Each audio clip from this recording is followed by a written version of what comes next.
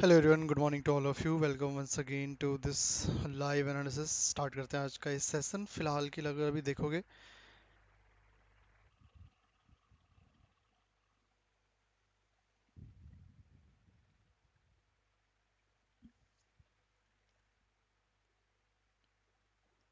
Market को तो Indian market open होने में टाइम है। क्रूड ऑयल फ्लैट ओपन हुआ है। कल एक न्यूज आई थी यूएई वाली, उसकी वजह से प्राइस ने थोड़ा सा मोमेंटम किया था। अब साइड पे रेजिस्टेंस पे आया नहीं है, एग्जैक्टली कह सकते हैं। Not hit hit the resistance yet.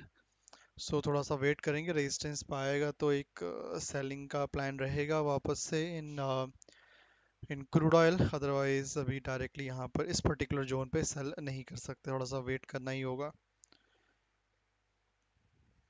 Wednesday है, कल एक्सपायरी हो चुकी है। अच्छा मूव था कल निफ्टी में। नीड टू सी किस तरह से आज प्ले आउट होता है। And if you look at the data point of view, 5:30 New York session open होगा अभी। एंड उससे पहले 12:30 London session open, 5:30 New York session open, 7 PM US market open. और उसके बाद आज क्रूड ऑयल की इन्वेंट्री है एक तो इवनिंग पे। फिर रात को federal fund rate cuts FOMC statement release होगा, वेरी इंपॉर्टेंट, तो उसका ध्यान रखना। रेट कट का डिसीजन है न्यूट्रली है वैसे, जहाँ तक लग रहा है 0.75 उतना ही रहने के चांसेस हैं, तो कुछ खास ज़्यादा इम्पैक्ट पड़ेगा नहीं। गैस में सेलिंग का ट्रेड बनाया था, थोड़ा बहुत सेलिंग आई थी, हल्का सा गैप डाउन हुआ है। टारगेट अभी भी दूर है। एक्सपेक्ट करेंगे टारगेट मिले। एक बार टारगेट मिलता है तो उसके बाद फिर we will see that. And और कोई न्यूज़ तो फिलहाल के लिए अभी है नहीं। वही एक यूएई जो न्यूज़ थी, दैट इज़ इम्पोर्टेंट यस्टरडे। उसके अलावा और कोई न्यूज़ का इम्पैक्ट अभी फिलहाल के लिए हुआ नहीं है। गिफ्ट निफ्टी पर, गिफ्ट निफ्टी को अगर देखें, इंडियन मार्केट अभी ओपन नहीं होने वाला है, टाइम है अभी थोड़ा सा। If you look at the gift Nifty right now, so it is हमारा इंडियन मार्केट जहाँ क्लोज हुआ था कल, याद होगा आप लोगों को। काफ़ी वॉलेटाइल कह सकते हैं अब हो गया था गिफ्ट निफ्टी कल।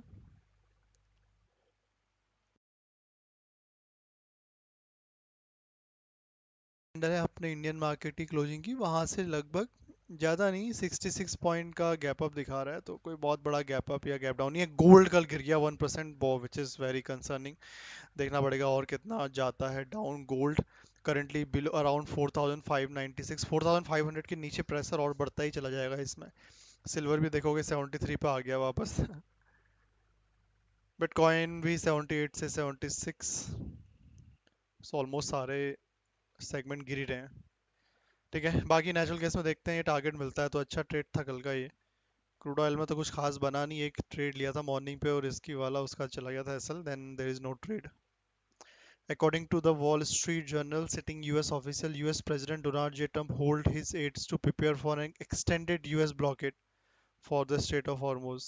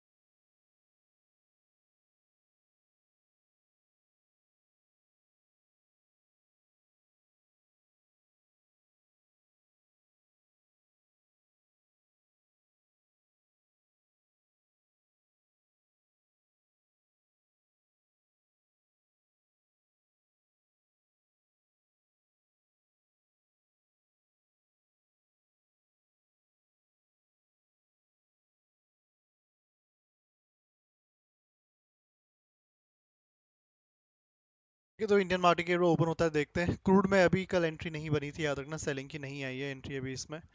तो थोड़ा सा अभी वेट करना पड़ेगा। एक बार मैं लेवल फिर से रिफ्रेश कर देता हूँ। बुलिश ही बना हुआ है परसों से, वो नीचे 7500 का लो बनाया था, वहां से ऑलमोस्ट 5000%, सॉरी 25% मार्केट मूव कर चुका है, which is unprecedented actually.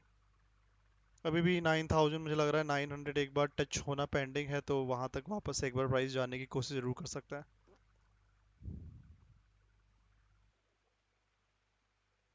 So we have to wait and watch currently in crude oil.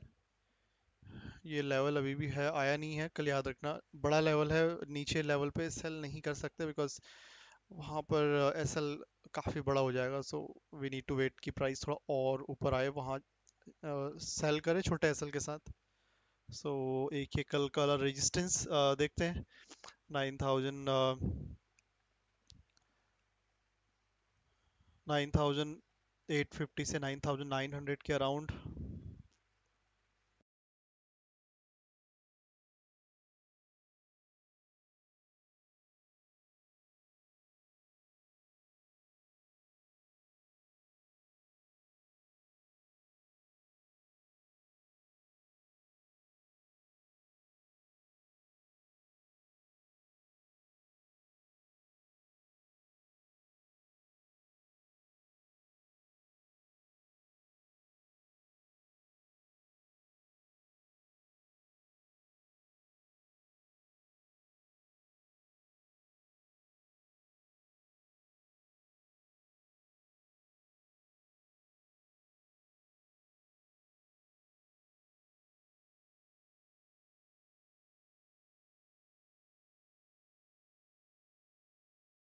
इसके ऊपर अगर निकलता है देन अगेन वही वापस ऑल टाइम हाई, एमसीएक्स का जो ऑल टाइम हाई है वहाँ पहुँच सकते हैं।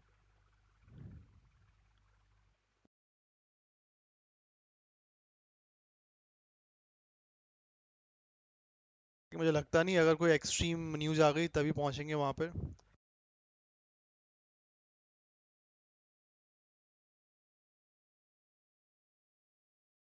और क्रूडल बुलिस है, कोई इसमें डाउट नहीं होना चाहिए।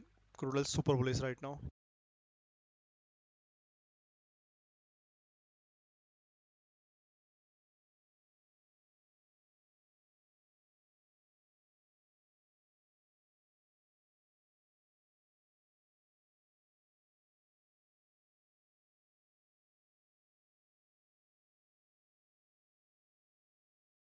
इस 9900 के लेवल पे सेकंड टाइम आएगा, एक बार ऑलरेडी आ चुका है।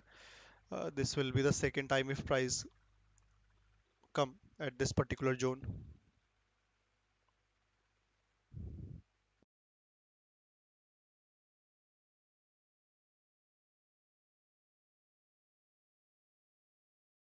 की इन्वेंट्री भी है आज, ध्यान रखना, today is crude inventory.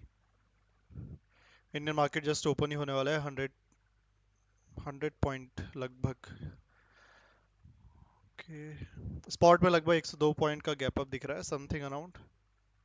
Future में थोड़ा कम ही होगा फिर इसका मतलब। एक्सपायरी होगी सेंसेक्स की, ध्यान रखना।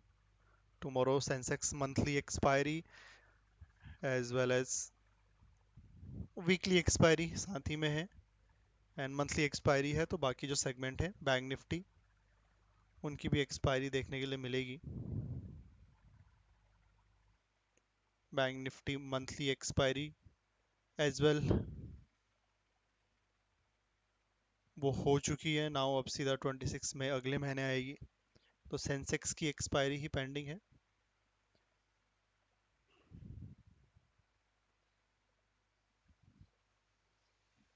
बैंकेक्स की एक्सपायरी भी तो होगी फिर शायद ना, हाँ बैंकेक्स की एक्सपायरी भी कल होगी, तो कल बैंकेक्स और सेंसेक्स दोनों की एक्सपायरी है। हाँ वही कहूँ, दोनों की एक्सपायरी होगी।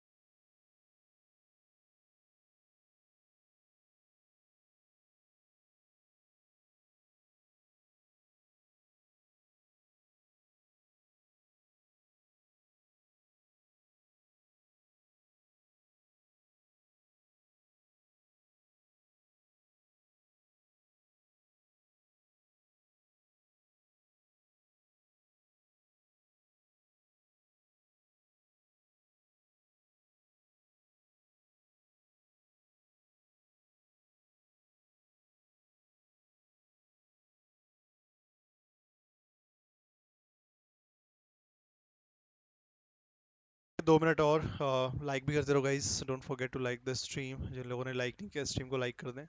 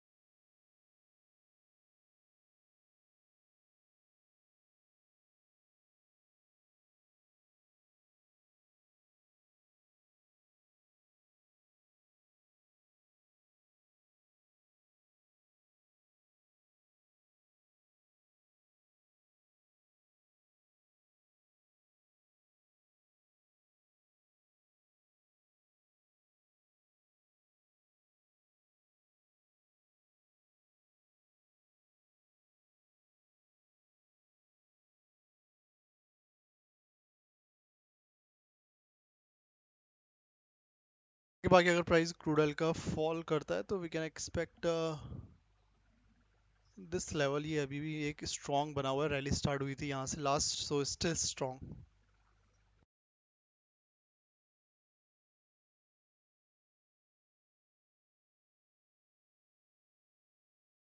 700 600 स्ट्रॉन्ग लग रहा है सपोर्ट।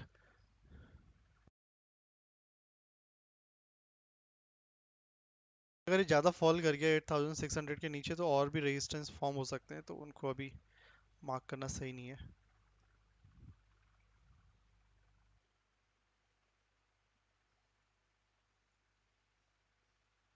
ठीक है, नेचुरल गैस थोड़ा नीचे आता है, इसमें बाइंग का प्लान करेंगे 240 250 के आसपास। That is a good support area as well.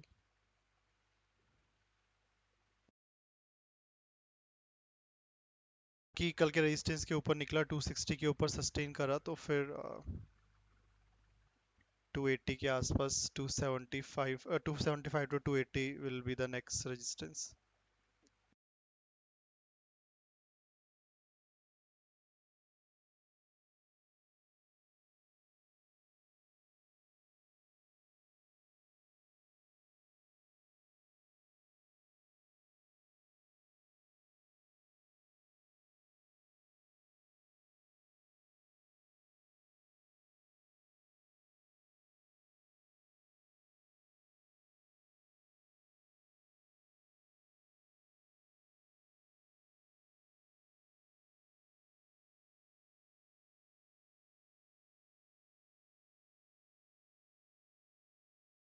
Indian market open, Indian market भी ओपन हो गया है।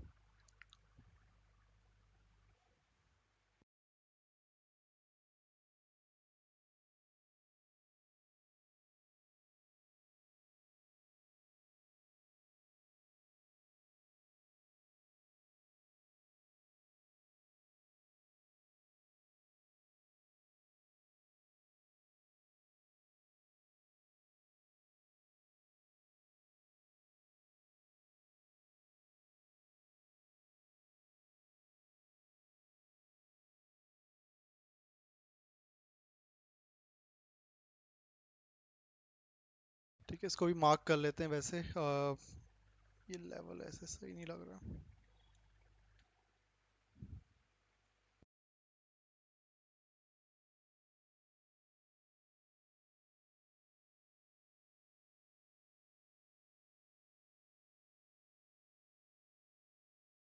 248 के आसपास का दिखता है इसमें।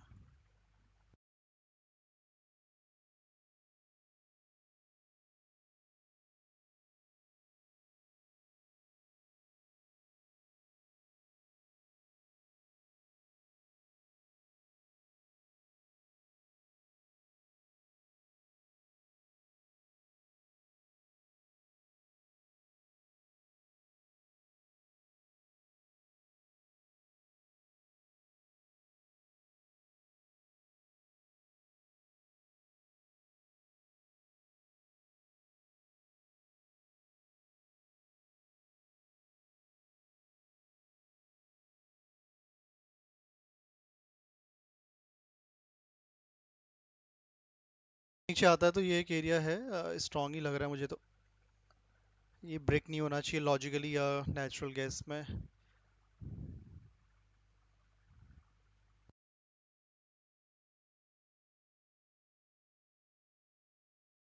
250 will hold as a support if price fall.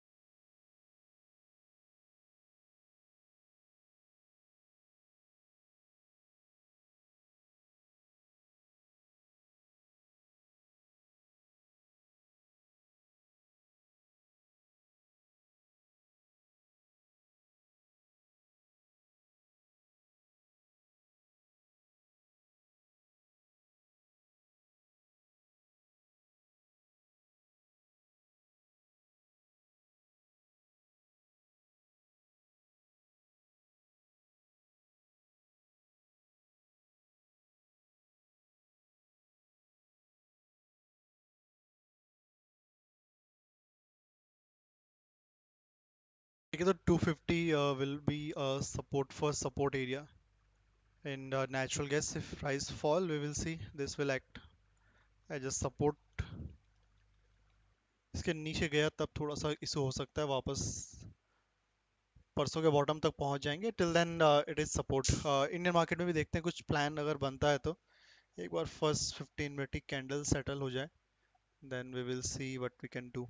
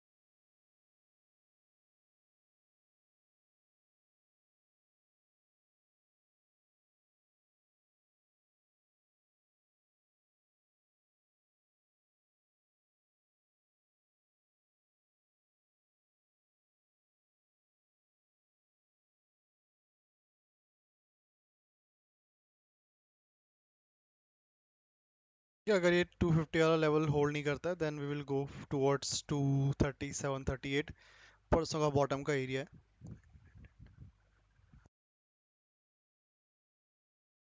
तो पहुंच सकते हैं बाकी मुझे लग रहा है शायद अगर अब अप साइड गया तो 261 ब्रेक हो जाएगा इजीली। अब शायद ही होल्ड करे, चांसेस आर वेरी लेस।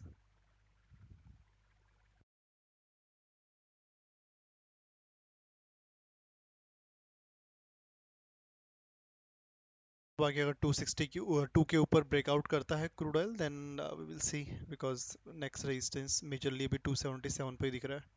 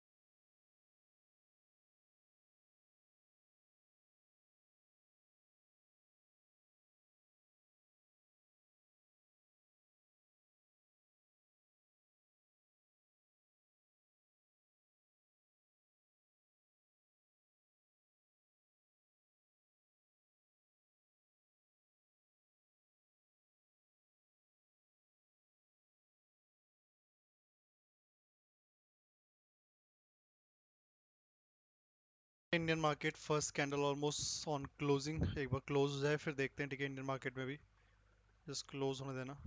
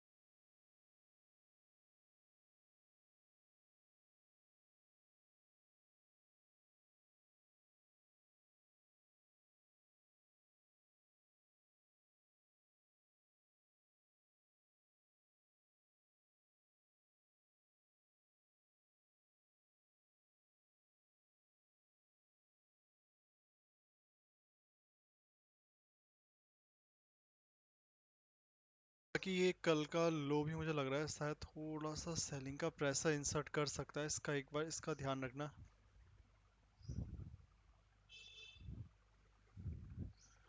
250 ये जो कल क्लोजिंग प्राइस है ना, that is also act like a resistance most probably, देखना पड़ेगा अभी।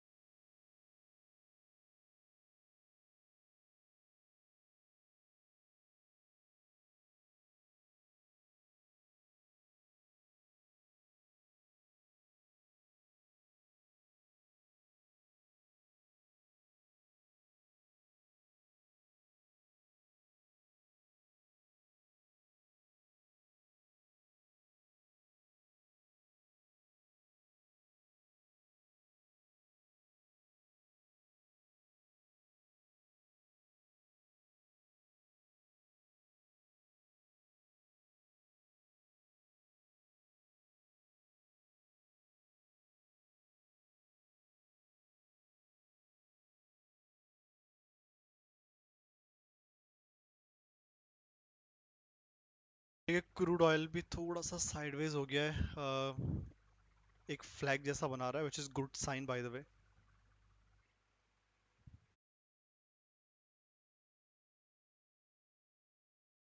Yesterday's took a liquidity from 9,340, 350.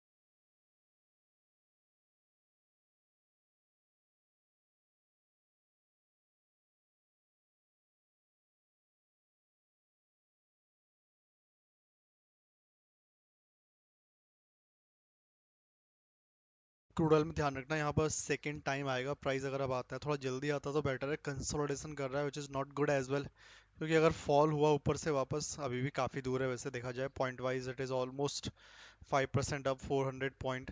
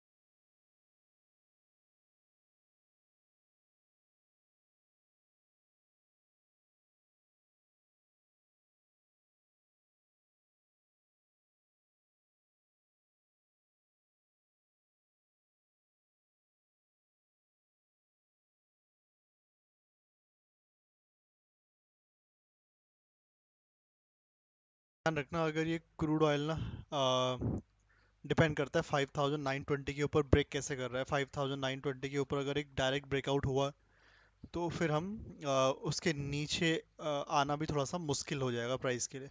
तो 9520 will is a very strong, become a very strong support if price gives the direct breakout। कल का जैसा consolidation हुआ है, looks like यहाँ पर एक एक्टिविटी हुई है इंस्टीट्यूशंस की, नॉट रिटेल ट्रेडर्स।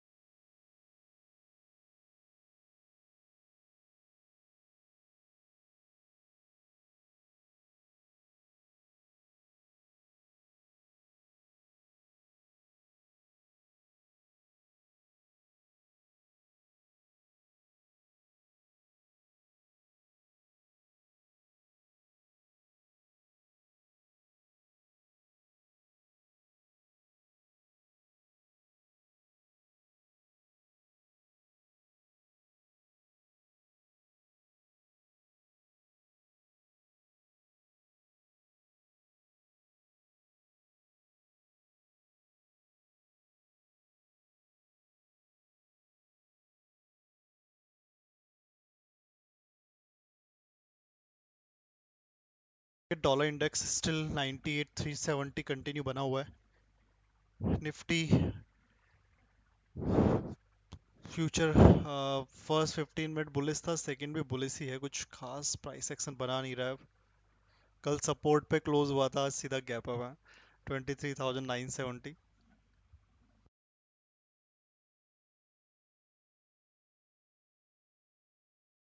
आओ गैप अप हुआ है 15 minute future. Nifty 50 gap up 15 minute future. Wow. Will it go towards 24,390? Need to see, important level है ये तो, काफी इंपॉर्टेंट लेवल बन गया।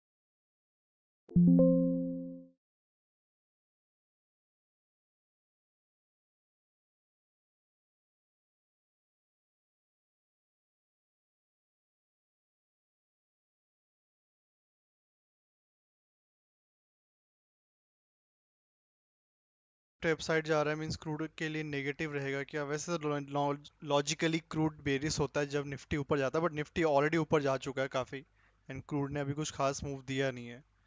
क्रूड में इंपॉर्टेंट लेवल में चेक कर रहा हूँ, अगर मार्केट अभी लाइक इंट्राडे में होल्ड करता है तो 9,520, अगर इसके ऊपर कहीं क्लोजिंग हो गया डायरेक्ट ब्रेकआउट होके, तो फिर इसके नीचे आना मुश्किल है। जब तक इसके नीचे है तब तक थोड़ा रेजिस्टेंस है। यहाँ पर लग रहा है थोड़ा सा इंस्टीट्यूशंस की बाइंग या सेलिंग हुई है। कंफर्मेशन के लिए 9,520 के ऊपर या तो क्लोजिंग मिले या फिर इसके नीचे ही सस्टेन करे।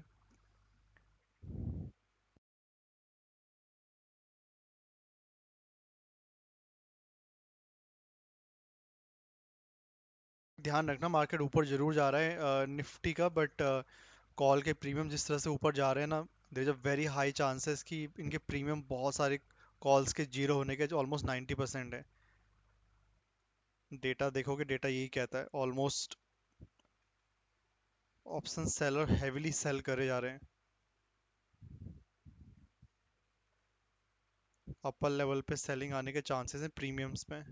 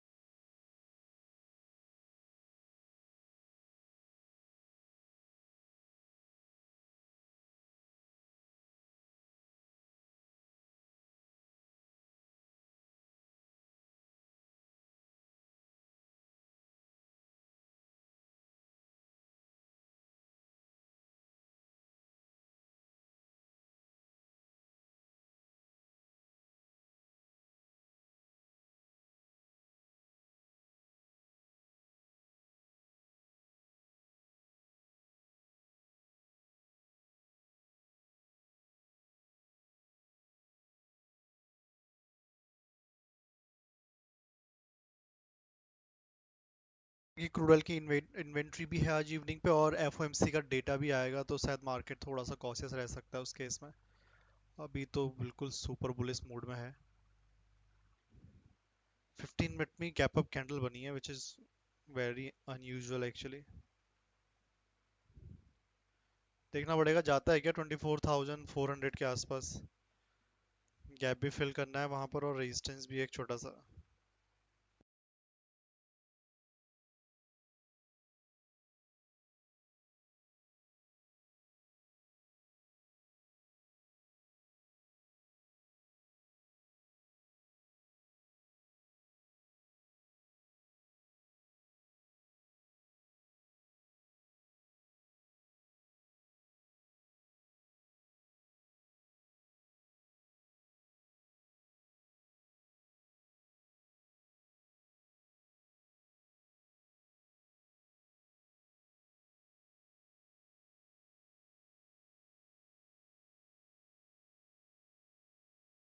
नेक्स्ट मंथ का फ्यूचर मतलब एडवांस मंथ है जो हमारा मई मंथ, उसका फ्यूचर चल रहा है, तो मुझे लग रहा है शायद मंथली पोजीशन बना रहे होंगे ये लोग।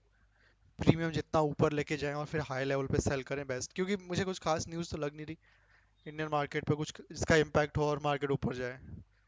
एक ही चांस है ऊपर गैप फिल करने का, that is, otherwise I don't see anything else important data. बाकी फाइनल टारगेट 24,500 की ओर जा सकता है।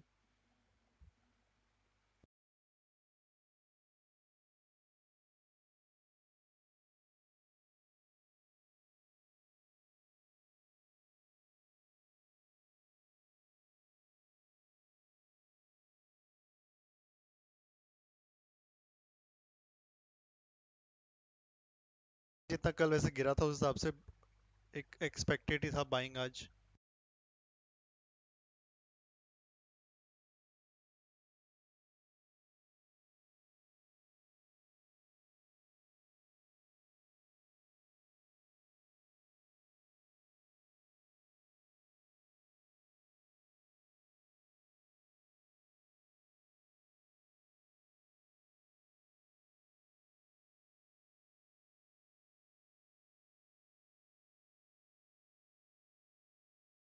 नॉर्मली फ्यूचर में इतना बड़ा gap up gap down 15 minute में रेयरली होता है, बहुत कम ही देखने के लिए मिलता है, बट या एक गैप अप हुआ है।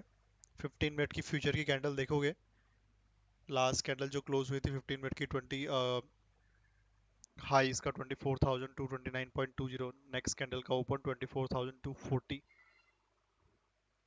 लिक्विडिटी लेने गया है पक्का लग रहा है, वेरी हाई चांसेस।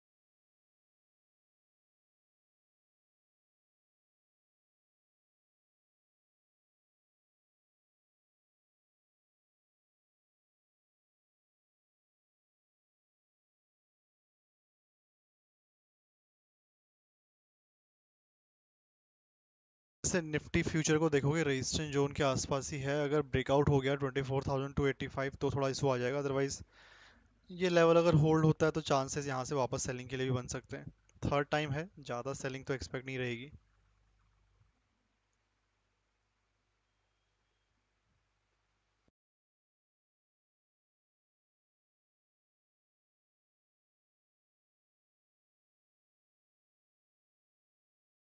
बिटकॉइन देख लेते हैं एक बार, अभी थोड़ा सा मैं निफ्टी देख रहा हूँ, हाँ थोड़ा वेट कर लो एक मिनट, फिर निफ्टी के बाद बिटकॉइन भी देख लेता हूँ, just give me some time.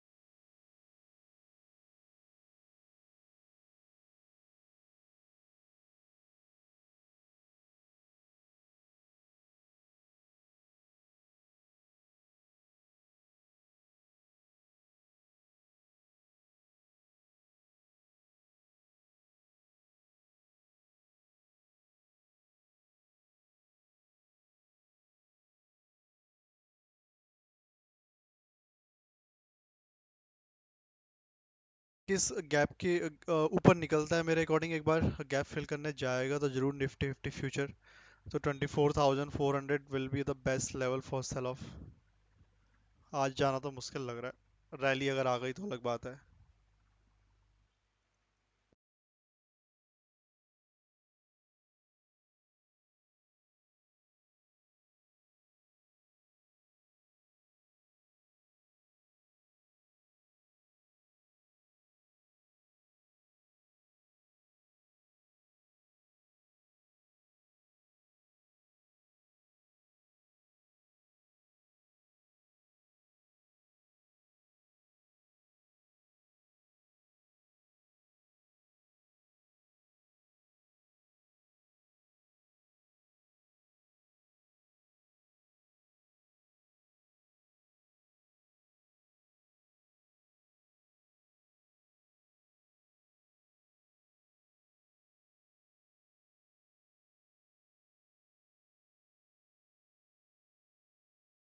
This candle also gap up in Nifty, very interesting, बड़ा रेयर देखने के लिए मिलता है, कंटिन्यूएशन गैप अप हो रहा है। प्रीमियम कितने चल रहे हैं यहाँ पे?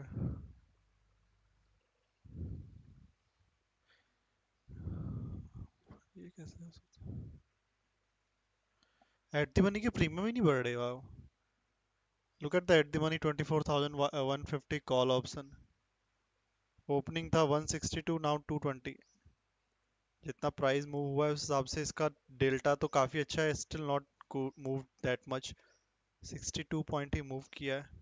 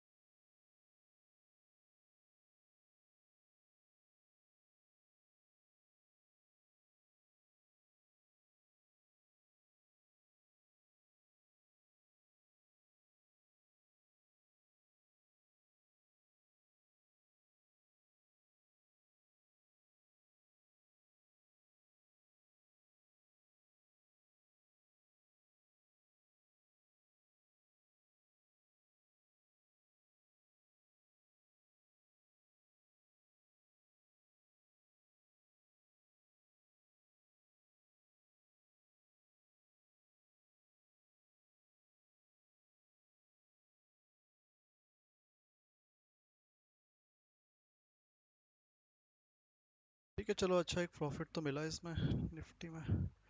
ठीक है, निफ्टी में ध्यान रखना 24 एट दी मनी की बात करूँ, 24,150 का कॉल ना रिजेक्शन ले रहा है, 240 के अराउंड रिजेक्शन मिल सकता है इसमें। 245 240 के अराउंड कैंडल वैसे ओपन इक्वल टू लो है। यहाँ से अगर ब्रेकआउट हुआ तो 350 360 350 360 चले जाएंगे।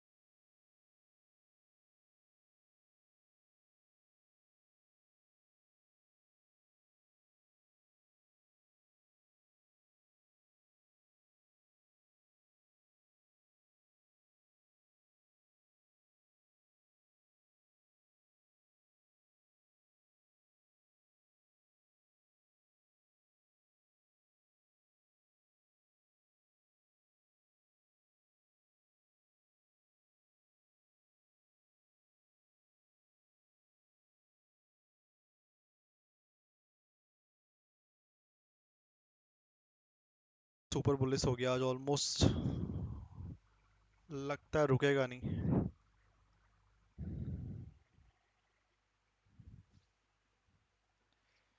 ठीक है, गैप पर ही पहुंच गया ऑलमोस्ट।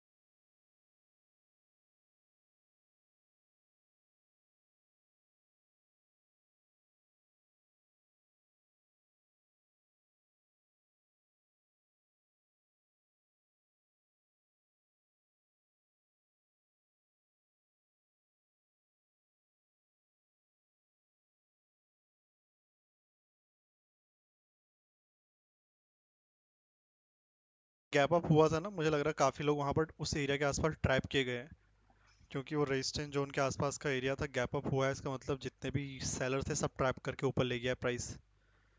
देखते हैं कितना और एग्जॉस्ट होता है इस पर्टिकुलर जोन से।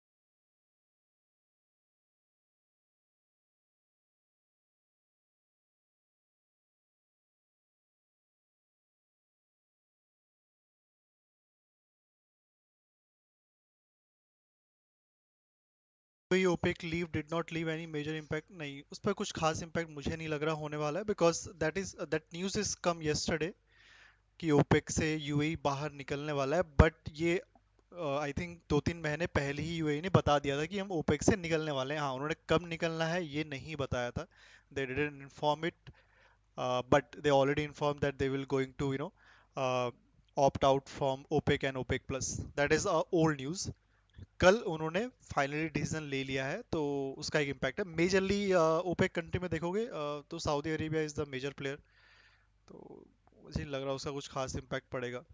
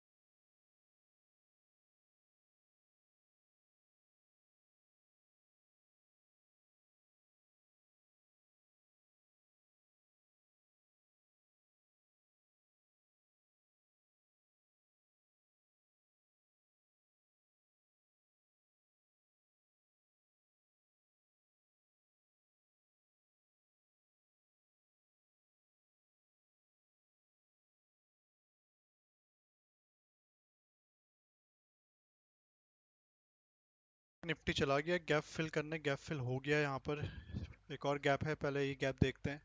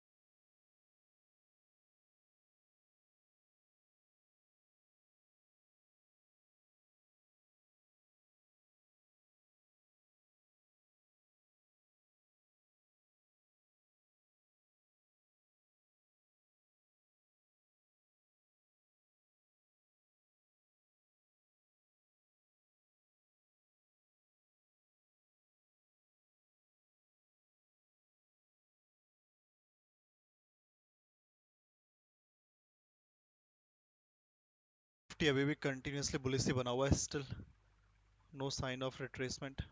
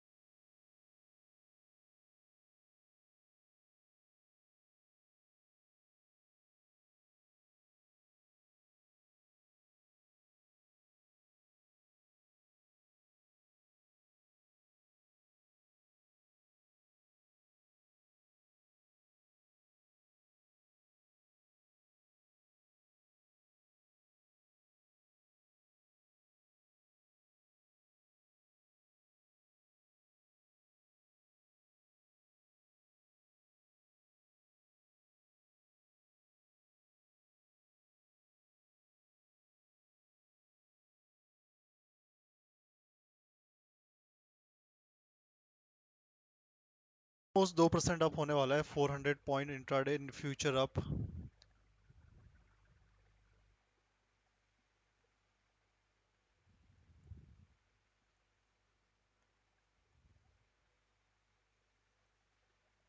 ये कल काफी स्ट्रॉन्ग लिक्विडिटी लेके गया है यहाँ से।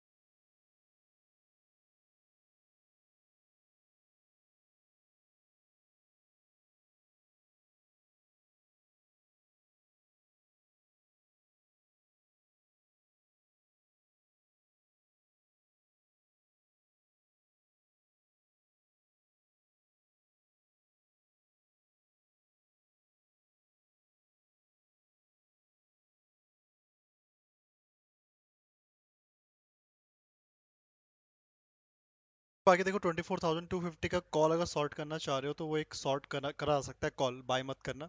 बाइंग में तो ऑलरेडी प्रीमियम बढ़ चुका है। 257 260 के बीच में एक शॉर्ट की पोजीशन वहां पर बन सकती है। आया नहीं, थोड़ा सा रह गया, 245 तक का ही हाई बनाया है। सो इस कॉल को नज़र में रखना, कैंडल का ध्यान रखना, ओपन इक्वल टू लो ना बने बस इस प्रीमियम में। अदरवाइज अच्छा दिख रहा है शॉर्ट करने के लिए। बाकी अगर ये गिरता है प्रीमियम, टारगेट कहाँ तक रख सकते हैं उस केस में? अराउंड 190 से 180 के बीच में इसका टारगेट प्लान करेंगे।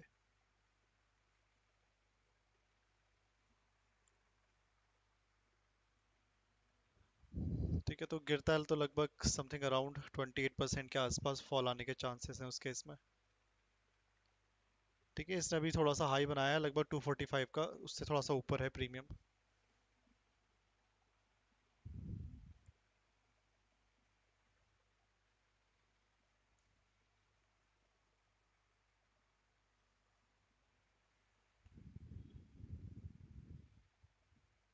जल्दी शुरू हो गई प्रॉफिट बुकिंग।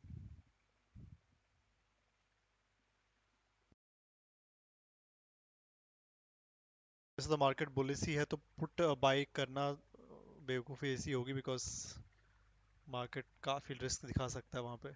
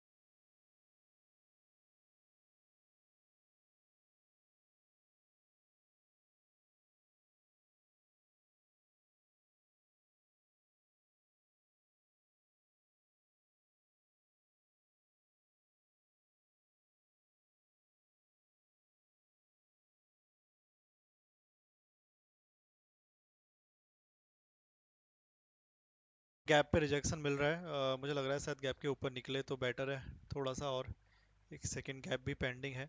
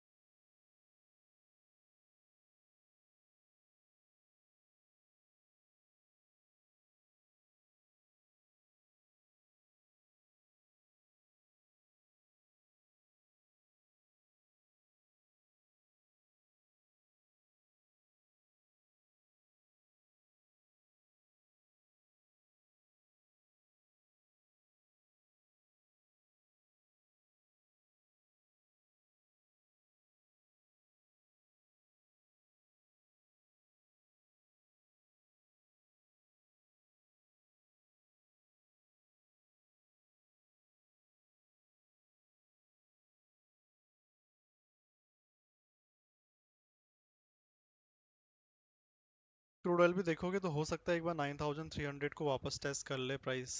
चांसेस हैं इसमें के भी।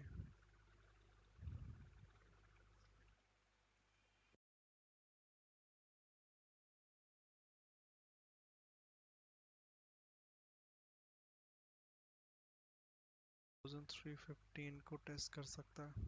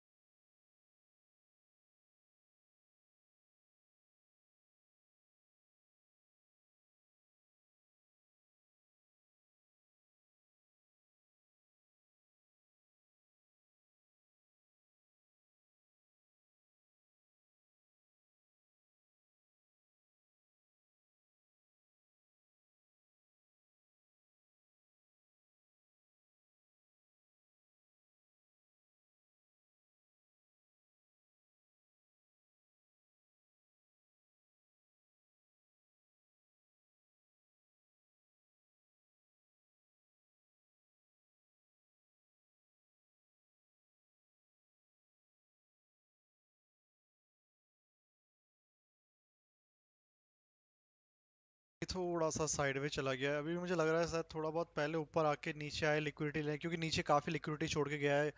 याद रखना निफ्टी। बट अपर लेवल पे स्पेशली जो मैंने आपको कॉल बताई है 24,250 का कॉल, उसके पास एक अच्छा ऑप्शन है 260 टू 270 के अराउंड से रिजेक्शन लेके सेलिंग में आने का। नीचे आता है तो फिर हमारे पास 182 एंड देन 123 ये लिक्विडिटी है। तो यहाँ तक गिरा तो बढ़िया ही रहेगा मेरे अकॉर्डिंग तो। यहाँ से buy side liquidity is imminent.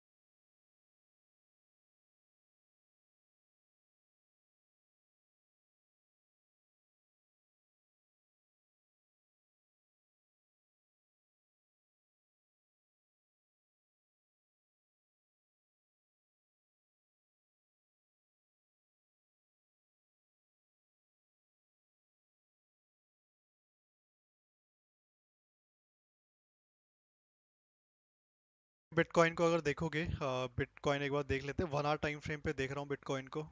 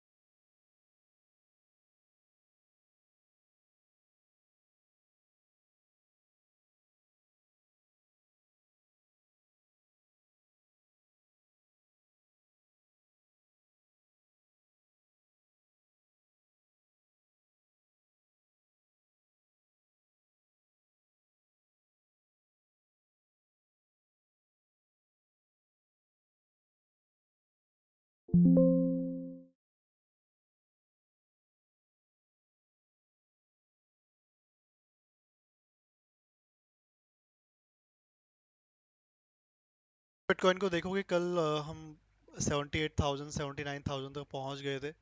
वहां से एक काफी शार्प रिजेक्शन मिला है कल कंटिन्यूएशन में। थोड़ा प्रॉफिट बुकिंग आ रही है, क्या प्लान कर सकते हैं? वापस जा सकता है प्राइस 78,000 पे? चार्ट को अगर देखो, सिर्फ चार्ट की अगर बात करें properly,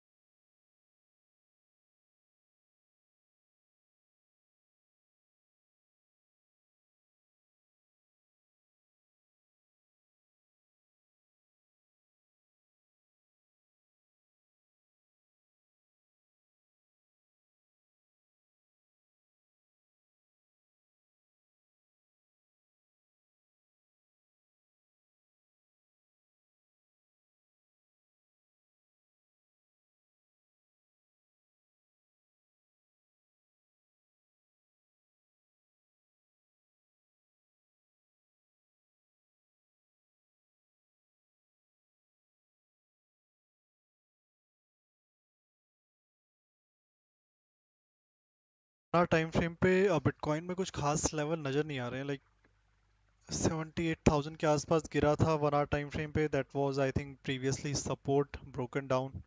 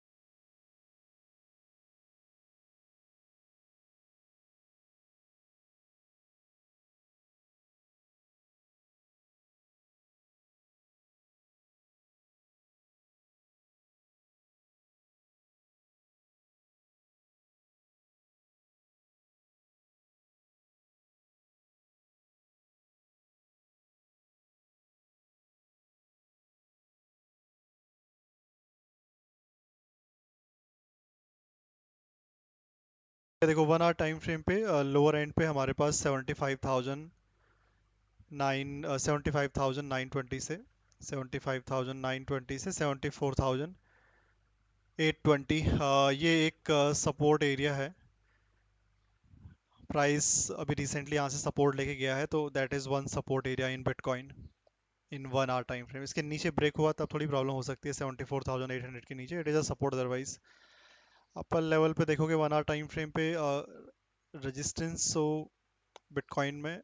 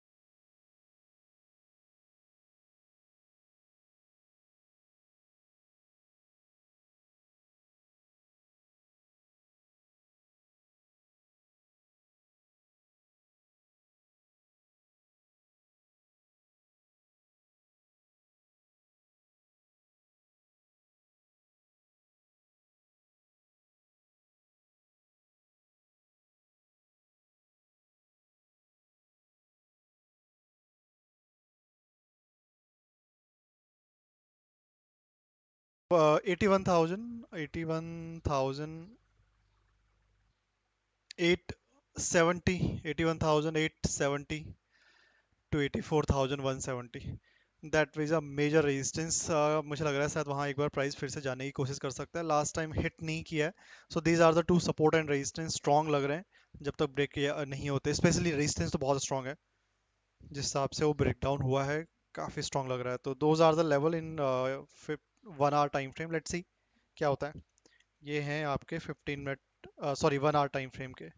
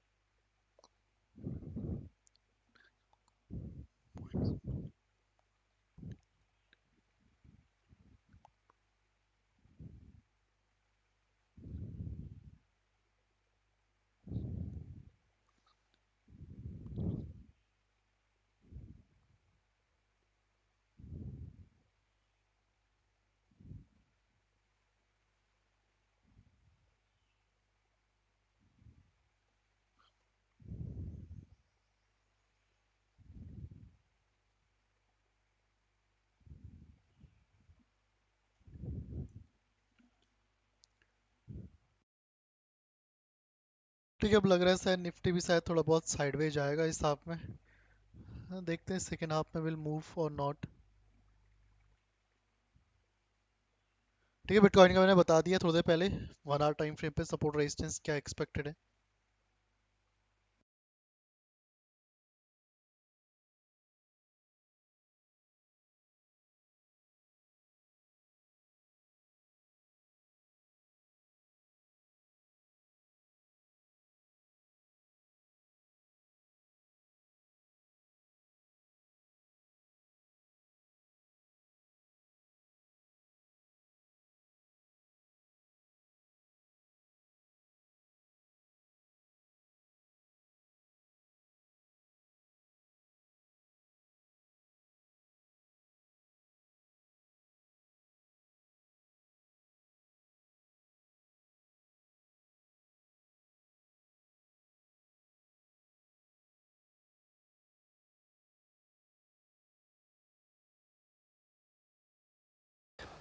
Indeed, you recently commented, Mr. President, that if it were not for the United States, European countries would be speaking German. Dare I say that if it wasn't for us, you'd be speaking French.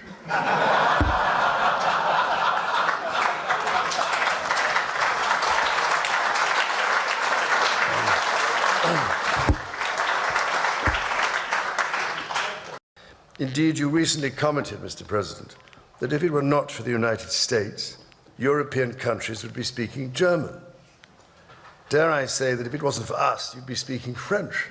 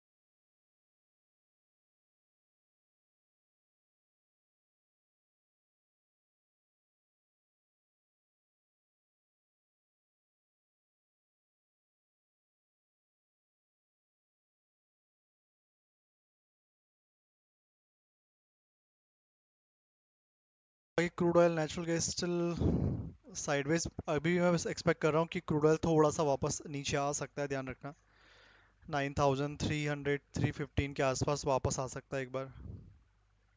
There's a very high probability price will fall towards 9300 and then take the support.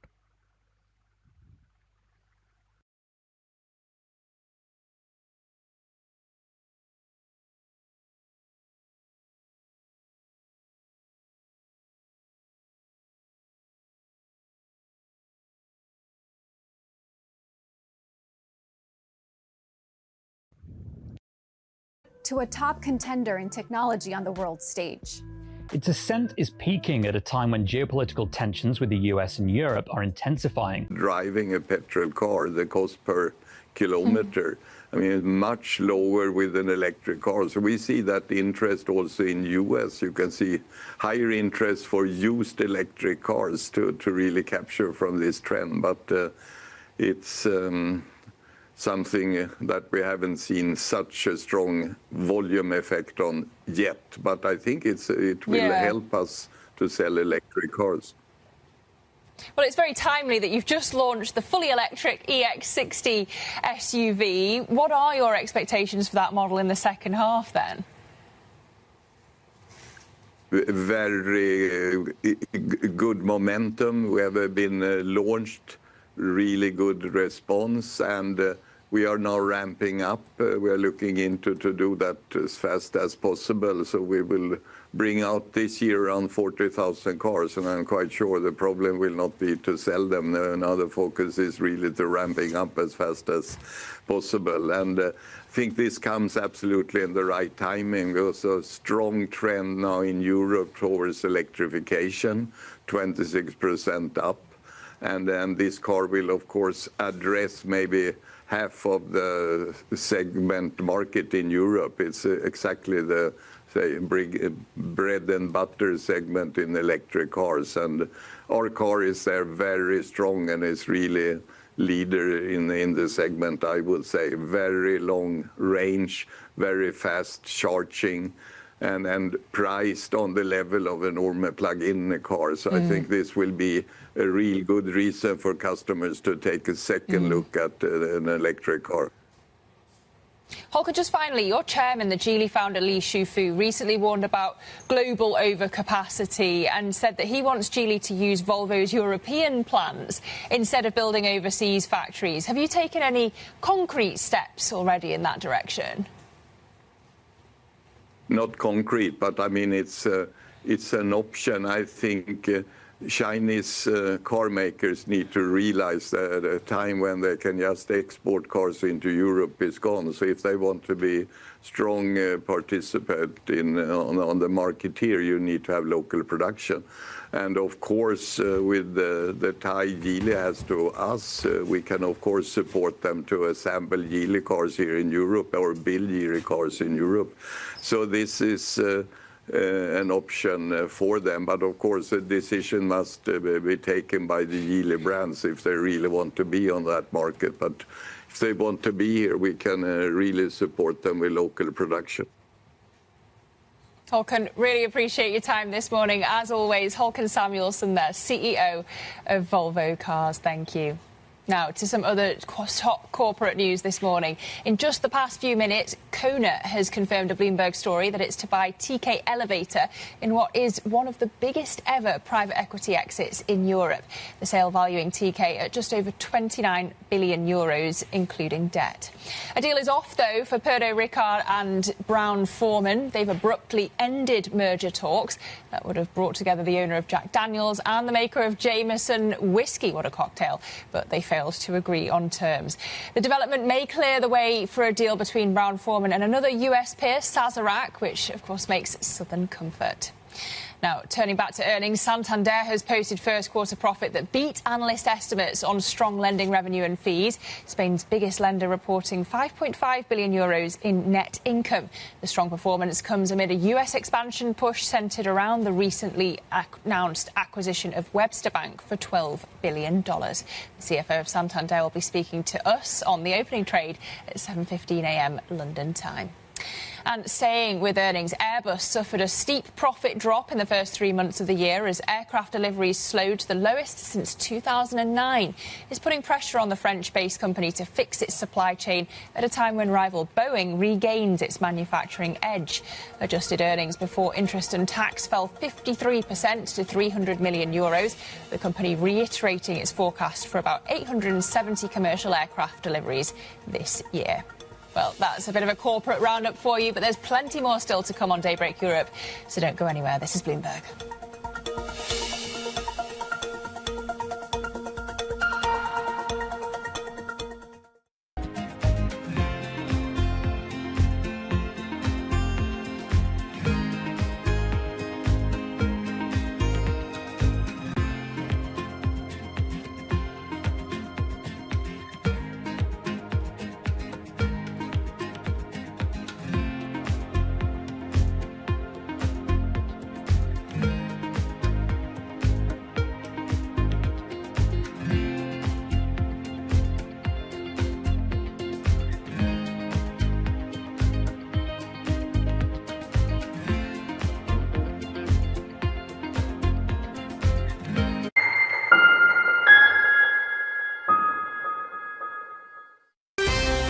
Bringing you up to them in the news whenever and wherever it happens. I'm Shevrian in Seoul, and this is Bloomberg. Making money isn't about drowning in emotions. It's about understanding what's actually happening. Markets are the best way to glean signal from noise, and that is what we try to do every morning. This is Bloomberg Surveillance.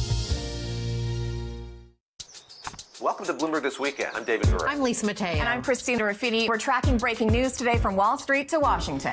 Let's start overseas. The sector is really propelling this deal forward. Yeah, the hope is this will open up new markets and provide some additional liquidity. Of course, now they're going to have competitors. We got a big week coming up in politics. Earnings season is underway. We're going to get some key reports. Everything you need to know before the markets open on Monday. Introducing Bloomberg This Weekend, bringing a little Bloomberg into your weekend routine. Guys, buckle up. Sorry. Middle East and Africa. Vibrant resources and high-yield investment opportunities abound. Join me on Horizons Middle East and Africa for the stories, newsmakers, and insight from this exciting region. Now weekdays, only on Bloomberg.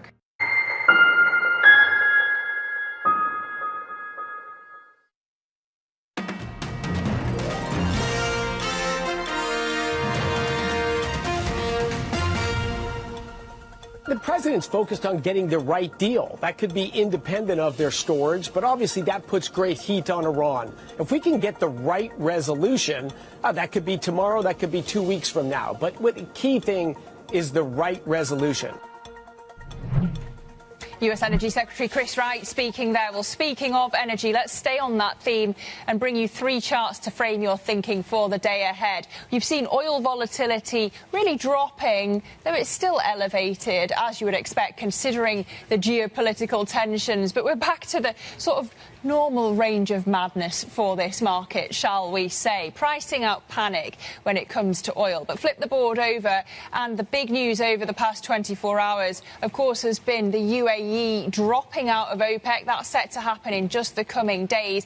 And we can take a look at the proportion of production that the UAE makes up out of OPEC, the 3rd largest producer of the cartel. But we were speaking to Bill Farron-Price earlier. He says that the departure is pretty much academic and it was expected. So interesting to see, perhaps not so much impact on the oil market when it comes to the price. Just finally flipping the board one more time, and it's a busy day out there for earnings today. In fact, the busiest by market cap for the S&P. So lots to bring you there. Speaking of which, let's turn to the risk events on the docket for today. First off, we've got some inflation data coming at 8 a.m. London time from Spain for April, and at 1 p.m. from Germany also for April. At 7 p.m. London time, we've got that Fed rate decision, followed by what could be Jay Powell's last press conference. Interesting to hear from him, not just what he makes of the policy path ahead, but on his own future if he stays on as a governor.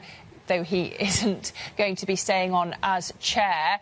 And then we have lots of tech earnings. As I say, a really busy one coming up over the next 2 days. But today we've got Alphabet, Amazon, Meta and Microsoft all reporting. And speaking of earnings, Sergio Amotti of UBS coming up on the opening trade. This is Bloomberg.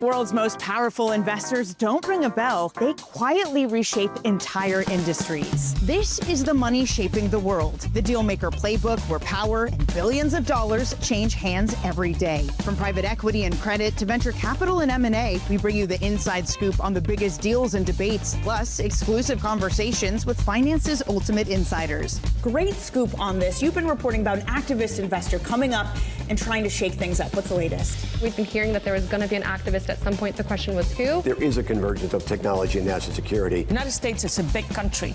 We're playing in the Northeast. That's an economy as big as the United Kingdom. This is a really interesting space to watch. We're expecting more consolidation. As this is Bloomberg Deals at Bloomberg Invest, I want to talk about the broader deal and M&A environment. This is a moment in time.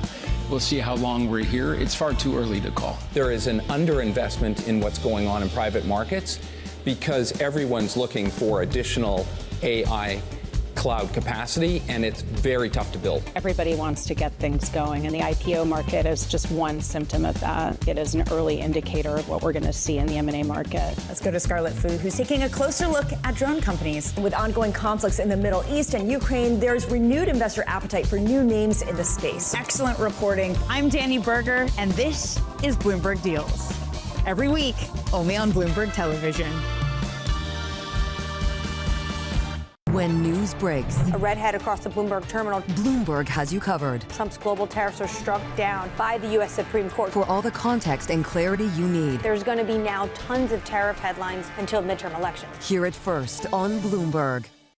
Bringing you up to the minute geopolitical news whenever and wherever it's happening. I'm Anne Marie Hordern in Caracas, Venezuela, and this is Bloomberg. Good morning. It's Wednesday, April 29th. Here's what's on the agenda. European banks turn volatile markets into profits. Does the US have the appetite for a lengthy blockade of Hormuz? And we gear up for CapEx, cloud and jobs news from big tech. Anna, European futures are pointing high by 0.2%. This feels like more of an earnings story, more of an earnings focus for these markets than arguably what's happening in the Straits of Hormuz. Though we continue to look at Brent, of course. Oil up 0.4% in the session right now, holding above $111 a barrel. The S&P futures are pointing to modest gains of 0.2% after losses of about 0.5 yesterday. But the pain was really on the Nasdaq 100 with the OpenAI concerns there, dragging that index down around 1%. Again, European futures pointing high by 0.2%. The countdown to the opening trade starts right now.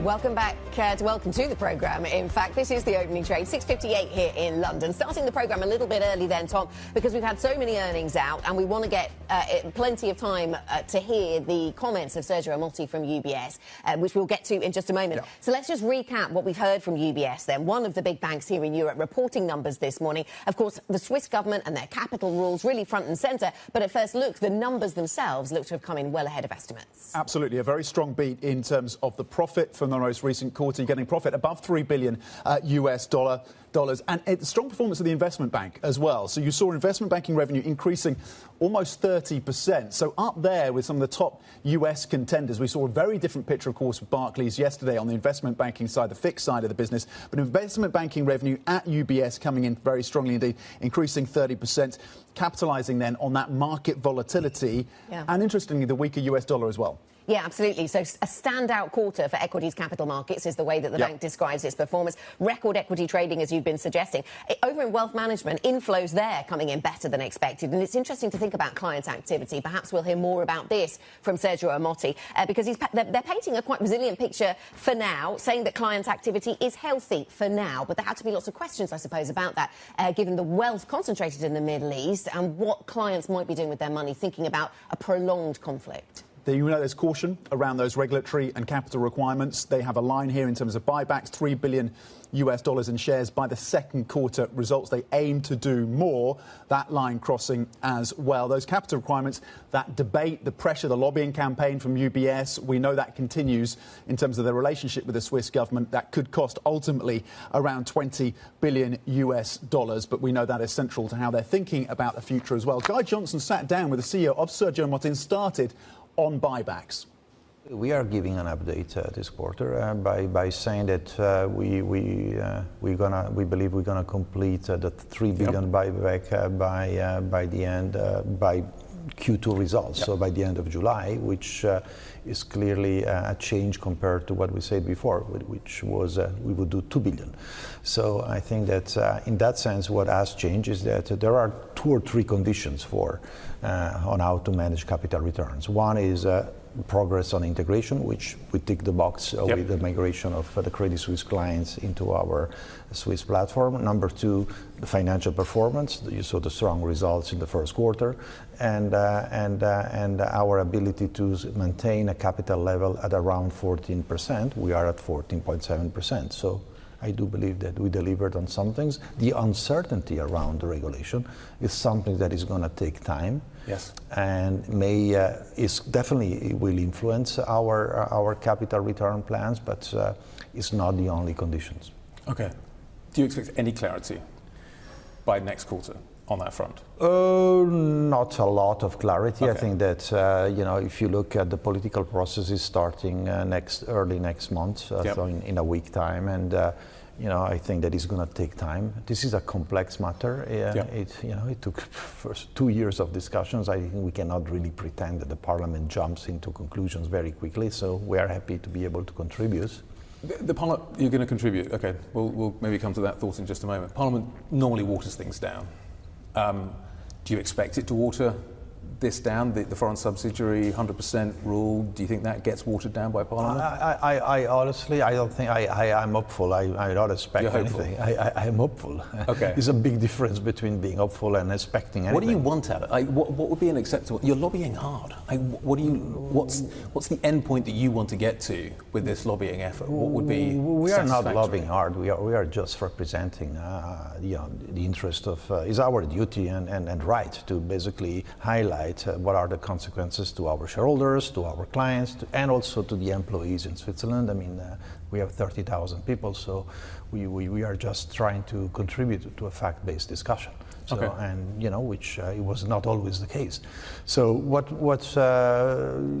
we expect, I mean, is we are not asking for anything other than having something that is internationally aligned, and allow us to compete out of Switzerland in a fair way. But it's also very important because the issue is that what needs to be done, the true lessons learned from the Credit Suisse crisis, really understanding the root causes of what happened is very important, because without the concessions that were granted to Credit Suisse would have not gone down in this way. All of that, I'm sure, is correct, but the government is looking at 100% foreign subsidy and the foreign subsidiary capital requirement. You've never said what the number is you want. You've never said you want to contribute, but you've never indicated publicly what would be an acceptable outcome. We must be getting to the point. We are not in a negotiation. We are a receiver here. So, Okay. I mean, it's not like by saying what we wanted, we're going to get what we want. So I think that there are plenty of options. But you've never said what you would take. You've never said what would be an acceptable number. What we are trying to show is what are the international standards, how our peers operate. Standards? What is an acceptable international standard? The outcome of this proposal will translate on us having 30, 40, 50%, I mean, depending on how you calculate, an extraordinary amount of excess capital that is going to be totally unproductive and won't that is not capital that you can use to give loans to serve clients and or to do acquisition, to return capital to shareholders. So it's basically dormant and unutilized capital. So we want to be able to compete while also protecting taxpayers, right? Well, let's cross over to Zurich right now. Guy Johnson standing by after that interview, of course, with the UBS CEO. The numbers strong today then on the headline basis, investment banking, wealth and top-line profit. Guy, you pushed him hard on the buybacks, or at least on the capital requirements story. The buyback's still in play, it seems. What stood out to you from this conversation? You're right, Tom. This is a cracking set of numbers. It is Sergio Motti's 50th set of earnings results that he's delivered. So let's just kind of point that one out as well. So it's a good set of numbers. The the investment bank's done well. Flows look good. It's a good set of numbers. But the buyback is a focus, because last quarter the market was a little disappointed, to be honest. And UBS said, you know what, don't worry, next quarter we'll do more.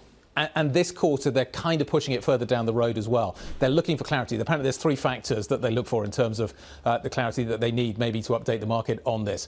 The issue of capital requirements is just one, but it's a big one. It's a really big one, and it's an important one. And it's not like Parliament's going to make a decision by the second quarter numbers. So we're all wondering kind of what kind of clarity they are going to be able to deliver at that point. Sergio did point out to me, though, that they have accelerated the current buyback program. So that's being kind of brought forward and will be completed by Q2. So he pointed that's a positive. We will do more.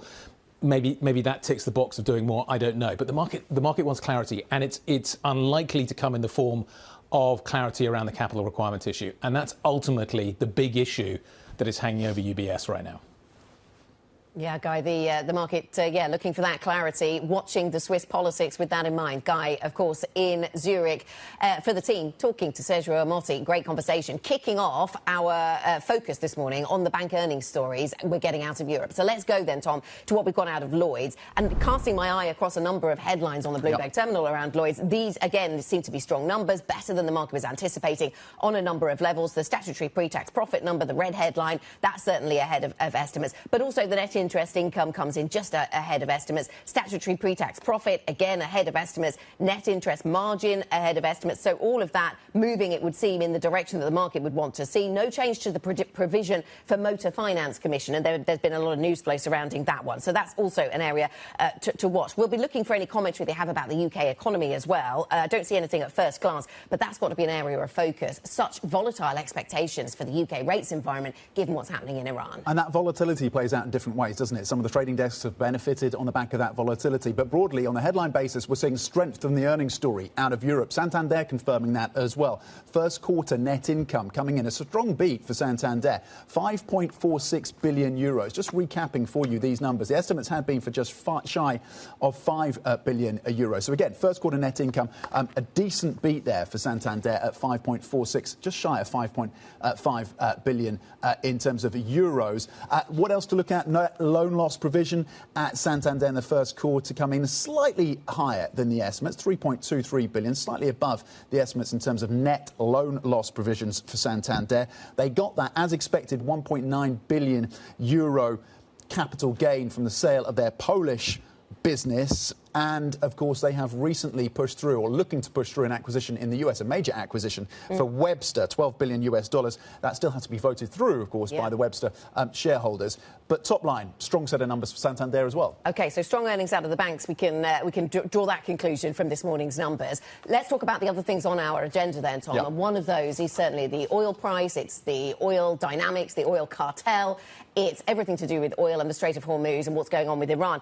So I'll start with the Wall Street Journal story that says that President Trump has told his aides to prepare for an extended blockade at the Strait of Hormuz, according to their reporting, turning down other options here, like escalating the violence, for example, at least in the short term. So we'll see how the market deals with that. For the moment, the market has dealt with that fairly calmly. We saw a little bit of a move in oil prices and Europe and equity futures as a result, but not a huge amount. So we've got a 111 handle on Brent, up by 0.3% this morning. This is now turning into a war of attrition, and there were some numbers from the Wall Street Journal as well in terms of what's happening on the ground in Iran. 1 million people unemployed, inflation running at around 70%. But we know that the pain threshold for Iran is high. So this is a standoff between Iran and the US, and arguably US allies as well, in terms of the pressure they start to put on the US as this continues to be prolonged with that blockade now, it seems, set for a longer period of time, according to this reporting. And then the dramatic news that the UAE has pulled out of OPEC, and whether or not this is the beginning of the end for that cartel, ultimately. Yeah, absolutely. This is the third largest of the core members. It's the sixth largest of the larger group of 22, OPEC and friends.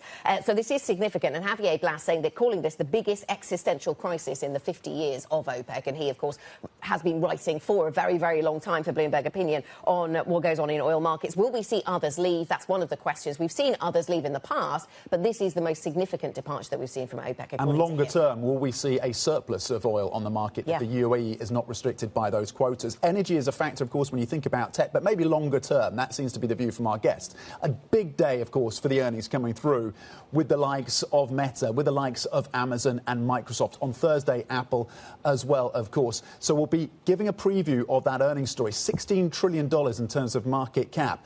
And key, of course, will be whether or not they can reiterate, whether or not they will reiterate the spending commitments. More than $600 billion committed by these companies in terms of the infrastructure and the data center build-out. And this following a day, of course, with real volatility and question marks as a result of OpenAI. And again, the reporting from the Wall Street Journal, OpenAI pushing back on the fact that, on the reporting, suggesting that they are starting to slow the shipments to consumer and enterprise. OpenAI pushing back on that. But clearly, many of their counterparts, many in that space, feeling the pain yesterday. NASDAQ 100 closing down 1%. So we'll see what the earnings story does on that front to validate the earnings, the run-up that we've seen in these stocks. Absolutely. That is what today is going to be very much about, isn't it, for markets? Certainly after hours, we're going to get all these tech reports. Job cuts will be in focus. The CapEx conversation, free cash flow. What does the CapEx spending pledge do to free cash flow for some of these names? That's going to be in focus. And also the growth of their cloud businesses. I draw attention to a Goldman Sachs report talking about positioning getting stretched. And some of that reflects the big push-up we've seen in the Mag 7 in the last month. Pensions and CTAs have been piling in, but are those positions now stretched? Is it time for a short-term rout? And that is the warning coming from some at Goldman Sachs. So we'll certainly keep that in mind this morning. Let me tell you what is coming up on the programme then. We are going to be talking about energy markets. We'll be joined by Humayun Falak-Shahi, who is from Kepler, crude oil analysis head. That conversation will be one that focuses very much on what we've heard about OPEC. Quay Nguyen will be with us, research affiliates, equity strategies over at CIO. A good conversation there about what we've seen in the US and how much you want to balance US, EM, Asia, European equity market exposure right now. I'm also really pleased to say that we'll be joined later on in the programme by Jean-Claude Trichet, the former ECB president, somebody who knows a lot about how you balance the complexities of inflation on the rise, growth on the wane for the European Central Bank. And tomorrow we get an interest rate decision from the ECB. Really looking forward to all of those conversations over the next 2 hours. Let's look ahead to what else we are watching today. 10 a.m. UK time, Euro area April consumer economic confidence. We'll mark that for you. 1 p.m. UK time, German CPI as the ECB factors in, of course, higher prices as a result of what is happening in the Straits of Hormuz. 3 p.m. UK time, the Senate Banking Committee is scheduled to vote on Kevin Warsh's nomination as Fed chair, with Tom Tillis, of course, moving out of the way in terms of that block that he had put on that confirmation. It seems that this could be in place pretty quickly. So that's key in terms of the Senate Banking Committee and how they're thinking about Kevin Warsh. 7 p.m. UK time, it is the Fed rate decision, of course. Those two stories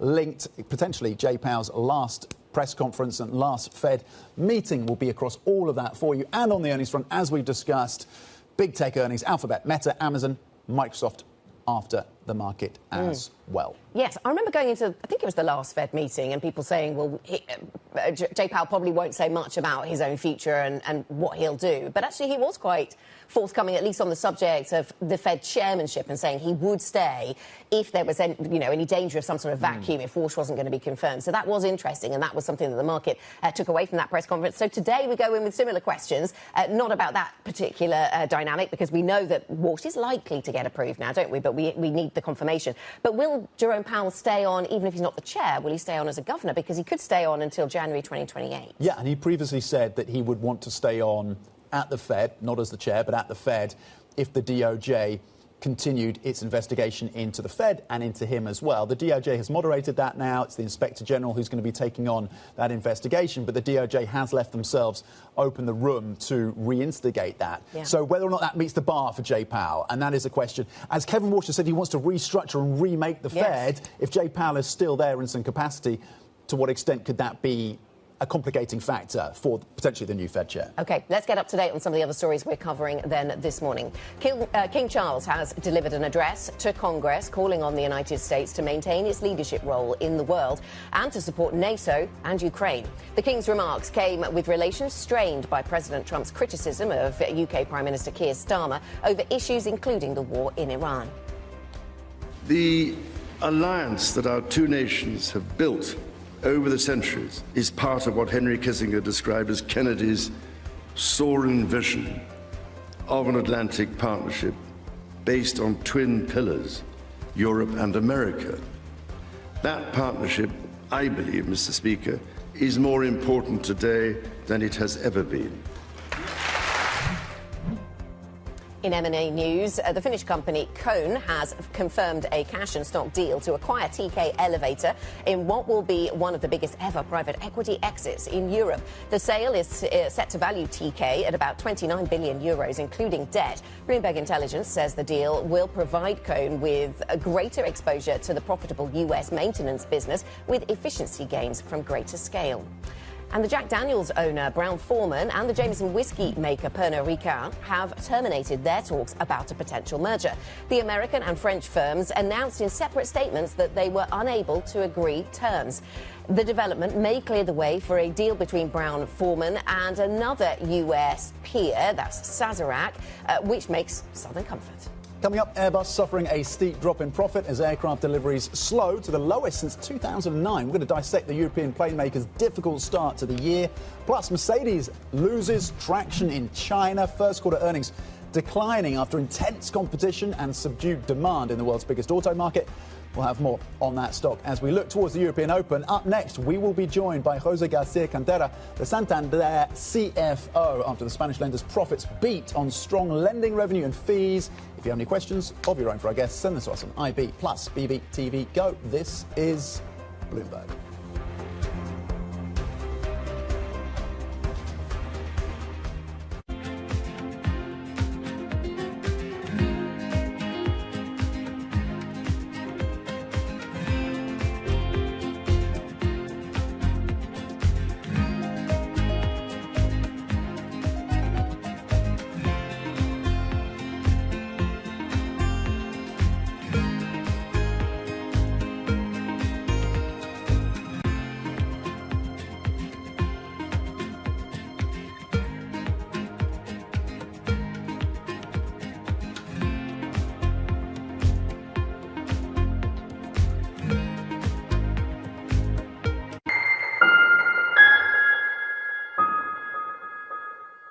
Know how the market day started. Find out how it finishes. Public markets to private markets. From the micro to the macro. Covering retail, entertainment, the business of sports. The supply chains, trade policy, how it all is impacting the U.S. equity market as we drive to the closing bell at 4 p.m. A holistic approach to covering financial markets. If it matters to your life, we're covering it.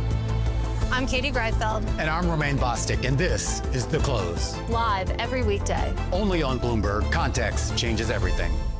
U.S. jobs numbers are released. Bloomberg has the report under surveillance with crucial data and expert analysis at terminal speed. Nobody covers Jobs Day like Bloomberg. From the world of politics to the world of business, Joe Matthew and Kaylee Lines deliver news, insight, and analysis live 2 times a day, every trading day. Balance of Power at 1 and 5 Eastern, only on Bloomberg. Trading day is about to start. And you're already looking for that edge. The opening trade brings you everything you need to know as markets open across Europe. Let's talk about the significant risk transfers to find space in their balance sheet. Hedging some of that risk. You could look at it the other way. Obviously, this stuff is risk-weighted. I would much rather be long than be short. We're in a kind of sweet spot. Very, very strong alignment. 3 revolutions in 1. I'm Guy Johnson. I'm Anna Edwards. And I'm Tom McKenzie. This is your opening trade. Every trading day, only on Bloomberg. Key investors, top executives, global innovators. Join me for in-depth conversations with the biggest newsmakers on the day's top stories. Insight with Haslinda Amin, only on Bloomberg. It's the world's second largest economy with a growing influence in global affairs. Bloomberg The China Show brings you the unmatched expertise you need to keep track of breaking news, in-depth market analysis, and the most influential newsmakers in and around China. We need to do more to engage the market more. We're risk on. I think we caught a little sweet spot. Massive savings right now. It's already a different game. Bloomberg The China Show. Weekdays around the world, right here on Bloomberg. Context changes everything.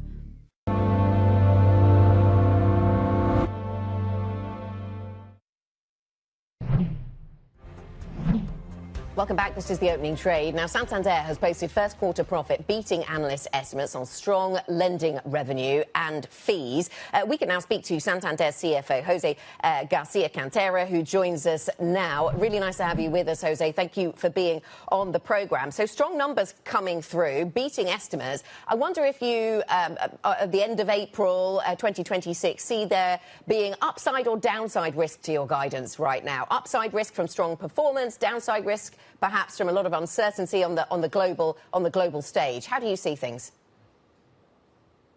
Well, we've presented a very strong set of figures for the first quarter, another record year in terms of profits at 3.6 billion, excluding the capital gain from Poland, revenue up 6% with costs down both in euros and in constant currency, and cost of risk fairly flat. Very important, capital at 14.4%. So this is the first quarter that we are presenting after our Investor Day in February.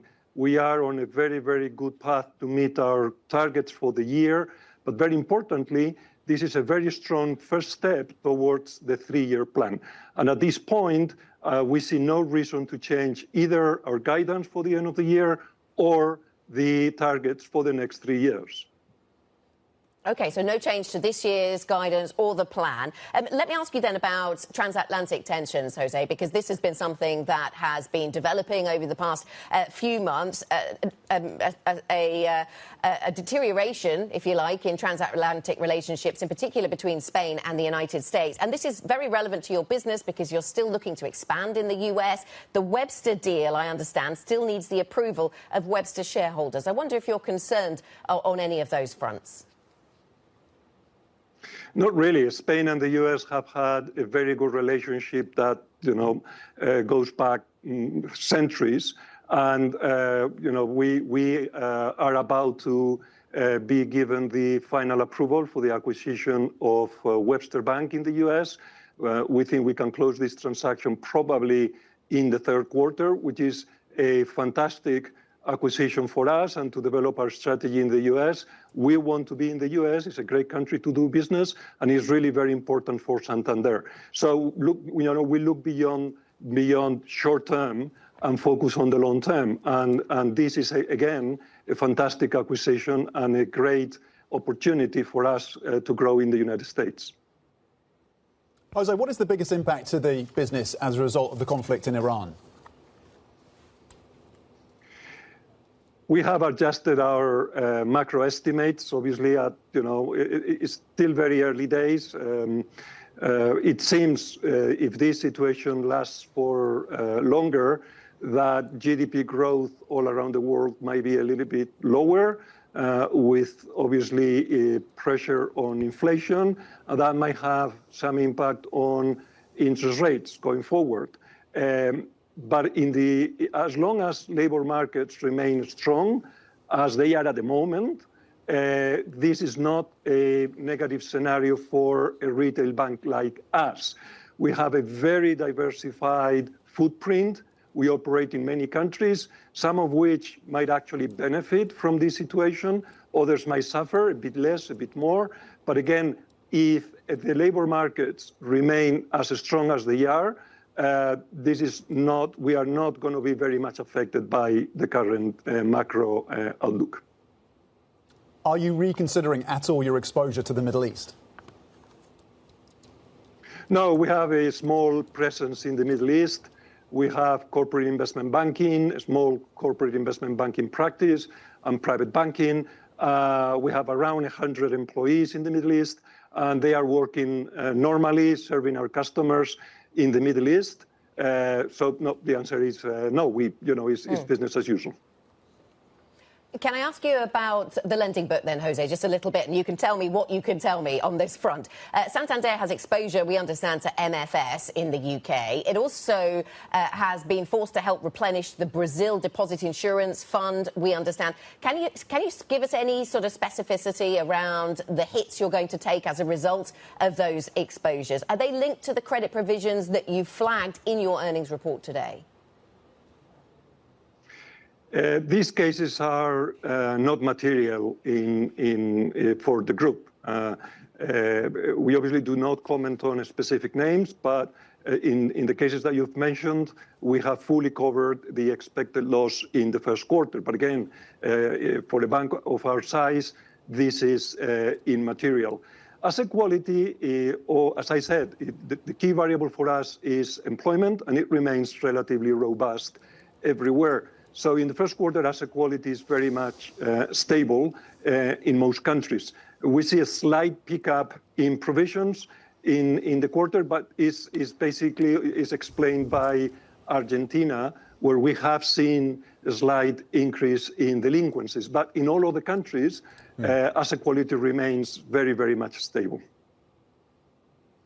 Jose, I do want to ask you a little bit more about MFS. So court documents suggesting that an entity owned by Santander to provide bridge loans sent £235 million to Paris Raja, who was the founder of MFS. Can you confirm that? No, as I said, we do not comment on specific names. What I can tell you is that our expected loss in that position has been fully covered in the first quarter. I mean, what went wrong, Jose, with this? I mean, the FT was reporting that some who were looking at lending, potentially MFS, they looked at this watch-to-house ratio. The guy was sporting a £200,000 watch. Did your team not see this? What went wrong? For a bank of our size, the key important thing is not if one particular case attracts attention. The question is if our systems, our credit analysis systems, perform the tasks properly. And in our case, I think they have performed their tasks properly. They have worked, and we feel very, very comfortable with our credit analysis systems. Jose, thank you very much indeed for your time on the back of a strong set of earnings for Santander. Jose Garcia-Cantera, Santander CFO. Coming up, we're going to discuss what the UAE's sudden departure from OPEC will mean for the group's future. We're going to speak to Kepler's head of crude oil analysis, a major moment for OPEC. That was a big surprise, and it could happen as soon as May the 1st. So just in the next couple of days, UAE could be stepping away, it seems, and will be from OPEC. What are the consequences? We'll get the details and analysis coming up. This is Bloomberg.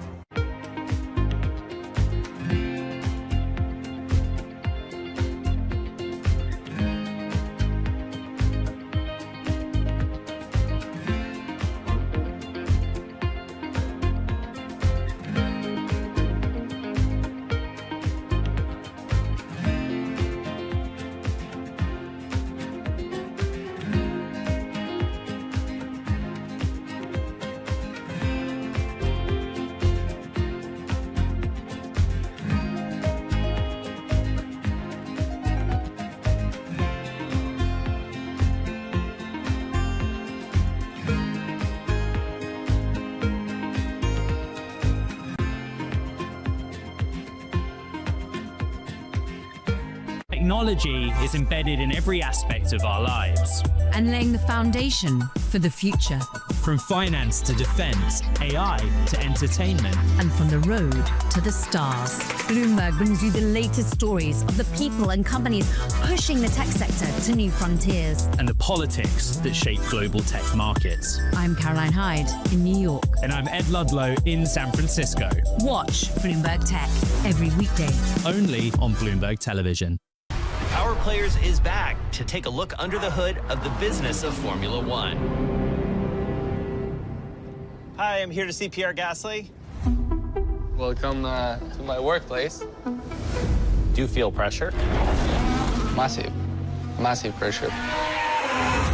Ferrari is the best example that we can be very proud of the past to look after the future. From the iconic brand setting the standard. Oh boy. Can you imagine Ferrari without racing? No, and I say no, no, no. To the newcomers forging ahead. I grew up my whole life racing against the boys. This global phenomenon continues to chart new territory. This was a tennis court 8 days ago. I can't even believe that. And the speed of the business has never moved faster. My career might stop, but I'll still be driving something. Yeah. Probably very fast. Yeah. This is so exciting! This season, we're along for the ride. Every weekday, Bloomberg puts the spotlight on a different aspect of global finance. Flows, funds, and the forces shaping markets on ETF IQ. The future of money with Bloomberg Crypto. The players behind major transactions on Bloomberg Deals. The stories informing finance with Bloomberg Markets. And rates, risk, and the cost of capital on Bloomberg Real Yield. A different topic every weekday, only on Bloomberg Television.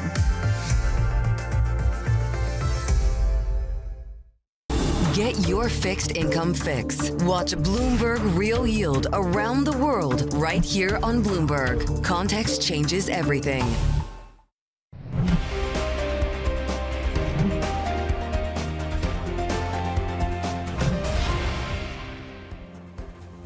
We are 30 minutes from the start of the opening trade this Wednesday. European futures pointing higher by 0.2% after losses of around 0.4 yesterday. A slightly brighter picture then, and earnings seem to be doing the heavy lifting. And some strong earnings reports broadly coming through so far this morning to factor in for investors. We saw a little bit of weakness on the bond market story in Europe, the European government bond market story this is, yesterday. Today looks a little different, flat really, but a little bit of appetite for fixed income. But we keep in mind that in half an hour, Tom, we will be getting inflation data out of Spain, and then in an hour and a half we get inflation data out of some parts of Germany. And so all of that will be very interesting to watch when it comes to inflation expectations from the Eurozone. We saw those coming in pretty strongly yesterday, and that was something that moved bond markets around a little bit as we run up to the ECB. That is important.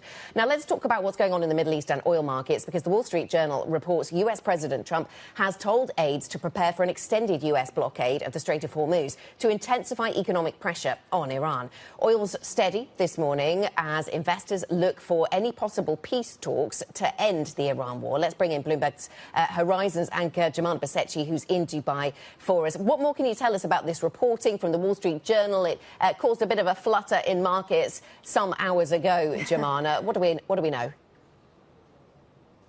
It did. You're right, Anna. It did cause a bit of an uptick in the price of oil when the story dropped a couple of hours ago. Wall Street Journal there citing sources saying that President Trump has decided to keep the U.S. naval blockade going indefinitely. And this is after evaluating a host of different options, including ending the hostilities, walking away, a resumption of hostilities. And he's decided, per this reporting, that the best course of action would be to keep the blockade in place. Now, why is this relevant? Well, over the last couple of days, we have been also talking about the fact that the Iranians have presented their proposal to the U.S.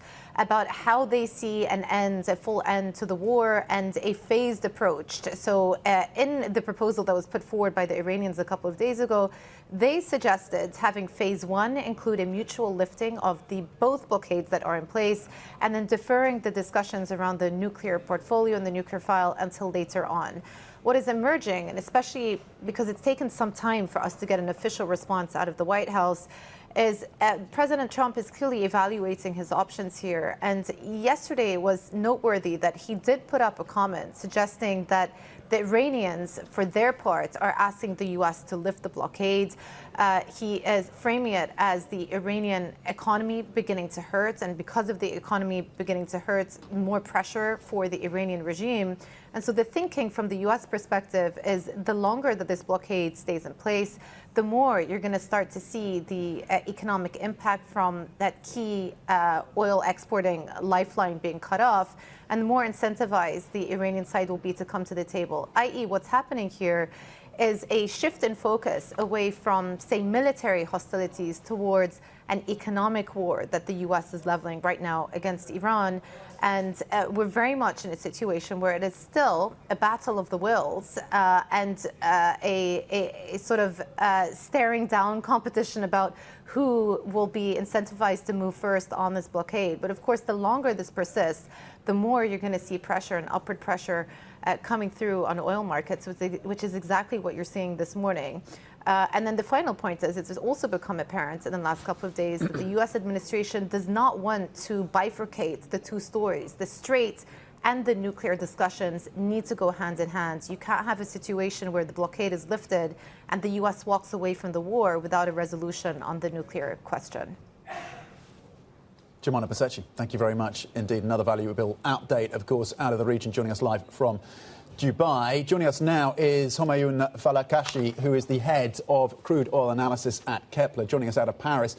Homayoun, thank you for your time. We also want to get your views on what's happening with OPEC, but maybe I'll start with the reporting around the extended blockade that the US is now planning. Again, according to reporting from the Wall Street Journal, should we take any comfort from the fact that Brent has not spiked higher than it has? It's around $111 a barrel. Does that suggest that a lot of this is already priced in? What is your reading of the current oil market reaction to this reporting? Good morning, Tom. Good morning, Anna. Thanks for having me. Yeah, I think it's the oil market is pretty complacent, actually. You know, you look at the reaction that it had over the past few weeks, and it mainly seems, focused on the possibility and the idea of of an extended ceasefire and potentially a deal between the U.S. and Iran. But I think things could heat up anytime over the next few days and weeks. It doesn't seem likely that the Strait of Hormuz is going to reopen anytime soon. But I agree on the fact that I think this is probably the best option, the best card that the U.S. has against Iran right now. The blockade is really hitting where it hurts, and we believe that if they can sustain the blockade for another 2 months, basically Iran's oil revenues will drop to zero. So that's really hitting rising the heat in Tehran, and I think that means that the Trump's gamble is that this will bring Iran back to the negotiating table and willingness to make more concessions. But I think in between, if it doesn't happen, we could go a lot higher on oil prices actually. So you're looking at a blockade potentially for 2 months, and yes, one side of that equation would be no oil revenues ultimately after 2 months for Iran. The other side, of course, is higher oil prices for the rest of the world. What does that do? A 2-month blockade from here would lead to oil prices at what level? Yeah, it's really hard to say, but I think so far the market again has been coping with this pretty well. After the initial shock, just the news of a ceasefire was enough to trigger a sort of sharp sell-off in prices. So my bet is that if the blockade holds, but the ceasefire also holds, and we don't see attacks take place on Iran or on regional countries, then the rise that we'd see in prices will mainly remain contained. And I think you still have some options. For example, China obviously has a lot of oil in storage. You have the US, but other IEA countries also have the ability to release more stocks from their strategic reserves. So we may be headed into that direction in order to keep the rise contained.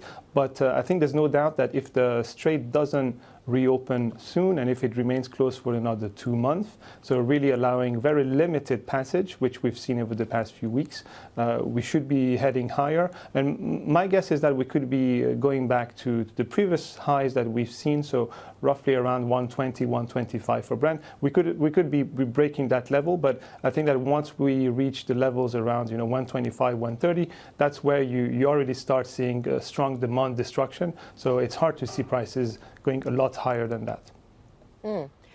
Humayun, very interesting. So if we did see closure for another 2 months, what kind of level of supply would we see for Europe? Would we start to see shortages in Europe?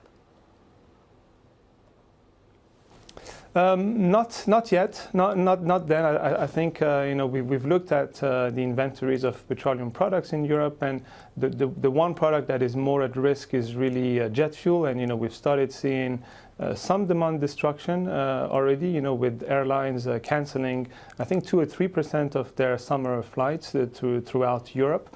But if you look at the level of inventories, we are roughly, I think, around 4 months worth of inventories. I mean, not going down to zero, but taking us to a relatively critical level of like 30-day worth of jet fuel inventories. And so what that means is that we could reach that level by the end of the summer, but then this is when you also have you also see demand actually drop by about 20-30%, demand of jet fuel in Europe, and that could actually cause the market to balance, I think. So when it comes to Europe, obviously what this means is that demand for petroleum products are going to be rising throughout the summer. Summer season also, obviously is the high end season of the year, and so that means that refinery margins probably are going to tick higher from here. But we're not yet in a situation where we should see shortages of actual products, at least not before the end of the summer in Europe. Obviously, it's different in Asia. All right, yes, that's very interesting. Humayun, I've been reading some commentary, of course, on the decision by the UAE to leave OPEC. And Javier Blas, who writes for Bloomberg Opinion, describing this as the biggest existential crisis for OPEC in half a century. Is that the scale and scope of what we're talking about here? Many people ask whether OPEC is on its way out. Can we have any certainty about the future of OPEC now? I think the question now is worth asking. I don't think it means the end of OPEC right now. The group has been resilient throughout its history, so probably will continue living. But definitely, this is the hardest blow in its history. This is the third largest member in terms of production leaving the organization. It's really nothing comparable to the previous exits that we saw in the past few years. So, for example, Qatar or Angola, which were rather small producers. This is something really on a different scale. But even on the political front as well, this is quite a major blow to Saudi's leadership because OPEC has been, managed mainly via Saudi's leadership. So it is a really hard blow to the group, and I think the question is worth asking. I don't think it means the end of the organization per se, but it really weakens its decision making, definitely. And a line crossing just now on this question. Kazakhstan saying it has no plans to leave OPEC plus. That is the energy ministry commenting on Kazakhstan's position. So that line crossing, Kazakhstan having no plans to leave OPEC plus. I mean, what does this mean in terms of longer term as a result of the UAE carving itself out of this cartel? Do we expect to see additional surplus, additional oil on the market? What is the capacity for UAE to ramp up its production when it's outside of that cartel? Yeah, that's exactly that. And I think that's why if you look at oil market pricing, it doesn't change anything in the immediate term. And that's probably why they took the decision to announce it now, because right now, obviously, they cannot increase production because the Strait of Hormuz is closed. So, but on the other side, if you look at the back end of the curve, it's probably bearish for the back end of the curve of oil prices, mainly because it means more supply down the line. So the UAE has production capacity close to 5 million barrels per day already, and that's production capacity that they've been increasing over the past 10 years. It jumped from 3 to 5 million barrels per day, or close to 5. But within the OPEC quotas, they were constrained to 3.4, 3.5 million barrels per day. So technically, when the Strait reopens and they are able to produce at maximum capacity, it could mean 1 to 1.4 million barrels per day of additional crude reaching markets. And that's quite significant. That's roughly 1.5% of global supply. Yes, that is significant. Humayun, so Kazakhstan has no plans to leave OPEC. I wonder if you think other countries might, though. We've seen others leave in the past, of course, going back a decade or so. There's some talk about whether Venezuela, maybe not under the current leadership, but maybe under other leadership, might decide to leave. What's your thinking there? I think it's hard for to see other countries leave right now because none of them have such a huge gap like the UAE had in terms of production capacity versus their quota. So I don't think it makes sense for any of them to leave. I mean, Kazakhstan is the obvious one, but I mean they're overproducing anyway. So for them it doesn't change to be in or not right now. And I think there are also political considerations to take into account, and the fact that Kazakhstan is obviously still quite close to Russia, so it wants still to be in. Venezuela, doesn't have much production spare capacity yet, so I don't think the question is really serious right now. But we could reach a point where when that capacity rises significantly, maybe that becomes a possibility. But I think with the UAE, it's not just production capacity, it's also a question of the growing geopolitical rift that exists between the UAE leadership and the Saudi leadership. We've seen different stances in conflicts such as Yemen, Libya, Sudan. The UAE signed the Abraham Accords. It's been the most targeted during the Iran war, so it has a harsher stance against Iran. So I think it's also a reflection of the growing rift and the fact that the UAE wants to challenge Saudi Arabia in taking the leadership of the Arab world. I think that's also worth taking into consideration. Humayun, thank you very much for joining us. Humayun Falak Shahi, head of crude oil analysis over at Kepler. Sticking with this theme, big oil bosses have been weighing in on the UAE's decision to exit OPEC. OPEC is roughly a third of the overall liquids production of the world, and undoubtedly demand for liquids continues to grow. And I mean by that oil, condensate, and so on and so forth. The most important influence of OPEC has typically been in who has the spare capacity and how do they choose to deploy that spare capacity. And so that will be, I think, the calculus that will have to be made in the coming weeks, months, and years. That was the Shell CEO, Wael Sawan, responding to the breaking news over the past 24 hours about the UAE. We will discuss more on how the oil price spike is rippling through markets. That's next. This is Bloomberg.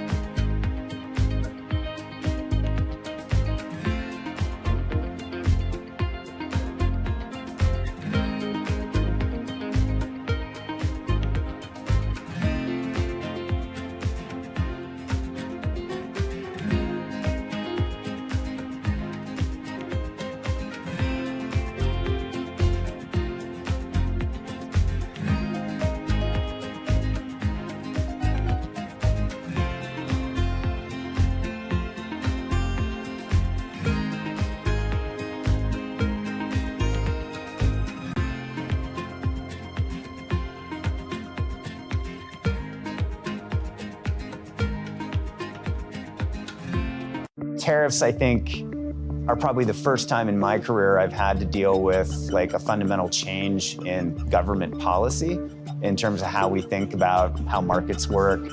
The challenge, especially within my supply chain, is now how do you have enough productivity initiatives to offset the increased cost of all the product? Can you just move your supply chain out of China and into the US or out of Mexico and up to Canada? Is it that easy? It's not that easy, but we do have flexibility. And we had been, prior to tariffs, prior to any of this, we had been on a journey to diversify our footprint out of China. So probably 2-ish years ago, roughly 65% of our toy and game volume was coming from China. Today, as we entered into 2025, that was around 50%. All we've done is really accelerate the path to get down to roughly, call it 30% by the time we enter into 2027. For us, I mean, if tariffs stay, if tariffs go, it's never good to have so much of your manufacturing base centered on one geography. We think the diversification is good, but it does take a bit of time to get vendors and suppliers up to speed. Quality is a big deal, especially when you're dealing with toys and kids. It's not an instantaneous thing, but it's not also a 5-year, have to build a new plant from scratch. What is going to be the consequence for U.S. markets? We are seeing modest gains across European equity markets. Take a look at how we're faring when it comes to Asian markets.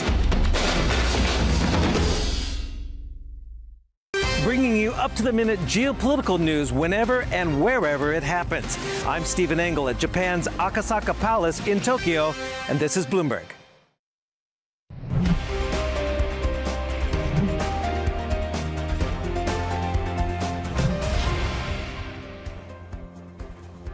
Welcome back. This is the opening trade. We still have 11 minutes until the start of the European equity trading day, and the picture looks quite flat, divergent across various markets. We have a lot of earnings to price in this morning. Let's turn now to today's markets in 3 minutes on the opening trade with Adam Linton from our Markets Live team. And Adam, I wonder what role you think the Iran story is playing in the market's thinking right now. The latest news lines from the Wall Street Journal suggesting that perhaps we're in for a prolonged closure. We'll have to see whether that is substantiated by the US administration. We just don't know, do we? But I wonder what reaction function we're seeing in markets to that kind of news versus earnings stories versus all the other news flow. Yeah, definitely. I mean, I think a part of the case we've been making over the past few weeks is the equity market is content to look through Iran as long as there's no material escalation, which we're not seeing at the moment, and there is some progress towards a deal.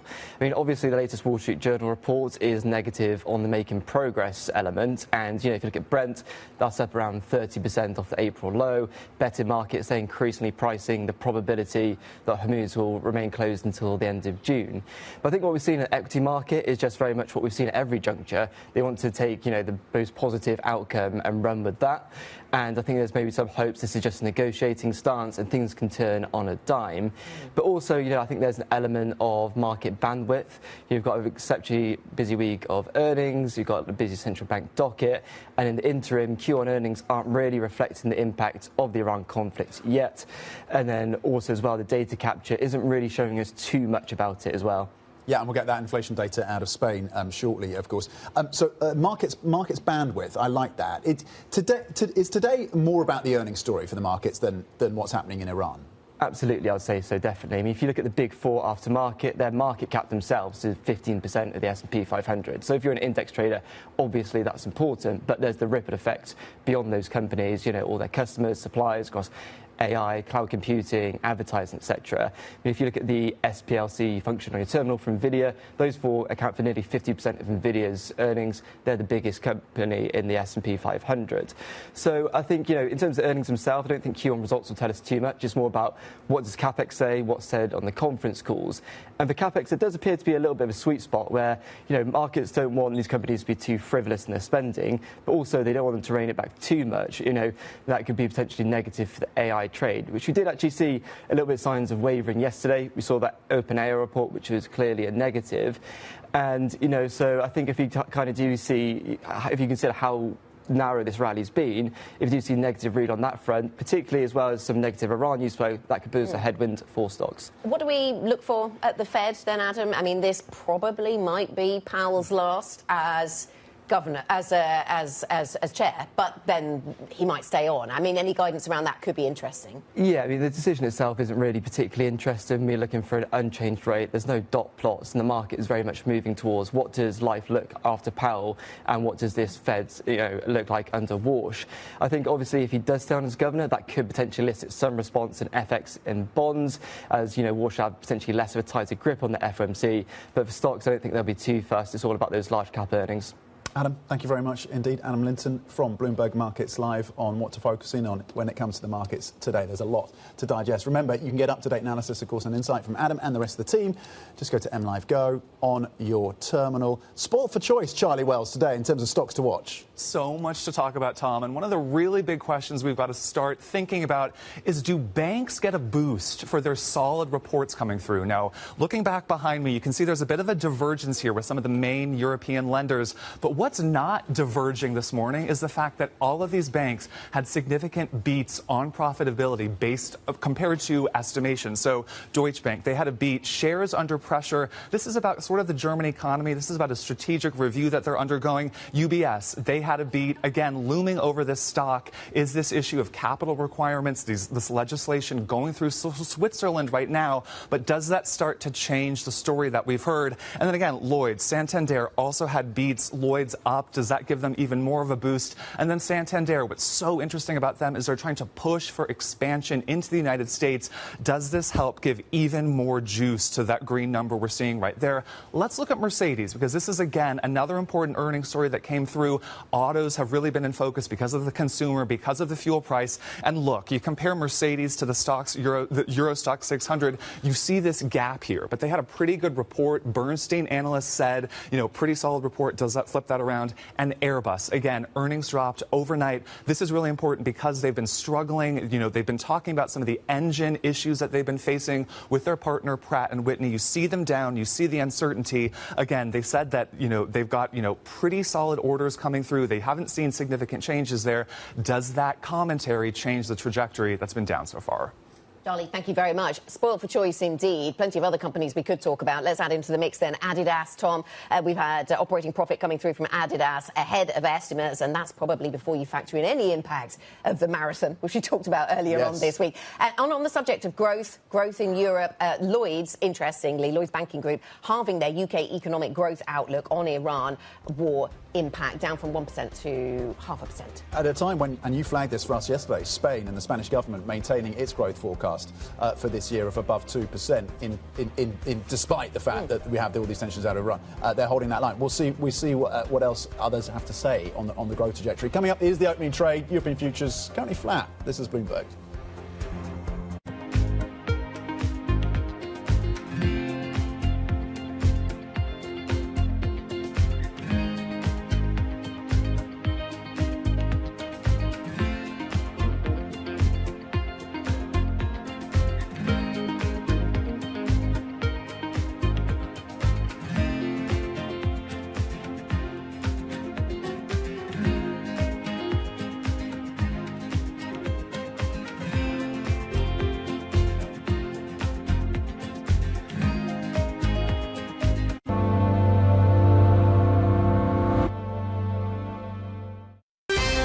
World's business and financial news whenever and wherever it happens.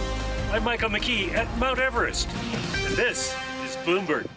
Good morning. This is Bloomberg Surveillance. Welcome back to the opening trade. Watch Bloomberg Tech. This is the Asia Trade. This is Wall Street Week. Welcome to Balance of Power. You're watching Bloomberg Deals. Welcome to Bloomberg This Weekend. This is Bloomberg Television.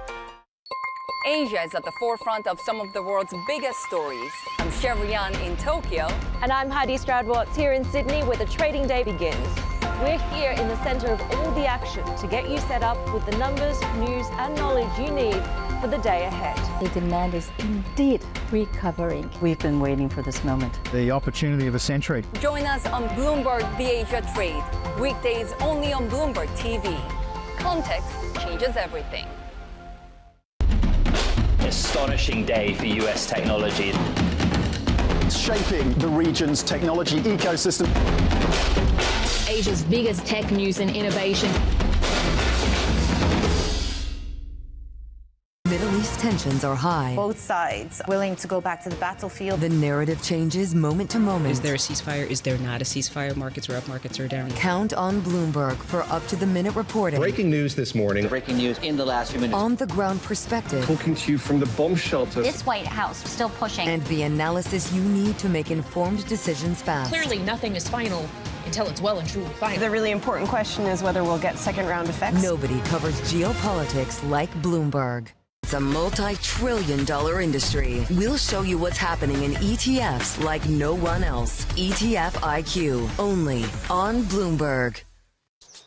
Welcome to Bloomberg This Weekend. I'm David Murray. I'm Lisa Mateo. And I'm Christina Ruffini. We're tracking breaking news today from Wall Street to Washington. Let's start overseas. The sector is really propelling this deal forward. Yeah, the hope is this will open up new markets and provide some additional liquidity. Of course, now they're going to have competitors. We got a big week coming up in politics. Earnings season is underway. We're going to get some key reports. Everything you need to know before the markets open on Monday. Introducing Bloomberg This Weekend, bringing a little Bloomberg into your weekend routine. Guys, buckle up.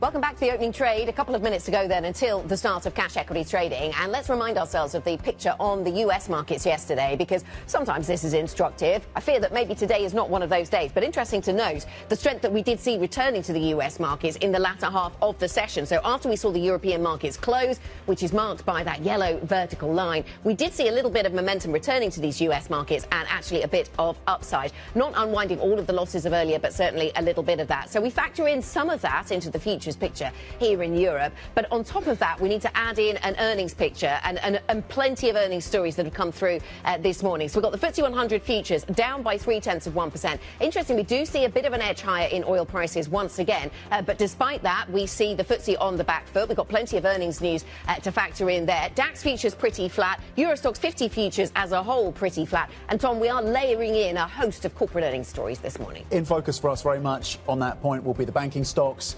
On the back of a decent beat, very strong set of numbers from UBS. We've been speaking, of course, to the CEO. Guy Johnson's been there, of course, with Sergio Amotti.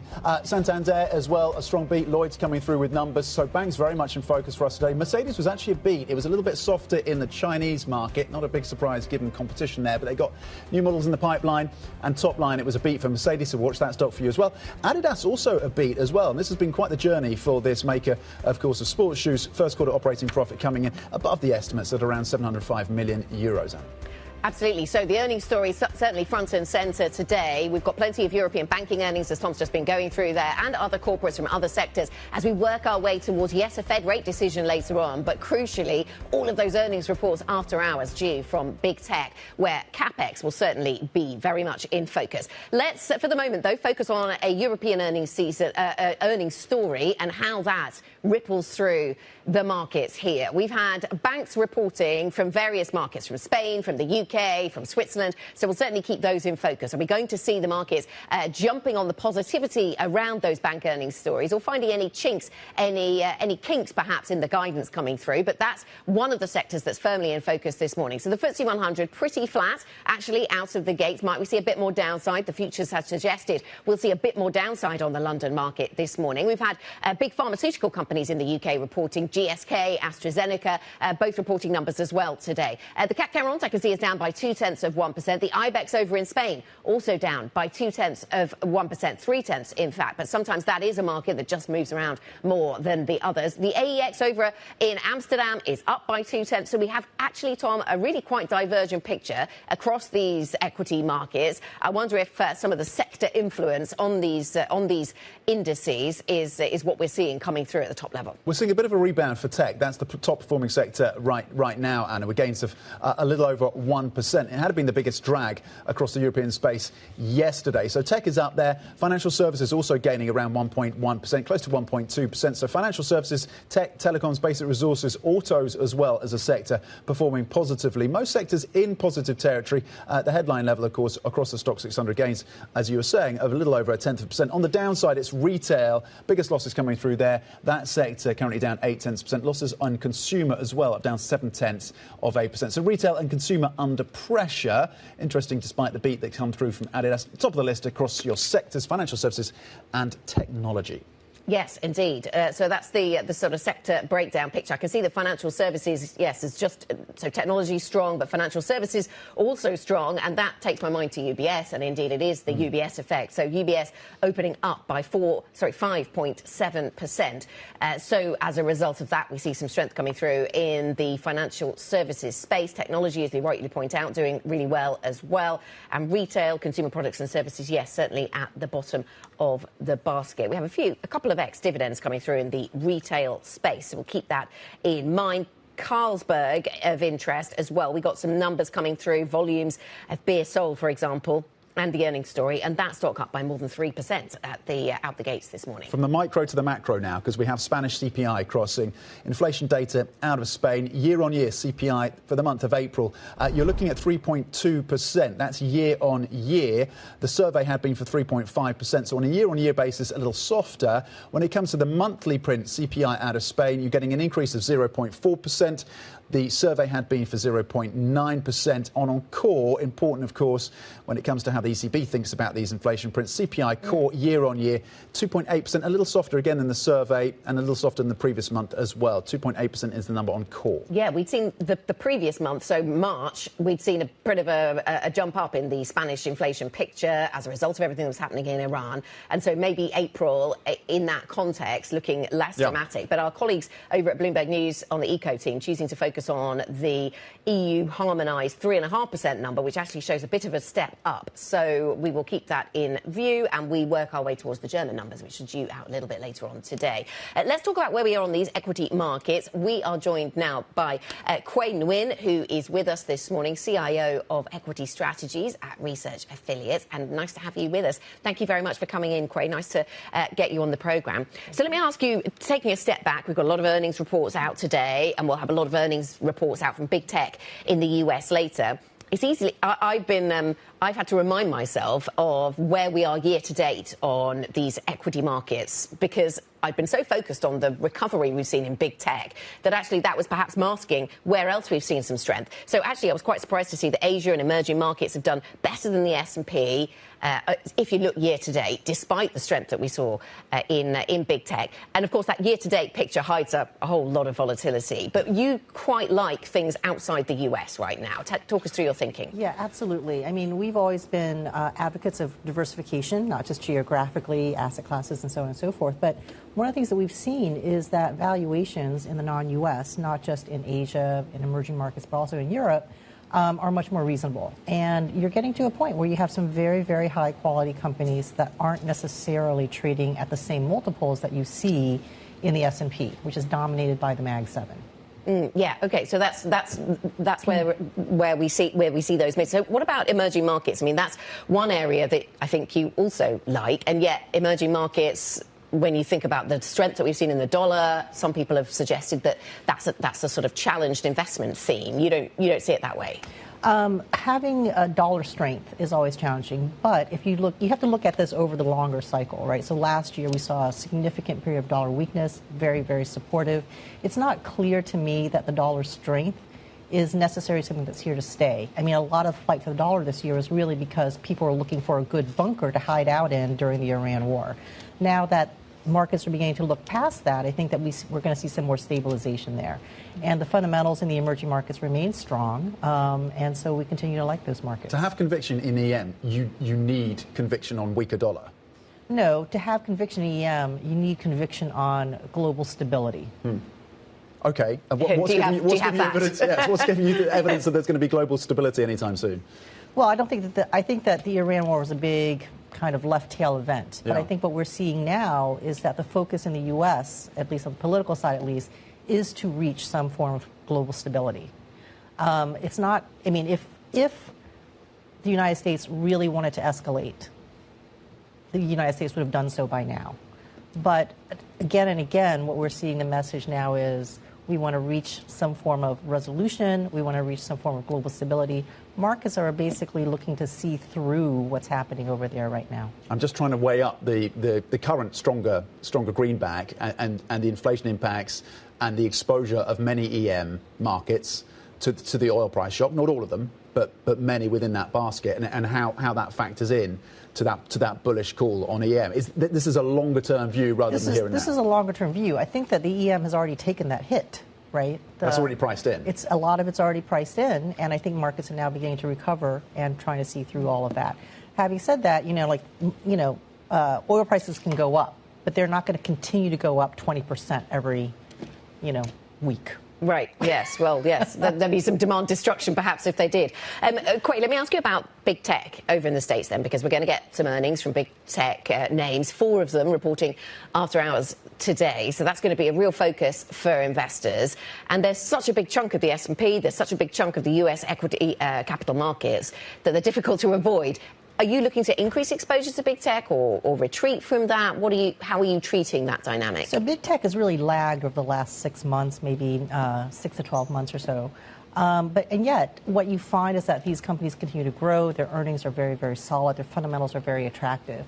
The problem that they had was that the markets got ahead of those fundamentals.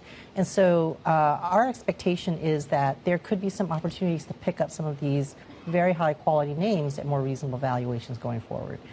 In some of our strategies, many of our active strategies, we already own some names. We've owned Meta in the past. Last year, we actually picked up some Alphabet, and more recently, we're starting to bite on Microsoft. Yeah. OK, and what signal will we take from the CapEx commentary that we get from these big tech names, do you think? Because on the one hand, you need it to be strong enough to comfort that the AI trend is still there and worth investing behind, but not so strong that it really starts to eat more than it has already into free cash flow. Seems to be one way to sum it up, but I don't know what the right number looks like. I think these companies are so cash flowing that so far their CapEx spend seems pretty reasonable. I think they're or pretty affordable. I think the big question is, what are they going to say in terms of when investors can start to see a return on this investment? In light of that, I mean, we saw the jitters yesterday as a result of the reporting, the Wall Street Journal reporting around OpenAI and its shipments. What do you make of that? Is that a buying opportunity for some of these OpenAI exposed names, or is that a material concern? I'm not sure that it's a material concern, because if you look at OpenAI, you say, wow, they really disappointed, right? And yet many, many companies would give it their right arm to be able to grow as quickly as OpenAI is growing. And so I think there's still a lot of fundamental growth there. It's just a question of, is it overly priced into the markets or not? Quay, when you're thinking about your diversified portfolio then, I mean, is there a place for healthcare? Is there a place for some of the sectors that... Absolutely. You don't necessarily take them for the big growth numbers, but they have defensive qualities. There are some stocks in healthcare in particular that have been very, very undervalued, and they've popped, right? I mean, one of the big names that's popped over the last 6 months has been Bayer, but also in the United States, Bristol Myers. So these are not the most exciting names. Nobody goes around going like, wow, I bought some pharma stocks. They talk about tech and everything. And so we're finding some significant overlooked opportunities in many of these areas. What else beyond healthcare? Well, we're seeing strength in financials, one of the things that you mentioned already. And then also I would say in communications. So in communications, I know that Meta and Alphabet have been very, very big headliners because of Mag 7, but also you're seeing things like Vodafone pick up. So Vodafone is not a sexy name when you think of tech, necessarily for some, I should caveat. But it does, in terms of the pace, in terms of when you look at the stock performance of a Vodafone versus a Meta, I mean, there's a huge differential. There's a huge differential, but also Vodafone got so cheap, right? And I don't think that you can really get a big explosion in technology without telecommunications coming along for the ride. Okay, well, that's one of the stocks that is on your docket, along with healthcare as well, and a view on EM. Thank you very much indeed for the analysis and for the insights on these markets. Quay Nguyen, research affiliates, of course, with those insights. Let's check in on the core 6 right now. Again, big day, of course, for earnings, so that is filtering through for some of these names. We talked about tech because that was the worst performing sector across Europe yesterday, and ASML was a drag there, dropping around 3%. Today, ASML is up 0.8%, so repairing some of the damage. Schneider Electric metric exposed to the data center story, up just 0.1%. A little bit of weakness that we're seeing for LVMH in the luxury space, just down 0.6%. Nestle as well, also off by 0.4. A little bit of downside pressure for Novo Nordisk, down 0.2% right now. So that's a touch on the course. 6, Rheinmetall in the defense space, up 2 points, 2.4 points. Let's get a check on some of the other individual stocks on the move, again, through the lens of the earnings story with Charlie Wells. Charlie. Good morning, Tom. So the market really is digesting this raft of earnings that we've got dropping this morning from a lot of these banks and a lot of other big companies across Europe. You can see sort of a mixed picture as the market sort of works through the profit beats that all of these banks had. You see Deutsche Bank down. You see Lloyd's down. I think there's some questions here about trading, right? We saw huge trading bonanzas coming from their Wall Street competitors. But again, not so much here. Some of this is the dollar story, right? A weakened dollar actually does not bode well for banks trading here in Europe as they convert those dollars that a lot of their trading desks trade in back into, say, euros or pounds. So some pressure there. But UBS really up almost 5% this morning. Now, this is really striking, right? Because UBS has really been battling the Swiss government about some capital requirement legislation going through. But they had a really strong profit beat and also gave some indications of potential payouts back to investors. So that really could be boosting some of the sentiment here. Boosting sentiment as well. Let's turn to Carlsberg, because they saw some strong volume in their earnings report. I want to talk about them because up over 4%. Now, we know that the alcohol market has been challenged recently because people are kind of, teetotaling. They're pushing off some of these alcoholic drinks. But what Carlsberg had to say today was that actually their non-alcoholic beverages are performing well. So again, giving them a boost, the market liking what it's seeing here. Let's flip to Adidas, another really great read on the consumer here in Europe and globally as well, up almost 8% here. Now, this is striking, right? Because the footwear market, if you go to a shoe store today, you will see it is so fragmented. Some of these big kind of storied brands have been struggling. Not Adidas so far. They had a really good earnings report. They had, that Samba, some of these classic sneakers giving them a boost. But also, anyone who watched the London Marathon over the weekend would have seen that some of the winners were wearing Adidas shoes. So bodes well for the prior quarter, but also for the quarters going forward this year. So Adidas up almost 8% this morning. Another great read on the consumer, but also a lot of the news that we've been hearing. Mercedes, so interesting. They've been facing some challenges in China. Of course, we know the fuel price. We know that consumer is downbeat right now. Fuel prices, again, putting consumers in a negative mood. But again, giving a pretty strong outlook, saying they've got pretty good orders going forward. And Bernstein analysts saying, it was a pretty good report for what looks like it's going to be a complicated year. So Mercedes in the green this morning. And then we've got deal news. We've got Kone, the Finnish elevator maker, agreeing to buy TK Elevator. That is giving some positive sentiment to this space right now. So Kone up over 1%. ThyssenKrupp, this is interesting, right? Because they hold stakes in TK Elevator. So that seems to be giving them a lift this morning. And for Kone, this is important. This could be one of the biggest private equity transactions in Europe ever. And also, interestingly, it would give Kone more access to that very lucrative elevator maintenance market in the United States. So the market liking what it's seeing, a lift for these elevator companies, if you catch my pun. Oh, we certainly do, Charlie. Brilliant. Thank you very much indeed. Charlie Wells on that lift.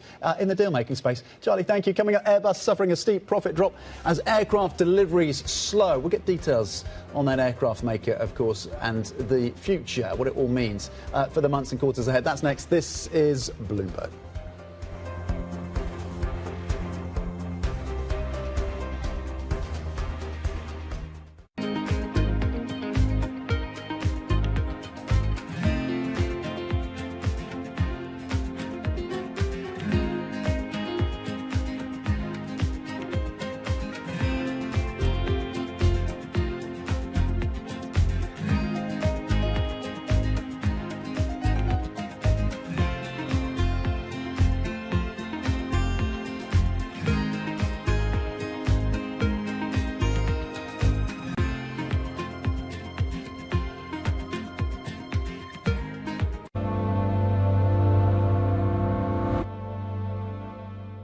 Know how the market day started. Find out how it finishes. Public markets to private markets. From the micro to the macro. Covering retail, entertainment, the business of sports. The supply chains, trade policy, how it all is impacting the U.S. equity market as we drive to the closing bell at 4 p.m. A holistic approach to covering financial markets. If it matters to your life, we're covering it.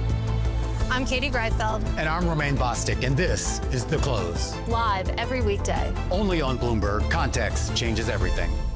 Join me each week on Wall Street Week for stories of capitalism from business, markets, economics, tech, and climate. More than what you need to know, it's what you need to think about. Making money isn't about drowning in emotions. It's about understanding what's actually happening. Markets are the best way to glean signal from noise, and that is what we try to do every morning. This is Bloomberg Surveillance. Trading day is about to start. And you're already looking for that edge. The opening trade brings you everything you need to know as markets open across Europe. Let's talk about the significant risk transfers to find space in their balance sheet. Hedging some of that risk. You could look at it the other way. Obviously, this stuff is risk-weighted. I would much rather be long than be short. We're in a kind of sweet spot. Very, very strong alignment. 3 revolutions in one. I'm Guy Johnson. I'm Anna Edwards. And I'm Tom McKenzie. This is your opening trade. Every trading day, only on Bloomberg. Middle East and Africa. Vibrant resources and high-yield investment opportunities abound.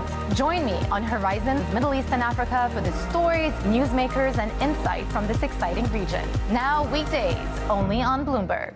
It's the world's second largest economy with a growing influence in global affairs. Bloomberg The China Show brings you the unmatched expertise you need to keep track of breaking news, in-depth market analysis, and the most influential newsmakers in and around China. We need to do more to engage the market more. We're risk on. I think we caught a little sweet spot. Massive savings right now. It's already a different game. Bloomberg The China Show.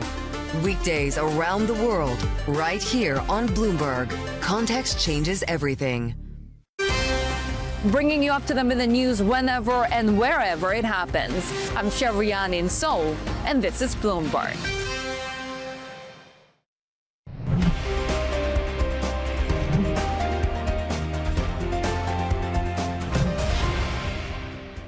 The recent developments in the Middle East are now putting a new major uncertainties on the table, with supply chain disruption on energy and driving inflation higher, and potentially already, as we speak, denting a little bit the consumer confidence in the world. It's still very early days. It seems if this situation lasts for longer, that GDP growth all around the world might be a little bit lower. In this geopolitical environment, if you have a bank that has the risk management capabilities that we have, for example, on the fixed income side, and then you have the advice capabilities that we have on the wealth management side, it kind of plays to your strength. As long as labor markets remain strong, as they are at the moment, this is not a negative scenario for a retail bank like us. The impact of what happened will be resolved in a classical way we saw in the last 10 years, V-shaped. Everything is going to go back into normality.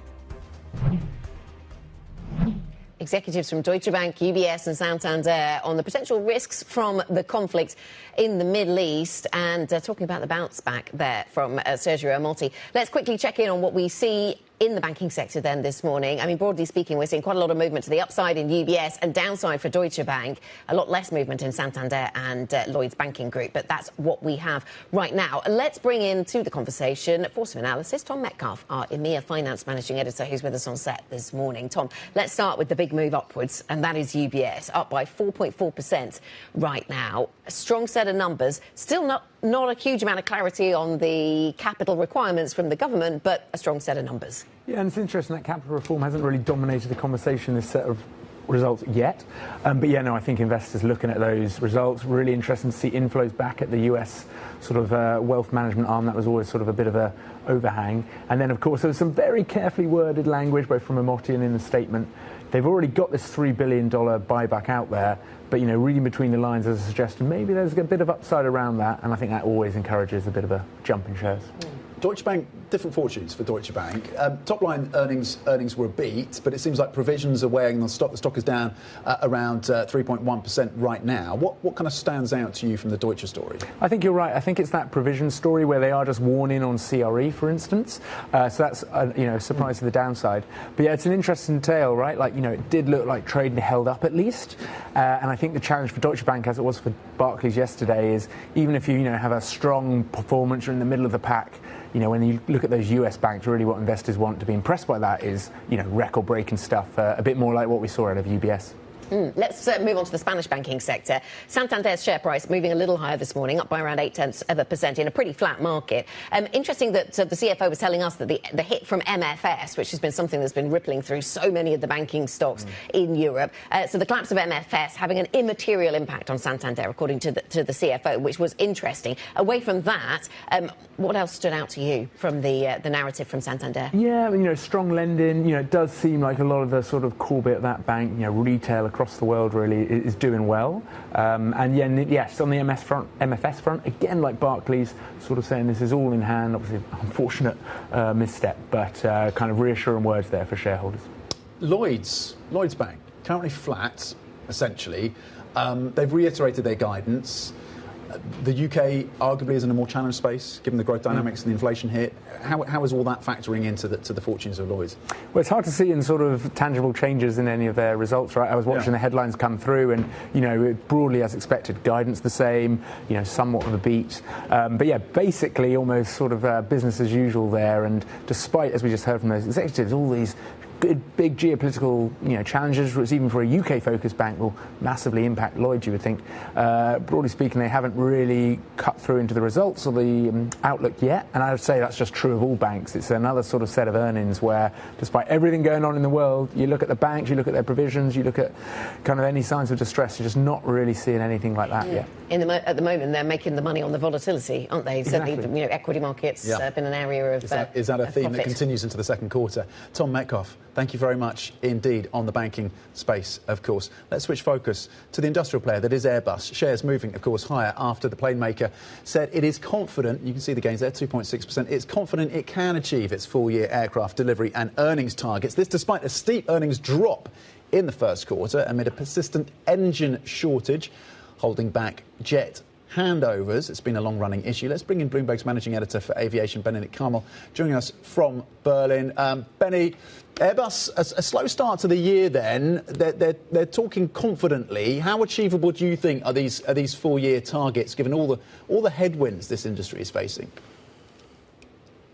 I mean, investors are clearly looking at this as a sort of glass half full scenario, but you're right, it's been an incredibly slow start to the year. They handed over only 114 aircraft in the first 3 months of the year, and their target for the full year is 870 aircraft. So that's a real stretch if you think that's something they can achieve in the last sort of 3 quarters of the year. However, Guillaume Faury, the CEO, yesterday saying, look, we wouldn't put out these numbers if we didn't feel good about them. And right now, that's how we feel. Yes, the environment is choppy. Yes, the Middle East is something that concerns us all. But the good news is, so far, no customer has cancelled anything. No customer has deferred orders or asked for some sort of delay. Quite the opposite, actually. A lot of customers are coming to us and saying, we need those fuel-efficient aircraft right now because of what the price of fuel is doing. So there is an impetus to get those aircraft out faster. But as you said, one key issue here is the engines, and they don't have them at the moment, particularly those made by Pratt & Whitney. So as long as they can resolve that problem, they should be okay, but that's a big if. Yeah, it's really interesting, isn't it, that this would have seemed, this seems on some levels as if it's the kind of statement that could disappoint. Morgan Stanley saying these were weak numbers, they missed against consensus, but at the same time there was nothing overly surprising, and some comfort was taken from the way they are ramping up to produce more aircraft. So a real mixed bag. So where does all of that leave Airbus against Boeing? Well, it's always the back and forth between the two companies, and Boeing reported last week, and they had a really solid set of numbers. And if you think about the last couple of years, Boeing, frankly, was a basket case, and their earnings showed as much. And they usually had, heavy charges, steep losses, and they've really come back, and particularly on the production side. So in some ways, the tables have turned somewhat. I mean, Airbus is still in a stronger position than Boeing was when it was weak, but still, sort of the boot is on the other foot in a way right now with Airbus, and they have to sort out these engine issues. But as we heard from Morgan Stanley, no real surprises in the earnings, nothing ugly that people weren't expecting.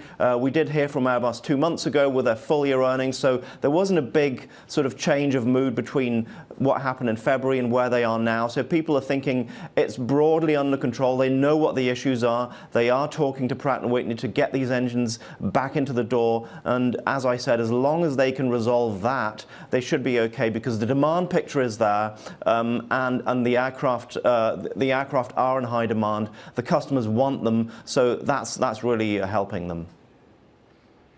Benny, thanks very much. Thanks for joining us. Bloomberg's managing editor for aviation, Benedict Kamel, with us from Berlin. Coming up on this programme, we will be talking to Jean-Claude Trichet, the former president of the European Central Bank, of course. That's ahead of tomorrow's ECB rate decision. Somebody who knows quite a bit about managing interest rates at a period when inflation is on the rise and growth may be under pressure. We will certainly get his insights on where the ECB could go next. This is Bloomberg.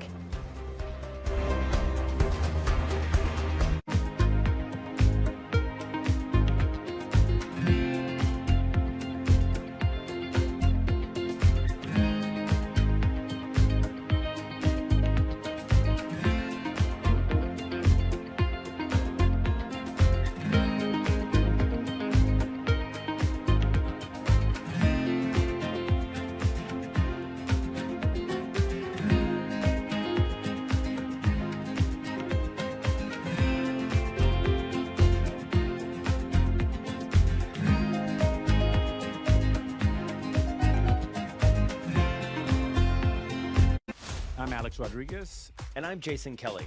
And we're back with another season of The Deal. With athletes and entrepreneurs who are changing the game on and off the field. Jerry Jones. Some good-looking trophies. 1 and 1 is 3 in sports, not 2. And it's because that 3 is imagination. That 3 is putting yourself in a way, having yourself hit the home run. Erica Ayers-Badon. I'm a high-energy board member. I'm very passionate. I have a lot of opinions. Robin Arzón. I want to light fires in people's lives, and that is still one of my core mandates for all of my businesses. Justin Tuck. I tell all of my friends that play in leagues now, make these relationships now while you're hot. Don't wait till you're like your 12th year in and you're just hanging on. Stay tuned. You won't want to miss it.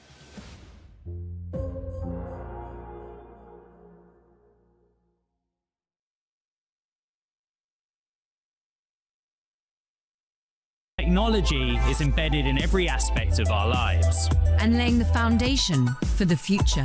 From finance to defense, AI to entertainment. And from the road to the stars.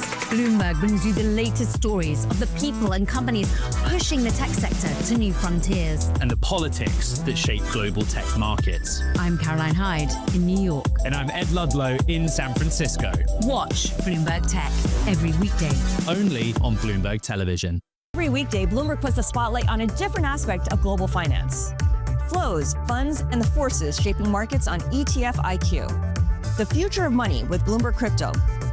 The players behind major transactions on Bloomberg Deals. The stories informing finance with Bloomberg Markets.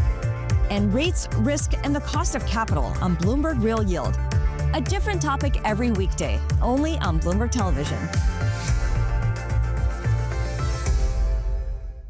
When news breaks, a redhead across the Bloomberg terminal. Bloomberg has you covered. Trump's global tariffs are struck down by the U.S. Supreme Court. For all the context and clarity you need. There's going to be now tons of tariff headlines until midterm elections. Hear it first on Bloomberg.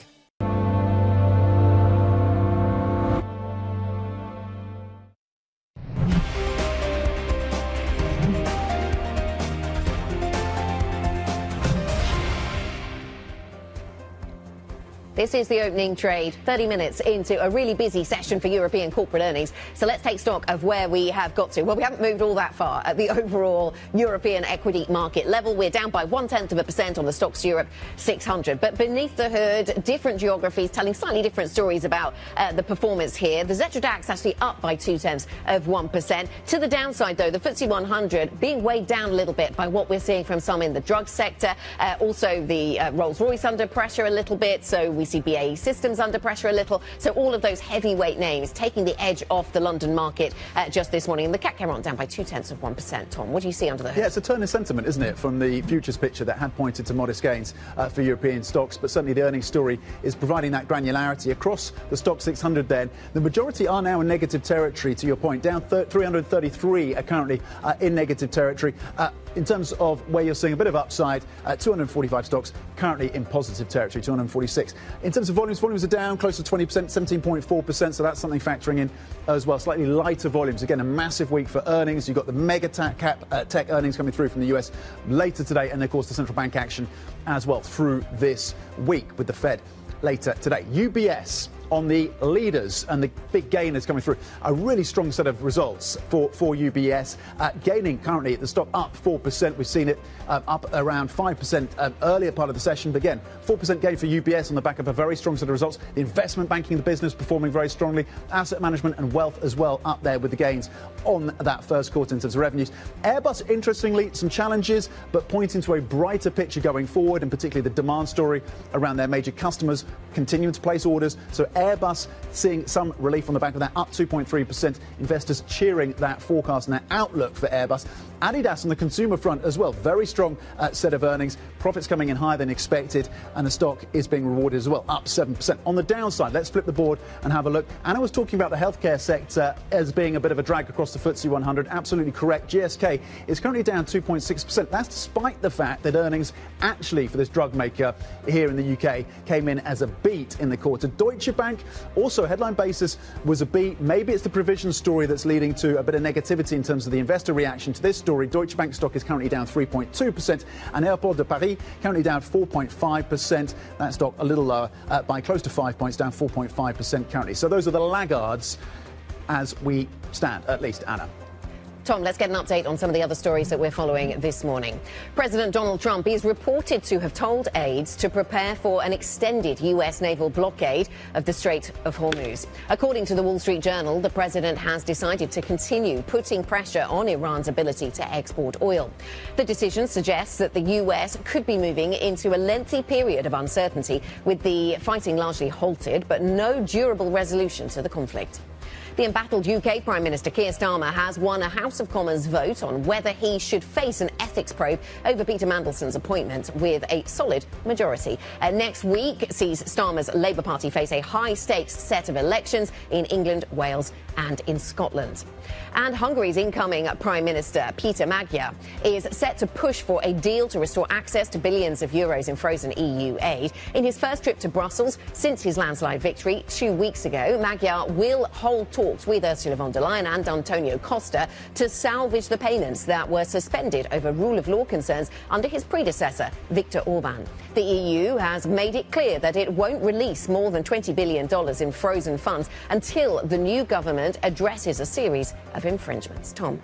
Let's get more insights in terms of the impacts on Europe as a result of the continued closure of the Straits of Hormuz and how central banks may react to the situation. The ECB likely to leave interest rates unchanged this week on uncertainty around the economic impact of the energy shock. President Christine Lagarde likely to keep her options open for a rate hike, potentially as soon as June, potentially. Jean-Claude Trichet, former president of the European Central Bank, very pleased to say, joins us around the desk this morning. Jean-Claude Trichet, thank you very much indeed for your time. Pleasure to be with you. We were speaking to a guest on the show earlier this week from Blue Bay Asset Management who said that another month of closure of the Strait of Hormuz and we could be looking at recession in the Eurozone. How close are we to negative growth in the bloc? I think that uncertainty is absolutely dramatic. I would not confirm that 1 month would be the appropriate time, if I may, for getting such a very bad result. But it's clear that this is an option which we have to get in mind. After all, the IMF itself said we have several scenarios, and the worst one is a recession scenario. So, and not only for Europe, by the way. So, because a lot of other countries are badly touched, including in Asia. The US, paradoxically, because the US is at the heart of everything at the present moment, but is not touched as much because protected very largely by its own self-sufficiency. And but still, of course, the prices are up also in the US, it seems to me. And so that also creates problems. I hope that all those problems will drive the partners to get a deal and to reopen the strait. And through the lens of the ECB, with that mandate on price stability, traders now pricing in more than 2 interest rate hikes from the European Central Bank this year.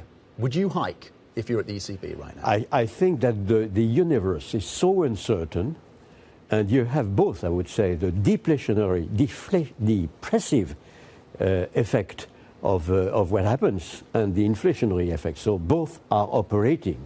And after all, the depression is helping, paradoxically, of course, in terms of less inflation. So all taken into account, it seems to me that to remain, I would say, in a position of quiet and calm observation of the situation, hoping very much that the European pressure to reopen the strait will operate.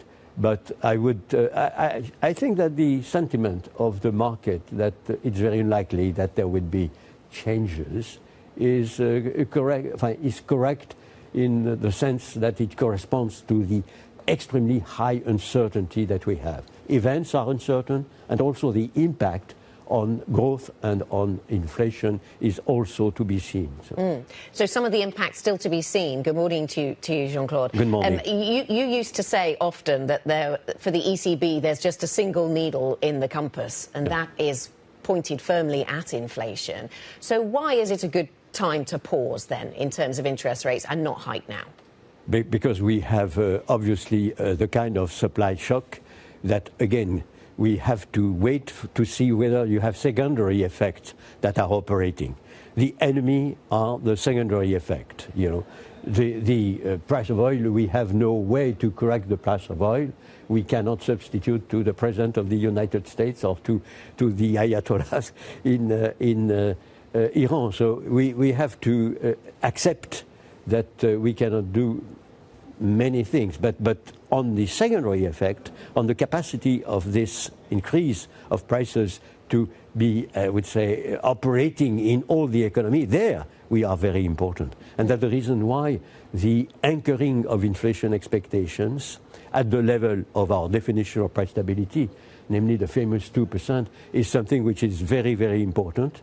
I'm sure that the ECB, and I hope also the US, will be very keen on not unanchoring inflation expectations, which is one of the great success of the central banks in the past years. Yes, I mean, do you see anything worrying in inflation expectations yet? And how long would Eurozone inflation expectations have to remain elevated before that means that the ECB must act?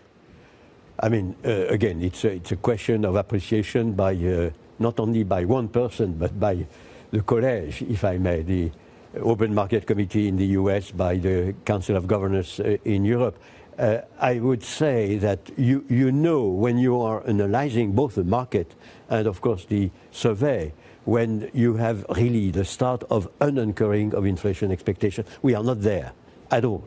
And we will follow the events as, I would say, carefully as possible. If we had the sign that the strait is closed for a very long period of time, we would be in a situation where, of course, secondary effects would have been very likely, because you take that the union will say, well, this will be up for a very long period of time. We ask for immediate augmentation of wages and salaries. So that is one of the secondary effects, of course, that we have to follow extremely carefully. But for now, is it fair to extrapolate from what you've been saying that for now you think the market pricing of more than 2 hikes this year is the markets are getting over their skis on that? Frankly speaking, the market itself is in a totally uncertain world. So this, I take it as the sentiment of the market. I would not say that it is my sentiment, of course.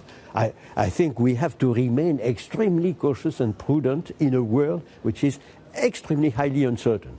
And do you think we've learnt a lot, Jean-Claude Trichet, and your experience is useful here? Do you think we learnt a lot in 2008 and in 2011 when you were in charge of the ECB about the circumstances in which it is appropriate to hike into and when it is not? Because there have been suggestions that maybe the ECB in the past has hiked into weakness.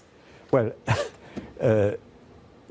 the ECB had to run a new currency, a currency which had to gain its own credibility. And as I said, we had the main responsibility to be sure that inflation expectations, medium long term, would be correctly anchored. And that of course, in a universe where you had very different public opinion. You have the north of Europe, you have the center of Europe, if I may, you have the south of Europe. And the sentiment are not the same in all.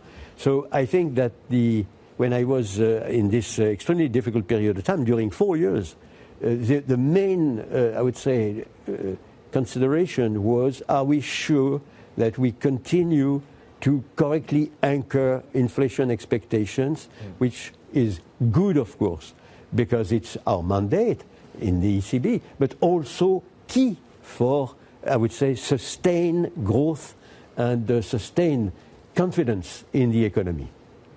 Given the ruptures to supply chains through COVID, through this conflict, through Ukraine, through Iran and the US, longer term, do we need to start to factor in higher inflation, structurally higher inflation? I don't think so. I think that if you say that, if I may, when you are responsible, you are calling for higher inflation. Central banks are used to permanent challenges to inflation. You mentioned a succession of challenges. From time to time, we have also a challenge of deflation to materialize.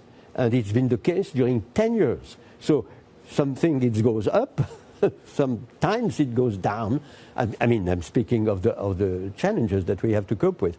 And this idea of trying to anchor expectations around the famous 2% is very, very important. It worked extremely well, I have to say, in preventing us, all of us, from deflationary materialization. It proved very effective in a recent period of time. After we had the surge of inflation with the COVID recovery, we could regain control much better than in the past of price stability.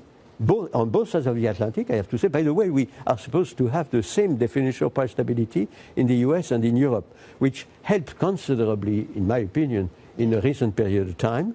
And so all taken into account, it sometimes goes up. I mean, the inflation is supposed to go up, sometimes to go down. But this stabilization is part of the success of central banks during last years. So you don't see a need to structurally rethink where inflation goes. What about structural rethinking about other aspects of the European economy? For example, defence spending. The years that you were in charge of the ECB, Jean-Claude, that looked very different in terms of the level of defence spending around Europe. Are you expecting this to be... what impact economically do you anticipate from higher defence spending across Europe?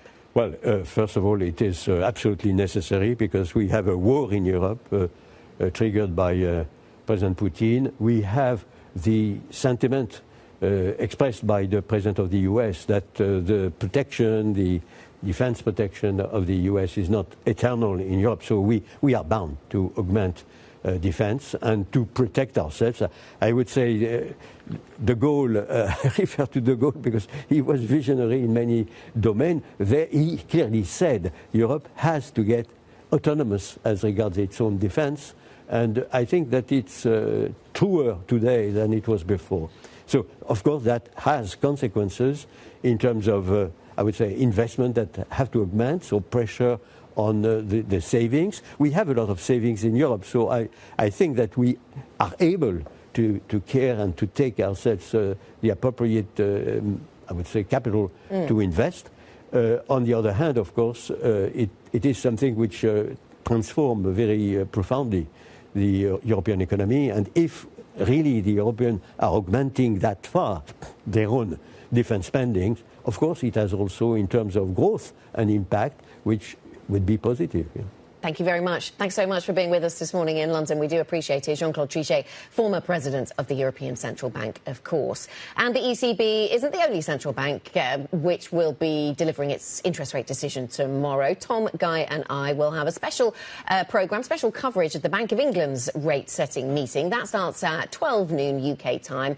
So you don't want to miss that. We won't miss it, Tom. We'll be here. We will not. We'll be here for that full coverage. I also want to clarify a question that I asked the Santander CFO earlier about MFS. I should have said Santander lent to a special purpose vehicle that backed MFS. 8:45 here in London. Coming up on the programme, 4 of the Mag 7 report later today in a key test of whether AI investments are paying off. What are we watching for in that CapEx number? More on that next. This is Bloomberg.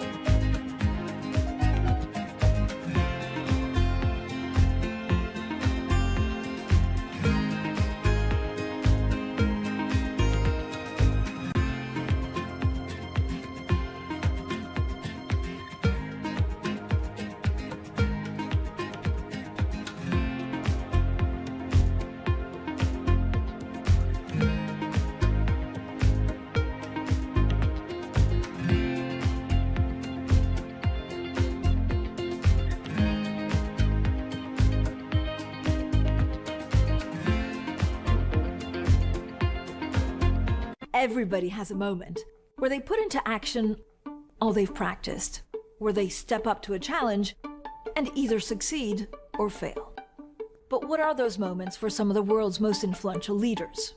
It was a rough and tumble world, and I thought, okay, I can rise up, I can play this game, and I did play the game. It was great, and it was depressing, and it was disappointing. My chair at the time sat down with me and said, "Succession starts now." I'm Francine Lacqua, an award-winning journalist. For the last 25 years, I've interviewed world leaders, bank bosses, even fashion icons. I'm often asking about the news of the moment. But I've always been curious, who are these people as leaders? Join me for the podcast version of Leaders with Francine Lacqua. I'll start your week with conversations that explore what drives the world's most influential people, how today's leaders got to where they are, where they're going next, and how they've transformed their organization in the process. Make decisions. A poor decision is always better than no decision. You have to have truth tellers around you, and you have to be willing to listen. You don't want to be setting strategy in the middle of a transaction, that's for sure. Do it for the right reasons. Don't do it because of FOMO. We'll also learn lessons which we can apply to our work and daily lives. Tune into the podcast version of Leaders with Francine Lacqua. Listen and watch on Bloomberg Television or wherever you get your podcasts. From the world of politics to the world of business, Joe Matthew and Kaylee Lines deliver news, insight, and analysis live 2 times a day, every trading day. Balance of Power at 1 and 5 Eastern, only on Bloomberg. Bringing you up to the minute geopolitical news whenever and wherever it's happening. I'm Anne-Marie Hordern in Caracas, Venezuela, and this is Bloomberg.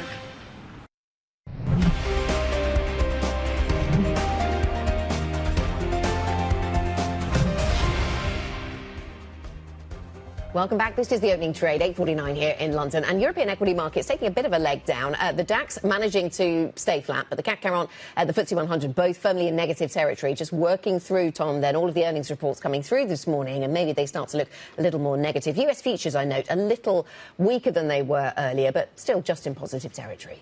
Yeah, just holding on to gains. S&P E-minis just edging into positive territory. Nasdaq futures after a rough day yesterday, pointing high by 0.2%. Let's look ahead to what else we're thinking about through the day. 10 a.m. UK time, Euro area April consumer economic confidence. We had Spanish CPI, of course, out earlier. 1 p.m. UK time, German CPI. So further details on the inflation story out of the Eurozone. 3 p.m. UK time, the Senate Banking Committee is scheduled to vote on Kevin Warsh's nomination as Fed chair. Will they get that across the line?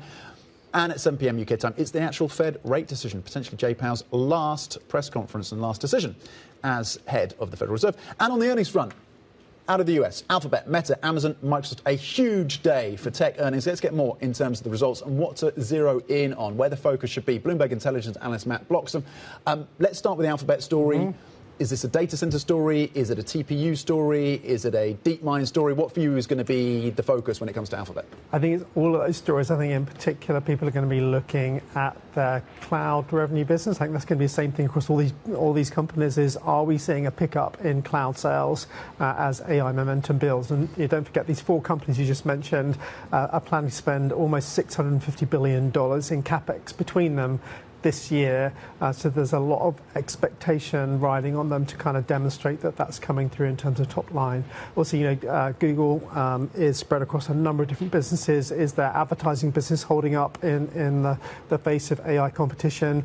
Are they closing the gap on Anthropic, on coding assistance? Is Gemini still in the lead versus ChatGPT? So there's a whole raft of issues I think people are going to be interested in to hear from them. OK, so that's a rundown from Alphabet perspective. And then you move on to something like Meta, where we have the Venn diagram of things we're interested in. There's some overlap there, but there's some different nuance. I mean, CapEx and free cash flow, is that going to be the epicenter of things when it comes to Meta? I think they're definitely going to be in focus. I think also margin is going to be in focus for them because we heard a few days ago that they're planning to cut 10% of their workforce and not fill another kind of 7 or 8% of outstanding vacancies. I think the market is expecting a fairly significant squeeze on margins, but it's going to be interesting how they manage that narrative and whether they can also point to an acceleration in revenue growth to help kind of justify the amount of money they're spending on infrastructure build-out. OpenAI, we saw the sell-off yesterday across the Nasdaq 100, down about 1%. You had the likes of CoreWeave, SoftBank, of course, over in Japan, selling off pretty aggressively on this Wall Street Journal reporting that OpenAI is not meeting its metrics. They've pushed back. Yes. Is that likely to repair the damage? I don't think so. I mean, I think if you look at public statements both from OpenAI and Anthropic, their key rival, there has been a crossover in sales momentum. So OpenAI talking about maybe $24-25 billion of annualized revenue right now. Anthropic's now at $30 billion, and that's been a very recent crossover. So I think that there has been a shift in the kind of pecking order. And you hear that anecdotally. People are talking about Anthropic and Claude the way they used to talk about ChatGPT. And in an enterprise context, that's the one that has the momentum. So I think clearly there have been some ambitious targets missed, but OpenAI is still an early stage company.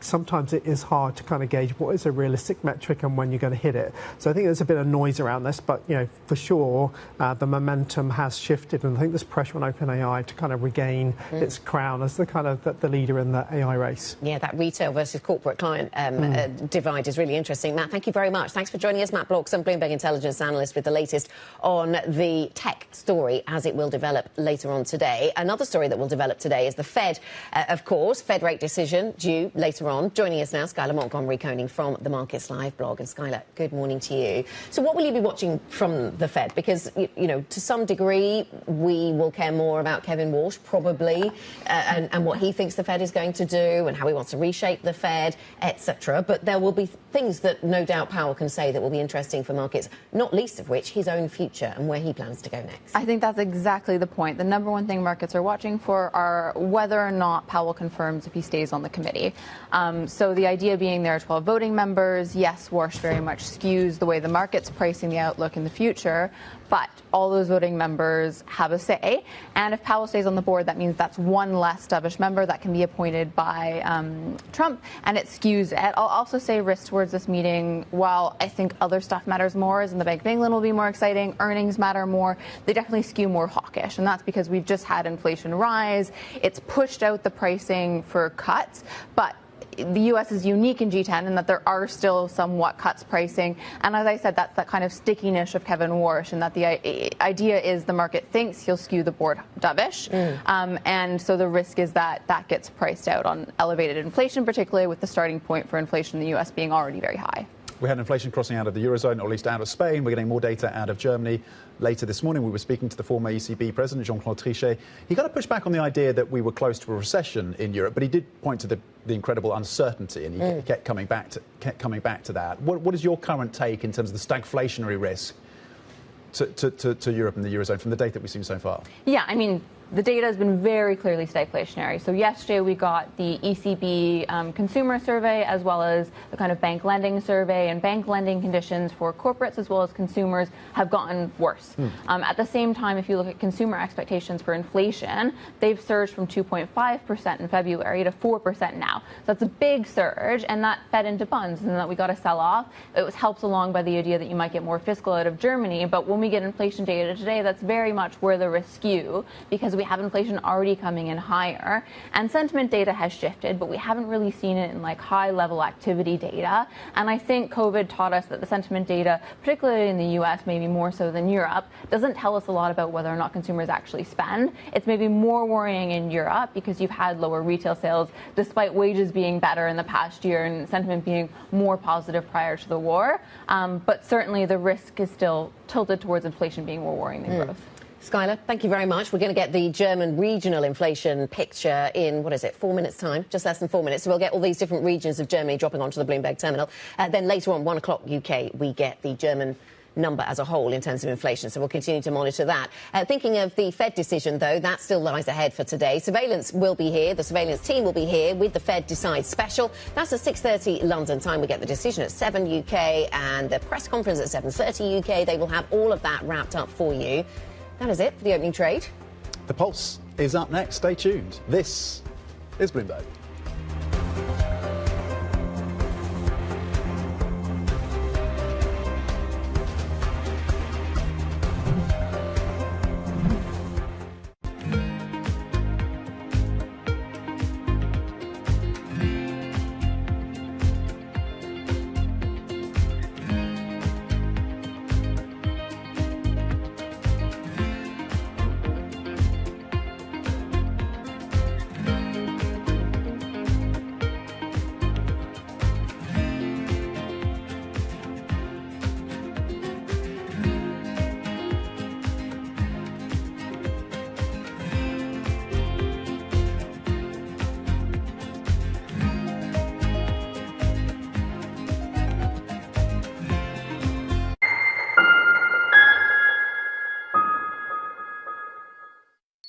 Asia is at the forefront of some of the world's biggest stories. I'm Sherrian in Tokyo.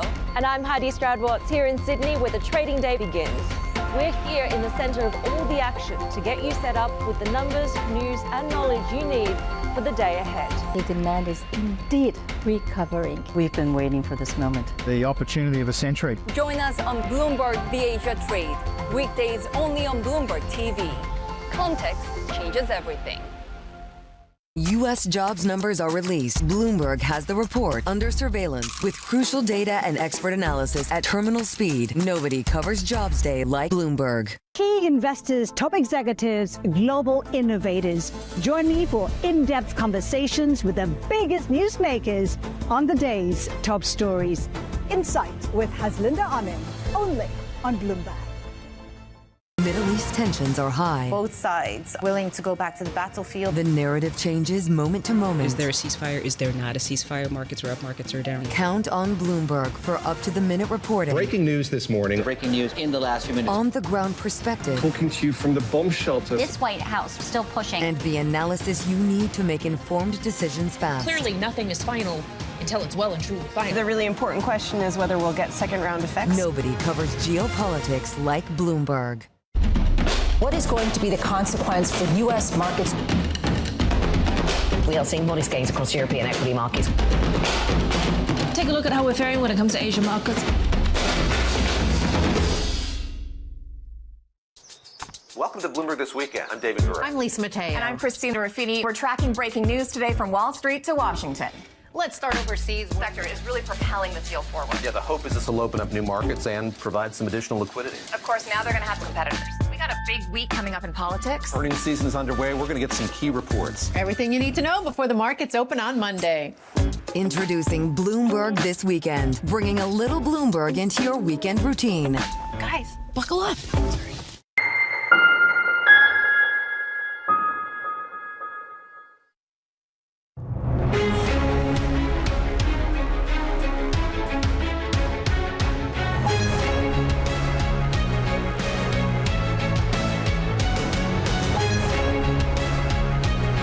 newsmakers and market movers.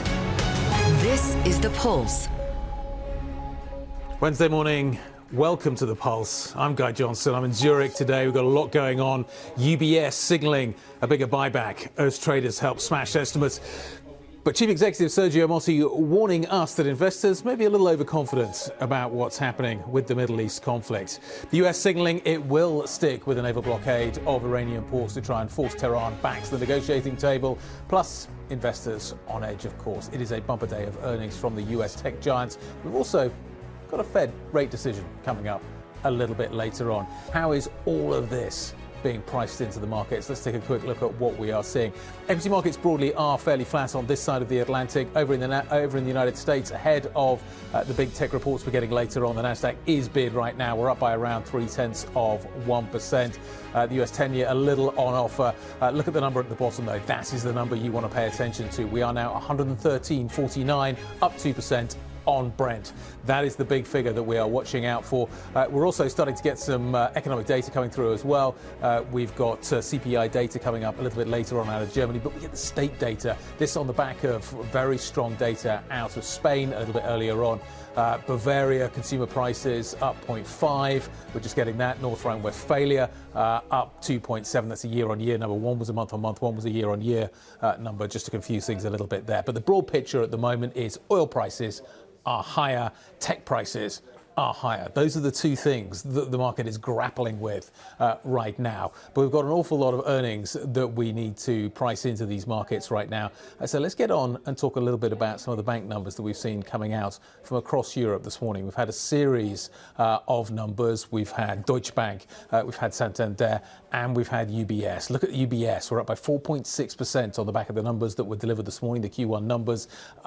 This after the Swiss lender posted first quarter profits that very much topped estimates. The bank confirmed also its intention to add to the 3 billion tally of share buybacks this year. That comes a little bit later. They're accelerating that buyback program. So I caught up with the bank's CEO first thing this morning, Sergio Mossi. We started off talking about the company's earnings and what traders in particular have delivered. Not only our traders, I think that all the businesses have been performing quite remarkably. I mean, if you look at all of them delivered double-digit growth, and also from a regional standpoint of view, we had outstanding results across the board, and particularly in our Asian business. Okay, let's talk about the buyback. Last quarter, you indicated that things would improve this quarter. We were expecting an update. We were expecting a positive update. That was the signal to the market. This time round, you haven't delivered that. There's a number of different reasons behind that decision, and you basically punted it until the next quarter, Q2. One of the reasons appears to be around the capital requirements story that is currently now starting its journey through Parliament. Are we really going to have enough clarity next quarter for you to be able to give us an update on what's happening with the buyback? Yeah, well, actually, we are giving an update this quarter by saying that we believe we're gonna complete the 3 billion buyback by the end by Q2 results, so by the end of July, which is clearly a change compared to what we said before, which was we would do 2 billion. So I think that in that sense, what has changed is that there are 2 or 3 conditions for on how to manage capital returns. One is progress on integration, which we tick the box with the migration of the Credit Suisse clients into our Swiss platform. Number 2, the financial performance. You saw the strong results in the first quarter, and our ability to maintain a capital level at around 14%. We are at 14.7%. So I do believe that we delivered on some things. The uncertainty around the regulation is something that is going to take time. Yes. And is definitely will influence our capital return plans, but it's not the only conditions. Okay. Do you expect any clarity by next quarter on that front? Not a lot of clarity. Okay. I think that if you look at the political processes starting early next month, so in a week time, and I think that is going to take time. This is a complex matter. It took first 2 years of discussions. I think we cannot really pretend that the Parliament jumps into conclusions very quickly. So we are happy to be able to contribute. The Parliament, you're going to contribute. Okay, we'll maybe come to that thought in just a moment. Parliament normally waters things down. Do you expect it to water this down, the foreign subsidiary 100% rule? Do you think that gets watered down by Parliament? I honestly, I don't think I'm hopeful. I don't expect anything. I'm hopeful. Okay. There's a big difference between being hopeful and expecting anything. What do you want out of it? What would be an acceptable? You're lobbying hard. What's the end point that you want to get to with this lobbying effort? What would be We are not lobbying hard. We are just representing the interest of. It's our duty and right to basically highlight what are the consequences to our shareholders, to our clients, and also to the employees in Switzerland. I mean, we have 30,000 people, so we are just trying to contribute to a fact-based discussion. So, okay. And which it was not always the case. So what we expect, I mean, is we are not asking for anything other than having something that is internationally aligned. Okay. And allow us to compete out of Switzerland in a fair way. But it's also very important because the issue is that what needs to be done, the true lessons learned from the Credit Suisse crisis, really understanding the root causes of what happened is very important, because without the concessions that were granted to Credit Suisse would have not gone down in this way. All of that, I'm sure, is correct, but the government is looking at 100% foreign subsidy and the foreign subsidiary capital requirement. You've never said what the number is you want. You've never said you want to contribute, but you've never indicated publicly what would be an acceptable outcome. We must be getting to the point. Guy, we are not in a negotiation. We are a receiver here. So, okay. I mean, it's not like by saying what we wanted, we're going to get what we want. So I think that there are plenty of options. But you've never said what you would take. You've never said what would be an acceptable number. What we are trying to show is what are the international standards, how our peers operate. Standards? What is an acceptable international standard? The outcome of this proposal will translate on us having 30, 40, 50%, I mean, depending on how you calculate, an extraordinary amount of excess capital that is going to be totally unproductive and won't. That is not capital that you can use to give loans to serve clients and or to do acquisition, to return capital to shareholders. So it's basically dormant and unutilized capital. So we want to be able to compete while also protecting taxpayers, right? So what's the number? So what you want to be able to compete, but you want to be able to protect taxpayers.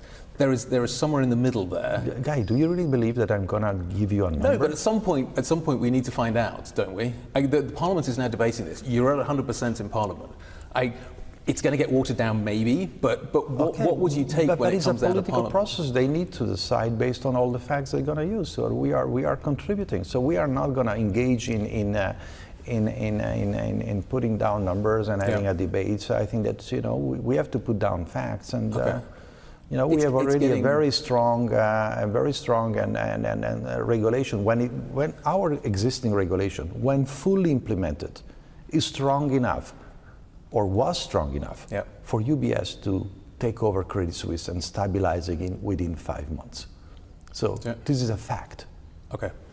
The lobbying effort, let's just talk about that. The finance minister said that your efforts are not very Swiss. That sounds like a fairly blunt attack on UBS. Your response to that? Well, look, I think that is our right to represent, and duty to represent our interest, and I'm not going to go down and engage in this kind of. But how would you describe relations with the government at the moment? Are they functional? Are they workable? What's communication like? Because that sounds like a fairly blunt attack on UBS. I think our relationship is professional. Professional. Excellent. Let's talk about kind of what happens next, therefore, in all of this. You must be reaching the point where you have to make some fairly tectonic decisions about what you do with this business. It feels like you're at the point where it's kind of go big or stay home. Go big or shrink. Is that the point we're getting to? It's premature to speculate about timing on these things, because it may or may not take. It may take months, or it may take longer to resolve this matter. So So we're not going to jump into the conclusions. Our top priorities is to operate successfully as a global bank out of Switzerland. We always say that. And we're going to continue to fight till the last minute to make sure this can happen. Okay, so it is still possible that you could relocate. That is still an option. This is a speculation, so I'm not going to comment on speculation. You have said that shrinking is not an option. That's a certainty. Okay, so that's off the table. So shrinking is off the table. But that's not a speculation, that's a certainty. Okay, so that's a certainty. So you're not going to get smaller, so are you going to get bigger? So your chairman has talked about the fact that buying a wealth manager in the United States would be a possibility. That's a speculation. He said it. But, well, no, he said that we will need to take measures to protect our shareholder interest. That's another matter. He talks about buying wealth managers in America. Would an acquisition give you more? But that kind of statement was done back and totally so that's out of date. Outside the context of this discussion on too big to fail. So the fact that we want to continue to grow we are the leader in wealth management. Yep. And the US is a very attractive market, it's the largest market in the world. And what we are trying to do is to make sure, by the way, we make more than $2 billion a year on average in the US. And we believe we can make it better and we can grow further. And it's part of who we are. So, but this comment was done a couple of years ago, totally outside this too big to fail discussions. Nevertheless, would an acquisition in the United States give you optionality? I'm trying to figure out what your options are. No, our options right now in the US is to execute on our current plan. We can do better with what we have, and we have plenty of room to really understand what needs to be done organically or non-organically to grow. But the center of our strategy will always be to be around wealth management. So 60% of our revenues right now is in asset gathering businesses, asset management and wealth management. Yeah. And so whatever we do is won't change who we are. So I should not expect big decisions at this point. You're not there yet. Absolutely right. Okay, next 6 months I can park that. Because that's the question I get from analysts. It's kind of, you're talking to Sergio, can you find out what's happening in the next 6 months? Because we're expecting big things to happen and we think he needs to make some decisions. Well, how can you make decisions without having all the information? And we have some critical informations needed before making strategic decisions. Sergio Morti, the CEO of UBS, speaking to me here in Zurich first thing this morning. As we saw those numbers being released, very well received numbers this morning. The bank is certainly delivering at the moment. You're certainly seeing the iBank in particular delivering very strongly. The shares are up really well on today. Let's talk about, it's been a busy day for banks. It's not just UBS that's out with numbers this morning. Santander's net income also beat. Deutsche's a slightly different story. Deutsche Bank posting higher than expected profit and revenue with fixed income and currencies trading a little flat for the year. Investors, though, maybe punishing the bank a little bit this morning. Santander edging a little bit higher. So we caught up with both the CFOs. So let's take a listen to what they had to say. FX has certainly played the headwinds from dollar euro or year over year certainly played a role. That said, first quarter last year was a record quarter for FIC.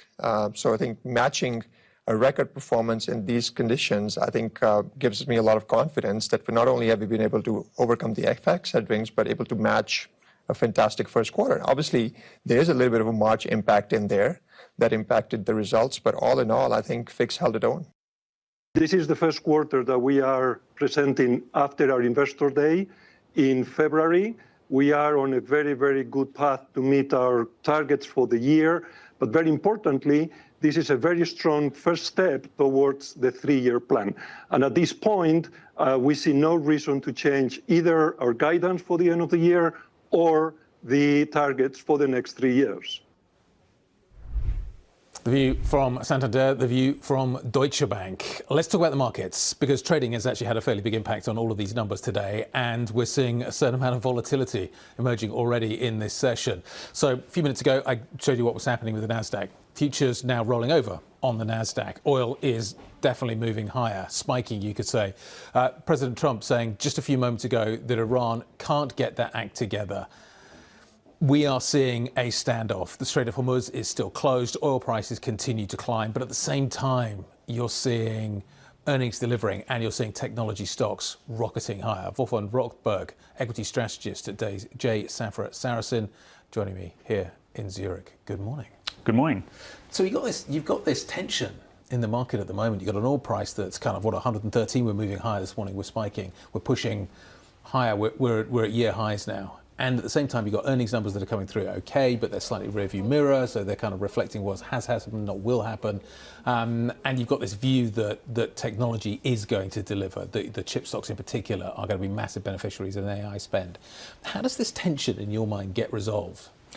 Well, if we look at the market itself, what's worked quite well over the past 2 months is the correlation between the PE and the oil price. So basically inversely correlated with the PE benefiting when the oil price falls. Over the past 1.5 weeks or so, there's been a bit of a decoupling. Say basically the PE is now priced for an oil price of 90, oil price is obviously back above 100. So say the market is really trying to move on from the conflict. Yeah. Is that the right thing to do? I think it's the right thing to do in a sense that I would say, there's a window for a solution, for a resolution of the conflict. Yeah? I think the two parties are moving towards one another in a sense that they, kind of put options on the table. And say if the stress increases to a point at which, in particular, Trump would say, okay, this is unbearable, this is now really hurting him, he may turn around and try to strike a deal. So we're still relying on the Sacco trade? In a way we do, yeah, in a way we do. But I think until, let's say, 2-3 weeks ago, the situation was slightly different in a sense that really you couldn't see how the whole thing plays out at the end of the day because the Iranians didn't even come to the table, let's say, to negotiate. Now they've shown some willingness at least to open the Strait of Hormuz because they feel the pain themselves, which I think, is creating an incentive on both ends to find a deal at the end of the day. If this will happen in the very near term, difficult to say. But I think there's a cap, let's say, in terms of like how high the oil price will go at the end of the day and how low the market could potentially go. What's the upper cap? The upper cap for the oil price is probably somewhere at around 150 max, but say this is not our base case. But I would think at this point we will really see oil starting to hurt the consumer in the US, which has not happened so far. That hasn't happened yet. We're starting to see it showing up in Europe, though. I see the PMI data. It started to roll over. Spanish CPI this morning, higher. We're going to get German CPI very shortly. The ECB is potentially talking about hikes. Are we back to American exceptionalism when it comes to equity markets? Do I want to put money to work in Europe? Do I just put money to work in the United States? If I look at the data, definitely, we are back at US exceptionalism as compared to Europe. Most recent economic data, as you mentioned, PMI is weaker in Europe. We also had the bank lending survey coming out of the ECB, quarterly bank lending survey coming out yesterday. Conditions deteriorating to the worst since the end of 23. And this is a great lead indicator for PMIs, which suggests that PMIs actually go below 50 over the coming months, after the drop which we have seen now in March or in April in the flash numbers. And this is not pointing at an environment in which Europe can thrive. On top of that, and I think the transmission channel through the central bank is, let's say, more difficult in Europe than it is in the US. Obviously, US Fed has a double mandate. They say basically, look, we look at inflation, but we also look at the cycle or the labor market in particular. While in Europe, it's very clear focus on inflation. Meaning, if we were to see a kind of further spike in inflation, the ECB may react more aggressively to that. And I think the market is priced for that as well. In terms of if we look at the rates market pricing, obviously 2 hikes from the ECB, no hikes from the Fed. Is it American exceptionalism, therefore? Do I just buy America or do I just buy big tech? It's slightly more geographically sort of uncertain where I buy big tech because you can buy it in Asia as well. Obviously, there's a lot of chip stocks out there. Or in the United States. But am I just buying tech to hide from the geopolitics? Is that the narrative? Kind of. But I think what's happened also is that the tech trade has broadened, in particular in the US. Look at industrials, look at utilities.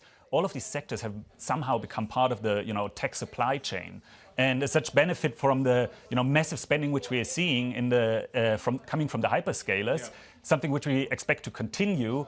And meaning, it's more than just tech in the US. In Asia, I would be more selective. It's just tech in a sense that it's basically to the energy market in Asia more so. So maybe much more selective. Exactly. But if we listen to what the semi names in Asia are saying, in terms of like shortages on helium and so forth, where there was some concern just a couple of weeks ago, they seem to be fine.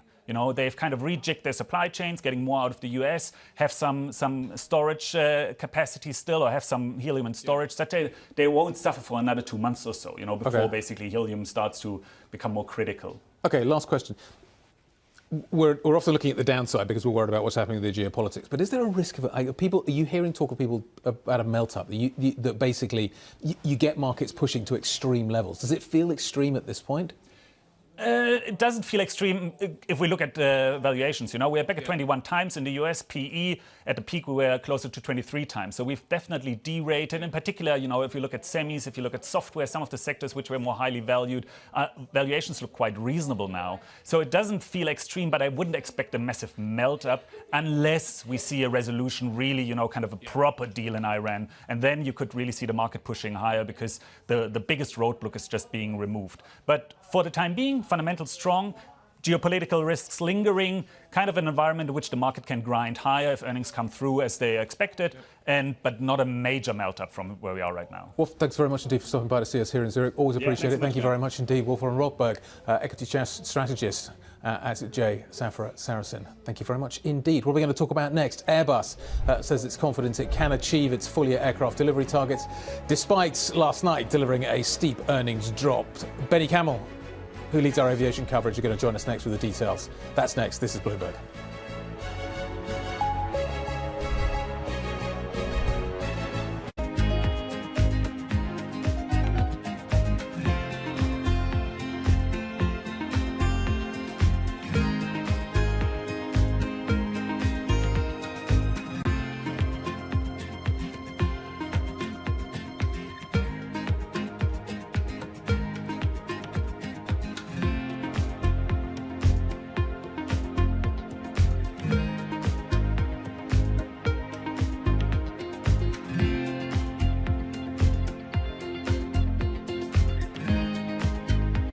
Get your fixed income fix. Watch Bloomberg Real Yield around the world right here on Bloomberg. Context changes everything.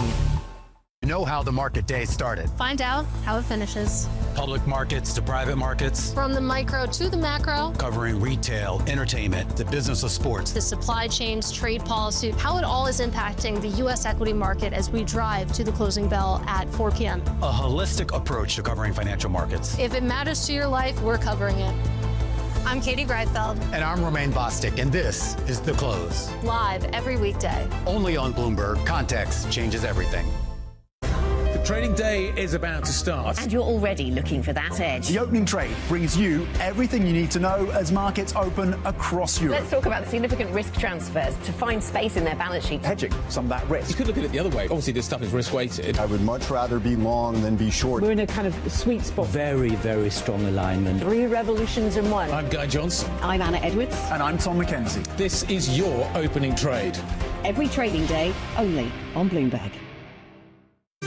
Good morning. This is Bloomberg Surveillance. Welcome back to the opening trade. Watch Bloomberg Tech. This is the Asia Trade. This is Wall Street Week. Welcome to Balance of Power. You're watching Bloomberg Deals. Welcome to Bloomberg This Weekend. This is Bloomberg Television.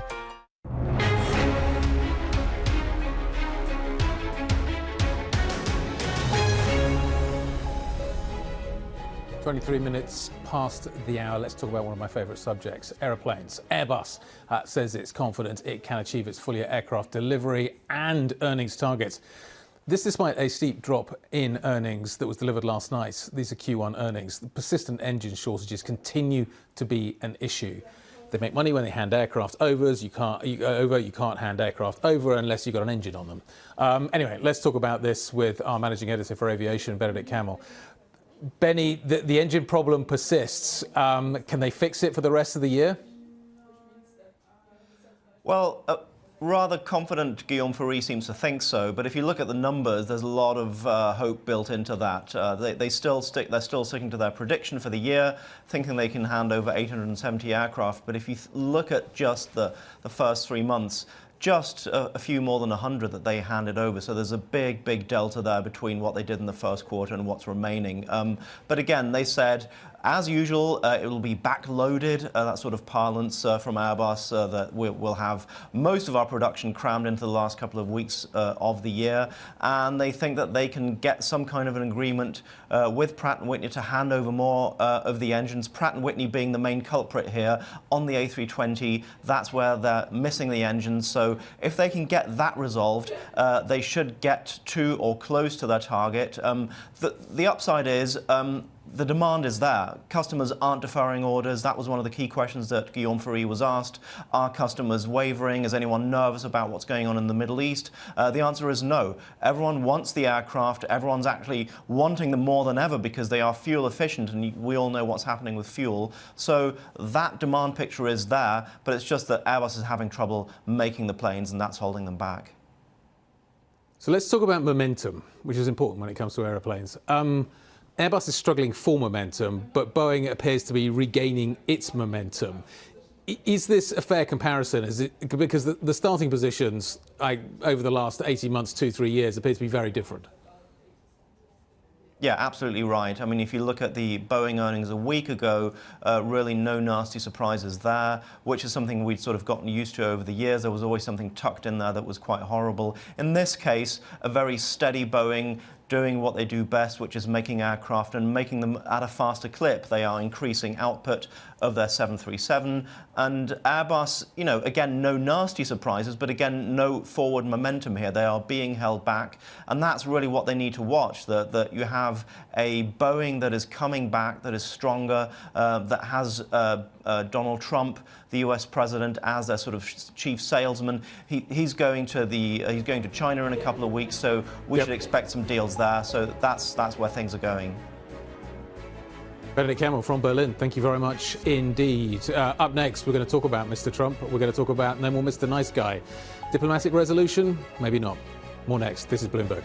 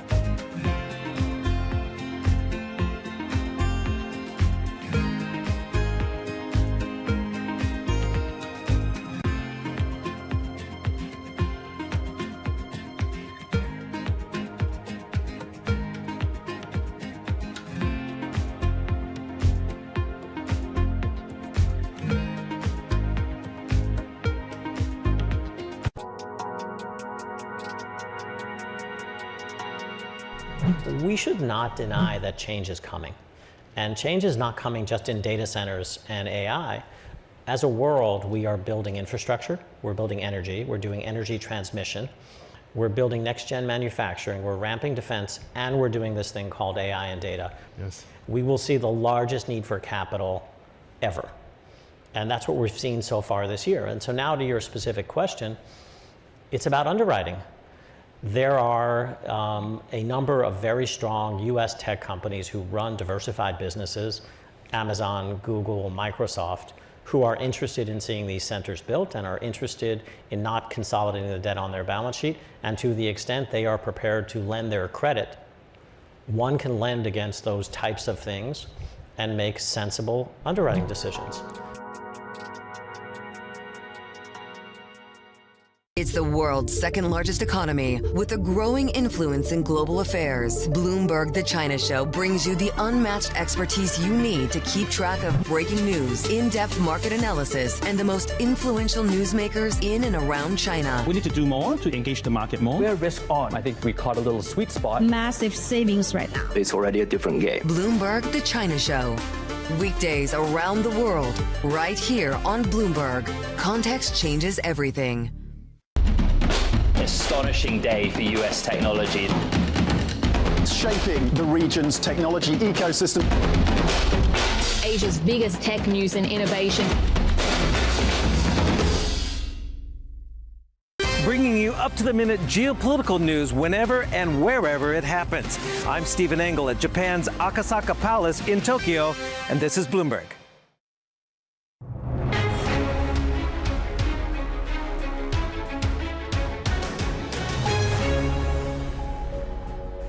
Morning, welcome back. Watching The Pulse, I'm Guy Johnson from Zurich today, and these are the top stories you need to know about. UBS pledging a bigger buyback as traders help smash estimates, but Chief Executive Sergio Motti warning us that investors may be a little overconfident about the outcome in the Middle East. Oil spiking as President Trump says Iran can't get its act together and doesn't know how to sign a non-nuclear deal. Plus, investors on edge for a bumper day of earnings from the United States. We've got tech giants on deck. Plus, we've also, of course, got a Fed rate decision.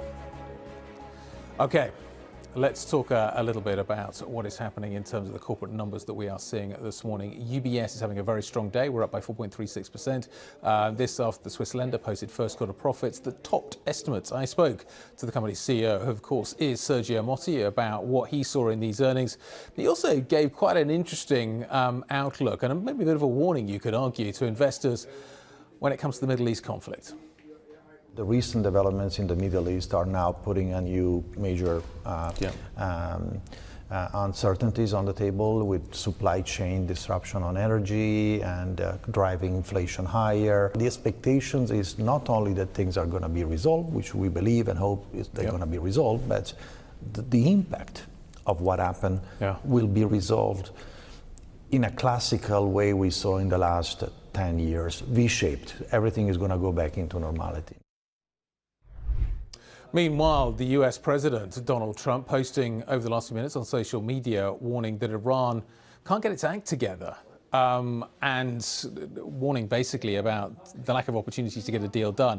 Oil is definitely moving higher on the back of these comments that we've been seeing. So let's get a kind of in-the-minute update from what we know, what we don't know, from Jumana Basechi, who joins us now from Dubai. Jumana, we've had a load of comments over the last few hours, plus we've also had these comments out of the Wall Street, this story out of the Wall Street Journal as well. Talk us through what we know this morning and what's moving oil prices higher. Yeah, that's right. Well, just in the last 15 minutes or so, we got this Truth Social post from Trump suggesting he is not going to be Mr. Nice Guy anymore. He's saying Iran can't get their act together. They don't know how to sign a non-nuclear deal. He probably means a nuclear deal in this respect. And of course, the background to all of this is we know that after a whirlwind trip over the weekend, the Iranian foreign minister, meeting with many mediators, presented a proposal to the U.S. to work towards ending the war, but via a two-phased approach. The first part of it would be the mutual lifting of the blockade around the Strait of Hormuz, and then deferring the discussions around the nuclear file to later. Now, the last couple of days, we have been waiting for an official response out of the White House. We haven't actually got an official one. But to your point, Wall Street Journal reporting this morning that President Trump has sat with his advisors, has assessed the multiple options that he has, including walking away, a resumption of hostilities, or indeed an extension of the U.S. naval blockade. And Wall Street Journal reporting that he's opting to continue the blockade because in his eyes, it is actually working. Because the longer this blockade goes on for, as we know, the more it's going to restrict Iran's ability to export oil. Storage capacity is filling up, and at some point, this will bring the Iranian regime back to the table. Now, that is the thinking from the U.S. perspective. And indeed, yesterday, President Trump described the Iranian regime as being very fragmented and on its knees. Now, the question is from here whether that is actually the case, whether the Iranian side will be incentivized to return back to another round of negotiations in the absence of the U.S. lifting their blockade, or whether we're in a situation of a standoff where both sides are waiting for the other side to blink. And the real possibility here, especially with this latest Truth Social post, of another round of hostilities, which cannot be removed as a possibility right now. So the UAE has decided to walk away from OPEC. You've been getting the Emirati reaction, or kind of the thinking behind this decision. But what's the wider reaction in the region to this decision? Yeah, well, Guy, it's interesting because the announcement itself was pretty shocking, but nobody's really surprised. The background to all of this is there had been simmering friction between the UAE and the Kingdom of Saudi Arabia, the de facto head of OPEC, for years. And that, it all came to a head back in 2021.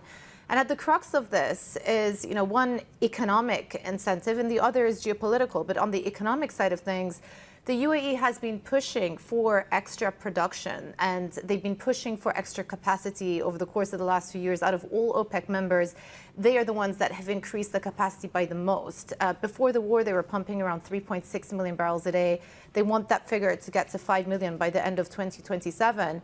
But of course, they are were constrained by the collective decision making by virtue of being part of OPEC. Now, when I spoke to the UAE energy minister yesterday, and this is right after the announcement, what he did say is a careful decision was taken and right now will not hugely impact the market as the market is clearly undersupplied. And I think here, if you look at the reaction in oil markets this morning, this actually vindicates the UAE decision to leave OPEC. If they had come out with this decision maybe a year ago when we were talking about the market being oversupplied, you would have seen the knee-jerk reaction of oil plunging the next day to account for perhaps a market share war in the market or an increase in production. Today is a very different environment. We're talking about 10 to 12 million barrels a day of the region taken away from the market.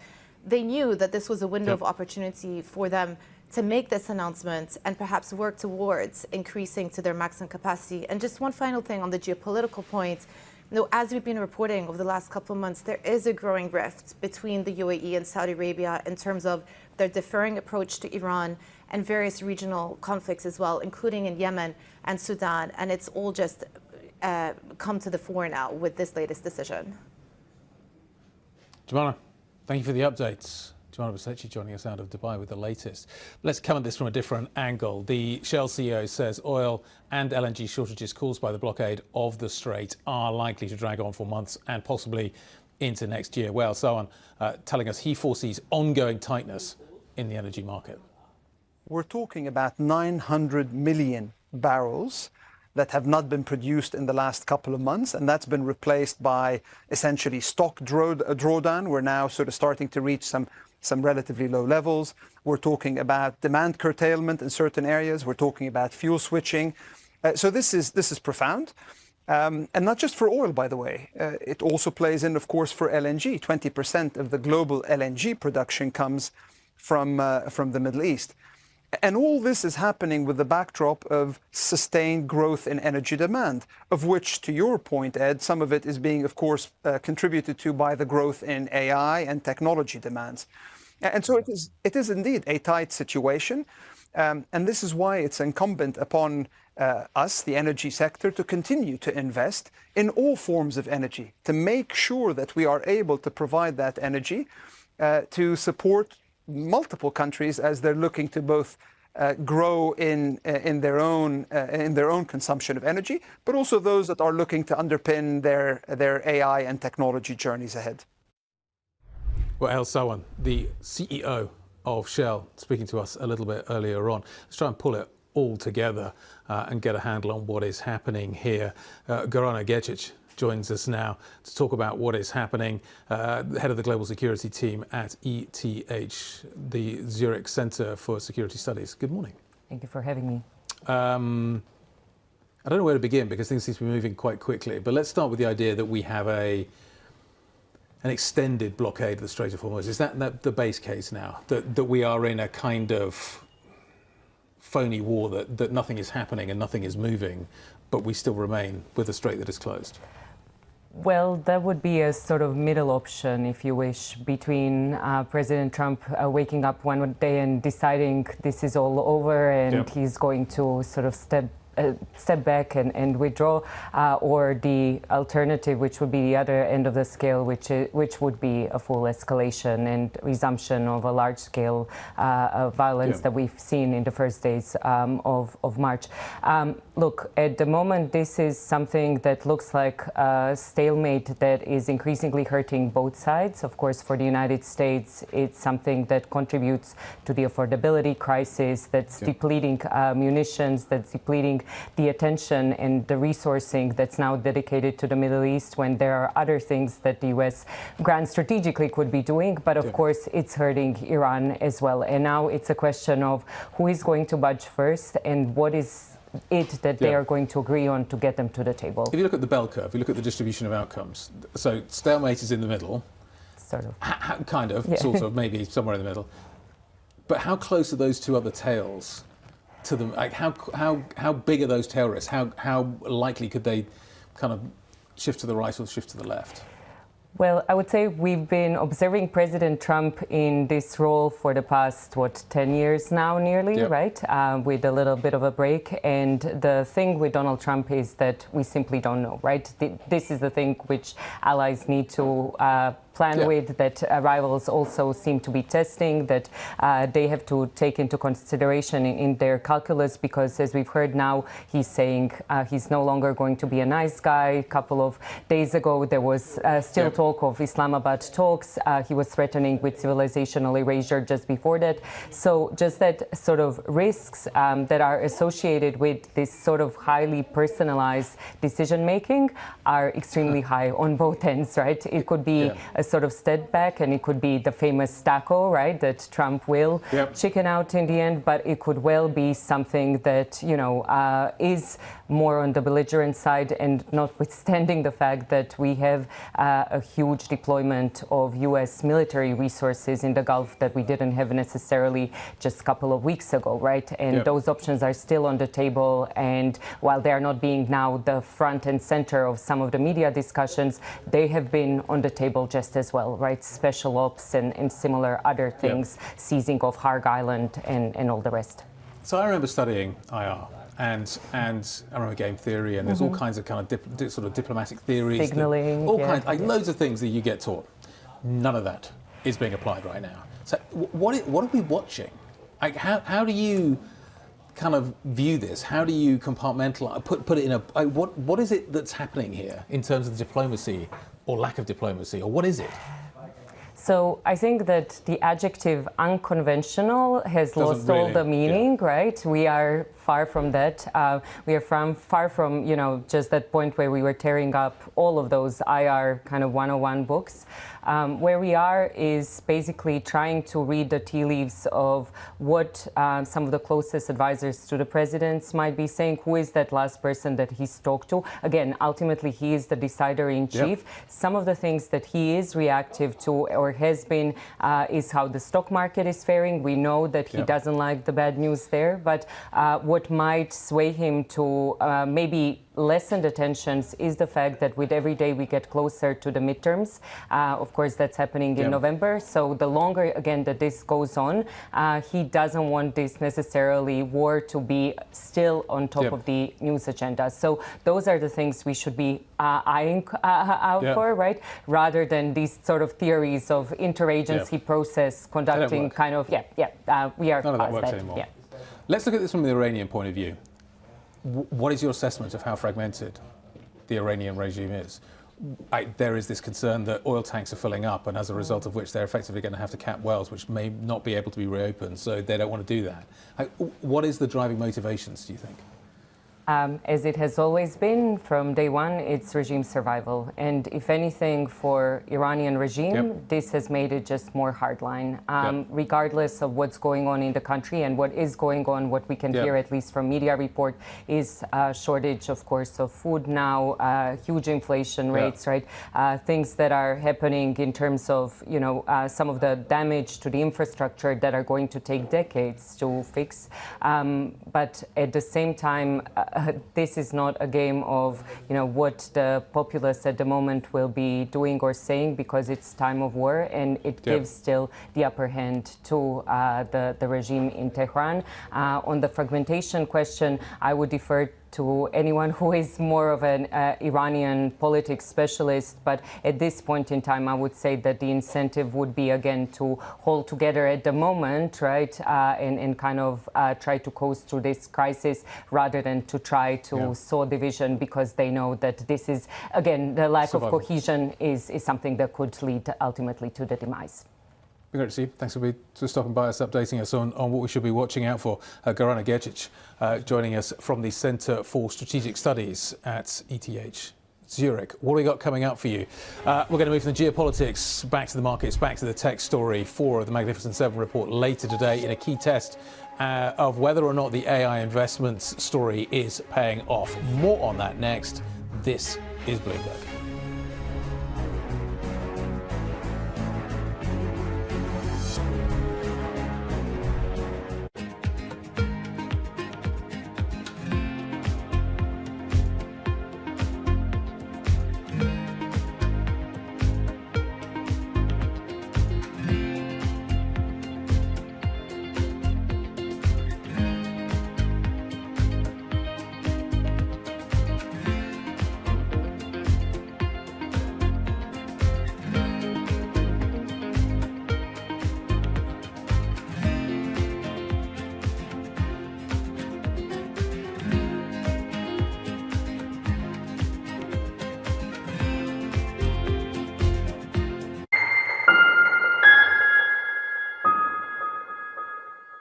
Technology is embedded in every aspect of our lives. And laying the foundation for the future. From finance to defense, AI to entertainment. And from the road to the stars. Bloomberg brings you the latest stories of the people and companies pushing the tech sector to new frontiers. And the politics that shape global tech markets. I'm Caroline Hyde in New York. And I'm Ed Ludlow in San Francisco. Watch Bloomberg Tech every weekday. Only on Bloomberg Television. Making money isn't about drowning in emotions. It's about understanding what's actually happening. Markets are the best way to glean signal from noise, and that is what we try to do every morning. This is Bloomberg Surveillance. Every weekday, Bloomberg puts the spotlight on a different aspect of global finance. Flows, funds, and the forces shaping markets on ETF IQ. The future of money with Bloomberg Crypto. The players behind major transactions on Bloomberg Deals. The stories informing finance with Bloomberg Markets. And rates, risk, and the cost of capital on Bloomberg Real Yield. A different topic every weekday, only on Bloomberg Television.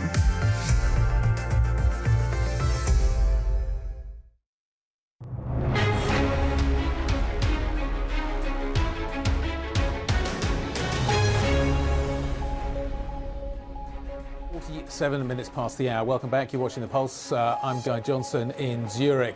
Now, ahead of the full German CPI reading this afternoon, fresh data from the country's states suggests that the April print may not be as strong as feared. The uncertainty around the economic impact of the energy shock is likely to see the ECB, though, maybe leave rates unchanged tomorrow. But we're waiting for more information. That said, we did see quite a hot Spanish number a little bit earlier on. Maybe that is a factor that we need to put into the thinking as well. Zoe Schneeweiss, Bloomberg's economics editor, joins us now.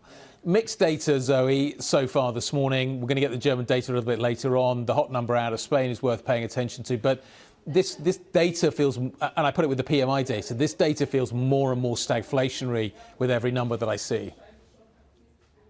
Yes, that's right. Even though the German numbers later this afternoon, might not be as strong as some had feared, anything close to 3 obviously is very bad news. That combined with the GDP number, with those GDP numbers, and we will get GDP readings across the region for the first quarter tomorrow, just does point to that stagflation picture.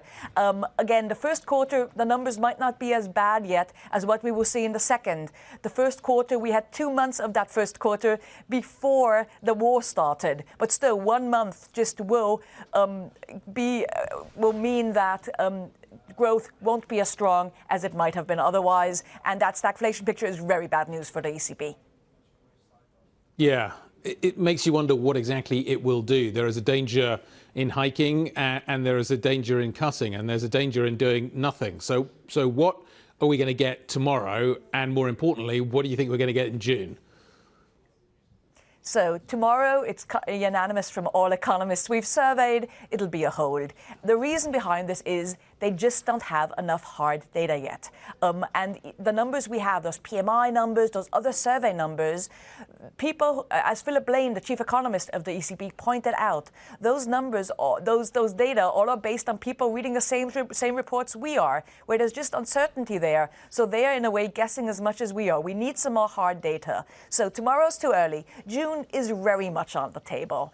And economists and markets here both do agree that they think there'll be a hike in June. Lagarde herself tomorrow, let's see what she says. She generally has tried to be very careful here. They have that whole line with a meeting by approach. They don't want to preempt anything. They don't want to tie their hands. Because if you remember back in 2022, one of the reasons why they started late was because back then they still had forward guidance.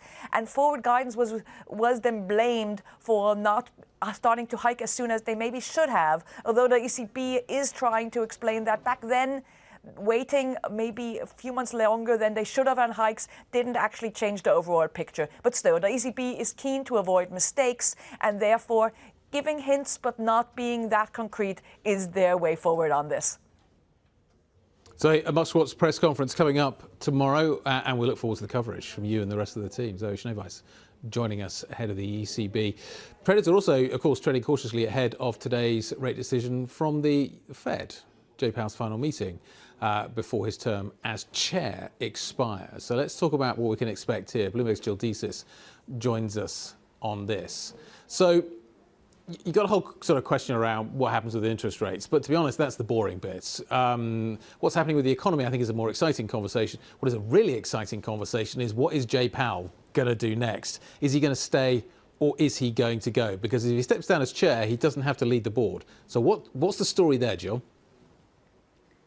Yeah, Guy, I mean, that's really the only question here. I think it's, pretty widely expected. Fed's just in wait and see mode when it comes to rates. So when it comes to Powell, I mean, that's the one where we want to see whether or not he ultimately stays on. Look, at this point, the vote for Kevin Warsh looks like it's pretty poised to go forward. Powell's term expires on May 15th. It's the middle of the month. So we're probably looking at Powell's last meeting here as chair. Now, his term, though, doesn't expire for the next couple of years. So that's really the question here as to whether or not this is an environment that he continues to stick around in. He's certainly indicated that until that federal probe into the Federal Reserve ultimately is resolved and done and dusted, that maybe he's not really going anywhere. But I think it's going to be really interesting to see how he takes this press conference and ultimately addresses ongoing pressures that Donald Trump certainly has from him. We've also seen in the form of Kevin Warsh talking about the idea of regime change at the Fed. Is that an environment that Powell can continue to operate in if he's no longer a Fed chair? I think that's ultimately what we're really looking to see out of his last briefing today. It's going to be, again, must-watch television. So are we all good to go on the Warsh nomination? Tom Tillis is behind it. Nothing standing in his way now. That does seem to be it. I mean, you've got broad consensus from the rest of those GOP senators that they're willing to move forward this nomination. It was really Tom Tillis that was standing in the way here. He seems to be satisfied with the responses that he's gotten from the administration on that probe into the Federal Reserve. So at this point, we're looking today at a likely advancement out of this Senate committee. Then they still have to sort of schedule that full Senate vote. But at this point, there doesn't really seem to be any further obstacles. So assuming that there's no sort of like last minute surprises or anything like that, we're probably looking at somebody that's ultimately confirmed before Powell leaves on the 15th. Jill, great stuff. Thank you very much indeed. Jill Desis joining us ahead of the Fed meeting a little bit later on. And we're not done yet. So we've also got to deal with big tech. Microsoft, Amazon, Meta and Alphabet all reporting after the market closed today. Apple, of course, comes tomorrow. Matt Bloxham is here from Bloomberg Intelligence to update us. There's a lot about to happen. Which bits do I need to pay attention to? What are the key things that I should be looking out for? Yeah, so obviously this is a big quarter. The four companies reporting tonight, between them, are planning to spend $650 billion of capex this year. That's up about 70% year on year. So a huge amount of focus on whether those investments are starting to show incremental traction on revenue. And certainly across the board, consensus is generally looking for at least a modest uptick in revenue growth in this quarter. I think the focus of that revenue growth is really going to be around particularly what's happening in cloud demand, which is largely being fueled by AI. I think there's also some kind of questions here about margin, though, too, particularly with Meta. We heard last week that there are plans afoot for them to cut about 10% of their workforce in May and also not backfill another 6,000 roles. That'd be another 7 or 8%. So quite a significant effort there from Meta to actually demonstrate that they're looking to cut overheads to help fund investment for AI. So kind of real big focus on, are they getting a return on investment? Matt, earlier on this week, we saw a little bit of wobble in the tech sector. There were concerns around whether or not OpenAI was going to be able to deliver on its numbers. The company's pushed back on that. Do you think that pushback sticks? Do you think the market believes that OpenAI, it's all good, that there's nothing to worry about? I don't think so. I mean, obviously, we've heard publicly from both OpenAI and Anthropic recently about what their revenue momentum is, and there's been quite a big switch over there. So Anthropic now saying it's doing about $30 billion of annualized revenue, and OpenAI maybe about kind of 24, 25 billion. It was the other way around not so long ago. So, clearly the momentum is with Anthropic right now. For sure, I think OpenAI had some very ambitious targets, for example, getting to 1 billion active users on their platform by the end of last year. That's not quite happened yet. It's an early stage company still, so you would expect there to be some kind of juggling once they kind of figure out what the right momentum is. Clearly, it's growing at a rapid pace, but they've also, investing big. They're exposed to some kind of long-term supply contracts, so they do need to keep growing the business very rapidly, and there's a lot of competition out there. Matt, great to catch up. Looking forward to the coverage later on as well. Bloomberg Intelligence analyst Matt Bloxham joining us ahead of Big Tech's Big Day. OK, just a few updates on what's coming later. We're going to speak to Andy Burnham, the Mayor of Greater Manchester in the UK. That's from the Bloomberg City Lab event in Madrid. A lot of politics around Andy Burnham right now. The future of Keir Starmer very much in doubt. US futures look a little like this right now. Oil prices certainly on the move, which is a factor that you want to pay attention to. So oil prices have moved up kind of 113 on Brent as we see ongoing expectations that we are going to see the Strait of Hormuz being closed. US equity markets aren't pricing in much at the moment. To be honest, with such an amount of news flow coming later on today into the form of big tech, plus also in the form of the Fed, you can understand why maybe traders are sitting on their hands right now and waiting for an update on what is going to happen. But at the moment, you've got oil up, but you've also got tech up a little bit, 0.3% on the Nasdaq. Anyway, from Zurich, hope you enjoyed the show. This was The Pulse. This is Bloomberg.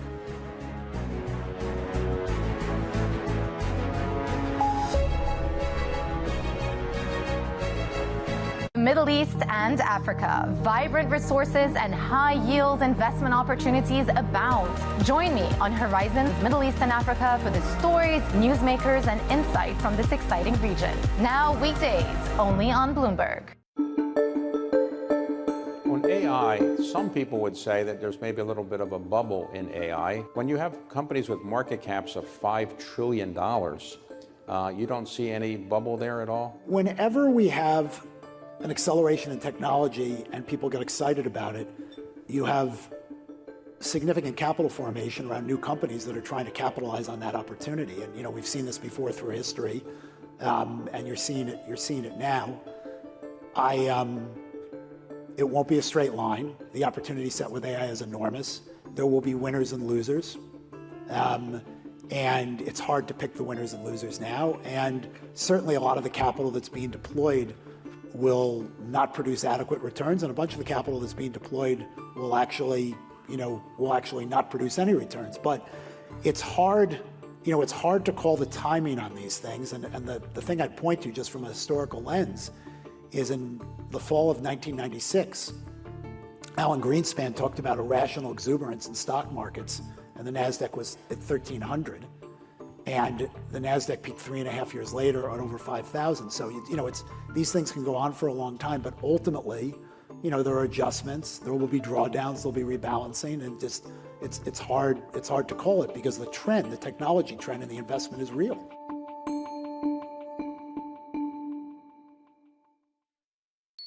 Asia is at the forefront of some of the world's biggest stories. I'm Sherrian in Tokyo. And I'm Heidi Stroud-Watts here in Sydney, where the trading day begins. We're here in the center of all the action to get you set up with the numbers, news, and knowledge you need for the day ahead. The demand is indeed recovering. We've been waiting for this moment. The opportunity of a century. Join us on Bloomberg The Asia Trade. Weekdays only on Bloomberg TV. Context changes everything. When news breaks, a redhead across the Bloomberg terminal. Bloomberg has you covered. Trump's global tariffs are struck down by the U.S. Supreme Court. For all the context and clarity you need. There's going to be now tons of tariff headlines until midterm elections. Hear it first on Bloomberg.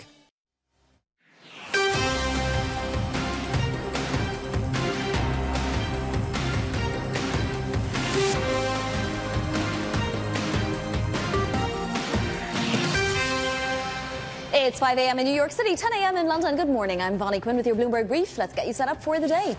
Maximum pressure. The U.S. signals it's sticking with its naval blockade of Iranian ports to choke off the nation's oil exports.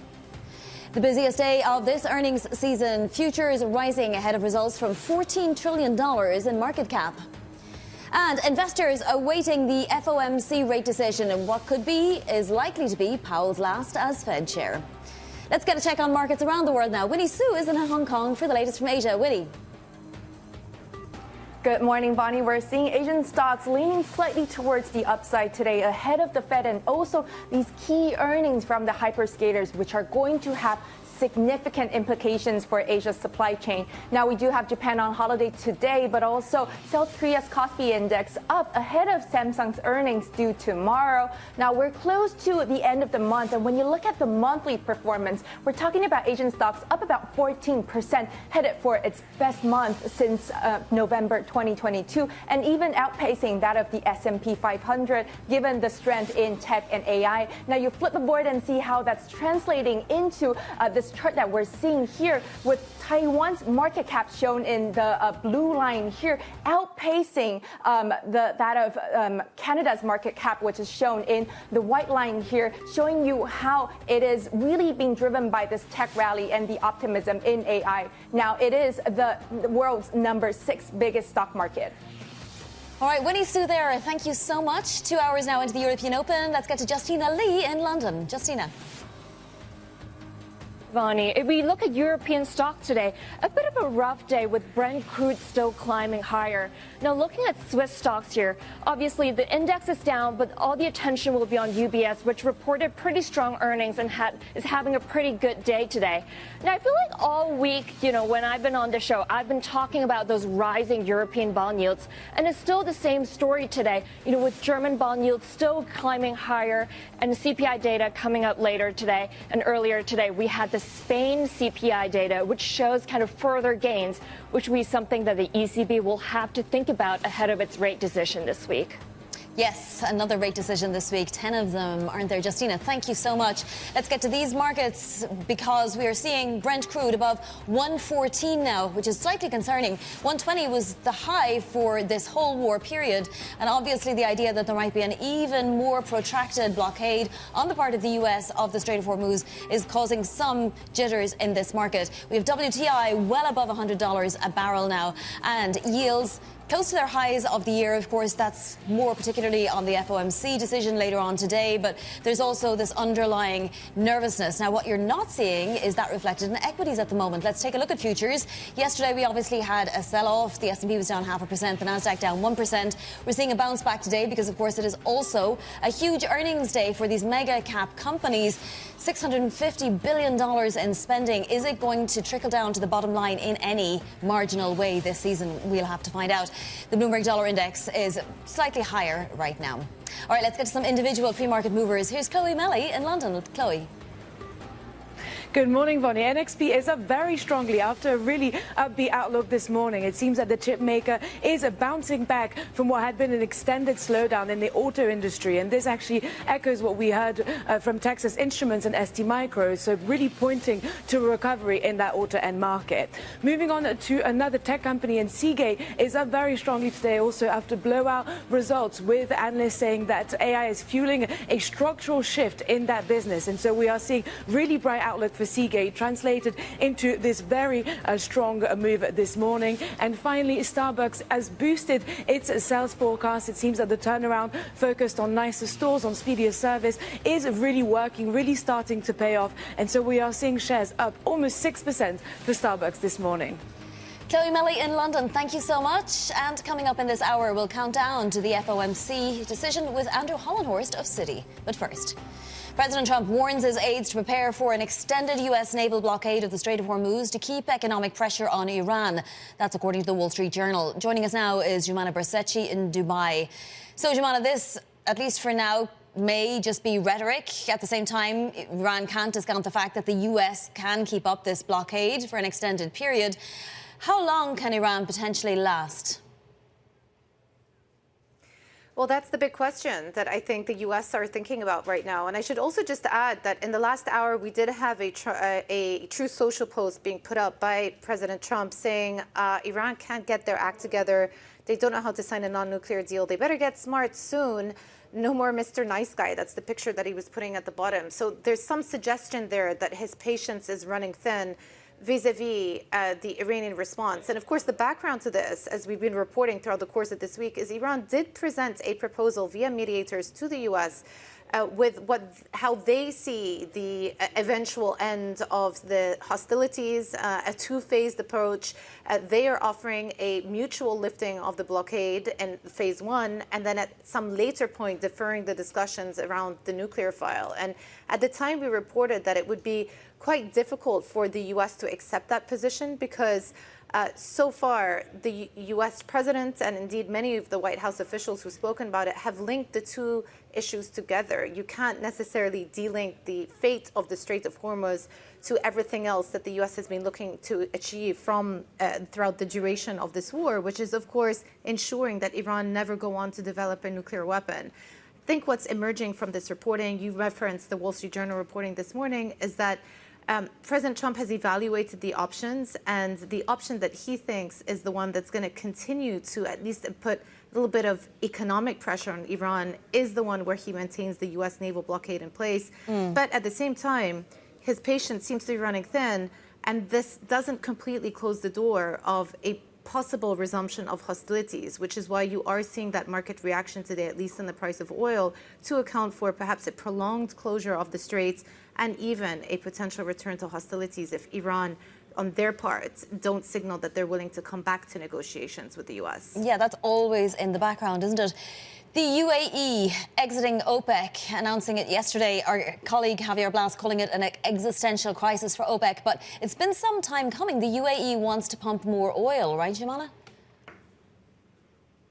That's exactly it. And, the backdrop to all of this is that it was obviously a shocking announcement, but not surprising for people who've been following OPEC and OPEC developments over the last few years. And remember, we did have an incident back in 2021 where the UAE and Saudi Arabia essentially went head-to-head. And the crux of the issue is Saudi Arabia have been supporting prices, and clearly their fiscal incentives are a little bit different from the UAE's fiscal incentive. Their break-even for oil is much higher than it is for the UAE. The UAE has been pushing for more production. They've been building up a lot of capacity. Even before the war, they were producing around 3.6 million barrels a day. Their goal was to get to 5 million by 2027. As being part of the group, there were question marks as to whether they could actually achieve that full capacity. Now, and I spoke to the UAE energy minister yesterday, he said that the market conditions are right because the market is clearly undersupplied. So they knew if they made this decision, there wouldn't be a huge impact on the market because the market wouldn't be quick to price in all of this extra production. So the question is not necessarily what happens now, but once things return back to normal, what does this mean for UAE production? And also, what does it mean for OPEC cohesion as a whole? Yeah, absolutely. Jumana, thank you so much. Jumana Bersachi there in Dubai. Investors awaiting the Fed's rate decision and Chair Powell's news conference with a little uncertainty surrounding the economic outlook and leadership at the central bank. Joining us now is Bloomberg's Jill Deeses. Jill, will we know any more after the press conference today about whether Fed Chair Powell is sticking around after this meeting? Well, Bonnie, I mean, that's really the question, I think, on everybody's minds here. When it comes to the Fed's actual rate path, at this point, it kind of seems like a done deal. They're ready to hold.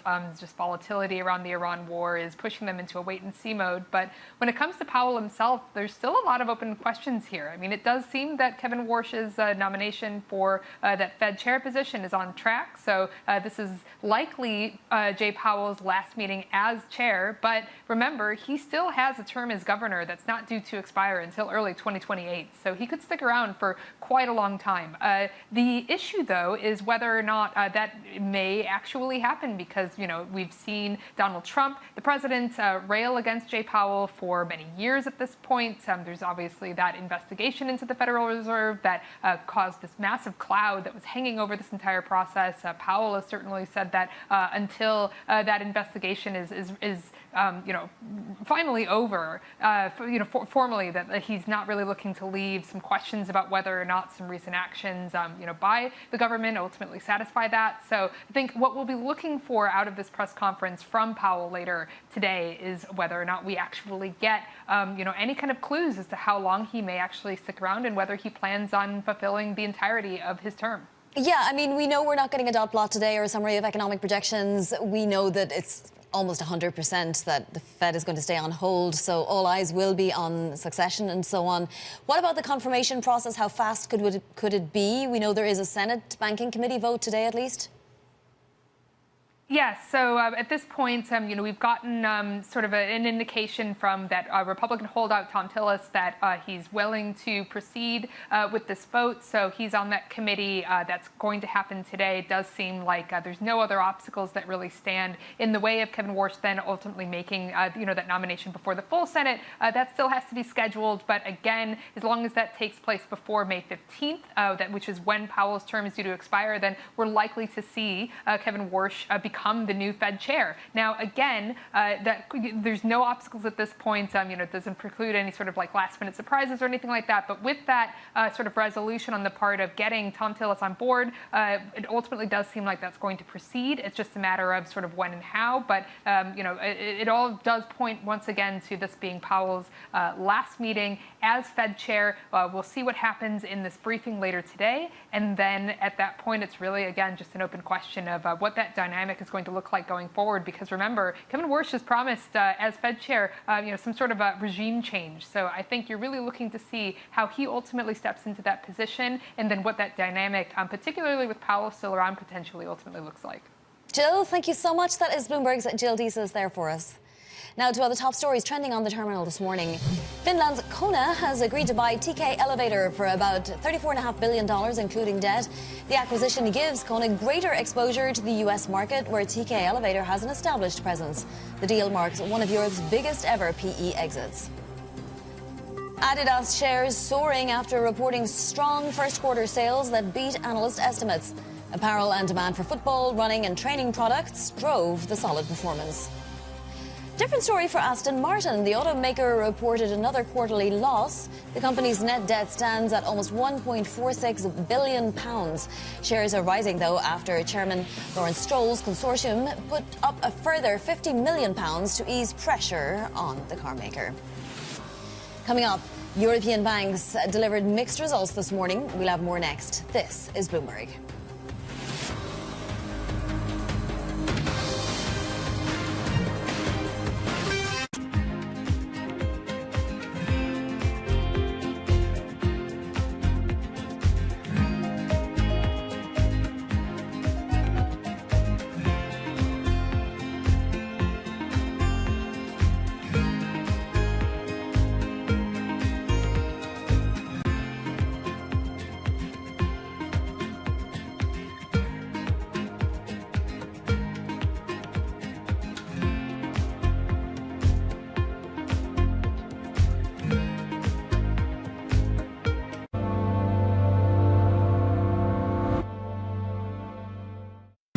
tensions are high. Both sides willing to go back to the battlefield. The narrative changes moment to moment. Is there a ceasefire? Is there not a ceasefire? Markets are up, markets are down. Count on Bloomberg for up-to-the-minute reporting. Breaking news this morning. Breaking news in the last few minutes. On-the-ground perspective. Talking to you from the bomb shelter. This White House still pushing. And the analysis you need to make informed decisions fast. Clearly, nothing is final until it's well and truly final. The really important question is whether we'll get second-round effects. Nobody covers geopolitics like Bloomberg. From the world of politics to the world of business, Joe Matthew and Kaylee Lines deliver news, insight, and analysis live 2 times a day, every trading day. Balance of Power at 1 and 5 Eastern, only on Bloomberg. Get your fixed income fix. Watch Bloomberg Real Yield around the world right here on Bloomberg. Context changes everything. Good morning. This is Bloomberg Daybreak Europe. I'm Lizzie Burden in London, and these are the stories that set your agenda. Taking you from the U.S. markets close to the overnight session in Asia, we'll walk you through what you need to know to kickstart Europe's trading day. Live from our European headquarters, we bring you the day's top market-moving stories, unmatched expert analysis, and on-the-ground reporting from across the continent. Tune in to Daybreak Europe, only on Bloomberg Television. Context changes everything.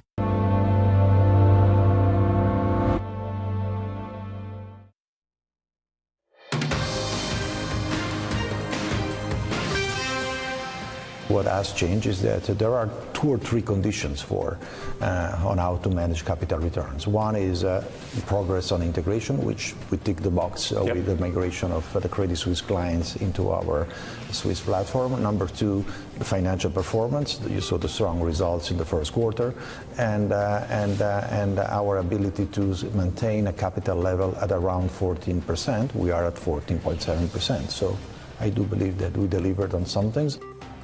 Shares of UBS getting a boost following strong results, keeping it on track to offer bigger buybacks this year. Let's bring in Bloomberg's Guy Johnson for more. So markets certainly reacting positively. Was it a bright quarter across the board for UBS, Guy?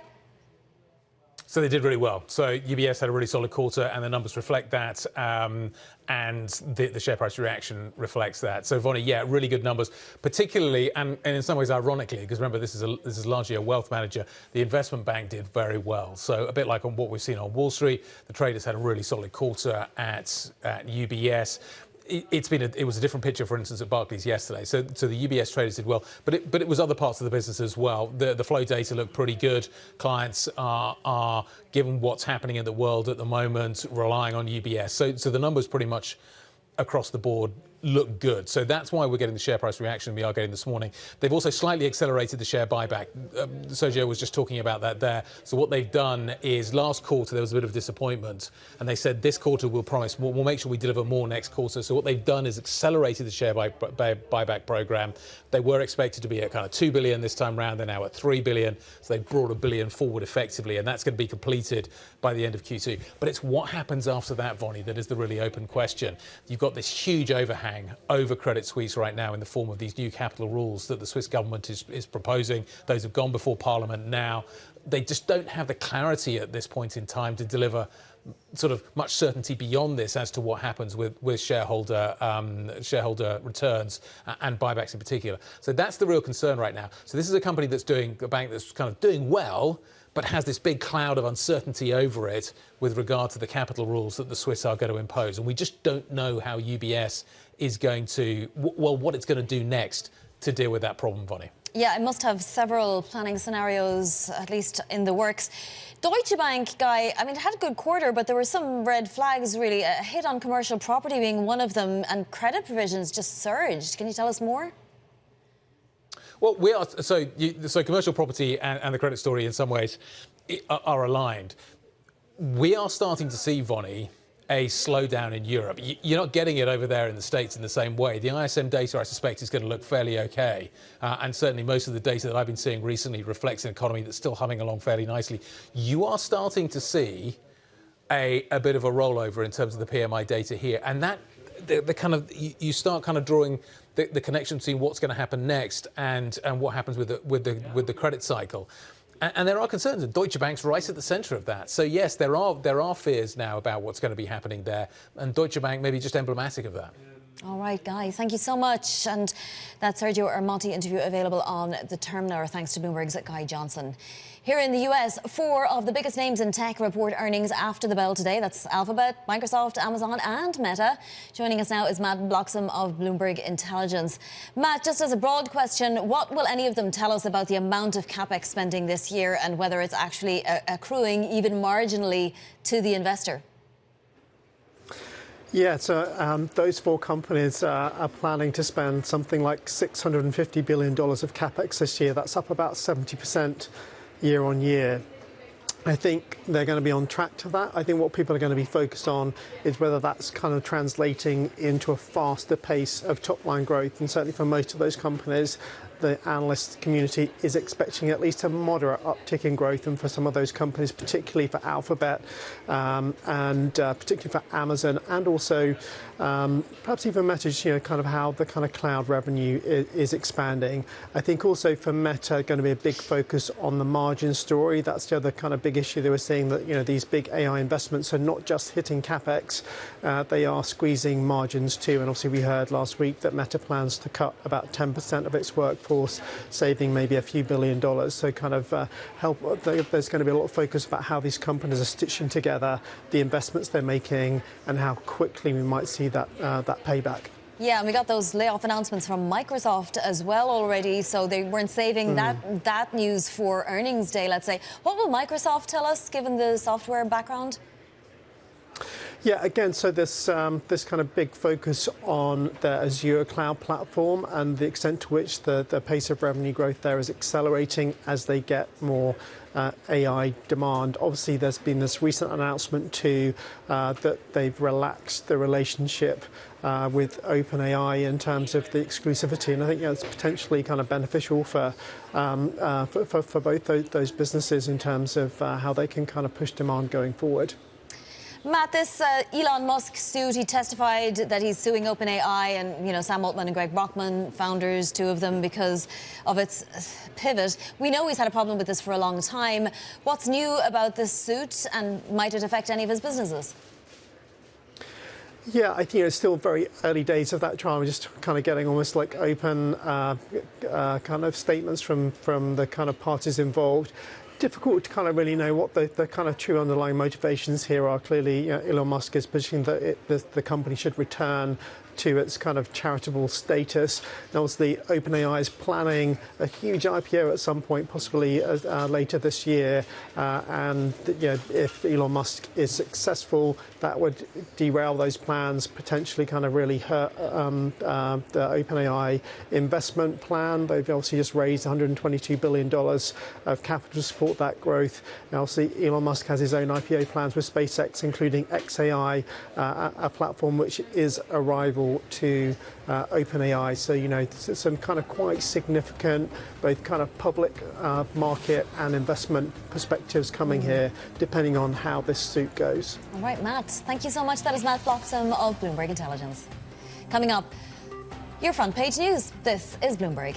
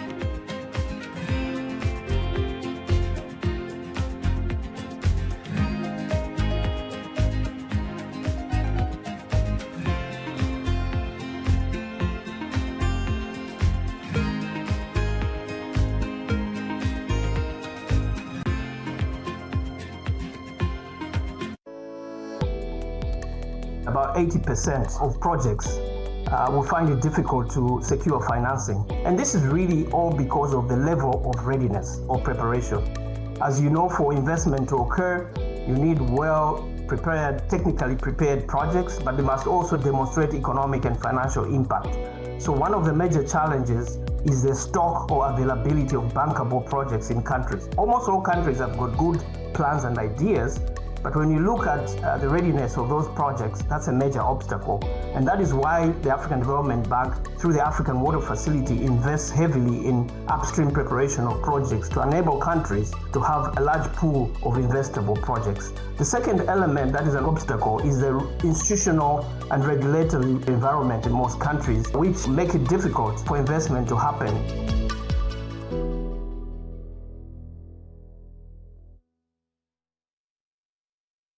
Trading day is about to start. And you're already looking for that edge. The opening trade brings you everything you need to know as markets open across Europe. I'm Guy Johnson. I'm Anna Edwards. And I'm Tom McKenzie. This is your opening trade.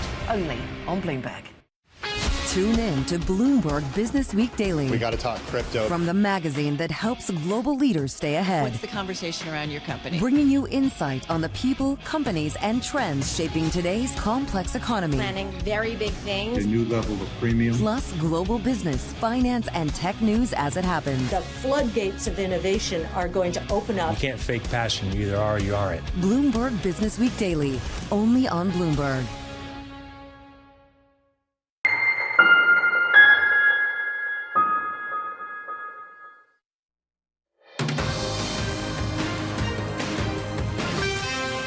This is Bloomberg Brief. I'm Vonnie Quinn in New York. Time now for your front page news. First up, the New York Times leading with King Charles's visit, saying it was a masterclass in Trump 2 diplomacy, obsequiousness balanced with prodding about NATO, some wise cracks at the president's expense, plus what the Times calls the shiniest, Trumpiest of gifts, a golden bell from a World War II submarine called HMS Trump. Next up, the Washington Post reporting former FBI Director James Comey has been indicted on allegations a photo he posted on social media last year constituted a dangerous threat to the president. The indictment cites a photo of seashells on a beach arranged in a pattern making out 8647. Trump is the 47th president, obviously. Comey issued a video statement saying that he is maintaining his innocence. And finally, the Financial Times reporting Goldman Sachs has stopped its bankers in Hong Kong from using Anthropic's AI models. The FT says Western models banned in mainland China, not so much banned in Hong Kong. And this move, it comes as a result of Goldman talking to Anthropic. This is Bloomberg.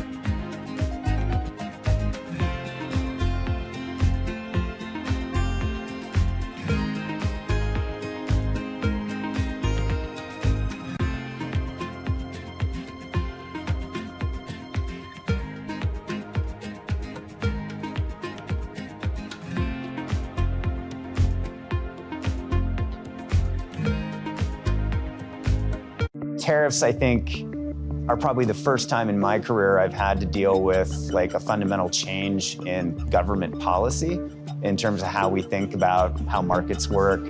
The challenge, especially within my supply chain, is now how do you have enough productivity initiatives to offset the increased cost of all the product? Can you just move your supply chain out of China and into the US or out of Mexico and up to Canada? Is it that easy?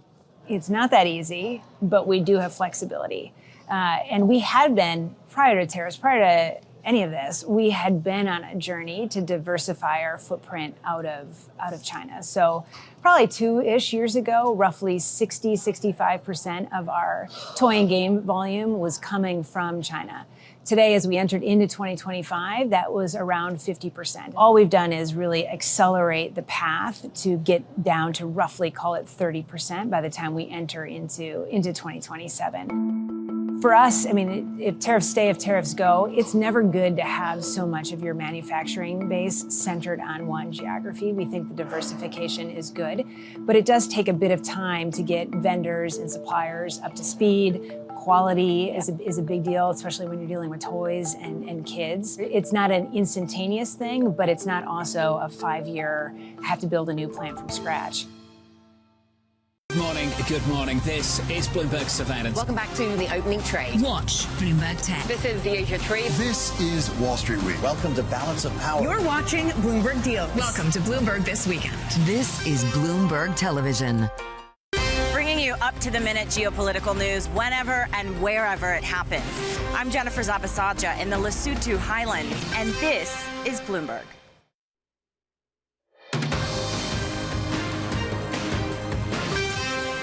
It's 5:30 a.m. in New York City, 10:30 a.m. in London. Good morning, I'm Bonnie Quinn with your Bloomberg Brief. Let's get you set up for the day. Maximum pressure. The U.S. signals it's sticking with its naval blockade of Iranian ports to choke off the nation's oil exports. The busiest day of this earnings season. Futures rising ahead of results from more than $14 trillion in market cap. And investors await the FOMC rate decision. It's very likely to be Powell's last as Fed chair. So taking a look at these markets, your eye is drawn immediately to Brent Crude, which is closing in on $115 a barrel. That's only $5 off the wartime peak. WTI well above $100 a barrel, and that spread is widening once again. We have yields close to their highs of the year. We'll see if anything happens after today's FOMC decision. Markets not obviously pricing in any kind of a move in interest rates, but there might be of the staffing of the Fed. Let's look at futures, though, because even with oil at these prices, we are seeing futures higher. We are definitely lower than we were earlier, but NASDAQ 100 futures look like we might see a bounce back after yesterday's 1% drop for that index. Of course, all of those results come after the closing bell, so we'll see how those companies report and what they have to say. And then the dollar index very slightly stronger before the FOMC decision. For some stocks to watch now, let's get to Chloe Melly in London. Good morning, Bonnie. NXP is up very strongly, more than 15% this morning after a very upbeat outlook. It seems that the chip maker is bouncing back from what had been an extended slump in demand from car-making customers. And so this follows in the footsteps of what we've already heard from Texas Instruments and ST Micro. And so it seems to point to a real recovery in that auto sector. Moving on to Seagate, which is also up this morning after blowout results. And it seems that AI is really creating a structural shift in this business and really boosting that demand for storage. And so we are seeing those really good results, and therefore those shares up almost 18% this morning. And finally, Starbucks is also up. It seems that its turnaround, which was really predicated on upgrading its stores, on creating speedier service, is paying off, is really working. And so Starbucks upgraded its sales forecast for this year, and we are seeing that reflected in those shares as well today, with the stock up about 6% this morning in pre-market. All right, Chloe, thank you so much. Chloe Melly there in London. Markets awaiting what's likely to be Fed Chair Powell's last news conference, at least as chair of the central bank. Joining me now at the desk is Andrew Hollenhorst, chief U.S. economist at Citi. So, Andrew, obviously, Fed Chair Powell's last decision as Fed Chair, most likely. Is that your base case? I think it will be his last decision as Fed Chair. We should have Kevin Warsh seated by June. Yeah. So what's he going to have to answer first? Is it going to be questions on $115 a barrel Brent crude? Or still, like 2 months and change into this war? Or is it going to be what happens with him next? Is he staying on the board? Yeah, you know, a little over a month ago at the last FOMC meeting, we were thinking that by the time we got to this FOMC meeting, maybe there would be more clarity around oil prices and the situation in the Middle East. And of course, there is not. So that uncertainty is still hanging out there. I don't know that he's going to be able to answer a lot of questions on that point, other than just saying that uncertainty is high and they don't want to give a lot of guidance at this moment.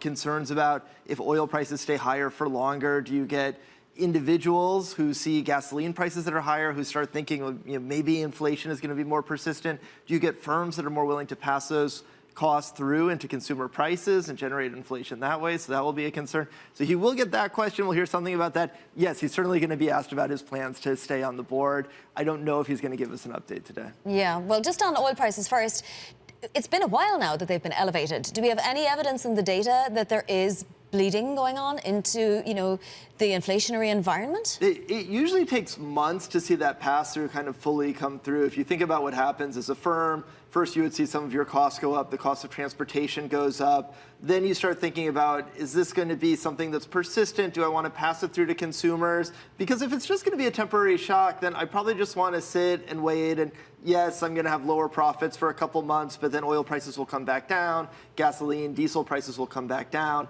I don't have to pass those costs through. Right now, that's probably where most firms are. So we wouldn't really expect to see much of that in the data this early. One place to look where we think we're probably seeing some effect already is jet fuel prices that have increased the cost for airlines. That's being passed through to airfares, so you're getting some effect on core inflation there. But for the most part, it's a headline inflation story. It's higher gasoline prices, higher spending at the pump.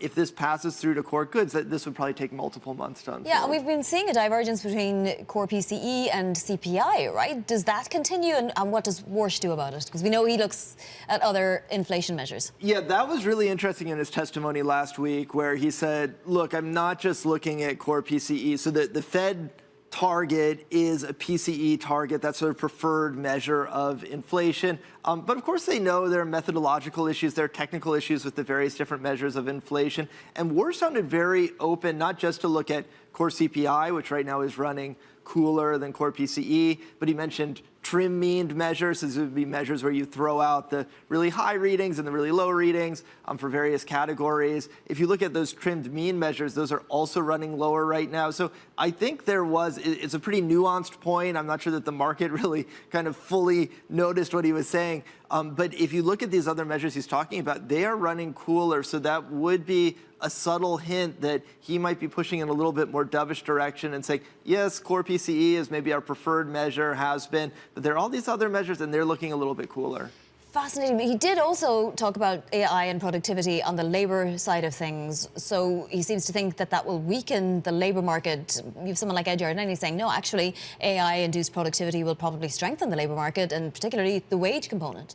Yeah, so we have the history of technological progress in this country and globally, and the history has been that when you have a new technology, it raises productivity, and that actually ends up creating new jobs. There are jobs maybe that we're not thinking about right now, but there are jobs that will emerge and people will stay employed. That's always been the history so far.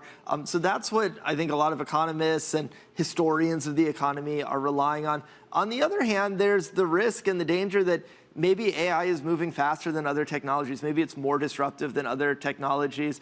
You think about the transition that the U.S. economy has gone through over the last 50 years, the last 70 years, where manufacturing has declined as a share of the economy. Services has expanded. Overall, that's been a positive thing for the economy in terms of growth, in terms of people are still working. But if you were a manufacturing employee, that job maybe no longer exists. And if we have something like that happening with AI and it proceeds very quickly, that could be disruptive. So there's a potential positive in terms of higher productivity, but a potential negative in terms of some jobs that exist now. Maybe AI can do those jobs. So Warsh's scenario could play out. I have to ask you how material it is to the market whether Fed Chair Powell stays on the Board of Governors, right? At the moment, Polymarket has the chances down to more than 50%, down to more than 32% from 50%. But would it mean anything to the market in terms of, say, the Fed's future framework if Powell did stay on? He would be a governor, but just a governor. Just a governor. So the most important thing is this transition of Fed chair. That chairmanship looks very likely now to move to Warsh, very likely by June. So I think we have a lot more clarity on that relative to where we were on this a week ago or a couple weeks ago. And that means that Warsh is really going to be guiding this Fed. He is going to be the key voice for this Fed. But still material if Powell is there. It is kind of a committee of equals. The chair is kind of first among those equals.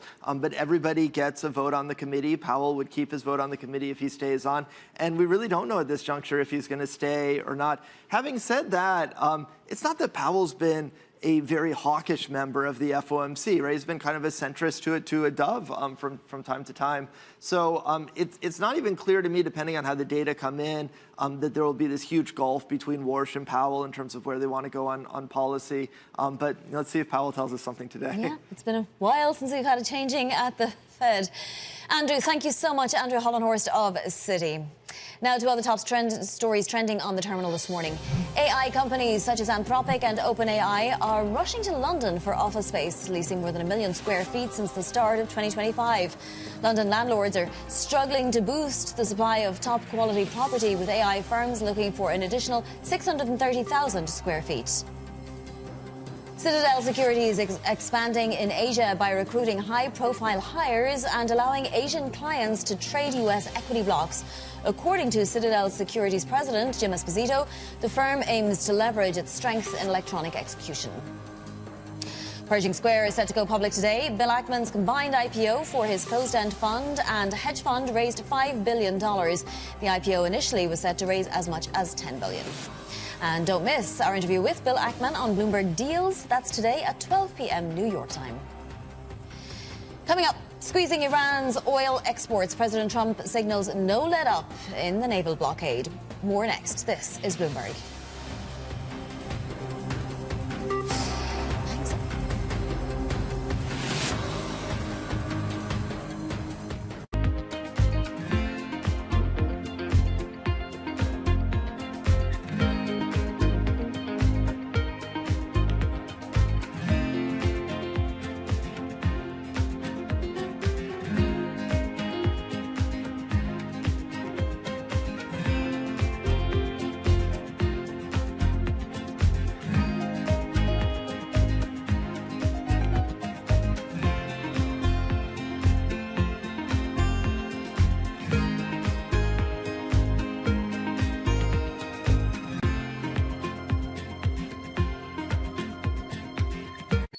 Asia is at the forefront of some of the world's biggest stories. I'm Shevrian in Tokyo.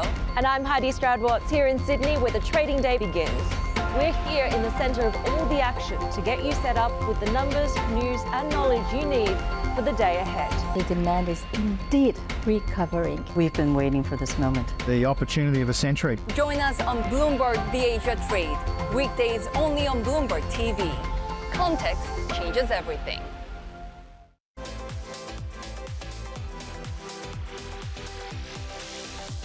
Have you ever thought about, or would you make a movie for a streaming service? Would you make a Netflix movie? Man, that's a great question. I mean, I'm waiting for one where I ask and you go, that was a shitty question. Yeah. I mean, you good at your job, bro. Like, this is actually the first time anybody's ever asked me that. I'm not here to say what I would and wouldn't do in the future. But the theatrical experience is one that means a great deal to me. It means a great deal to us. Mm-hmm. I feel a certain responsibility. Like if Fruitville had happened a calendar year later, it probably would have come out on streaming. I've been fortunate enough that everything that I've written and directed has been a theatrical release. So I feel a duty to try to protect that. But that's where I'm at today.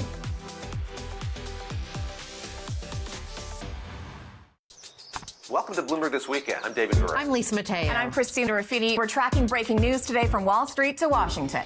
Let's start overseas. The sector is really propelling this deal forward. Yeah, the hope is this will open up new markets and provide some additional liquidity. Of course, now they're going to have competitors. We got a big week coming up in politics. Earnings season is underway. We're going to get some key reports. Everything you need to know before the markets open on Monday. Introducing Bloomberg This Weekend, bringing a little Bloomberg into your weekend routine. Guys, buckle up.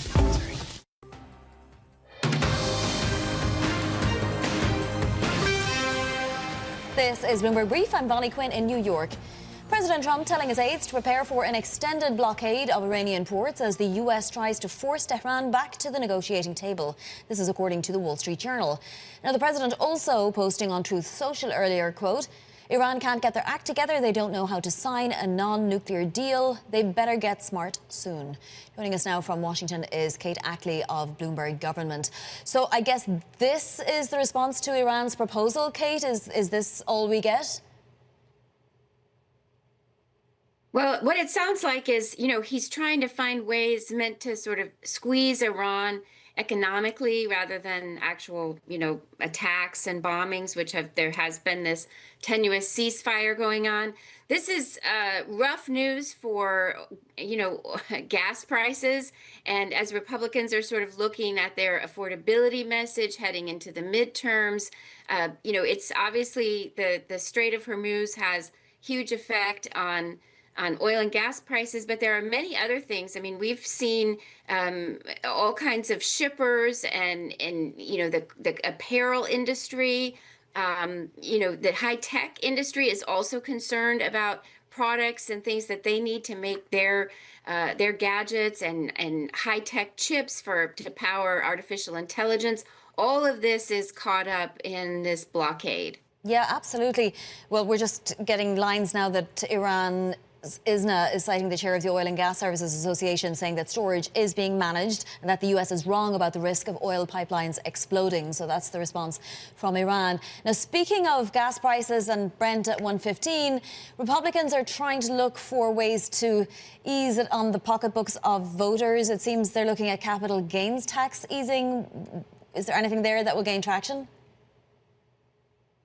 Well, certainly among Republicans, that has been something that they've looked at before. There's Senator Ted Cruz on Capitol Hill was talking about this week. This is when they're looking at doing their second bill, sort of along the same strategy as they did the One Big Beautiful Bill last year, this reconciliation process, which is, can smooth things through the Senate on a just simple majority vote rather than getting the 60 votes needed to overcome a filibuster. So they're looking at this second sort of, we call it reconciliation bill. One of the things that they're looking at, some Republicans are proposing, is to ease capital gains taxes, again, as a way to kind of woo voters in the midterms, voters who are concerned about rising prices and affordability. Of course, on the other side, this sort of leaves the Republican Party, vulnerable to attacks that, this is something that would help wealthier voters, not, paycheck to paycheck type voters, lower income voters who might not be able to, use capital gains anyway. And so a tax break on that wouldn't necessarily hit their pocketbooks. There's even the suggestion that Republicans could get this done by bypassing Congress almost and tying capital gains to inflation somehow through Treasury. To explain how that would work, Kate. Well, that's what Senator Ted Cruz and some other senators have called on Secretary Bessent to do that. We sort of bypass Congress and tie capital gains, index for inflation. So that's an ongoing conversation. We'll see what amounts to that. But, again, it's sort of easier probably to do things through the executive branch rather than Congress, but it doesn't necessarily mean that it will happen. Yeah, absolutely. Kate, thank you so much. That is Bloomberg Government's Kate Ackley. A massive day for earnings with more than $14 trillion in market cap companies set to report, including the largest tech names, Alphabet, Microsoft, Amazon, Meta, and Qualcomm. Joining us now is Mandeep Singh, Global Head of Technology Research for Bloomberg Intelligence. Many of these companies out with massive headlines in the last few weeks already, Mandeep. What more should we expect to hear from them today? At least let's start with the hyperscalers. Yeah, look, I mean, there needs to be clear beat and raises, and even a strong beat is not enough. You want to see them show, improving margins when it comes to the hyperscalers specifically, given we know, all of them will be spending north of $100 billion in CapEx, and if they're planning to raise their CapEx, then the margin profile becomes all the more important of the, cloud revenue that they'll be adding in. For Microsoft specifically, I think because of all the OpenAI news, I think they have a bigger overhang in terms of explaining how they plan to kind of decouple from OpenAI, at the same time keep growing their Azure segment revenue, Copilot revenue, and I think there'll be probably a bigger focus on Microsoft compared to all the other hyperscalers tonight. We got some huge layoff announcements from a couple of these companies, obviously not tied now to earnings day. Was that on purpose? Typically, that would give a stock a boost. But I guess if you're talking about AI taking jobs, it's not such good news. I think for hyperscalers specifically, it has to do with cost controls. Given, they are raising their CapEx, the margins won't be trending up until they show those cost controls. And look, they have to, beat in terms of whatever the consensus numbers are, which are pretty high given, these are at scale businesses. So you want to see a clear contribution of AI workloads or AI products to the top line, and then how that trickles to the bottom line. That's where, the job cuts and the cost controls come in. Now, some of these companies have fared very differently this year. If you look at Alphabet, for example, it's up almost 11% year to date. Meta is up less than 2%. What do we expect in terms of how investors will reward the individual companies?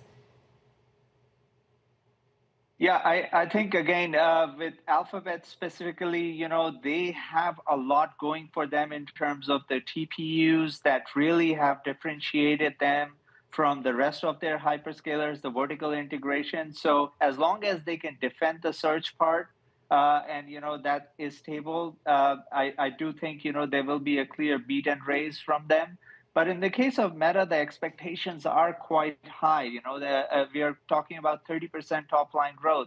So that's where they will have to show that clear AI delineation in terms of what is the lift from AI and the latest model that they have released, and how will that drive that top line growth going forward, given the higher expectations we have.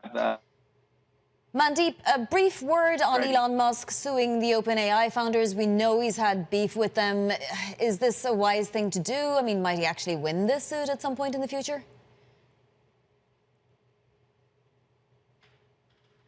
Well, I look at, OpenAI is going through a lot right now in terms of, them losing market share to Anthropic. And this sort of creates that distraction. Obviously, they want to be laser focused in terms of making sure their model is ahead of Anthropic. But clearly, we will have some sort of a verdict on this case. And I think we'll move past this. Yeah, Mandeep, thank you so much. That is Mandeep Singh of Bloomberg Intelligence, in for a long day.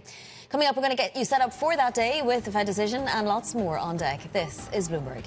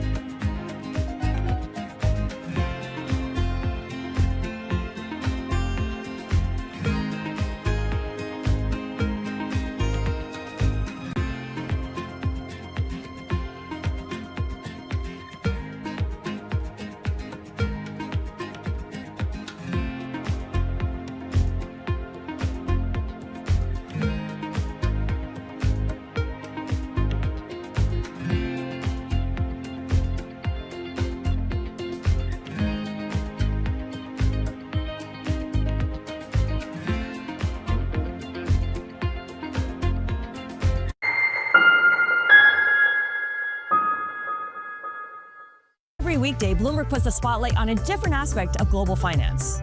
Flows, funds, and the forces shaping markets on ETF IQ. The future of money with Bloomberg Crypto. The players behind major transactions on Bloomberg Deals. The stories informing finance with Bloomberg Markets. And rates, risk, and the cost of capital on Bloomberg Real Yield. A different topic every weekday, only on Bloomberg Television. Bringing you up-to-the-minute space news whenever and wherever it happens. I'm Ed Ludlow at NASA's Kennedy Space Center in Florida, and this is Bloomberg. Middle East and Africa. Vibrant resources and high-yield investment opportunities abound. Join me on Horizons Middle East and Africa for the stories, newsmakers, and insight from this exciting region. Now weekdays, only on Bloomberg.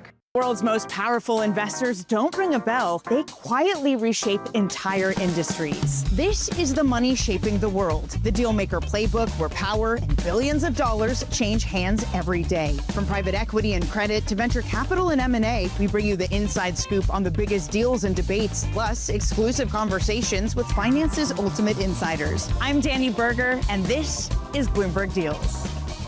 Every week, only on Bloomberg Television. Bringing you the world's business and financial news whenever and wherever it happens. I'm Michael McKee at Mount Everest, and this is Bloomberg.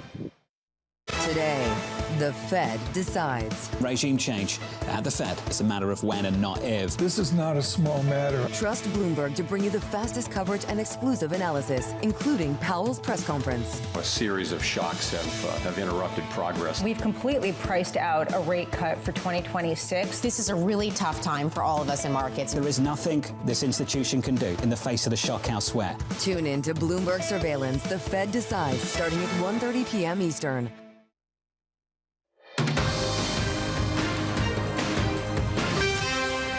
This is Bloomberg Brief. I'm Bonnie Quinn in New York. Now look at what's ahead today. Starting with earnings, we're going to get all of these earnings: Alphabet, Microsoft, Meta, Amazon and Ford after the closing bell. Then an executive session to vote on the nomination of Kevin Warsh. That's at 10 a.m. in Washington. And the Fed rate decision, that's at 2 p.m., followed, of course, by Fed Chair Powell's news conference, potentially his last, at 2:30 p.m. No SEP, no dots. Plus, Bill Ackman's Pershing Square will begin trading on the New York Stock Exchange today. So let's get to some early movers. NXP Semiconductors in for a good day. A strong auto market bolstering an upbeat forecast for that chip maker. Seagate, well, this is on a tear. Look at this, up 17%, having already really just blown everything out of the water. It had a fantastic quarter. Everything was beat and raised and just all rosy for Seagate. And then Starbucks turnaround seems to be going well. It boosted its comp sales forecast. Its turnaround plan seemed to be bringing in all of the diners. It's up 5.6% in the pre-market. But let's take a look at the macro environment, because that's a little bit more concerning today, even with all the potentially good news on deck. We have Brent crude trading close to $115 a barrel, just $5 off the war peak. The spread to WTI has widened once again, but WTI is well above $100 a barrel, and we were already very close to our peak for pump prices. So no doubt this is going to send those even higher once again. So that bears watching, because for right now we have equity index futures pointed higher, but typically when you see oil prices this high, that's portended a very down day. Now in terms of yields, we have them higher, but really very close to their highs of the year. So the 2-year yield, obviously the one most Fed sensitive, even though we're not expecting any kind of a move today, at 3.85. And then if you look at futures, down day yesterday for equity indexes. May not be the case today, although we're off our highs of the session. So that is it for Bloomberg Brief. Do stay tuned. Surveillance continues the conversation next. This is Bloomberg.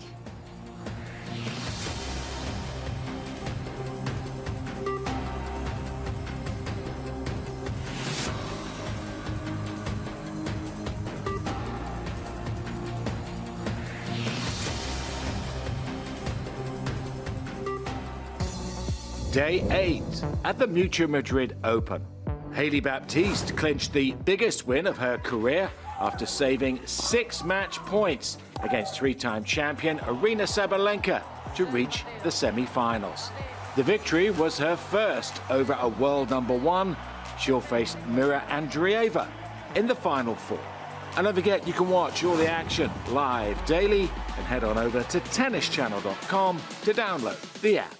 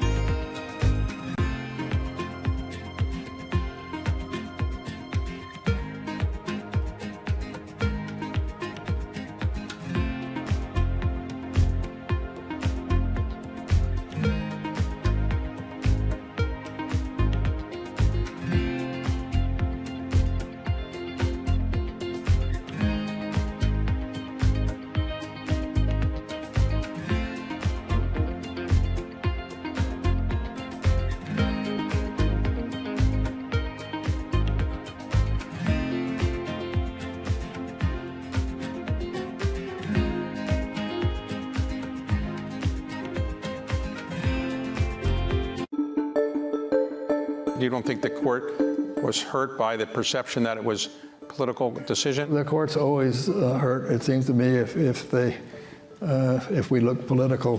One of my concerns, my present-day concerns, is there's too much partisanship. It's true historically that most presidents have appointed justices to the Supreme Court who are members of their own party. The partisanship should not be an overriding factor. What you look at is temperament, learning, background, reputation, whether or not you have those qualities of independence and caution that make for a good judge. Increasingly, you see dissenting opinions in the Supreme Court aren't quite as civil as maybe you might prefer. And is that of concern to you? Yes, it's of great concern to me that our civil discourse, our civic discourse, is not civil enough. Aristotle said that a democracy depends on an open debate where you respect the dignity of those with whom you disagree.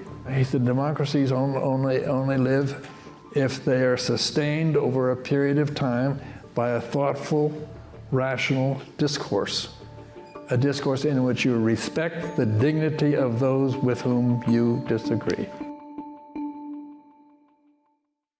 Key investors, top executives, global innovators. Join me for in-depth conversations with the biggest newsmakers on the day's top stories.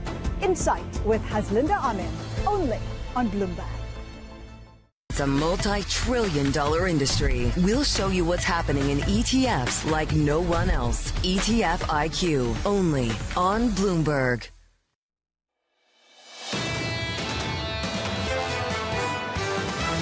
The market remains dependent on tech. The CapEx figure is what you got to be laser focused on. We're just really not seeing the rest of the market able to overtake that Mag 7 cohort. Tech breadth is broadening across the sector. The technology genie comes out of the bottle. It never goes back in. This is Bloomberg Surveillance with Jonathan Farrow, Lisa Abramowitz, and Anne-Marie Hordern. Live from New York City this morning. Good morning, good morning. For our audience worldwide, Bloomberg Surveillance starts right now. Coming into Wednesday, preparing for a big one.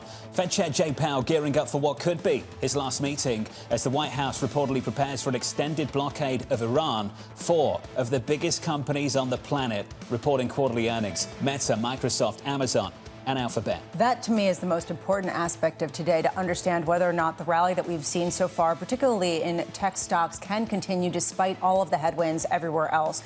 Do we get the results that justify $650 billion of CapEx spending this year? Do we see an acceleration of that spend into next year and beyond? And does the market digest that, given the fact that people are getting a little bit squirrely about some other aspects of this global economy? This is the story that supported this equity market, and we need it to keep supporting in this equity market, because the other story is putting the squeeze on things. Crude up once again, potentially higher for what, 5, 6, 7, 8 consecutive days for Brent crude, up this morning by 3%, 115, and this from the Journal. President Trump instructing Gates to prepare for an extended blockade of Iran, according to U.S. officials. Blockade until they cave. That is really the tone right now from the White House. And you go on to read the remaining of that report. What the Wall Street Journal is saying is that Trump assessed that his other options, resume bombing or walk away from the conflict, carried more risk than maintaining the blockade. So they're not escalating, but they're not de-escalating. And right now, when you have that blockade, and Kepler's talking about 12 to 22 days,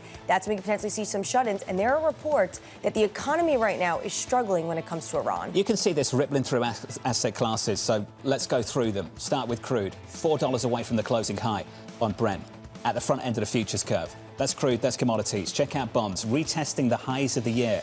For the long bond, we're right there on 30s. And then equities.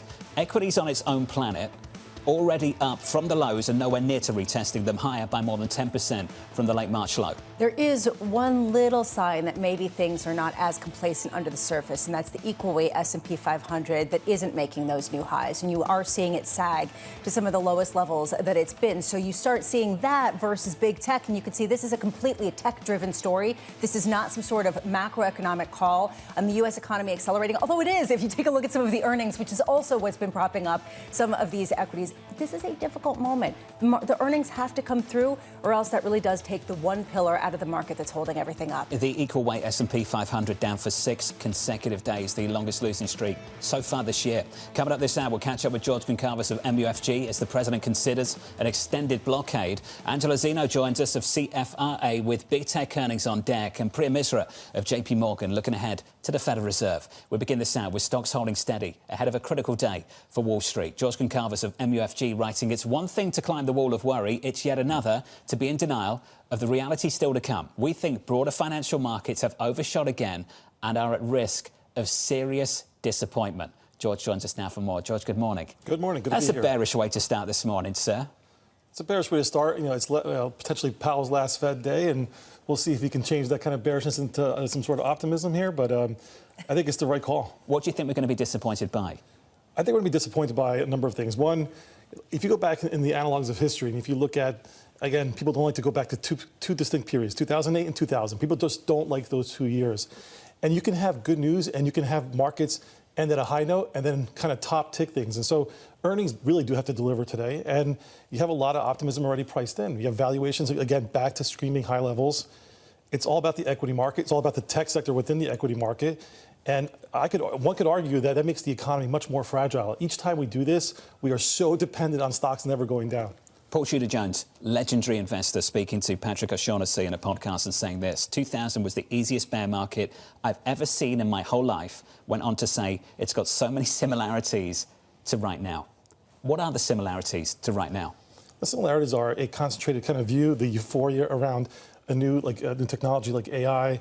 Again, the sort of kind of liquidity that created, meme stock and investing. All of this is kind of very similar. We use different ways of expressing what was happening back then, but it was bubble-like conditions, and there's, I think, a repeat of that happening now. You said something that I find really interesting, which is that this market going up is one of the big reasons why people keep being bullish. It's almost like a Ponzi scheme of bullishness, right? The market goes up, so you feel bullish, so you put your money in the market, and it goes up. How big of a pillar is that to the overall recovery, to the resilience in the U.S. economic data, to really underpin the justification to keep going into stocks that make them keep going up, that then keep propping up economic conditions? Yeah, it is kind of a vicious kind of cycle up. The question, we haven't really felt the vicious cycle on the way down, largely because there's really no net sellers or real sellers, and most large investors have to be fully invested to kind of participate with the upside. And when they do try to hedge, they use the options market, which then creates these sort of squeezes on gamma, on options. So it creates this weird dynamic that's kind of perpetual until one day it's not. And we haven't felt that yet. I guess the biggest counterpoint to that is potentially we've seen every single potential puncture point to that. I mean, well, you name it: high oil prices, high bond prices, uncertainty at the Federal Reserve, political uncertainty, hot wars. I mean, all sorts of concerns. Why hasn't any of that been enough? I mean, look, I think the market structure has clearly changed. I mean, there's been well documented the passive flow. That's why I've always looked at the jobs market as the most critical component. People have jobs, they contribute to their 401ks. It keeps the system going, right? I think that's why it's so critical that we're at this interesting inflection point, potentially, that if AI is really that good, it's going to hurt the jobs market over time, at least in the short term, I think it will, short to medium term. And as you retool the economy around that, you might lose, AI is not going to be contributing to 401ks. They're going to be replacing, you start doing windfall taxes at corporations. This is a really interesting crossroads. And maybe just the totality of all these things will start to be like a burden on the economy. At some point, it's that last straw that breaks the camel's back. Aren't we already doing some of that when the president comes out and says tech companies need to basically subsidize consumers' energy bills? Look, I think there's going to be a need for kind of cost sharing, load sharing for sure in the future. And you think it's going to be more of a burden on corporate America to pick that up? Look, ultimately, how this all shapes out, I really don't know. No one knows the future on how this works out. It's going to depend on future administrations more so than anything else. But I feel pretty confident both in this election cycle and in 2028, AI is going to be on the ballot box. What do you think it is this year, before we get to 28, that shakes this market out of what you believe is denial? I think, the front and center is the oil price. And I think just the fact that we've been into denial, the biggest denial is that somehow we can turn on and get production back, that we can kind of replace all this inventory that's been depleted. And as we're going through that process, I think it's going to really be a kind of rude awakening for markets that it's going to be a drag on growth in the second half. We speak to Stuart Kaiser of Citi. This is something he's been talking about coming into this week, that these slow-moving risks just keep on building, keep on building, keep on building, and then you break. You reach a tipping point. I have no idea if we're close to one of those, but some people think we are. And what people are watching is that long-dated oil contract and the fact that it's reaching almost $90 on Brent crude for December. People are watching that and saying, hold on, it's going to cross some bogey where suddenly the stock market's going to wake up and say, we're broken. We don't think we like this very much. And right now, you aren't seeing that. And part of it is because the earnings keep giving that forward look that is more positive. And at what point do you start to have to see some of this reflected in some of the rhetoric coming from the C-suite? George, are yields higher now for different reasons or the same reasons we made those highs just a month or so ago? I think yields are higher for a number of different reasons, and they've not participated in the broader risk rally because it is a pure macro kind of expression. And so it is capturing, a longer kind of wait and see mode for central banks, not just in the U.S., because like the hawkish rhetoric that's been coming out from overseas has also kind of pushed up U.S. rates. The global kind of rate connection is there, and it's clearly an issue for the U.S. bond market. And, fiscal concerns, because, we all know at some point if something does break, the government's going to come to the rescue. So I think there's a lot of different factors that are kind of at play. But to John's point, earlier in the conflict, people were looking at higher yields as a result of rate hikes in direct response to oil prices, which was absolutely a negative. Yep. Now, suddenly, it's because the economy is doing just fine, the consumer can keep spending. It's almost like yields are rising for the right reason. At what point, even if they're rising for the right reasons, does it become a breaking point for equity valuations? I think markets, get enamored around clear lines in the sand. 5% on the 30-year, if that breaks. You get above 450 on the 10-year. And if you were to ever go back to 4% on the 2-year Treasury, then the market, I think the broader markets like stocks would actually care about that. What business does the 2-year have at 4%? So we asked that question repeatedly back in March. I think we have to ask it once again at 385. What business does the 2-year have at 4% when we, as far as we understand, the bar to hike at the Federal Reserve is incredibly high? What business does a 2-year yield have trading above Fed funds? I really think it has very little business. So we're actually relatively constructive at the front end. We think that's the best sweet spot, highest risk reward for the bond market is being long positive carry treasuries in the front end. So right now, looking forward, what's the best hedge to something potentially breaking, although it hasn't yet and could potentially keep going? So unfortunately, it's been the trade that's been the hardest to kind of keep in place, which has been the curve steepener.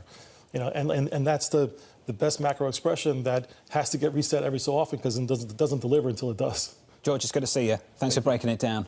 A bearish start to this Wednesday morning, going into a massive slate of earnings after the closing bell and the Federal Reserve decision later this afternoon. 30s at 495, 10s at 436. With an update on stories worldwide this morning with your Bloomberg brief, Vonnie Quinn has more. Hey, Vonnie. Hey, John. Thank you. President Trump telling his staff to prepare for an extended U.S. naval blockade of the Strait of Hormuz. The Wall Street Journal reporting the president has decided the blockade is a less risky option than resuming bombing or extracting the U.S. from the conflict entirely. The White House is working on dialing down its feud with AI giant Anthropic. Axios reporting the U.S. is developing new guidance that would allow agencies to get around Anthropic's supply chain risk status and begin onboarding its new model, Mythos. A draft of an executive action is reportedly in the works. UBS posting first quarter earnings that beat analyst estimates. The investment bank increasing revenue by almost 30%, with equities and FX delivering the biggest boost. UBS is giving cautious signals of increasing the $3 billion buyback it's already lined up amid ongoing tension over Swiss regulation.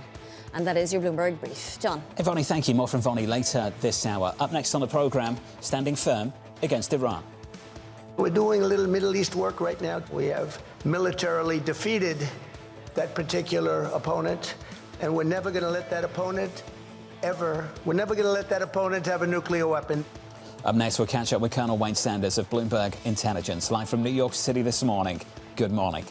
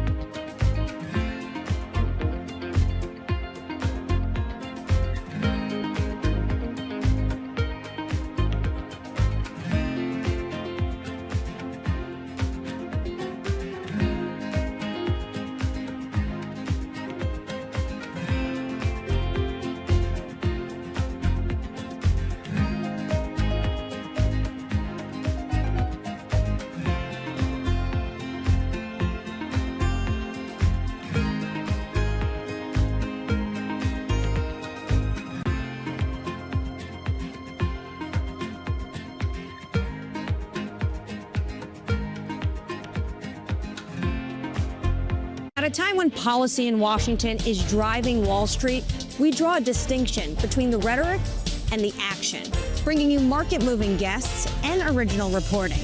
This is Bloomberg Surveillance.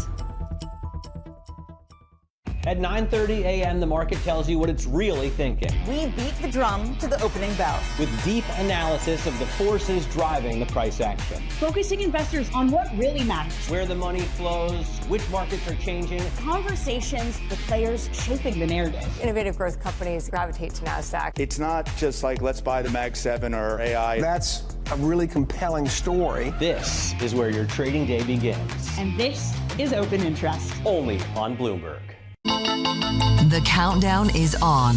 Everything you need to get the edge at the end of the market day. Get ahead of tomorrow's trading with The Close.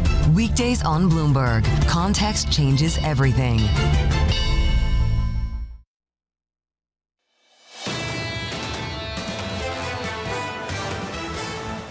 Check out this day ahead. Just look at it.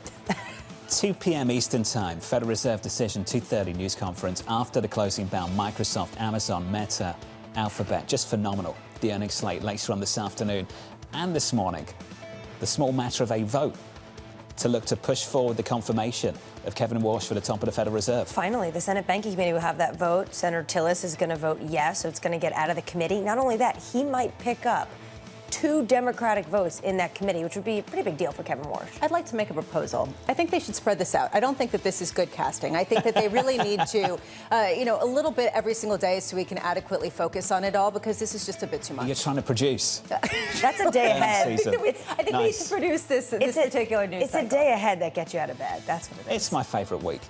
If you love financial markets, this is the week for you, without a doubt. That's right. So spread the joy. Make it a little bit so you can really make it your favorite month. Some drip feed of exactly. Tech earnings on Thursday and Friday too. Yeah, okay. I think that's all I'm saying. I'm not saying to take away from the week. I'm saying to build up. To build. You need the drama, the crescendo. But how good is it to have a Kevin Walsh Senate Banking Committee vote right before we hear from Jay Powell? It's perfect scheduling. Yeah. You happy with that scheduling? That's good. Okay. Well done, Washington. All right. Washington delivered for once. Exactly. All right, good to see. Equity futures right now, the S&P 500 just about unchanged. So the Nasdaq elevated, bouncing back by 0.3%. Notable the moves elsewhere, particularly in crude, in commodities, and in the bond market too. Check out crude.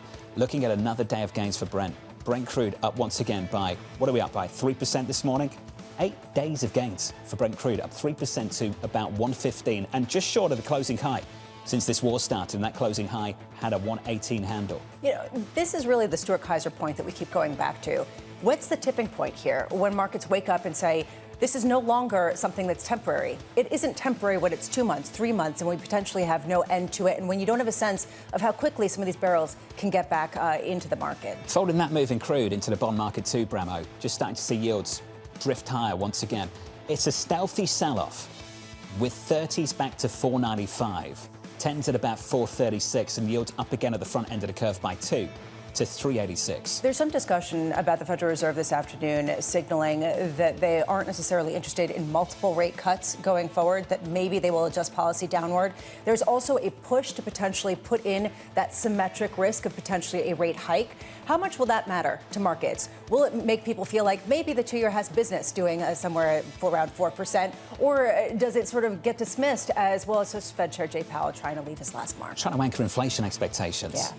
There's just a sense that even if they have that more symmetrical bias, you drop the easing bias, that no one's really going to believe it. Are they really going to hike interest rates? One bank thinks they might. BNP Paribas. James Egelhoff making the case that maybe the next move is a hike, potentially, not the base case, but at least exploring the potential for that later this year. I would like to see the conversations between President Trump and Kevin Walsh, if that were to happen. I think that would be interesting. Let's see. Let's talk about the commodity market. Under surveillance this morning, standing firm against Iran. We're doing a little Middle East work right now, too, if you might know, and we're doing very well. We have militarily defeated that particular opponent, and we're never going to let that opponent we're never going to let that opponent have a nuclear weapon. They know that, and they've known it right now very powerfully. Here's the latest this morning. President Trump reportedly telling aides to prepare for an extended blockade of Iran to force the country back to the negotiating table. Some great reporting once again from the Wall Street Journal. Bloomberg's Tyler Kendall joins us now from Washington for more. Good morning, Tyler.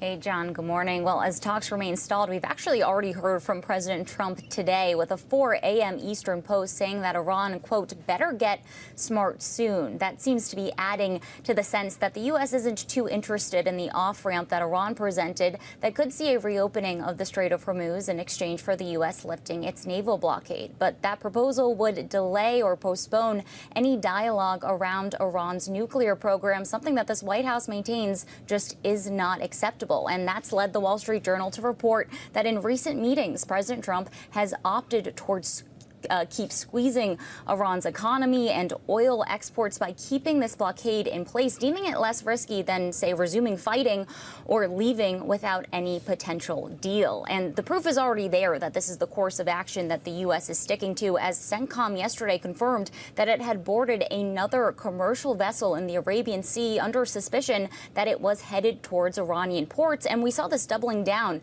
by the U.S. Treasury Secretary Scott Bessent in a post on X yesterday, saying that the U.S. will continue its, quote, maximum pressure campaign when it comes to the Iranian economy, and that he claims that Karg Island storage capacity is nearing its highest level. Now, John, in addition to this, we also saw Bessent's Treasury Department yesterday issue a warning to financial institutions against facilitating transactions with Chinese oil refiners with ties to Iran, as Beijing still remains that #1 consumer of blacklisted Iranian crude. Tyler Kendall with the latest from the nation's capital. Tyler, thank you.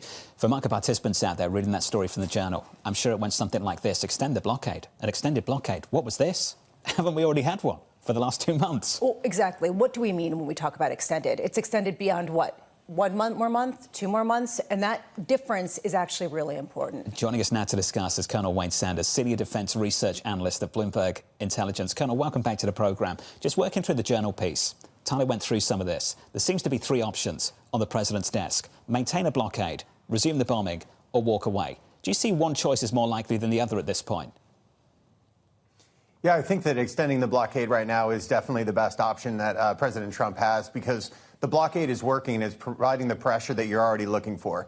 The bombing campaign did a great job of destroying a lot of the military infrastructure across Iran, but at this point in time, Iran has already proven they're not exactly worried about the Iranian people, and some additional military strikes I don't think is really going to gain the U.S. anything. It actually makes the U.S. look more like an aggressor on that if we were to continue to do that without being provoked by Iran. Iran, since April 13th, has pretty much stopped their drone strikes as well as their missile strikes, and has really focused all their effort into the Straits. So I think at this point in time, when you look at the leverage of national power, right, you have diplomatic, information, military, and economic. At this point in time, I think the economic lever right now in the Strait of Hormuz is probably the biggest one that President Trump's using. Well, and they're doubling down at Treasury, at least. They're talking about how putting out a statement to financial individuals to not participate in the toll, and then on top of that, when it comes to OFAC, they're basically making it a lot harder for those Chinese teapot refineries to accept Iranian crude.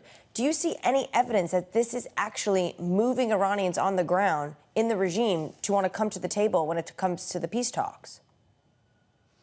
The only reason I would say that it does is because they have not moved on back to military operations. I think if they were at that point in time not worried about it, then they would just go back to hitting the strikes. But I think the fact that right now Iran is still staying low on the strikes and is focused more on this, they're still doing it in the shadows. They're still moving around in the background, trying to find a way around this.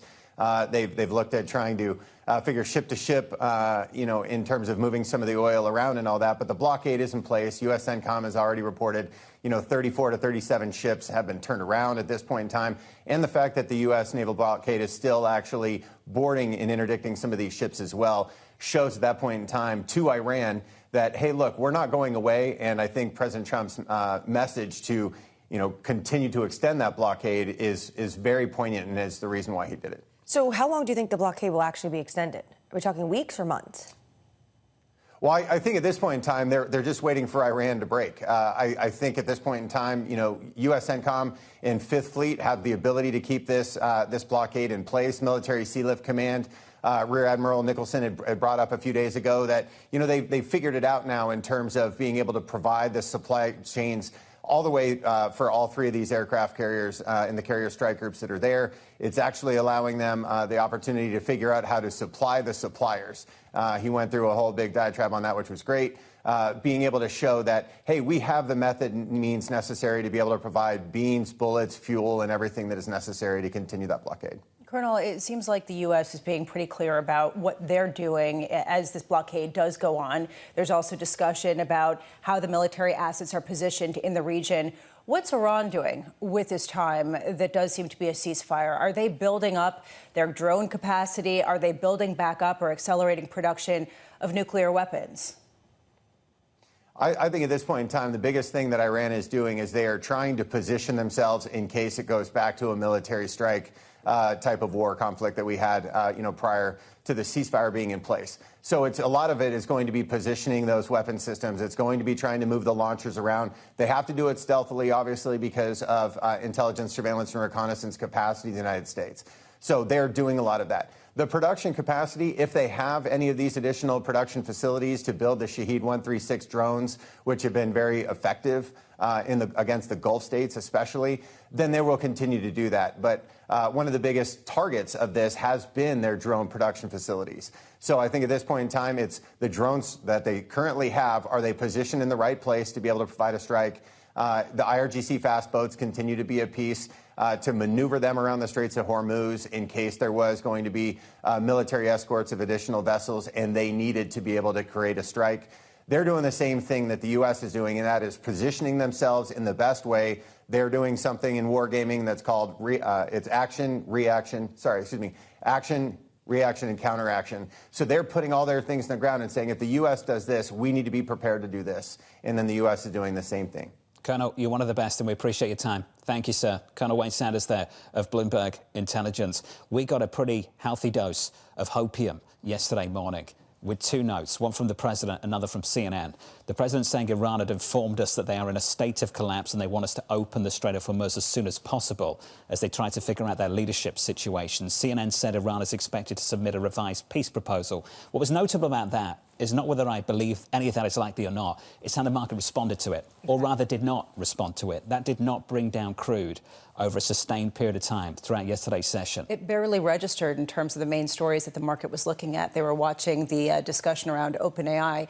People have moved on because it's sort of, again, fool me once, shame on you. Fool me twice, shame on me. People are getting inured to headline roulette that doesn't pan out to anything. Crude just grinding higher. And once again this morning, higher by close to 3%, close to 115 on Brent. Up next, we'll talk about tech. Angelo Zeno of CFRA with Mag 7 earnings on deck. Plus, your higher got your morning movers. Starbucks rising on better than expected results. That stock is up by close to 5% in the pre-market. Live from New York City, you're watching Bloomberg TV.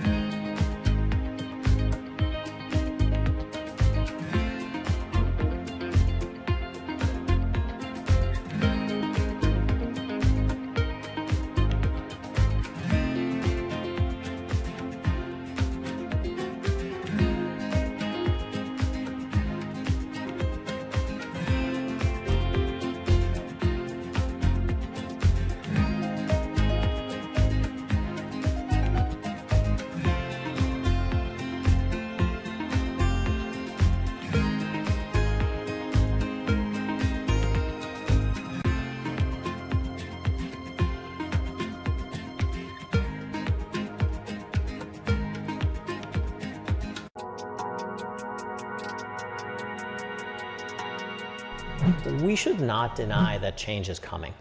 And change is not coming just in data centers and AI.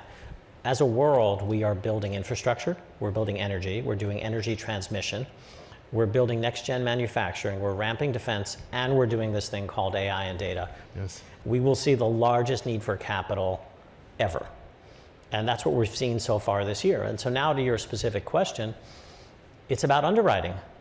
There are a number of very strong US tech companies who run diversified businesses, Amazon, Google, Microsoft, who are interested in seeing these centers built and are interested in not consolidating the debt on their balance sheet. And to the extent they are prepared to lend their credit, one can lend against those types of things and make sensible underwriting decisions. Middle East tensions are high. Both sides willing to go back to the battlefield. The narrative changes moment to moment. Is there a ceasefire? Is there not a ceasefire? Markets are up, markets are down. Count on Bloomberg for up-to-the-minute reporting. Breaking news this morning. Breaking news in the last few minutes. On-the-ground perspective. Talking to you from the bomb shelter. This White House still pushing. And the analysis you need to make informed decisions fast. Clearly, nothing is final until it's well and truly final. The really important question is whether we'll get second-round effects. Nobody covers geopolitics like Bloomberg.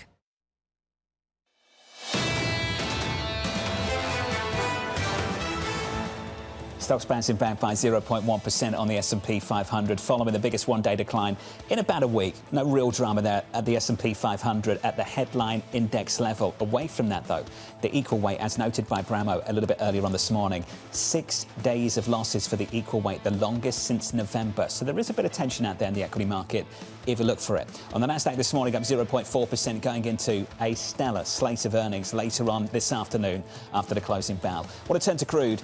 8 days of gains for Brent. Over that period, higher by 27%. The longest daily winning streak going back to May 2022, and just short of the high of the year, just short by some $4 this morning. And this raises two questions. Number one, why is the U.S. shrugging it off? And number two, how much is this really going to pressure Europe at a disproportionate pace? This is really going to be the tale of the haves and the have-nots among companies, the have and the have-nots with industries and with regions. And that seems to be what's happening under the surface. Goldman came out with a new forecast, and we made a big deal of it. 90 on average for the fourth quarter. Sounds terrible. Then you get into the numbers. Look at the contract table for Brent crude this morning. October 92, November at 90, December at 88. That's an average of 90. Market's already there. And this is why people are saying, where's the tipping point? If we're already there at some of these places, at what point will the market wake up to that? What you're seeing is a lot of diversification and ultimately people depending on the capex spending from big tech to support and offset any of the potential dampening from higher oil prices. Also, the momentum that we've seen in the U.S. economy really keeps out surprising. And the blockade is continuing. And based off this reporting from the Wall Street Journal, it is not ending. The president doesn't want to escalate, but doesn't want to de-escalate. He's not willing to take a bad deal. So that means the blockade stays. And if you look at some of the imagery that's going on, we're seeing 30-year-old tankers that have been off the radar for years showing up next to Karg Island because the Iranians are trying to find any levers they can to start storing some of this crude. Yields just creeping higher. Alongside that move in crude, it's notable. Retesting the highs of the year on 30s, very close on the long bond at 495, 494 this morning. Up at the front end as well, going into the Fed's meeting this afternoon, up a single basis point, round it up to 385. Yields are higher now this morning than they were when the Fed last met at the close of business that day. I think that's interesting. The yields have carried on creeping higher over that period. And it's independent of any Fed action. This isn't necessarily some kind of commentary on Fed discussion. That said, the probability of a cut by December has gone down to 24%. That was 35% on Monday. So it's rapidly going down as people take a look at the balance of risks and some of the rhetoric coming out of administration officials. Twos at 385. Let's get you some single names, some morning movers. Massive day ahead for Wall Street. Yahara has more. Hey, Yahara. Hi, John. We start with Starbucks. Shares are rising nearly 5% in the pre-market as the U.S. consumer shows up in force, helping the coffee chain beat expectations and boost its outlook, even as China remains a weak spot. But CEO Brian Nichols saying overall, customers are visiting their revamped stores more, and when they're there, they are spending more on their drinks. Turning to the data storage company Seagate, shares are soaring nearly 18% in the pre-market on what the street is calling blowout results. The company beat on earnings and issued an outlook way ahead of expectations, all having to do with AI driving enormous need for data storage, and that is helping the company on both pricing and margins. And we end on Booking Holdings issuing a warning that the Middle East conflict is starting to weigh on travel demand, so shares are falling 5% in the pre-market. Its revenue guidance coming in well below expectations because the company says fewer travelers are booking trips and more cancellations. John. It's one to watch. Yahira, thank you. Appreciate the update. More from Yahira throughout this morning. On our radar this morning, President Donald Trump telling Gates to prepare for a prolonged naval blockade of the Strait of Hormuz. The Wall Street Journal reporting the president thinks the blockade carries less of a risk for the U.S. than resuming hostilities. Elsewhere, King Charles addressing a joint session of Congress urging the U.S. to maintain its leadership role in the world and in NATO. I pray with all my heart that our alliance will continue to defend our shared values with our partners in Europe and the Commonwealth and across the world, and that we ignore the clarion calls to become ever more inward-looking. At last night's state dinner, President Trump saying that King shares his position on preventing Iran from obtaining a nuclear weapon. And finally, UPS reporting first quarter earnings that topped estimates and signaled bigger buybacks this year. Santander's net income also beating, and Deutsche Bank reporting a record profit despite higher provisions for credit losses. That's the wrap for European bank earnings this morning. Yeah, you did see some good earnings from UBS and possibly momentum, despite the fact that the currency it did seem to be dragging on a currency-adjusted basis with the dollar. Deutsche Bank was interesting. The credit provisions were for loan losses tied to commercial mortgage properties in the United States, particularly on the West Coast. And you start to see some of this come out, and it's just a mark-to-market that is bigger than expected in terms of the loss.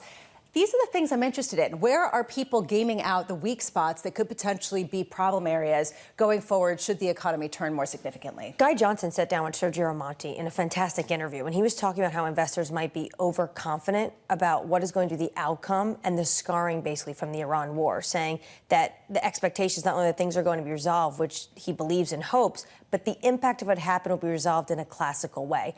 Basically saying we've gotten so used to basically things just going back to normal. And he's not quite sure things are just going to go back to normal after this. Love Guy. Love Guy's work. Guy's the best. One of the best anyway. Don't want to offend all the other people. Yeah, he was really pushing back on Ramonti in this interview. It was a good interview. Check it out with Sergio Ramonti and Guy Johnson on Bloomberg.com and on the Bloomberg terminal. Elsewhere, earnings from 4 of the Mag 7 due out after the closing bell. Angelo Zeno of CFRA with a strong buy rating on Microsoft and Meta and a buy on Alphabet, writing companies have the ability to demonstrate faster than anticipated growth. Hyperscalers are likely to sustain, not increase, CapEx budgets. Angelo joins us now for more. Angelo, that last line's interesting. Are we entering a new phase for CapEx? Yeah, so John, I don't know if we're entering a new phase, but I will say this, you know, we just saw these companies really kind of blow out their CapEx numbers back in when they reported Q4 results. So that was just 2 months ago, right?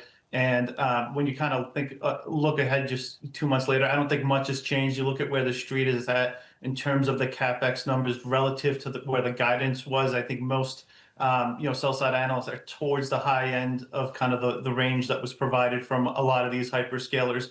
So when you just kind of look at, what these companies are at least going to do in Q1, I don't see any sort of major tick up in terms of CapEx budgets. That could change as we go into the second half of this year, and depending on what that trajectory looks like. But at least as far as Q1 is concerned, I wouldn't expect any sort of major change to CapEx budgets. Angelo, we're all tracking that story from the Wall Street Journal this week, indicating that OpenAI was starting to struggle to meet its own sales targets. It raises some questions about their own spending commitments over the next year or so into 2030. How do you think the other big spenders would respond to a development like that one? Yeah, I mean, I thought that was an interesting article, to be honest with you. That I thought there were a couple of interesting takeaways, but it was very vague in nature. But when I think about just OpenAI, I think that was somewhat, the writing was somewhat, the writing was on the wall to an extent here over the last couple of weeks and months, just given some of the news flow that we had seen. But they had already reduced their CapEx budget from 1.3 trillion to 600 billion in terms of commitments. 600 billion still seems too high, but at the end of the day, I mean, listen, as long as the AI narrative remains intact, you continue to see strong adoption from the enterprise space. We'll see, actually, I think bookings growth in terms of the cloud guys reporting tonight is going to be really important, and what that non-AI OpenAI contribution looks like, especially for a company like Microsoft, which hinted towards 45% of OpenAI exposure last quarter. We kind of want to see what that non-OpenAI growth looks like, and I think it's going to be really strong, and I think these companies are going to be able to diversify away from OpenAI over the next couple of quarters. So I think that's a positive. But as far as OpenAI risk, inherently there's clearly going to be risk if they can't deliver and accelerate here, especially in ahead of a monster IPO later this year. Angela, you touched on something really interesting here, which is the rest of their business, other than just the AI specific aspects. How important is that going to be? Right? I mean, are we overly focused on the AI aspect, and are we really going to see more of a gut check on some of their core businesses? For Meta, it'll be the advertising and more cyclical aspects. For Amazon, it does sell clothes and things that you'd use to clean your home. And the others, just the wars over cloud computing. Yeah, I mean, it's going to be key, right? The core businesses and really the two, big, most important trends is cloud growth, and it isn't all AI. And then, to your point, the digital ad market. And the digital ad market is going to be interesting to kind of see what, Meta and Alphabet say. I mean, you would expect the digital ad market to continue to be relatively healthy, but I think there are going to be pockets of weakness in areas like travel and what have you because of the war that's going on, or the Middle East conflict at this point in time. So the guidance will be interesting. But as far as kind of the main driver here, it will continue to be AI. You look at Meta's expected growth here this quarter, 31%, Q2 expectation of about 25%. The digital ad market was only growing about 10, 11%. So these, a company like Meta, well outpacing the industry largely because of that AI contribution and what they're delivering from an AI perspective to the ad community. Last earnings season, a lot of these big tech players were punished for accelerating their CapEx plans. You don't think we're going to see a repeat of that? There'll be more subdued CapEx spending plans if you call $650 billion for these four subdued. I'm just wondering how the market's going to take that. Is that going to be a positive, or is that going to be something viewed as maybe a lack of confidence or less confidence in the path ahead for AI? Yeah, I mean, listen, I think as long as they sustain the CapEx spend, that's going to be what's going to be critical. I think everyone kind of realizes, hey, listen, these guys really, went out and just really ratcheted up the CapEx spend, probably more so than most had wanted them to do, 2 to 3 months ago. And I think that was a big reason you saw some uncertainty on the tech side of things earlier this year. I think that at this point in time, the street has kind of digested that. At this point in time, it's all about whether or not you get the return on invested capital, whether or not you kind of get that accelerating growth and strong bookings as we progress through the year. And that's really, I think, what the street is concentrated at this point in time. I think Microsoft will be a little bit interesting because they did report before both Alphabet and Amazon reported the last earnings season. And we all know that those two companies really, went nuts in terms of the CapEx spend. So I do expect Microsoft to potentially, ratchet up the commentary in terms of the CapEx spend this quarter. But again, I think that's somewhat discounted in the shares. You look at it trading about 21 times next year, the concerns on the SaaS apocalypse and what have you. So I think a lot of those concerns are baked into the stock. Angela, you mentioned the monster IPO that we're expecting for OpenAI, but are you concerned that it's been put on ice for this year? Not yet. I mean, I think there's growing concerns of that, obviously, and we'll see how the year progresses. I mean, when you see some of the comments, in the Journal and what their CFO Sarah Fryer has had alluded to. I mean, I think there's some concern about that. Again, we'll see how the year progresses. They did just do a massive raise in terms of the $122 billion. So even if the IPO gets delayed into 2027, I don't necessarily think it's going to have massive implications in terms of how they plan to spend. But I think the bigger risk is they need to see the growth accelerate as the year progresses. They need to be on the right track, because if they don't do that, I don't know how you possibly IPO, let's call it in Q4, and risk throwing that narrative out there to the street. Things change a lot in this sector, and pretty quickly. I remember this time last year, Alphabet was dead, and look at that turnaround. Yeah. Angelo, thank you, sir. Angelo Zeno there of CFRA. I'm pleased you mentioned the more cyclical parts of these companies, the likes of Meta, the ad business. That's something to watch for later. The cyclically exposed tech stories and how things are stacking up, given the war, given the increase on price pressure that we've seen as well around the world. Yeah, there are regions that are putting off some of their spending plans because ultimately they've got other goals right now. Also, supply chain disruption. So you've got on one hand the cyclical aspects, and the other hand, are they having to pay that much more for chips and for other aspects to build out their data centers because of some of these supply chain fissures? These are all important aspects. It's one thing if you increase your CapEx plans. It's another that you're doing so because inflationary costs are making it so expensive that you got no other choice. Are those the same? Nasdaq futures this morning, positive by 0.3%, a small bounce. Let's get you an update on stories worldwide with your Bloomberg brief. Vonnie Quinn has more. Hey, Vonnie. Hey, John, thank you. Adidas shares rising in German trading. The company reporting first quarter results that beat estimates. Adidas seeing momentum in its apparel division and healthy demand for its football, running and training products. Elon Musk taking the stand in his case against OpenAI. Musk is suing Sam Altman's company because he says its pivot from a charity to a for-profit business is wrong. An attorney for OpenAI says Musk's lawsuit is an attempt to undermine a competitor to his own company, XAI. Former FBI Director James Comey indicted for a second time by the Trump administration. This time he's charged with threatening the president's life. Comey's lawyer says he vigorously denies the charges and will contest them in court. And that is your Bloomberg brief. John. Vonnie, thank you. More from Vonnie in 30 minutes' time. Up next on the programme, calling for patience at the Fed. The Fed has opened the door, opened the conversation to not only holding policy steady, but potentially rate hikes. But the bar is extremely high. So more than anything, Powell is going to reiterate the need for patience. Up next, the brilliant Priya Misra of JP Morgan from New York City. This is Bloomberg Surveillance.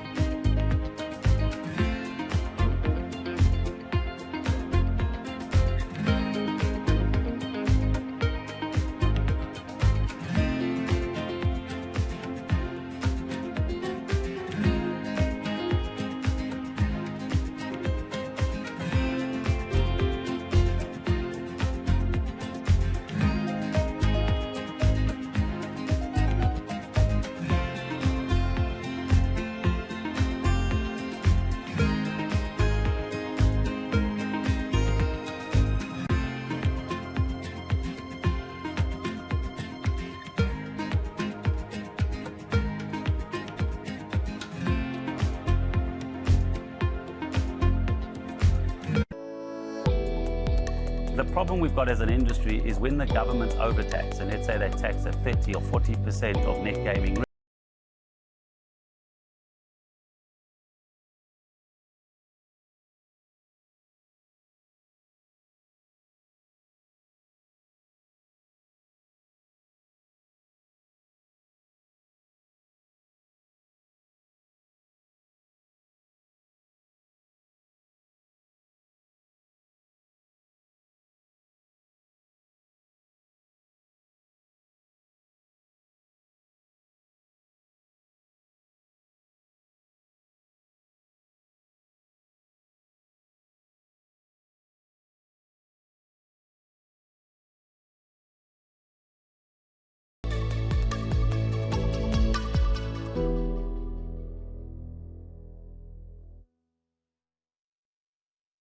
Good morning. This is Bloomberg Daybreak Europe. I'm Lizzie Burden in London, and these are the stories that set your agenda. Taking you from the U.S. market's close to the overnight session in Asia, we'll walk you through what you need to know to kickstart Europe's trading day.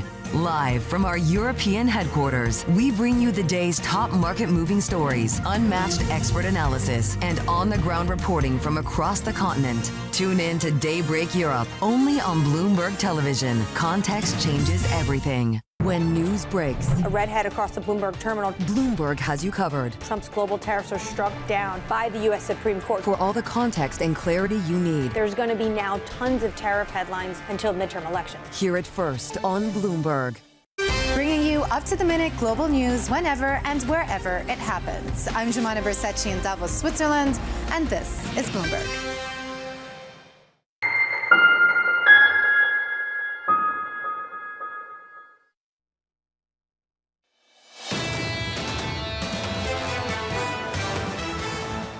Massive day ahead of us. Going into it, the scores look like this. Equity futures up by 0.1%. Let's round it up. A few tenths of 1% higher on the Nasdaq and on the Russell this morning. In the bond market, yields creeping higher going into the Federal Reserve decision later.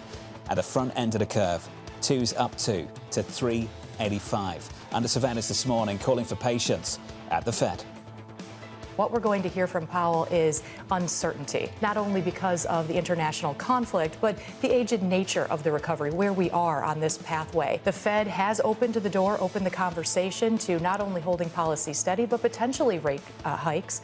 But the bar is extremely high. So more than anything, Powell is going to reiterate the need for patience to understand the evolution of the data and continue to remain in this steady pace of policy for now. So here's the latest this morning. Investors looking for answers on how long the Federal Reserve will keep rates on hold at what's likely to be Jay Powell's final press conference as Fed chair. Priya Misra of JP Morgan writing, we can see the Fed cutting rates in the second half if core inflation slows down. Priya has more. Priya, good morning. It's good to see you. Thanks for having me. Let's get into it. Let's talk about what you're expecting in the news conference and in the statement later this afternoon. Sure. So clearly no actual policy decision. What I'll be watching for is what's the, any sort of sense around this two-sided risk. It came up in the minutes. We don't think that will happen. I think Chair Powell has to keep talking about patience, wait and see. There's so much uncertainty. There's uncertainty on the inflation front. Do we get those second-order effects on core inflation? What happens to wages? There's also the labor market. So there's uncertainty on both ends. There's this AI once-in-a-generation, productivity increase. How does the Fed sort of navigate this? And I think he wants to come out of today, I think, with no market move. Because it's all about when does that straight open? What happens to the AI earnings? I think that's really, he wants to say nothing. I don't know if he's going to tell us whether he's going to stay on at the Fed. I hope he does. It's a risk management move, which he's brilliant for doing these risk management moves. But I think he just wants a boring wait and see, this is not our circus. That sort of an issue. We'll spend some more time on his future in just a moment. I just have one final question on a more symmetrical reaction function. If they try and articulate that later this afternoon, would you believe them? I think they are data dependent. But I think if they signal that a hike is as likely as a cut, I think the market's going to react. I don't think we're priced for that. We were maybe, 2 weeks ago, but now we've actually come back. I think the market realizes that the bar to hike is high. If they say it's equally likely, I think the market will react. I would look to fade it because here's the issue. Oil prices are high and those, forwards are starting to move up. There's a nonlinear impact at some point. It's very hard to argue at what level of these longer dated forwards. If oil prices stay high, that's a hit to consumer real disposable income. That's a hit to margins potentially with companies. I think it starts to wear on growth. But I think, so do they actually end up hiking? I think very unlikely if oil prices stay here or higher. But the market's absolutely going to react because I don't think we're positioned for a symmetric reaction function here. The market's definitely going to react to any kind of commentary about whether Fed Chair Jay Powell is going to be governor still at the end of May or the end of December. Probably market has some odds on that. 35% chance that he'll be there until he will leave the board by May 30th and an 82% chance by December 31st. In the rates market, will there be a reaction if he gives a signal one way or another? So I don't think so. I think, we've been all debating this, and it's a little sad that we're debating that more than, when will the Strait open and what's the impact on the economy. I think the Fed is a democracy. He has one vote. So if he does leave, I don't think there's a big reaction. I do hope he stays. He's a credible, permanent voter. There's a lot of debate at the Fed around current policy as well as the framework, this regime change that Kevin Walsh wants. I think to have Chair Powell or, Jay Powell stay on as governor, he's going to have a say in that matter. I don't think he's going to be shadow Fed chair. I think he's very careful. He will be very careful to let Kevin Walsh lead the Fed. But I think just having him there would be nice. It's a risk management exercise, as we're calling it. But I don't think if he says he's done, I think we should applaud him. He's the soft landing guy. He managed to cut rates, hike rates a lot, then cut rates, deal with 2 QTs. I think we would all be very grateful for the service to the Fed. But I don't think the institutional credibility is at stake if he decides to leave. Because you've got, many Fed officials, 18 other Fed officials, who are going to do the right thing for the economy. And I think I'm less worried about Fed independence, really unanchoring the long end. This is the point that a lot of people have honed in on, the fact that a Kevin Warsh Fed doesn't seem to be shifting long-term expectations of inflation or even any kind of disruption to the bond market. You could get into a discussion about whether Fed Chair Jay Powell should stay on as governor or not. But do you think that that's notable and actually telling that the market seems to be completely okay with Kevin Warsh as almost a continuity Fed chair?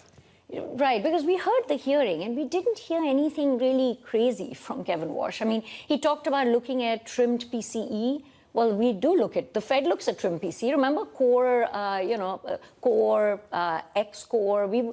The Fed does look at a variety of underlying inflation measures. So we heard that from Kevin Warsh. Well, that's continuity. We heard about no forward guidance. Well, the Fed has been in data-dependent mode for the last few years. I don't think they're actually giving us much forward guidance. He talked about using monetary policy as the primary tool. That's where the Fed is at. I think communication is the one I struggle a little bit with because that is different. And, is that changing the SEP? Is that giving scenarios? I think that's fair. Is that, nobody else speaks other than Fed Chair Warsh? I think then that's different. But we haven't heard that, and it's not clear that that's what he wants. So, yeah, I think, in all the scenarios, I think actually we heard Kevin Warsh's statement said he's credible. He's going to come in. He's got ideas.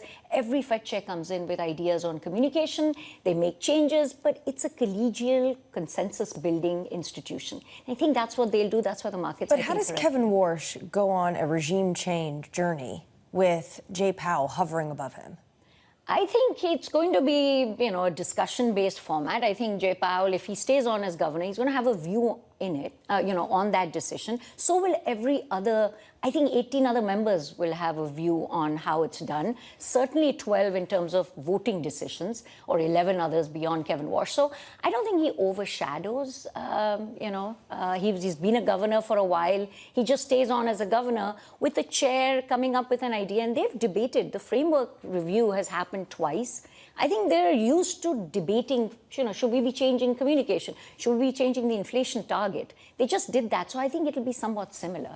Priya, good to see you. Lots to think about. Priya Misra there of JP Morgan Asset Management going into this Fed decision later on this afternoon. Special coverage starts right here on Bloomberg TV at 1:30 Eastern Time. The decision at 2 p.m. The news conference about 30 minutes later. Yeah, the decision on rates or the decision for Jay Powell? Because ultimately that is going to be the main discussion of what we're going to be talking about later this afternoon. If institutional credibility is not at risk if he leaves, why is he staying? Fair question. Maybe he just wants to. Maybe he just loves everybody and really just he enjoys it. He wants to enjoy the fruits of the I honestly think he wants renovation. to go golfing. We got some time to have this debate. Fun. I think he wants to deliver some speeches and make some money. Right. That's what I think. I mean, you'd think. You'd think. You'd think. Coming up next, we'll catch up with Sarah Hunt of Alpine Saxton Woods, Libby Cantrell of PIMCO, Chris Marr of Ocean First Bank. Plus, we'll speak to the former Kansas City Fed President, Esther George.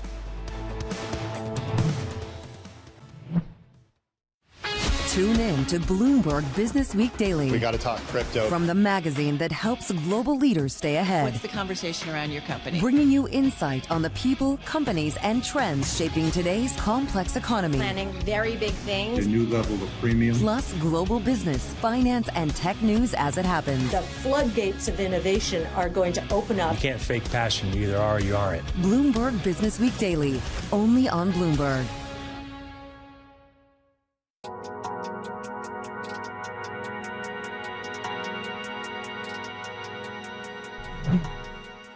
Anytime you have an industry that grows like that, there will be pockets where things are more difficult.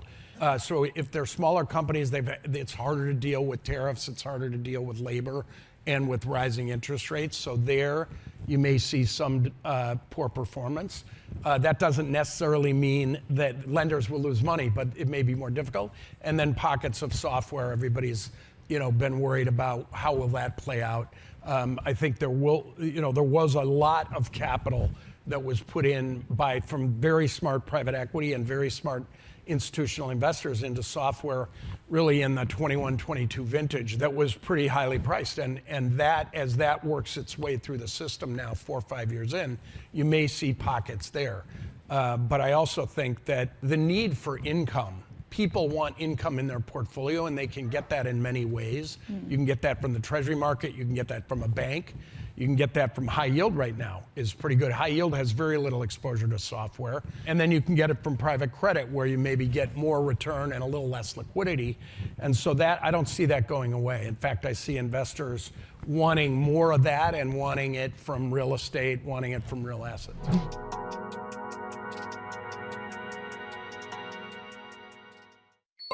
Asia is at the forefront of some of the world's biggest stories. I'm Sherrian in Tokyo.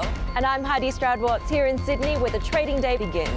We're here in the center of all the action to get you set up with the numbers, news, and knowledge you need for the day ahead. The demand is indeed recovering. We've been waiting for this moment. The opportunity of a century. Join us on Bloomberg The Asia Trade. Weekdays only on Bloomberg TV. Context changes everything. From the world of politics to the world of business, Joe Matthew and Kaylee Lines deliver news, insight, and analysis live 2 times a day, every trading day. Balance of Power at 1 and 5 Eastern, only on Bloomberg.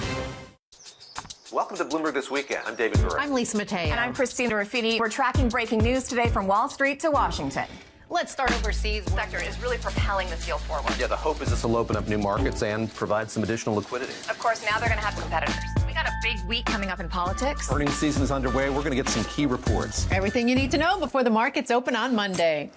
Introducing Bloomberg This Weekend, bringing a little Bloomberg into your weekend routine. Guys, buckle up. Sorry.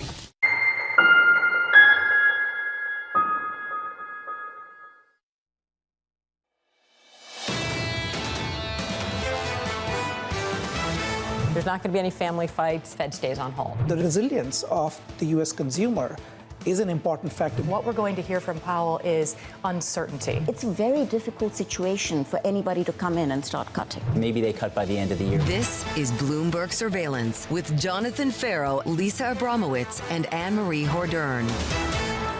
Live from New York City this morning. Good morning for our audience worldwide. The second hour of Bloomberg Surveillance starts right now. And your scores look like this. Equity futures on the S&P 500 bouncing back by just 0.1%. On the Nasdaq, up by 0.3%. In the oil market, commodities look like this. Brent up again. Brent 114 and higher by 3%. And over the last week or so, higher by some 26-27%. The rally unreal. WTI triple digits. Coming up later, look at the state of this. What a day.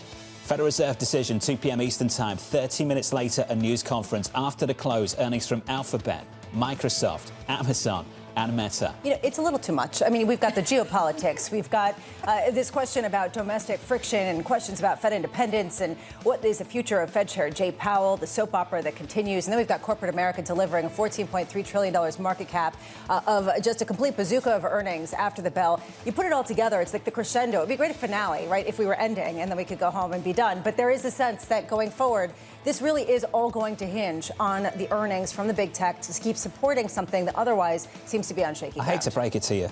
It's April 29th. Not even May. It feels like a great finale, though, doesn't it? Bramo feels like we're in Q4. Yeah. Ready to take an extended break. I'm not the only one. No, I know you're not. This feels like one big, long trading day over the last 3 months. I understand that. The one constant, crude higher. 8 consecutive sessions now. Brent crude up again by close to 3%. 114 and only $4 away from the closing high since this war started. So obviously this comes as the president is going to continue this blockade, according to the Wall Street Journal. What I find interesting is the Journal reporting is that when the president assessed other options, one would be to escalate, continue bombing, or de-escalate and walk away. Neither the president wants to do. So basically we're in this status quo. As you see the Iranians really start to pull at a number of levers, like bringing out very old tankers and just trying anywhere to store some crude, store some oil before they are forced to shut-ins, I imagine the White House calculus is give them the hardest, most brutal economic pain and see if that works in terms of diplomacy. And that move in crude just every single day, just slowly eating away at the bond market. just every day. Yields just grinding high just a little bit more at the long end and the front end. The long end sitting right below, really tight. Just a few basis points away from the highs of the year on 30s, on 2s, up again this morning by 1 or 2 basis points, 385. Going into this Fed meeting this afternoon. A couple of weeks ago, bond yields were higher, markedly so, rapidly so, because people expected some sort of central bank response to higher oil prices in the form of rate hikes. Then people said, wait a second, this could potentially suppress growth. This could be more of a growth killer than an inflation shock. And then just slowly, as oil prices have crept higher, we've seen earnings come in stronger than expected and consumers that have been able to absorb some of these price increases. And suddenly it's a 1-2 shock. It's both inflationary and potentially depressive to growth. And that is the quagmire for central banks. I know there's an obsession about Chairman Powell's future. I understand why. I've got all that. I actually think the more interesting piece of this now is actually the assessment of where we are in this economy, what their outlook looks like, and whether they move to a more symmetrical reaction function to basically articulate that the likelihood of a hike is just as likely there is a cut.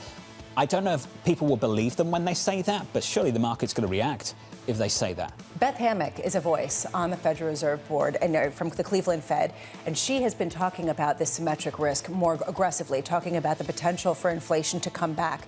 Do you hear that reflected? And ultimately, is that what the market wants to hear, or will they freak out? And that, I think, will be very interesting as well. Futures this morning up by 0.1% on the S&P 500. Coming up, we'll catch up with Sarah Hunt of Alpine Saxon Woods with big tech earnings on deck. Libby Cantrell of PIMCO drops by as the Pentagon's defense budget faces GOP pushback, and the former Kansas City Fed President Esther George on the central bank's decision day. We begin this hour with stocks finding their footing on the busiest day of earnings season. Sarah Hunt of Alpine Saxon Woods writing, AI is the story that keeps on giving. It will be critically important to see how investors react to the announcements made by the mega cap tech stocks later on today. Sarah joins us now for more. Sarah, good morning. Good morning. What are you expecting to see this afternoon?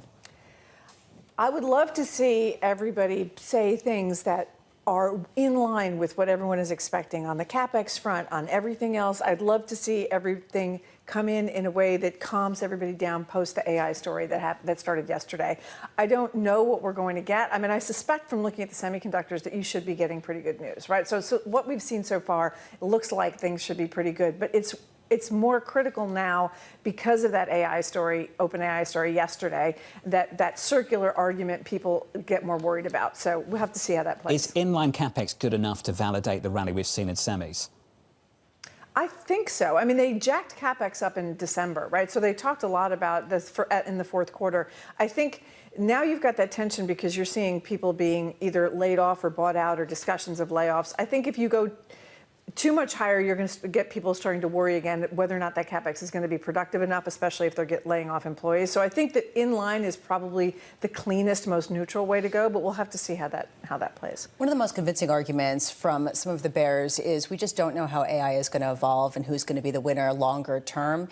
Do you think we'll get a sense of who's hot and who's not, in the sense of Google's Gemini really picking up some market share, say, versus OpenAI, maybe some of the other chatbots out there, versus Microsoft, which has kind of struggled in some of their cloud adoption compared to Google and AWS? I think you'll continue to see that differentiation, and I think that that's again why it's important that this goes well, just because you have that softness out of OpenAI. If somebody else is picking that up, that's different than everybody else slowing down on growth, right? So there would be a difference there, and people are going to be looking for that because everyone is looking to make sure that this growth is still as strong as it has been, and the bigger you get and the larger the numbers get, the harder that becomes. But I think right now, given what's also happening with energy prices and in Iran, like if the strait was open, I would say it's probably less of an issue. But because it's still closed, you need to keep that juggernaut moving higher. And right now, that has been very narrowly driving the markets higher. John's been really good about talking about the cyclical aspects of some of these businesses and what we could hear with respect to Meta,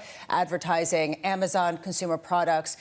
Do you think that this will be a cautious moment for them, given some of the rhetoric that we've heard from other officials, which frankly, other executives, I should say, which have been kind of mixed? On one hand, they've had really good earnings. They see a strong consumer. On the other hand, they feel like they have to say, well, you know, things might not continue if things get worse in the Middle East. Well, and I think that this is the trouble that higher energy prices over a longer period of time start to have, because we've seen good retail sales, we've seen good economic numbers, but the question is, how long can that continue if you are not solving the problem that is really a supply and a Gordian knot problem of everything getting out at the same time and getting back into a cadence of tankers coming out, because all that last landing of oil, which has sort of cushioned all of this, is kind of over, and that's going to be a problem if we don't start to see that resume. Do you think that's why the oil market is holding on to these gains? They're starting to wake up to the blockade is staying, and we are at the final cushion that they've been building up. Well, and I think there's been all sorts of regional differentials of crude prices that are not reflected in the futures that we see, that are more the trading sardines and not the eating sardines, right? So I think that there is an issue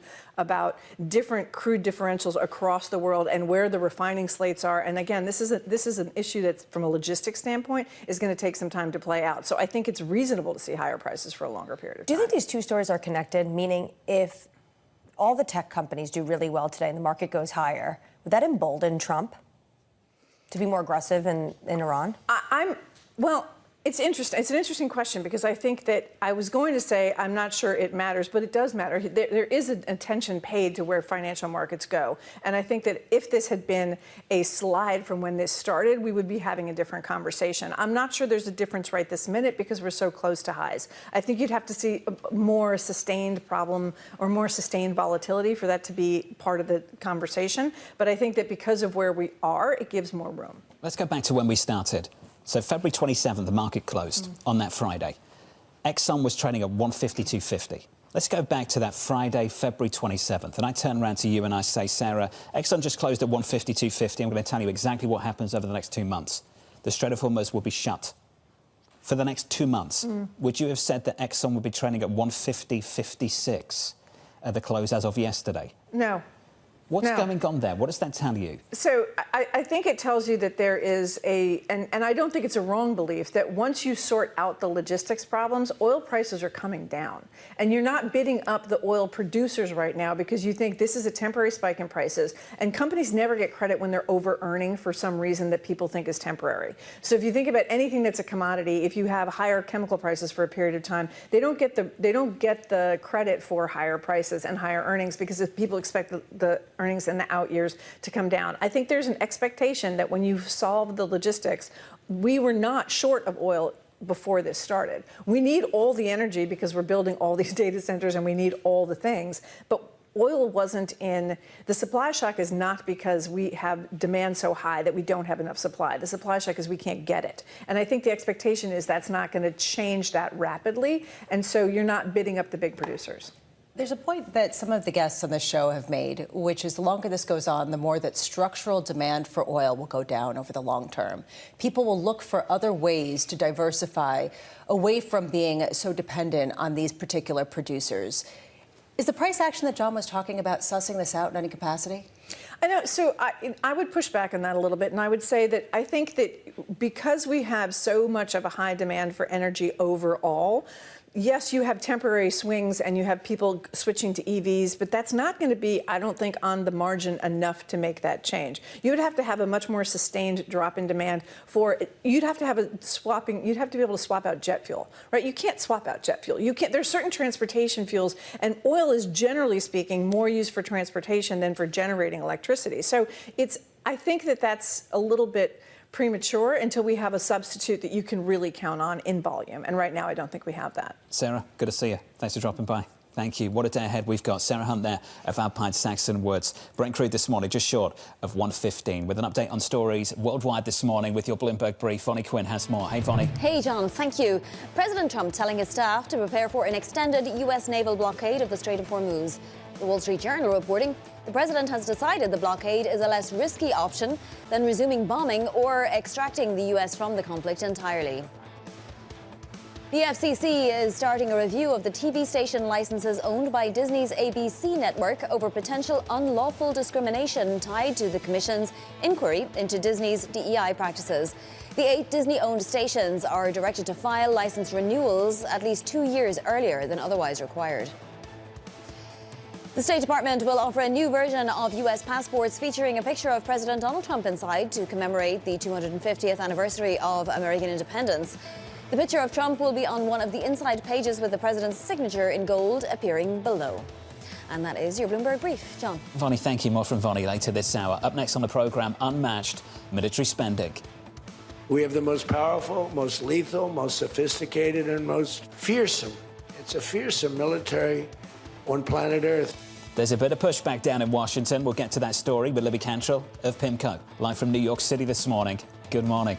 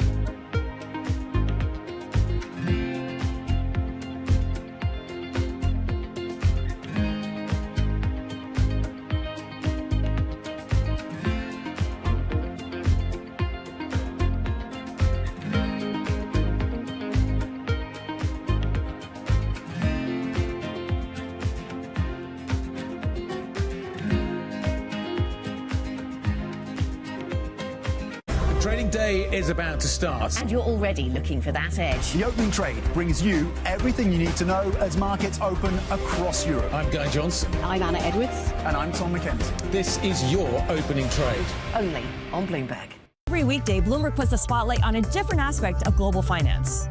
Flows, funds, and the forces shaping markets on ETF IQ. The future of money with Bloomberg Crypto. The players behind major transactions on Bloomberg Deals. The stories informing finance with Bloomberg Markets. And rates, risk, and the cost of capital on Bloomberg Real Yield. A different topic every weekday, only on Bloomberg Television.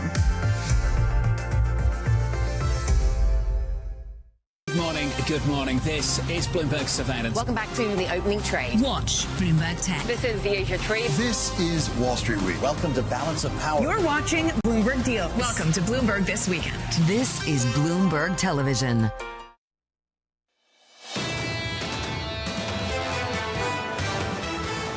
Small bounce this morning. Equities higher by 0.1% on the S&P 500. On the Nasdaq up by 0.4. What an afternoon coming up for the Nasdaq 100.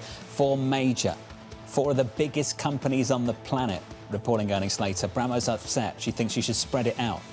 Tuesday through Friday. I just think every company should get its due, considering that each one of these is a huge component of our economy. So they each should get their moment in the sun. I love that we're talking with Sarah Hunt just a minute ago. You said, what's the best case scenario? She said, we get no news. It's everything's in line and we can just keep going. And that ultimately, I get it. But also, if they were all doing separately, then we'd be interested in all say the same thing about the Federal Reserve. People just That's the goal for Chairman Powell. They want a no-news afternoon. Yeah, which is just not going to happen. With a schedule like this one. I'm actually really excited, but I do think spread the love. Let's turn to commodities. Brent crude up for an 8th consecutive session now. We're higher over that period by close to 27%. Brent this morning at 114.60 and higher today by 3%. Under surveillance this morning, unmatched military spending. We have the most powerful, most lethal, most sophisticated, and most fearsome. It's a fearsome military on planet Earth. We have the strongest and most powerful by far military in the world. We have the greatest military in the world by far. Our military is unsurpassed. There's never been anything like it. Nobody's ever seen anything like it. So here's the latest this morning. The Defense Secretary, Pete Hegseth, heading to Capitol Hill to defend President Trump's $1.5 trillion defense budget as it faces bipartisan pushback down in Washington, D.C. Joining us now for more, Tyler Kendall. Morning, Tyler. Hey, John, good morning. Well, the White House is asking for the largest single-year increase of the Pentagon's budget since World War II. But Republican aides tell me this is just a request. We should view it more as a guidepost on where priorities are. And if we look at the fuller picture of President Trump's budget proposal, we are seeing a massive defense buildup paid in part by cuts to domestic agencies. And that could potentially set up some political risk as we head into the midterms and against the backdrop of an Iran war that is causing consumers consumers to pay higher gas prices. And that could be part of why we're starting to see some uncertainty from Republicans when it comes to this budget proposal, including the Senate's top appropriator, Susan Collins, who has previously supported hefty defense increases, but now finds herself in a tight re-election race. We're also hearing some concerns from conservatives when it comes to the idea that they would need to see more offsets if there's going to be more spending. But again, that could set up some political risk. Plus, some other lawmakers are now floating the idea that they could condition their vote on more spending if Congress is able to get a vote to authorize the war in Iran as we approach that 60-day mark. Now, keep in mind here, this is the president's fiscal year budget request. We're not even talking about an expected supplemental request from the administration, maybe in the range of $50 billion. We've gotten a few different reporting and talk about it from lawmakers. But, John, that may be the fastest and easiest way to surge more funds to the Pentagon because, by and large, Republicans do support the president's military aims. Tyler Candle down in Washington. Tyler, thank you. Let's build on this conversation. Pleased to say, joining us around the table, good friend of this programme, Libby Cantrell of PIMCO. Libby, good morning. Good morning. We've lost all appreciation for how big these numbers are.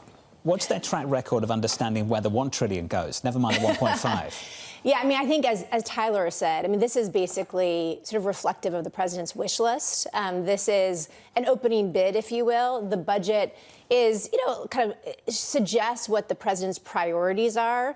But we should also realize that it is going to, the actual spend, the actual appropriation for defense come for FY27 is going to be much smaller. Historically, this has been, as Anne Marie knows, sort of $800 billion, up to $1 trillion of defense spending as of last year. A $1.5 trillion spending. Again, this is like pie in the sky kind of things. It's really to frame the negotiation. I think it does emphasize, though, it underscores how important the defense component is, maybe surprisingly, to this administration. So again, I think we should take this with a grain of salt. Our view is that we probably see maybe a small tick up in terms of defense spending. That would land around $1 trillion, obviously much short of the $1.5 trillion. Do they have to get this done before the midterms? Yeah, I mean, look, as you know, the end of the fiscal year is September 30th. Oftentimes, they're operating under something called a continuing resolution, as we all know, which is basically just a stopgap funding bill.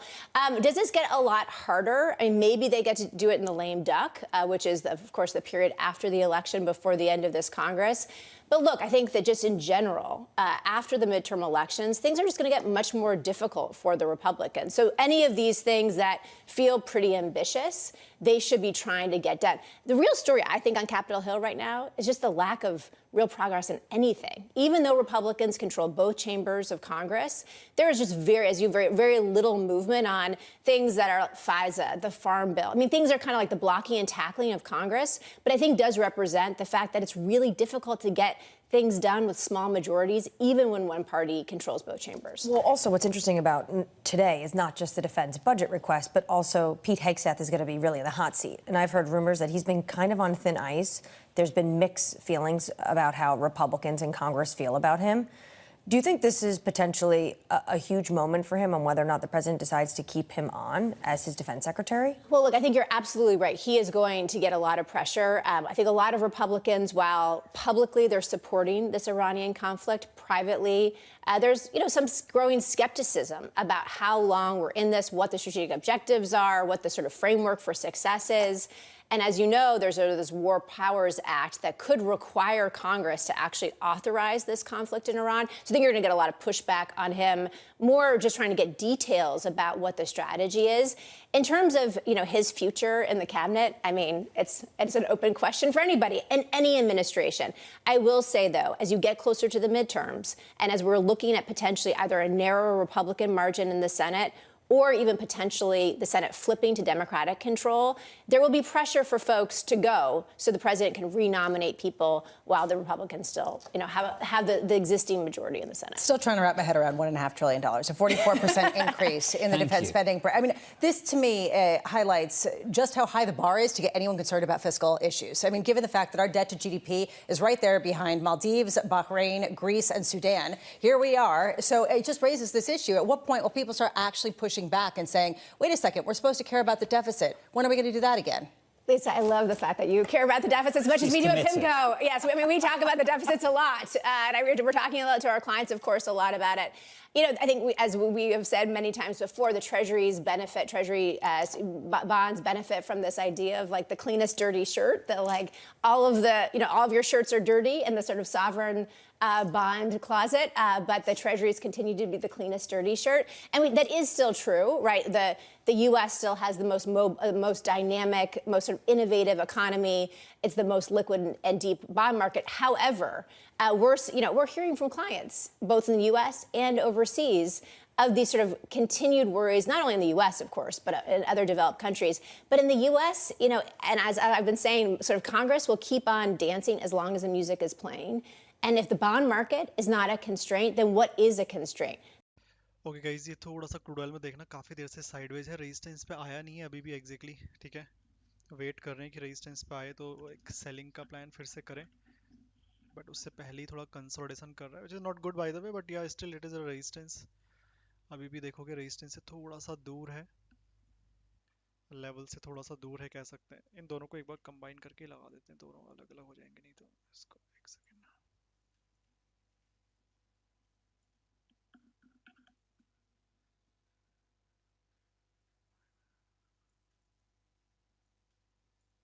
तो consolidation कर रहा है resistance से पहले, which is not good. Normally price level पे सीधा ही आ जाना चाहिए था। लेट्स सी कितने देर और कंसोलिडेशन करता है। ऐसा ना हो कि अब जब रेजिस्टेंस से रेजिस्टेंस लेने आए उसके बाद प्राइस नीचे आए तो ये कंसोलिडेशन एक्ट करने लगे सपोर्ट की तरह। सो थोड़ा ध्यान रखना, देखेंगे यहाँ पर। बाकी देखो नेचुरल गैस कल का ही ट्रेड कंटिन्यू है। नीचे ना मुझे इसमें कुछ खास सपोर्ट दिख नहीं रहे। एक मेजर सपोर्ट इधर पे है 237, क्या वहाँ तक डायरेक्टली गिरेगा? 15 मिनट टाइम फ्रेम के अकॉर्डिंग तो यहाँ तक गिरना चाहिए, ठीक है। बीच में कन्फ्लुएंस पॉइंट है, इसको आप एरिया ऑफ इंटरेस्ट कह सकते हो, ये सपोर्ट नहीं है, that is a area of interest.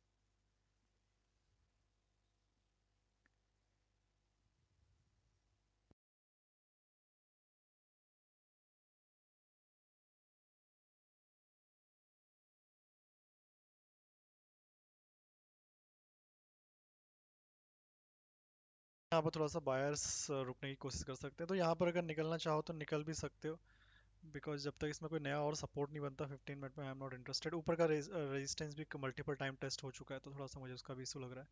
तो यहाँ पर हो सकता है थोड़ा बहुत प्राइस रुकने की कोशिश करें, इवन तो कोई मुझे सपोर्ट दिख नहीं रहा है 15 मिनट में। नीचे तक गिरना भी इतना मुझे लगता नहीं कि आज गिर जाएगा यहाँ तक। एक पॉसिबिलिटी लगती है कि यहाँ पर प्राइस अगर आके कुछ नया सपोर्ट वगैरह बना दे तो फिर कहीं बाइंग का प्लान करें, क्योंकि ये ऊपर का रेजिस्टेंस भी मल्टीपल टाइम टेस्ट हो गया। अब की बार यहाँ आया तो मुझे नहीं लगता ये होल्ड कर पाएगा, बहुत ही रेयर चांसेस है।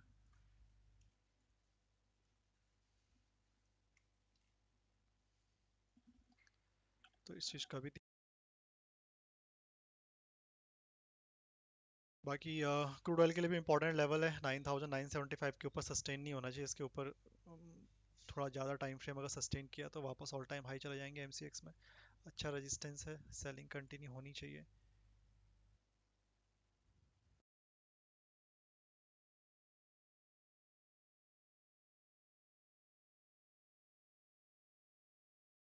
और कोई सपोर्ट है नहीं नीचे, लिक्विडिटी थीम कल ले चुका है प्राइस।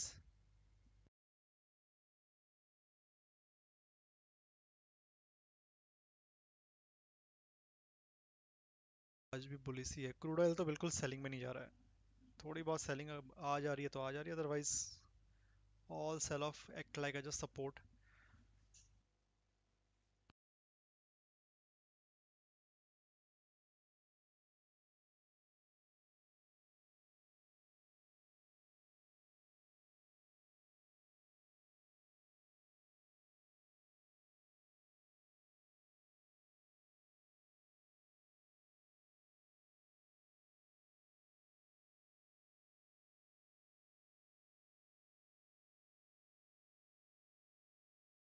ठीक है, बाकी क्रूड ऑयल में नेचुरल गैस मैंने बताया पुल बैक दे सकता है इस जोन से, बट मैं इंटरेस्टेड नहीं रहूँगा।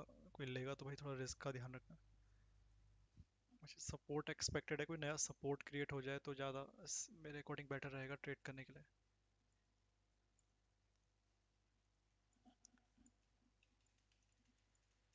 आधा घंटा और है, न्यूयॉर्क सेशन ओपन होता है तो देखते हैं। आज एफओएमसी की मीटिंग्स भी है तो उसका भी ध्यान रखना इवनिंग पे। 5:30 न्यूयॉर्क सेशन ओपन होगा, then 8 PM crude oil inventory, 7 PM US market open and then 11:30 FOMC rate cut का डिसीजन। फोरकास्ट तो न्यूट्रल ही है।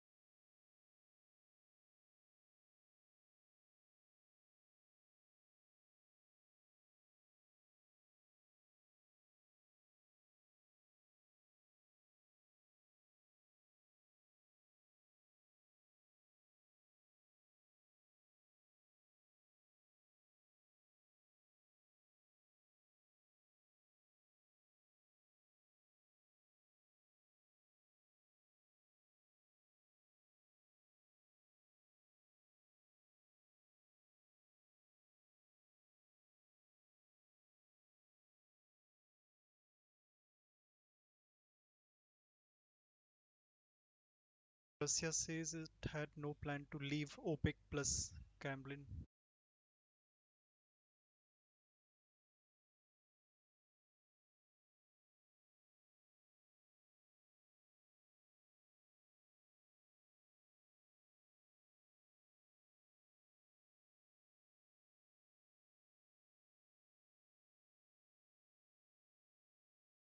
बाकी आज जो एफओएमसी की मीटिंग होगी, most probably that is the last FOMC meeting of Fed chairman Jerome Powell, because उसके बाद वो रिप्लेस हो जाएंगे।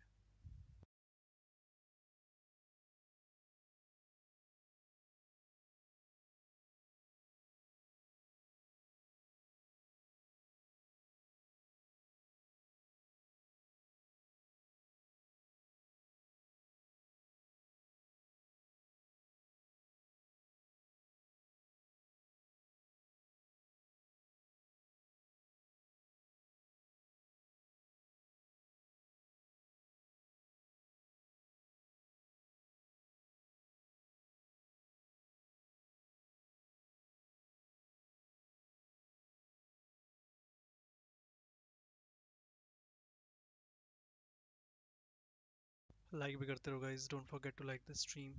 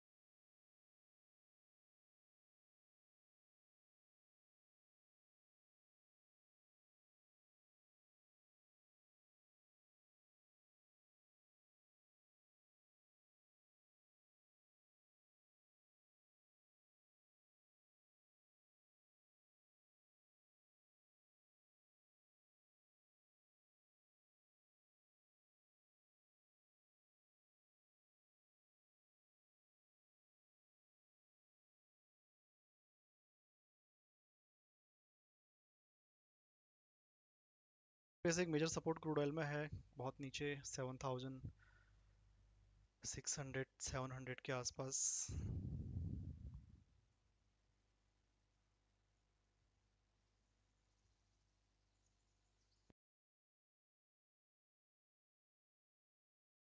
एक बार न्यूयॉर्क सेशन ओपन होता है फिर देखते हैं इवनिंग पे। 30 minutes left.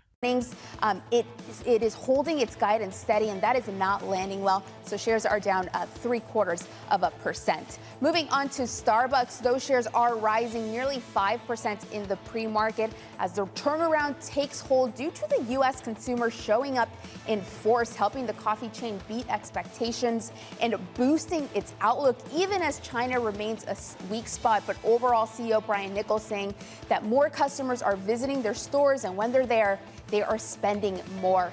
And take a look at Robinhood shares. They are plunging down more than 11% in the pre-market, revenue coming in light. And the story there really has to do with the retail investor pulling back amid volatility due to the Iran war. You also have Robinhood saying that their expenses jumped and warning that its involvement in Trump accounts will involve another $100 million in investment. John. Yahira, thank you. More from Yahira in the next hour. On our radar this morning, President Donald Trump telling aides to prepare for an extended naval blockade of the Strait of Hormuz. The Wall Street Journal reporting the president thinks the blockade carries less risk than resuming hostilities. Elsewhere, it's the busiest day of the current earnings season with more than $14 trillion in market cap reporting, including results from 4 of the Mag 7. Alphabet, Microsoft, Amazon and Meta reporting after the closing bell. And finally, the Senate Banking Committee likely to approve Kevin Warsh's nomination for Fed Chair in a vote later this morning. If Warsh clears the panel, his nomination will head to the full Senate for a final confirmation vote. Can you imagine if he also gets confirmed today and then heads over to the Fed and says, you know, I'm going to sit here too. Guess what? I'm Fed chair now. Washington doesn't move that quickly. Okay, well, I mean, you know, make it really dramatic. We could really increase the drama of this finale. Well, Mohammed El-Arian is putting out on Twitter that really what matters more is going to be the politics. Will Chair Powell repeat the defiant tone of his dramatic January video? And I think that's why this is important. Jay Powell could make this about himself if he stays on as governor and less about the institution. And I think it'll be incredibly interesting if he decides that he's going to announce he's staying on when there, as I just said, potentially bipartisan support for Kevin Warsh out of the Senate Banking Committee. It risks creating a dependency issue when there isn't one. I also think the way they talk about the Federal Reserve right now undermines the people already on the FOMC. This is not the Supreme Court. This is the Federal Reserve. And just breaking down the board by who the president has appointed and who he hasn't isn't really how this works. And I think it throws a lot of mud at the otherwise fantastic work that the likes of Governor Waller, who was also nominated by this president in his first term, is doing at the Federal Reserve. This is not the Supreme Court. Other people have opinions on the future of this institution.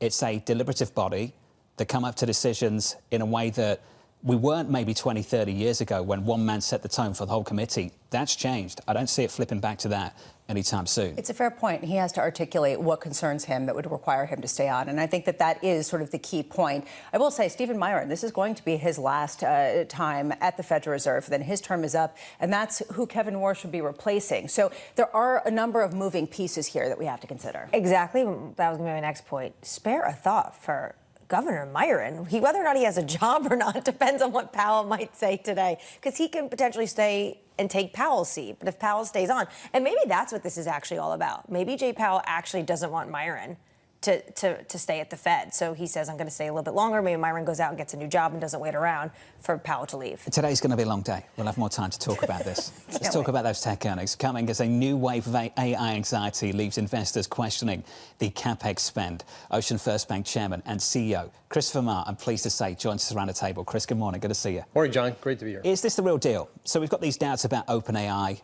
and their spending commitments because they're not seeing the internal growth and they're falling short of their own targets internally. Do you think it's the real deal? Are you seeing the kind of growth that you'd expect from this kind of technology? Well, we're certainly seeing it. We're seeing it not only within our own firm, our peers, our clients. You're seeing these dramatic improvements in your ability to produce. Not just, there's a lot of focus on the AI itself, you know, this decision engines and, you know, but as important as that is this revolution in the way you build technology from a coding perspective. So we're seeing our engineers able to be dramatically more productive than they've ever been. So you can automate things you would never have considered automating before. And we're seeing really important gains, things where we're taking 75, 80% of the time out of a process, which improves the experience for our clients, makes things less expensive for us, but it's on both sides, not just decisioning. I'm going to reduce this in a really crude fashion, so forgive me, but ultimately this is the focus. Revenue growth relative to the size of the workforce. Are you going to get more from the same size of the workforce, or are you going to get more from even less? How do you think about the trade-off between the two? You're certainly going to get more for the same size of the workforce. So when I think about our bank, when I joined, we had about $10 million in assets per employee. You just think about that as a crude measure of efficiency. We're now at 16 million. I think we're going to be north of 20 million within the next 6 to 12 months. So it's a huge opportunity for you to run an operation much more effectively. Is there a limit to how much people are willing to invest if the costs go up? And I'm talking about the component costs. I'm talking about just the commodity costs, as well as just the supply-demand dynamics. Lisa, I think that when you look at everything that goes into a data center, and it's everything from chips to concrete and steel and plumbing and heating and cooling, I think we're going to have a choppy period over the next year or two as we balance out what investments make sense and what the true cost of this technology is. I think we often overlook that the price we pay for AI today has no relation to the cost to deliver it. So when you think about, in a fully formed way, with all these data centers up and the energy costs, what is the cost per query? What is the cost? Right now, it's kind of a subsidized thing where we're getting access to the technology very inexpensively. So as those fully burdened capital costs come through, we're going to see how effective it is. Well, this is the reason why some people are looking and saying, well, on one hand, CapEx is good things. It represents some kind of promise. On the other hand, are we just paying continually more for the same amount, given the fact that prices are going up in a significant way? I mean, at what point does that become a constraint in the markets? I think the most important short-term constraint, what we hear from our clients, and our clients are everywhere from DC to Boston, a lot of different industries, is they're very concerned about energy costs broadly. So yes, it's oil, but it's also the electricity costs going up. And when they look at that input cost and traveling through their corporations, and it's going to raise the price of everything. So energy is a really big conversation. It is a bigger conversation among our customers than employment is. And that, typically they would always complain about employment, but they're worried about energy. And the conflict in Iran is just making that worse. Are we going to hear more of that today from the hyperscalers? Yeah, Anne-Marie, I wouldn't be surprised because when you think about not just the data centers kind of sucking up all this electricity, oil on top of that, and then these multiplier effects that those costs then just creep their way into the logistics systems and they make everything more expensive. So that's the concern. When you look at this space, what do you make of Anthropic and OpenAI? Is it hype? Is it ahead of their IPOs, or is this real? Well, we kind of go back and forth. I think it's real. I don't think it's going to have a uniform impact on everything that people think it is. So everything, it's going to solve world hunger and all that. I don't think it's going to do that. But it is very broad-based. We see our employees just experimenting with things, bringing stuff to us. Mythos is frightening. When you think about the security posture of your company and the ability for the bad guys to be that much more effective. So yeah, we got a lot to stay awake on. Do you think it will help your institution become more resilient or expose potentially some vulnerabilities in the industry? I think in the long term, it helps you become much more resilient. The pitfalls in the short term, right, is you're adopting this stuff, and is there kind of a short-term issue that pops up that you've got to deal with? But we've seen our cyber posture over the last several years. These tools are really helpful because you can't keep up anymore. You're getting attacked in a way that a human being cannot respond to, right? We've got these automated scripts to respond on things. So technology is both your friend and your adversary. Chris, it's good to see you. Thanks for breaking it down. Thank you, sir. Thank you. Ocean First Bank Chairman and CEO. Christopher Ma, things moving very, very quickly. We mentioned this earlier, that 12 months ago, Alphabet was dead. It was all about OpenAI. Then Anthropic's taken over. Alphabet's really flourishing. And I wonder where we'll be 12 months from now. And how much does it really hinge on capital markets remaining open so people can keep borrowing money or raising money in other fashions to keep investing in things that may change, but ultimately will protect them from some of the cyber risks and will insulate them from some of the costs from supply chains that they can overcome with efficiencies of scale. Nasdaq futures this morning higher by 0.3% with an update on stories worldwide with your Bloomberg Brief. Vonnie Quinn has more. more. Hey, Vonnie. Hey, John, thank you. Yum Brands edging lower in pre-market trading after beating expectations for the first quarter on the top and bottom lines. Same-store sales grew 8%, thanks in large part to Taco Bell's value meals, offsetting more tepid results from its other brands. Elon Musk taking the stand in his case against OpenAI. Musk is suing Sam Altman's company because he says its pivot from a charity to a for-profit business is wrong. An attorney for OpenAI says Musk's lawsuit is an attempt to undermine a competitor to his own company, XAI. UBS CEO Sergio Ermotti speaking with Bloomberg's Guy Johnson today, warning financial markets are at risk of over-optimism regarding the Iran conflict. The expectations is not only that things are going to be resolved, which we believe and hope is they're going to be resolved, but the impact of what happened will be resolved in a classical way we saw in the last 10 years, V-shaped. Everything is going to go back into normality. Equity markets have risen to records even without a clear off-ramp for the conflict with Iran. And that is your Bloomberg Brief. John. Vonnie, thank you. More from Vonnie in 30 minutes. Up next on the programme, bracing for change. The momentum of the economy is there. It will probably sustain itself, broaden in the second half of the year. If that happens, and not only does inflation not fall, but maybe starts to rise, we're going to see a very, very different tone from the Fed. In just a moment, we'll catch up with the former Kansas City Fed President, Esther George, live from New York City. You're watching Bloomberg TV.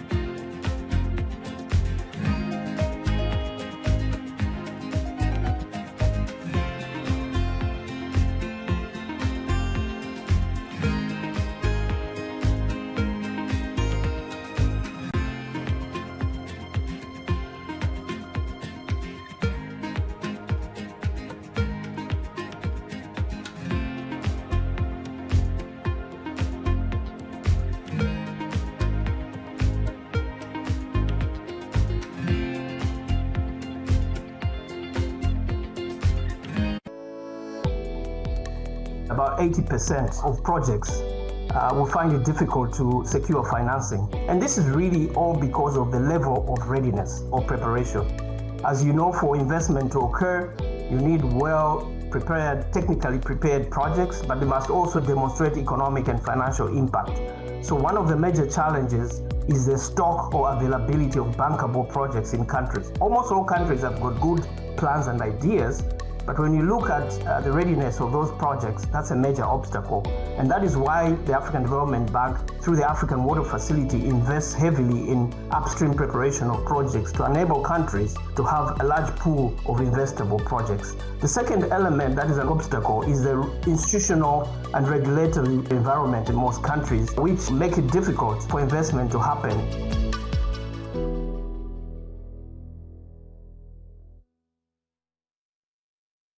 Middle East tensions are high. Both sides willing to go back to the battlefield. The narrative changes moment to moment. Is there a ceasefire? Is there not a ceasefire? Markets are up, markets are down. Count on Bloomberg for up-to-the-minute reporting. Breaking news this morning. Breaking news in the last few minutes. On-the-ground perspective. Talking to you from the bomb shelter. This White House still pushing. And the analysis you need to make informed decisions fast. Clearly, nothing is final until it's well and truly final. The really important question is whether we'll get second-round effects. Nobody covers geopolitics like Bloomberg.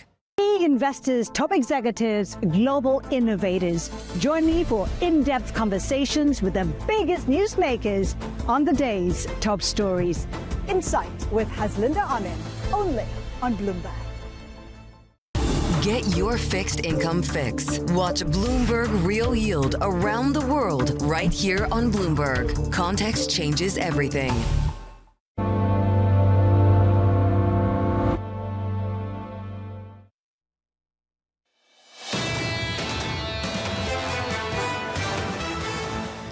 Here's the shape of things this morning. Equity futures just about unchanged on the S&P 500, positive on the Nasdaq following yesterday's losses. Yesterday on the S&P, the biggest one-day loss we've seen in about a week. Notable that we're seeing the equal weight decline. Lisa talked about that earlier this morning. 6 consecutive days of weakness there, lower across those 6 days. That's the longest streak we've seen so far this year. And with that, this move in crude, 8 consecutive days of gains for Brent. That's the longest this year. That's the longest daily rally we've seen going back to May of 2022. Higher by 3% at 114, round it up to 115. That's unsettling some things in the bond market at the front end of the curve. Yields just drifting higher. I've called this stealthy because it's been quiet this sell-off in bonds. But we're building and building and building and retesting the highs of the year so far at the long end of the curve.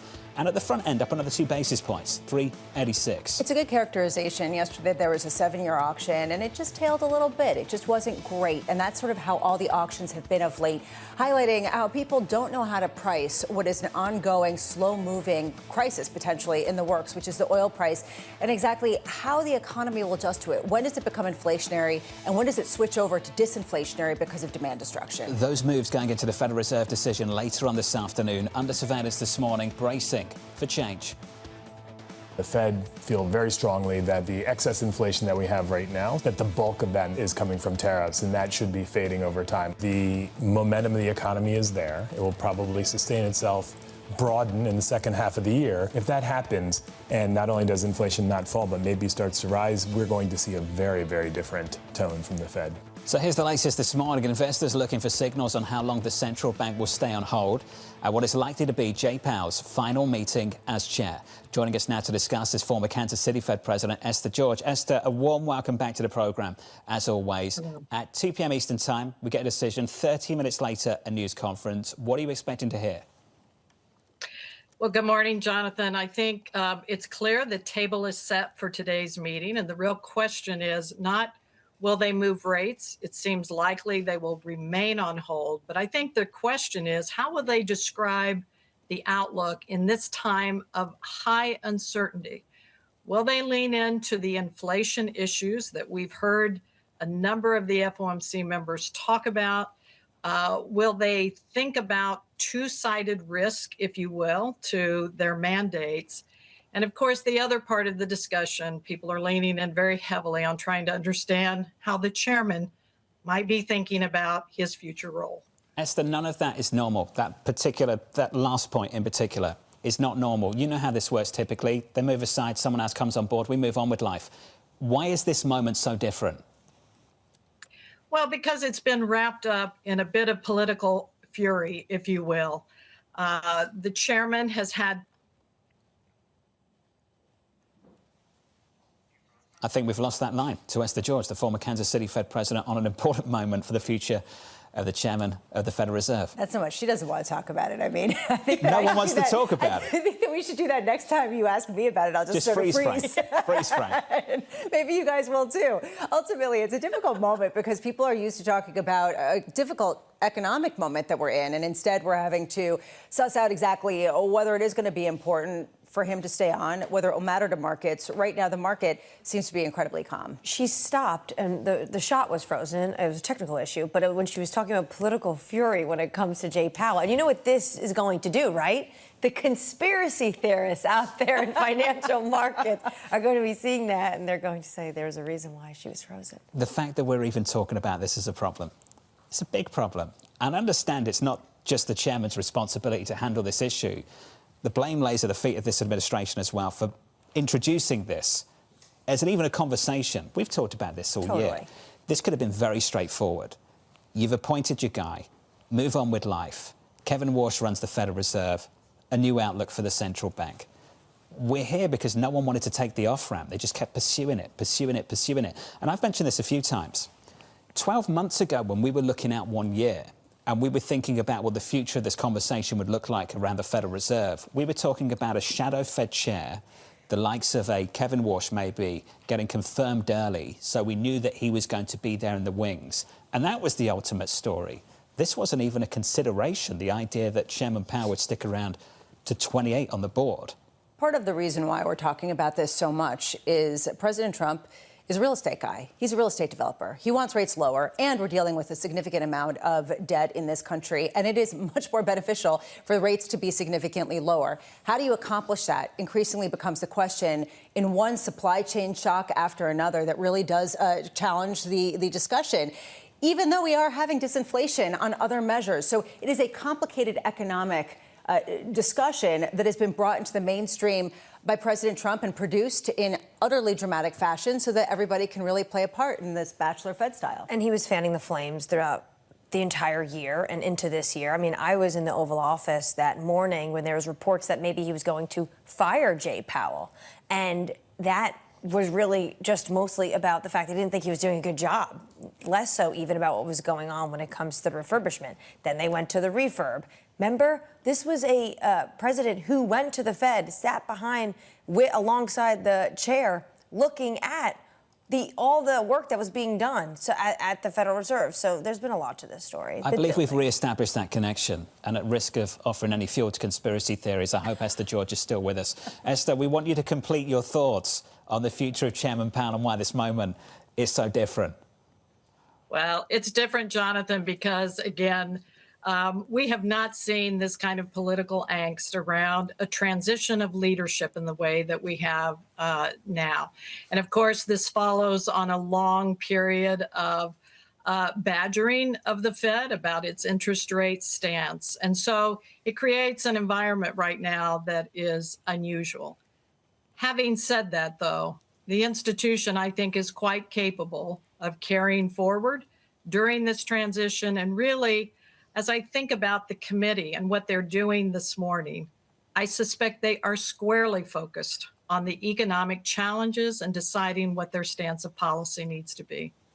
Couldn't agree more. Esther, it's good to see you. My apologies that this one's a bit of a short one. We'll get you back on the schedule soon and we'll catch up. The former Kansas City Fed President, Esther George, on the future of this institution and the focus on the Fed later on this afternoon, which unfortunately is not just about policy, the outlook, the economic challenges. It's also about the future of the chairman of the Federal Reserve. I like what she did there. She said it's a committee, and she kept emphasizing the committee. And at what point do we have that emphasis rather than on one person who is the head of that committee, but ultimately is really held to the consensus vote of 12 individuals? Right, it's a deliberative body, which is why people say, well, if Chair Powell stays on, he's just one person. But at the same time, he was the head of this institution. So if he stays on, doesn't that make it a little bit more complicated if Kevin Warsh comes in and wants a quote-unquote regime change? I go back to two words, transparency and finality. It doesn't really matter what I think about any of this. I think the chairman set up his own metric for whether he can move on or not. He said it needs to be wrapped up with transparency and finality. And based on that metric,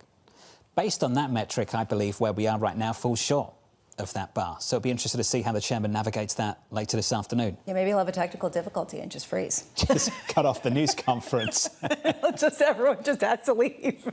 You know, there are different ways to handle this. True. Just pull the plug. See. Yeah, exactly. Yeah, OK. Let's hope they don't do that, because we're going to have quite a long time to talk about nothing. Yeah, OK, all right. Please don't do that. That's a terrible option. News conference, 2:30 Eastern Time. Don't pull the plug, OK? Our coverage starts at 1:30. It wraps up several hours later. Coming up on this programme, Stuart Kaiser of Citi, Shweta Kajuria of Wolfe Research, Tom Porcelli of Wells Fargo, the IAEA Director General, Rafael Grossi. Looking forward to that in the next hour of Bloomberg Surveillance, the third hour, just around the corner.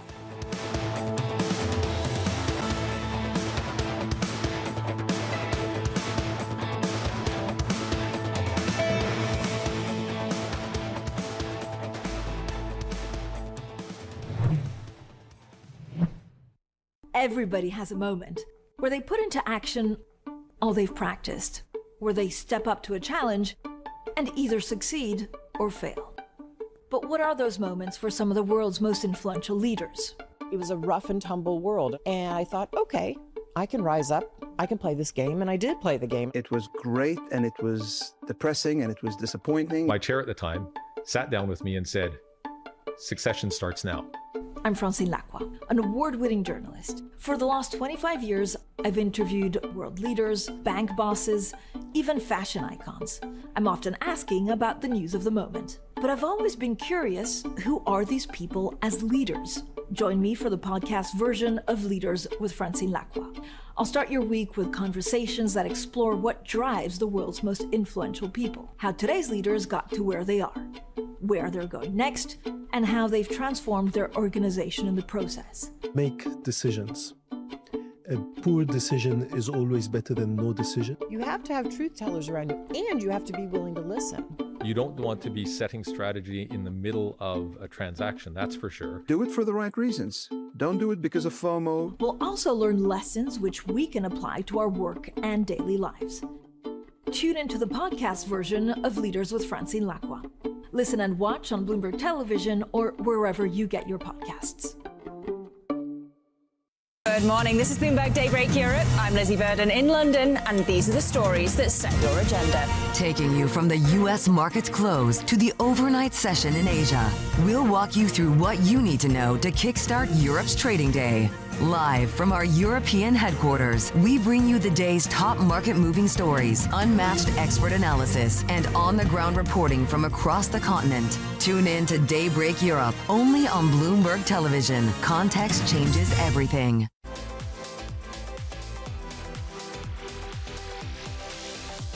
Have you ever thought about, or would you make a movie for a streaming service? Would you make a Netflix movie? Man, that's a great question. I mean, I'm waiting for one where I ask and you go, that was a shitty question. Yeah. I mean, you good at your job, bro. Like, this is actually the first time anybody's ever asked me that. I'm not here to say what I would and wouldn't do in the future. But the theatrical experience is one that means a great deal to me. It means a great deal to us. Mm-hmm.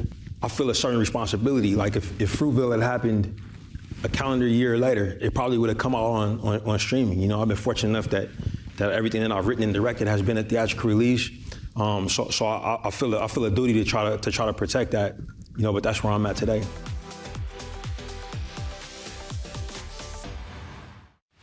Tune in to Bloomberg Business Week Daily. We got to talk crypto. From the magazine that helps global leaders stay ahead. What's the conversation around your company? Bringing you insight on the people, companies, and trends shaping today's complex economy. Planning very big things. A new level of premium. Plus global business, finance, and tech news as it happens. The floodgates of innovation are going to open up. You can't fake passion. You either are or you aren't. Bloomberg Business Week Daily, only on Bloomberg.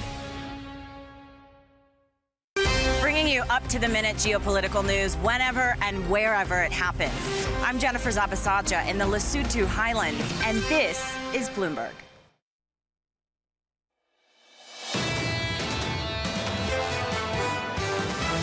The market remains dependent on tech. The CapEx figure is what you got to be laser focused on. We're just really not seeing the rest of the market able to overtake that Mag 7 cohort. Tech breadth is broadening across the sector. The technology genie comes out of the bottle. It never goes back in. This is Bloomberg Surveillance with Jonathan Farrow, Lisa Abramowitz, and Anne-Marie Hordern. Live from New York City this morning. Good morning for our audience worldwide. The third hour of Bloomberg Surveillance starts right now, and your scores, the price action looks like this. Equity futures on the S&P 500 just about positive. On the Nasdaq, up by 0.3. In the commodity market, up again on Brent for an 8th consecutive session, up by more than 3% and just short of 115. Heading into this day ahead. What a day ahead. Later on this afternoon, a Federal Reserve decision. 30 minutes later, a news conference. Then after the close, these names right here, the biggest companies on the planet reporting earnings. Alphabet, Microsoft, Amazon, Meta. So you've got your geopolitical crisis, a question around how much the drip feed of higher oil prices are going to torpedo the economy and perhaps drive the hot war back into action. You've got domestic drama with the Federal Reserve. What is going to happen there? Not necessarily with interest rates, but with respect to the personnel. And then corporate America really delivers the bazooka, which is how well are the big tech names doing, given the fact that they have driven the rally not only in equities, but in economic optimism. Well, let's start with the geopolitics. The squeeze in the Middle East And the moves in crude. The Wall Street Journal with this. The president instructing aides to prepare for an extended blockade of Iran, according to U.S. officials. Blockade in hopes that the Iranians cave. That is what the president is deciding to do. And if you continue to read the Wall Street Journal report, it goes on to say that the other options of either escalating to start strikes again or de-escalating, basically just walking away and saying, we reached some of our targets. We're now going to leave because we don't want this impact on the oil market. The president is not willing to accept. So right now, I think the oil market is starting to wake up to the fact that we've already drawn down a number of inventories, and the president is serious, and the blockade is not ending right now. And you can see that as well, what is going on in the Strait of Hormuz, what the Iranians are trying to do in terms of putting any last barrel of oil somewhere to store. You can see it through the pricing of the futures curve. Lisa's been on top of this all week. New highs for long-dated contracts this morning at the front end of the curve, just several dollars away from the highs of the year. Yeah, you pointed out to the fact that we all made such a big deal about Goldman increasing their forecast to $90 a barrel at the end of the year. And guess what? If you take a look at the December contract for Brent crude, we're at 88. So to your point, we're already there, and yet people don't seem to be paying attention if they're in the equity markets, at least not on the index level. Is this a boiling the frog moment where we reach a point where suddenly the frog's dead? And that ultimately is what people are looking at, even though it's not very nice. Stu, how do you feel? Welcome to the programme. Well, the death of the frog, apparently. A warm welcome to Bloomberg Surveillance, sir. Definitely. You take a beat. Coming up this hour, Stuart Kaiser of Citi, ahead of Mega Cap Tech quarterly earnings. Tom Porcelli of Wells Fargo previewing today's Fed decision. And the IAEA Director General Rafael Grossi as US-Iran talks stall over Tehran's nuclear program. Conversation about nuclear war at the end of the programme with Bramo, so that should be fun. All right, we begin this hour with stocks edging higher as Wall Street braces for a busy 48 hours. Stuart Kaiser of Citi writing the following. Tech stocks are priced for large upside moves. April 30th is effectively the largest day for S&P 500 earnings since 2012. A warm welcome to you, Stuart. A proper welcome. It's good to see you, buddy. Thank you. It's good to be here. We've been talking about your notes throughout the week. Lisa has. These slow-moving risks could turn what you say is non-linear if they persist. Are we close to that tipping point?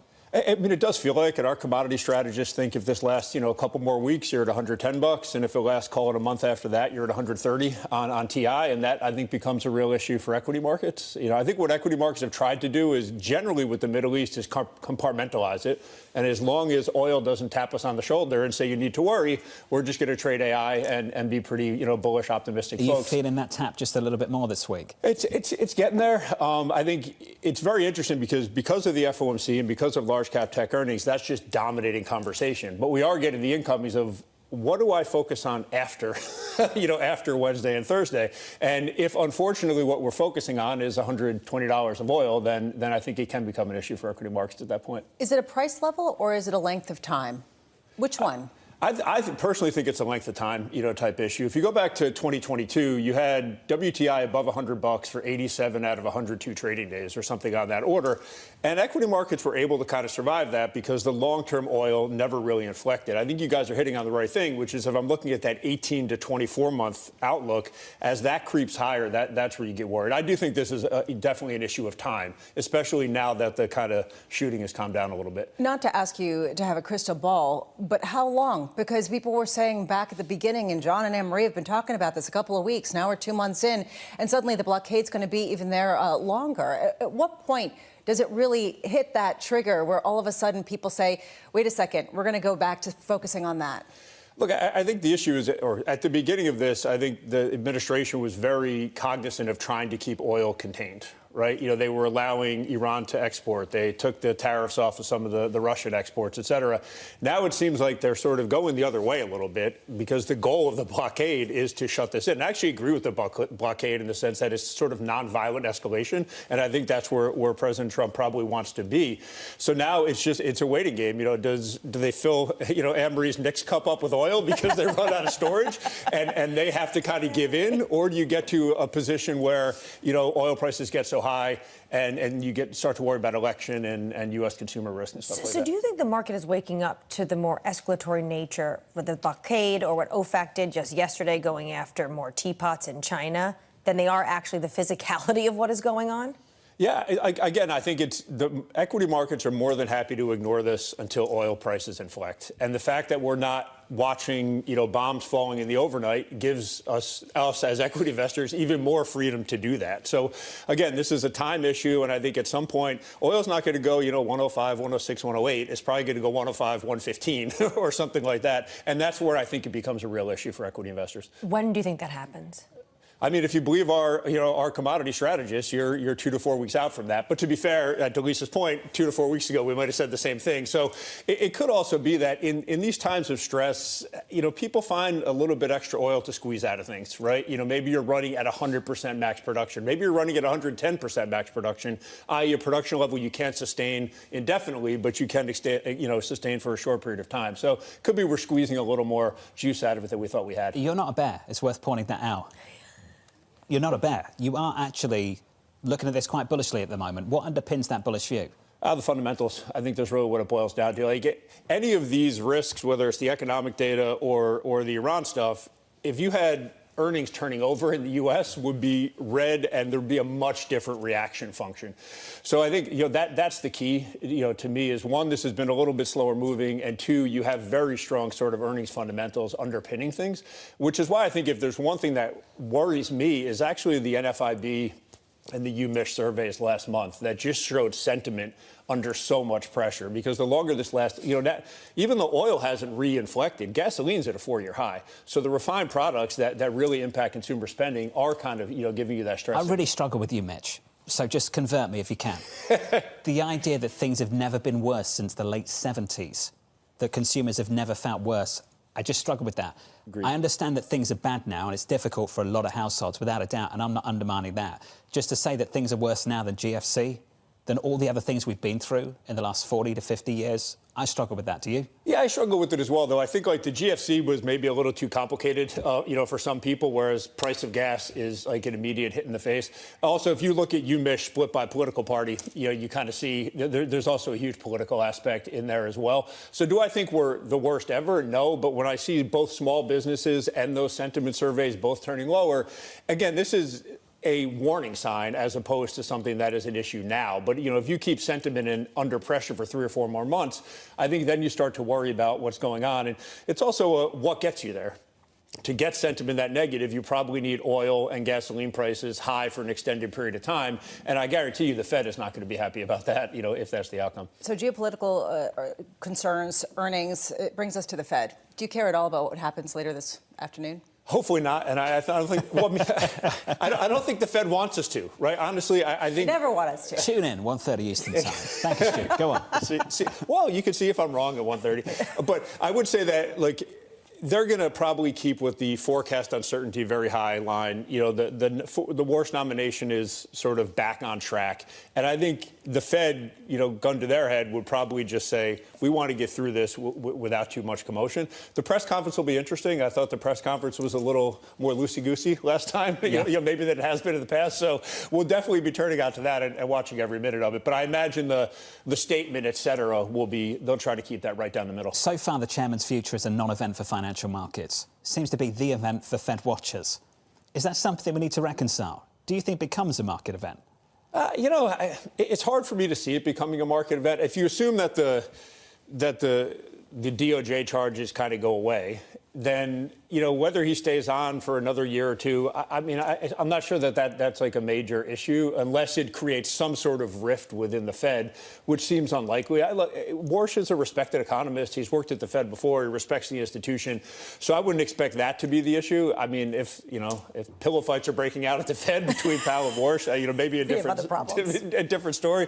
But generally speaking, no, I wouldn't expect it to be a huge issue. Stu, it's good to see you. Good to see you too. This was fun. Thank you, buddy. Thank you very much. Stuart Kaiser of Citi. On the Federal Reserve later on this afternoon, that news conference could be spicy on the future of Fed share, and also, I think most importantly, where we are in this economy and the outlook for policy and the changes we could expect in the next 12 months? Yeah, right now, that is a huge uncertainty. You're talking about the University of Michigan survey and how negative it seemed. And then yesterday, we got the Conference Board consumer confidence number that came out way above expectations. So pick your poison and try to interpret what this economic data really looks like. It's a difficult moment. Looking forward to the news conference, 2:30 Eastern Time. Our coverage starts at 1:30. Don't listen to Stu. Tune in for that. It's going to be At 2 p.m, we get that interest rate decision. Let's get you an update on stories elsewhere this morning with your Bloomberg brief. Vonnie has more. Hey, Vonnie. Hey, John, thank you. The White House is working on dialing down its feud with AI giant Anthropic. Axios reporting the U.S. is developing new guidance that would allow agencies to get around Anthropic's supply chain risk status and begin onboarding its new model, Mythos. Starbucks shares are up almost 5% in the pre-market. The company lifting its full-year guidance thanks to a strong rebound in the U.S. that helped offset slower growth in China. The results suggest CEO Brian Nichols' turnaround plan is gaining traction. Billionaire Bill Ackman's Pershing Square pricing a combined IPO of Pershing Square USA and its hedge fund management company, Pershing Square Inc., in a dual listing expected to raise $5 billion. The two securities will begin trading on the NYSE today. And that is your Bloomberg Brief. John. Hey, Vonnie, thank you. More from Vonnie in about 30 minutes' time. Up next, the morning calls, plus Shweta Kajuria of Wolf Research saying Wall Street is underestimating CapEx spend heading into earnings. We'll get to that conversation in just a moment. Live from New York City this morning. Good morning.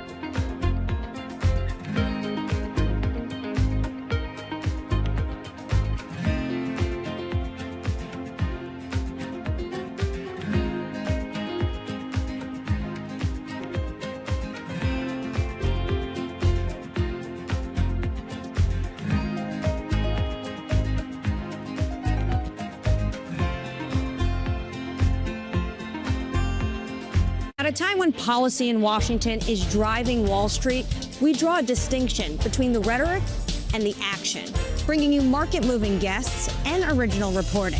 This is Bloomberg Surveillance.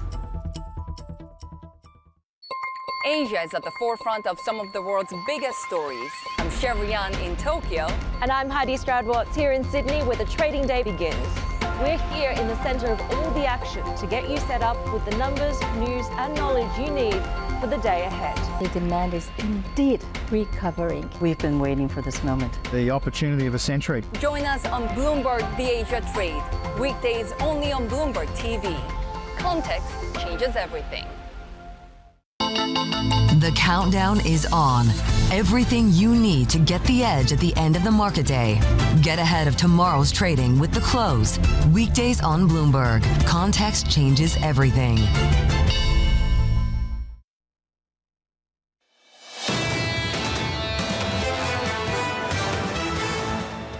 When you just kind of look at, what these companies are at least going to do in Q1, I don't see any sort of major tick up in terms of CapEx budgets. That could change as we go into the second half of this year. A company like Meta, well outpacing the industry largely because of that AI contribution and what they're delivering from an AI perspective to, the ad community. A huge afternoon for tech earnings coming up later on this afternoon. That and pillow fights at the Federal Reserve, according to Stuart Kaiser over at Citi. Why pillow? I don't know. I mean, spitballs, maybe. It's not that violent, which I like. I like that sentiment. Yeah, please. It looks like this. Futures just about unchanged on the S&P 500, positive on the Nasdaq by 0.2%, on the Russell up by 0.4%. 0.2. Let's get you some morning calls. First up, JP Morgan lowering its price target on Booking Holdings following earnings, citing the impact of the Middle East conflict on travel demand. That name is down some 4%. Your second call from Citi raising its price target on UPS after its first quarter results, seeing the sell-off in shares yesterday as an overreaction. That name is up by only 0.25%. And finally, BNP Paribas initiating coverage of Alibaba with an outperform rating, expecting cloud revenue growth to accelerate. That name is up by a little more than 1%. Elsewhere, 4 of the biggest companies on the planet reporting earnings after the closing bell this afternoon. With a preview, Ed Ludlow has more. Good morning, Ed. Good morning, John. We're bracing for Earnmageddon, and capital expenditures is still the swing factor for the market, but probably given the Wall Street Journal reporting on OpenAI missing financial metrics in the market of the last 2 days, more than ever, Wall Street is looking for evidence of ROI. They want to see that capital expenditures is followed by boosted forward guidance and tangible revenue growth. And that's the dynamic of this market. It is an AI story, but if you think about how markets have behaved since the March bottom, take the S&P 500 or the NASDAQ 100, if you strip out NVIDIA, it is those 4 names that have been the big drivers of the multi-consecutive records that we've seen in recent weeks. So that's the story. You know, each of them has a comparable metric in CapEx. Meta does not have the cloud growth for us to track, but that is where we will look after 4 p.m. Eastern time today. Armageddon. Getting Bramo excited, Ed. Armageddon this afternoon, Bramo. Sorry, I couldn't hear anything. Earnmageddon. Earnmageddon. Earnmageddon. Earnmageddon. Oh, no. I wonder how long it took for you, Ed, to come up with. Really, Ed. Please have brought that up. Didn't know what I was looking for this afternoon. Ed, thank you, buddy. That Appreciate conversation it. comes later in the show. Looking forward to the coverage. That's later, yes. That's quite the promo for the IAEA later on this afternoon. Hope that's this not morning. Armageddon. Let's hope we just get Earnmageddon. Okay, yeah, I didn't hear that at all. All right. Yeah, I thought that was... Okay. Shweta Kajuria, Wolf Research, writing the following. We expect 2027 capex for mega caps to increase 25 to 30% year over year. Shweta joins us now for more. Shweta, welcome to the programme. We had a conversation earlier on this morning about maybe entering a new phase for capex. Are you expecting an increase from here later on this afternoon? Well, first of all, thanks for having me. As far as this year goes, I'm not sure if we'll expect a material raise in capex for 2026. In part, it's because the guidance that each of these companies gave, $200 billion for Amazon and 175 to 185 billion for Alphabet, for example, we think accounted for a good level of conservatism, but there is a risk, if there is one, it skews to the upside in terms of raising capex. Our point really was, as these contracts are up for renewal and we think about 2027, we have seen 100% increase in year-over-year pricing for storage as well as memory, and that's going to flow through. And that is what we think the street is underestimating when we think about next year's capex. Is this a good increase or a bad increase in capex if it's tied to higher costs? I mean, how is it going to be received by markets? Well, capex increase has been negatively viewed by the market, in part because now, despite the very attractive free cash flow generating profile for each of these mega caps, at least within the internet space, it is in question. And the question is whether Meta and Amazon and Google will need to raise more debt capital in order to support this level of demand by investing in capex. So I think that it's going to be viewed negatively unless we see some material inflection in their top line growth. And that is something that we may see at AWS as well as Google Cloud. Is this something where we're going to get a sense of the winners and the losers at this point? You talk about AWS and Google in the cloud space, but also when it comes to the AI space, given the report yesterday from about OpenAI in the Wall Street Journal, suggesting that Gemini is really taking a lot of share. Well, part of the reason why when a lot of the AI names yesterday pulled back, we did not see a major pullback in Alphabet shares. And part of that is because Google is fully vertically integrated with their own chips, with their own cloud service, as well as with their own Gemini model. And that is a huge advantage that Alphabet has. And so if the consumer-driven app in the form of GPT is not meeting its metrics, then the structural headwind on Google search is also mitigated. And at the same time, the hyperscaler cloud business is also up for a good level of acceleration with margin expansion. So we do think that will be a positive for Google. So, Shweta, who do you think is winning that race right now? Is it Google, Gemini, as opposed to OpenAI and Anthropic? Well, actually, Anthropic, we do think that they are ahead. When we think of their most recent models, we think that they are doing arguably better than most other industry-leading models, especially in security and coding for enterprises. So Anthropic is really firing on all cylinders. And when we think about their annualized revenue run rate, they are now, 30 billion plus, and who knows, by the end of the year, it'll be significantly higher on a run rate basis. So we do think that Google and Anthropic are doing fairly well. And at the same time, Amazon is also narrowing that gap, especially in their Trainium chips against TPUs and GPUs, and they're catching up fairly quickly. And we'll see, hopefully, 30% plus growth rate in AWS in the first quarter reported later this afternoon. John has brought this up a lot when it comes to the likes of Anthropic and OpenAI. Is some of this just trying to generate buzz ahead of blockbuster IPOs? Or do you think these models are real and going to really change our realities in the future? The latter. I think that there is a lot of potential in these models. And what we may see is that so far there's a little bit of a lag from a lot of enterprises that are talking about the promise of being able to cut costs within their organizations, but we haven't seen much of that yet, despite the adoption of coding, et cetera. So headcount growth will not only moderate, but we may see a lot more of headcount cuts that could be coming that could drive down to the profitability. So is that a good thing at a macro level where unemployment rate could rise? I'm not sure where the balance will shake out eventually. But on a profitability perspective, for a lot of enterprises, we may see a pretty good boost in terms of productivity and profits. We've got a massive afternoon coming up. Thanks for making time for us this morning. Thank you, Shweta. We appreciate it. Thank you. Shweta Kajuri there of Wolf Research. Let's talk about the OpenAI piece in the Wall Street Journal. This is really central. I think it's the epicenter, the foundations of the ultimate bear case, the bubble view, that you have a company that will fall short of growth, that has made massive spending commitments, which will lead to a huge misallocation of resources and overcapacity. That was the pushback we got from the likes of CoreWeave in their own statement yesterday, which is we continue to see demand exceed supply across the AI ecosystem. That's the pushback you're going to hear repeatedly. And they have other customers as well, that OpenAI is not their sole customer. This is the key point, that even if, say, OpenAI is overinvested and might have too many commitments, how many other players are there out there willing to take up those assets at the same prices? And that, I think, is reason why a lot of people are saying, even if OpenAI hits a soft patch, it isn't going to cause some sort of implosion in this particular industry. Right, because there's so many other good models out there when it comes to Google, Gemini, everyone that talks about Mythos and Anthropic. Interesting point, though, Jonathan, you brought up yesterday, not just the fact that OpenAI can't reach their internal targets, but when it comes to this IPO, the fact that maybe it's actually not as good, they can't reach their IPO, do they just get swallowed up potentially by someone else? I've got no idea what happens here, and the growth numbers can change just as quickly. And I've mentioned this example of Alphabet repeatedly throughout this morning. You come out with a new model, things can change very, very fast. But let's just sort of run with where we are right now with this company. If they fall short, is the risk less existential for the Alphabets, for the Microsofts of this world? When they say right now, the greater risk is underinvesting and not overinvesting, is a lot of that because of what they see as an upcoming threat coming from elsewhere, from OpenAI, from Anthropic, and how would their view of those risks on the horizon change if that company went away?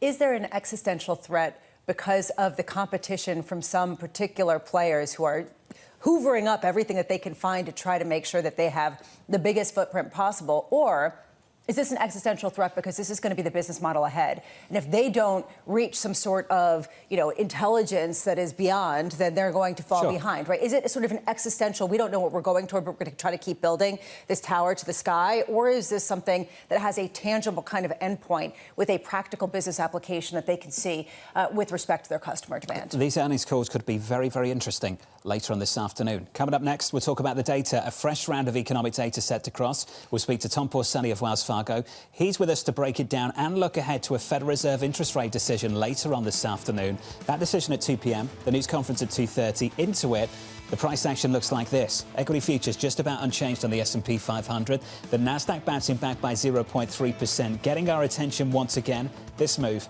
in crude, up by 3% on Brent, just short of 115, an 8-day winning streak for Brent crude, the longest since May of 2022. And with that push higher in the oil market, this in fixed income. Yields up again, 2 basis points higher at the front end of the curve, 386. From New York City, you're watching Bloomberg TV.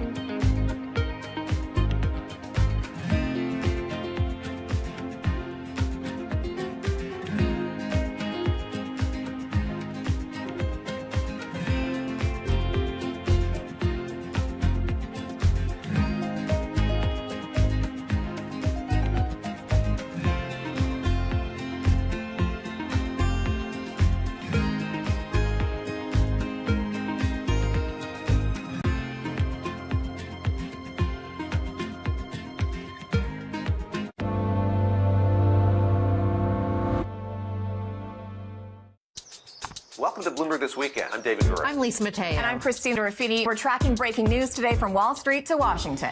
Let's start overseas. The sector is really propelling this deal forward. Yeah, the hope is this will open up new markets and provide some additional liquidity. Of course, now they're going to have competitors. We got a big week coming up in politics. Earnings season is underway. We're going to get some key reports. Everything you need to know before the markets open on Monday. Introducing Bloomberg This Weekend, bringing a little Bloomberg into your weekend routine. Guys, buckle up. When news breaks, a redhead across the Bloomberg terminal. Bloomberg has you covered. Trump's global tariffs are struck down by the U.S. Supreme Court. For all the context and clarity you need. There's going to be now tons of tariff headlines until midterm elections. Hear it first on Bloomberg. Bringing you up-to-the-minute space news whenever and wherever it happens. I'm Ed Ludlow at NASA's Kennedy Space Center in Florida, and this is Bloomberg. Every weekday, Bloomberg puts the spotlight on a different aspect of global finance. Flows, funds, and the forces shaping markets on ETF IQ. The future of money with Bloomberg Crypto. The players behind major transactions on Bloomberg Deals. The stories informing finance with Bloomberg Markets.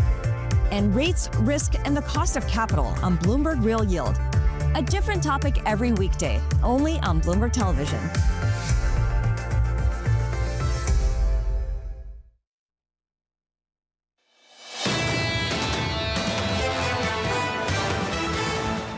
"60 minutes out from the opening bout, the cash open just around the corner. Economic data dropping in about 20 seconds' time. Equity futures into that. Just about unchanged on the S&P 500. Positive on the Nasdaq by 0.2. In the bond market, tracking the long end of the curve, very close to the highs of the year, with 30s at about 495. And the front end of the curve, with yields pushing higher over the past few sessions, up another 2 basis points this morning. Let's round it up, 386. With that economic data, Mike McKee has more. Good morning, Mike. Good Good morning, John. It's not quite eco-mageddon, but it is a lot of numbers this morning. Durable goods orders up 0.8%. That's a strong number. Transportation up 0.9. So that tells me off the top, without looking at the details, this is not just a Boeing story this time. Capital goods orders, non-defense ex-air, were up 3.3% after a 0.7 rise the month before. So a lot of strength in durables today. A suggestion that maybe AI is really strong. We'll take a look at what the breakdown of the numbers are. The advanced goods trade balance is wider than expected, comes in at $87.9 billion for the month of March, with imports up 3.3% after 5.1% in February. That suggests still strength in the economy pulling goods in. Exports were up 2.5%. That's down from the 5.9% we saw in February. And then finally, we've got housing starts. They are down they are up on the month by 10.8%.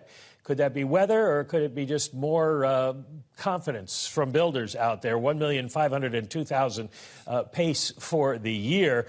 It is building permits that were down 10.8%. So all in all, a fairly strong report suggesting some strength in the economy, which may have some implications for the Fed going forward. Mike, looking forward to the Federal Reserve later this afternoon. You, of course, will be in the room in that news conference. Do you think it's problematic that we're spending more time talking about the chairman's future than we are about the economy and the future for policy?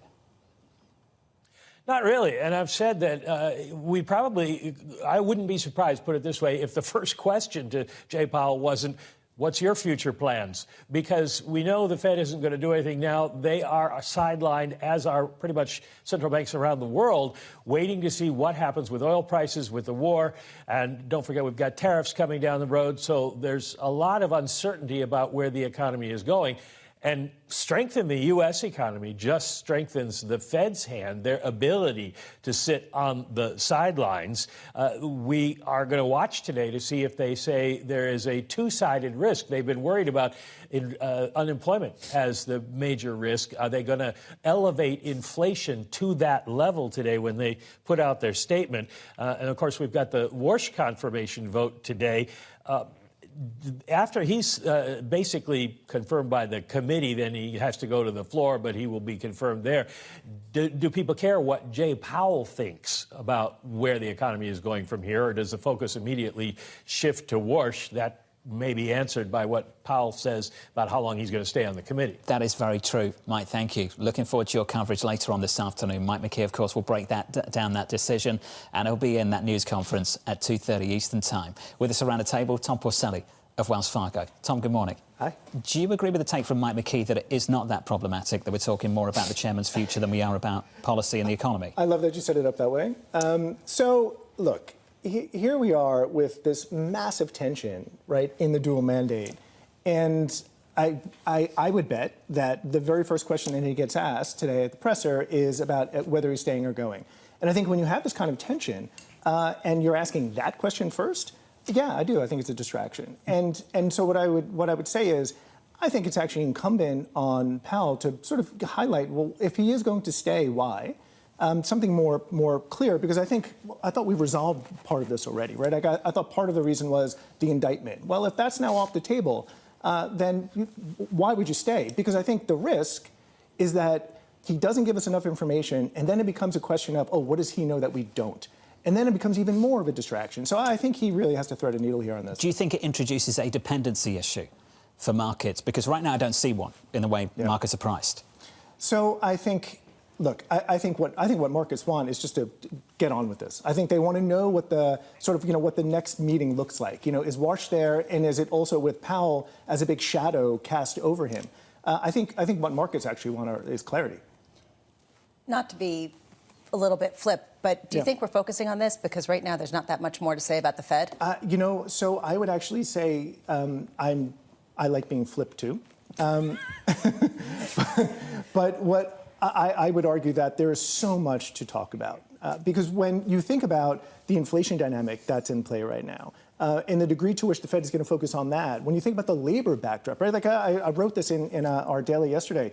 I would be stunned if someone asks him about the labor backdrop, when I think that there's a lot of tension in the labor backdrop, too. So, no, I actually think that there's a lot to focus on, and I think that this is acting as a big distraction. The reason why I say that is because the Fed doesn't have control over most of what is causing some of these economic disruptions. We're talking about oil prices rising in the Middle East. That's clearly out of their control. We're talking about an employment market that might be as affected by artificial intelligence as anything else. Again, what's the Fed going to do about that? So how much does it really matter where the Fed sits? Aren't they just sort of sitting there being a receiver of all of the incoming information rather than a setter in any capacity? It's such an important idea. And what I would say is, the Fed in a lot of ways will set the tone on this. I mean, I don't think that they could just be a passive, sort of listener of what's happening. I think they actually have to be an active engager of, hey, this is how we're thinking about how we might want to react to this. And by the way, if the reaction is, hey, we're just going to sit on the sidelines and wait and see how this unfolds, that's fine. But I think that messaging actually needs to be clear. So then do they come out a little bit hawkish? No, I think that they're supposed to be they are supposed to be as balanced as possible. Because I do think, so from our perspective, when you think about this inflation dynamic, I think Lisa's spot on. This is a supply shock. There's literally nothing the Fed can do about that. But I think on the labor side of the mandate, I think that there's actually a lot that they actually, I think, should be a little bit more worried about. I mean, the underbelly of labor, I think, is softer than most people appreciate. And that, for us, if you can find this exit ramp, which I think the administration wants to do sort of sooner than later, if you can find that exit ramp, I think that actually would clear the way for the Fed to be able to ease policy later in the year. But so much has to go right between now and then, and I think that's the conversation that the Fed is supposed to be having. So you think the Fed still has a cut potentially this year when Kevin Warsh comes in? Yes. And he's going to use the labor market as his By the way, I mean, again, to Lisa's observation on AI, we just wrote a note on this just this week, actually. We think that AI is having a marginal impact at best at this point on the labor backdrop. So when I hear the argument of, hey, by the way, we're going to be able to cut because AI is going to usher in disinflation, I don't disagree with that as an idea. I disagree with the timing. It's not going to happen anytime soon. So your best argument for cutting this year is the labor backdrop. It's funny you say that. It was hardly mentioned in the hearing with Kevin Warsh. The focus was almost solely on the other side of the mandate. Why do you think that is? Because I think at the end of the day, when you think about inflation, it is a significant issue for Main Street, right? That is just the reality. And when you think about the people that are sort of asking the questions, they're going to want to make sure that the Main Street folks are covered in that regard, and I think that's why that actually came up more than even the labor side. In fact, I would say it was far more than the labor side. Although I would, as I've been arguing, I think we need to focus on labor. Mike McKee, tracking the data. Mike, I know you've got more. What do you see? Well, I broke down the durable goods orders, and it is really interesting. There is a huge jump in equipment that one would assume is made for AI and AI data centers. Computers and electronic products were up 3.7%, the orders numbers, after 1.3% the month before. Communications equipment up 3%.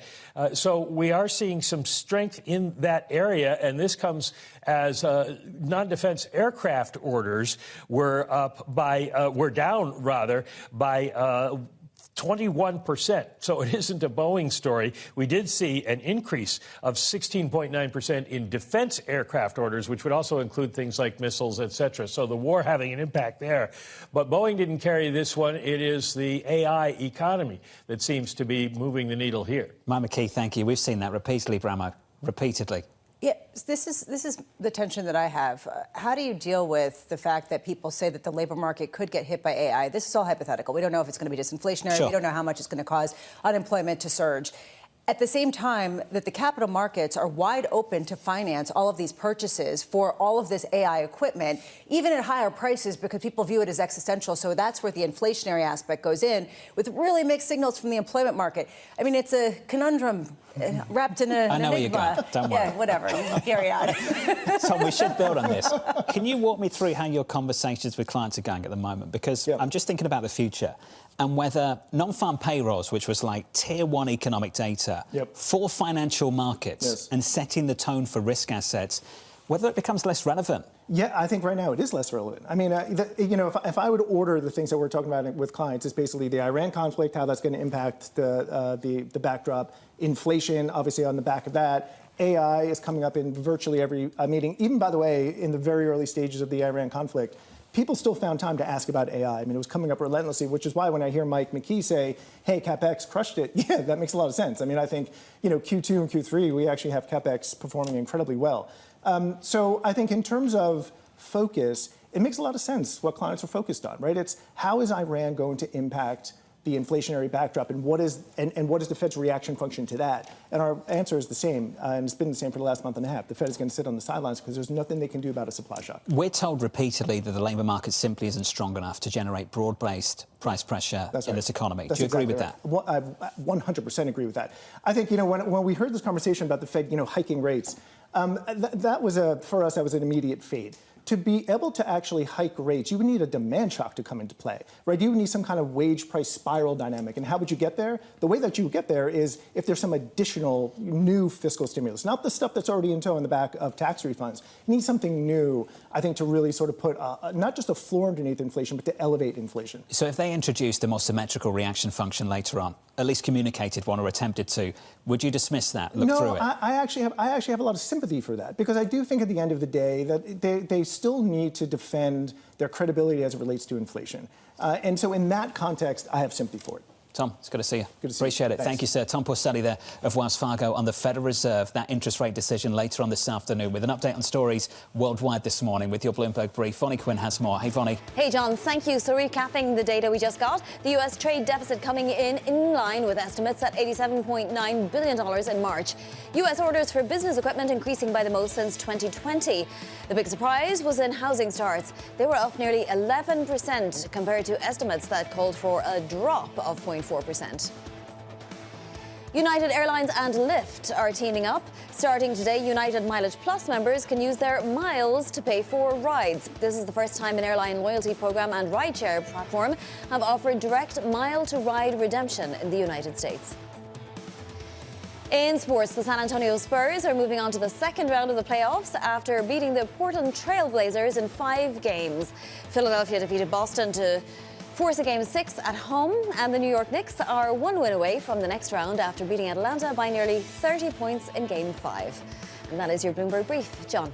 You happy with that? 126 to 97. Okay. Incredible game. Was this a Celsius morning? Is that what that was this morning? No, I had, what did someone say? I have crude oil in my morning. That's where we're at right now. Up late at the game last night, just about holding it together. All right, up next on the programme, the IAEA Director General, Rafael Grossi, as US-Iran talks stall over Tehran's nuclear programme. Plus, we'll catch up with Yahira. She's got your morning movers. Bloom Energy soaring after eyeing a massive growth pathway. That name is up by 18% in the pre-market.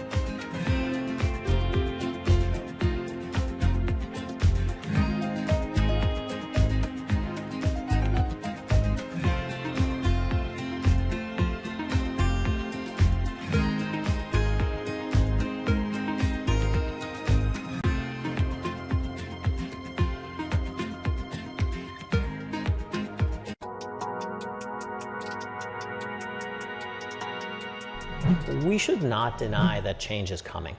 And change is not coming just in data centers and AI. As a world, we are building infrastructure, we're building energy, we're doing energy transmission, we're building next-gen manufacturing, we're ramping defense, and we're doing this thing called AI and data. Yes. We will see the largest need for capital ever. And that's what we've seen so far this year. And so now to your specific question, it's about underwriting. There are a number of very strong US tech companies who run diversified businesses, Amazon, Google, Microsoft, who are interested in seeing these centers built and are interested in not consolidating the debt on their balance sheet. And to the extent they are prepared to lend their credit, one can lend against those types of things and make sensible underwriting decisions.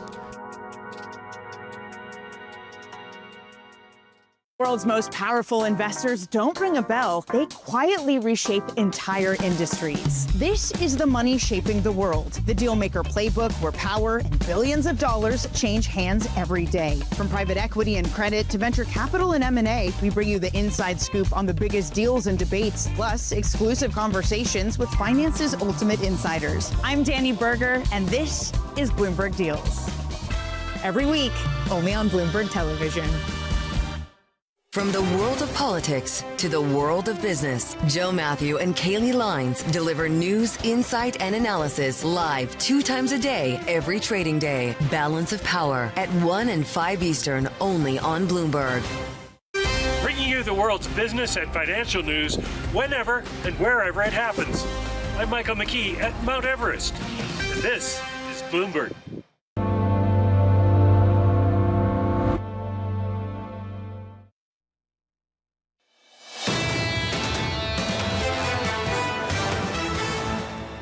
I would love to see everybody say things that are in line with what everyone is expecting. I'd love to see everything come in a way that calms everybody down post the AI stories. Everyone is looking to make sure that this growth is still as strong as it has been. And the bigger you get and the larger the numbers get, the harder that becomes. That was Sarah Hunt of Alpine Saxon Woods on the programme a little bit earlier this morning. Going into the opening about 44 minutes away, your price action shaping up as follows. Equity futures on the S&P just about unchanged, bouncing back on the Nasdaq higher by 0.25%. Let's get you some single names, some morning movers. Yahira has more. Hi, Yahira. Hi, John. Ahead of tech earnings, this is the power story. Shares of Bloom Energy soaring nearly 19% in the pre-market as demand for power tied to AI data centers ramps up fast, helping the company deliver a beat and a raise. Analysts taking notice, raising their price targets. Moving on to Etsy, the online marketplace. Shares are up more than 7% in the pre-market after it gave a better forecast than expected, and that's because customers are spending more per transaction.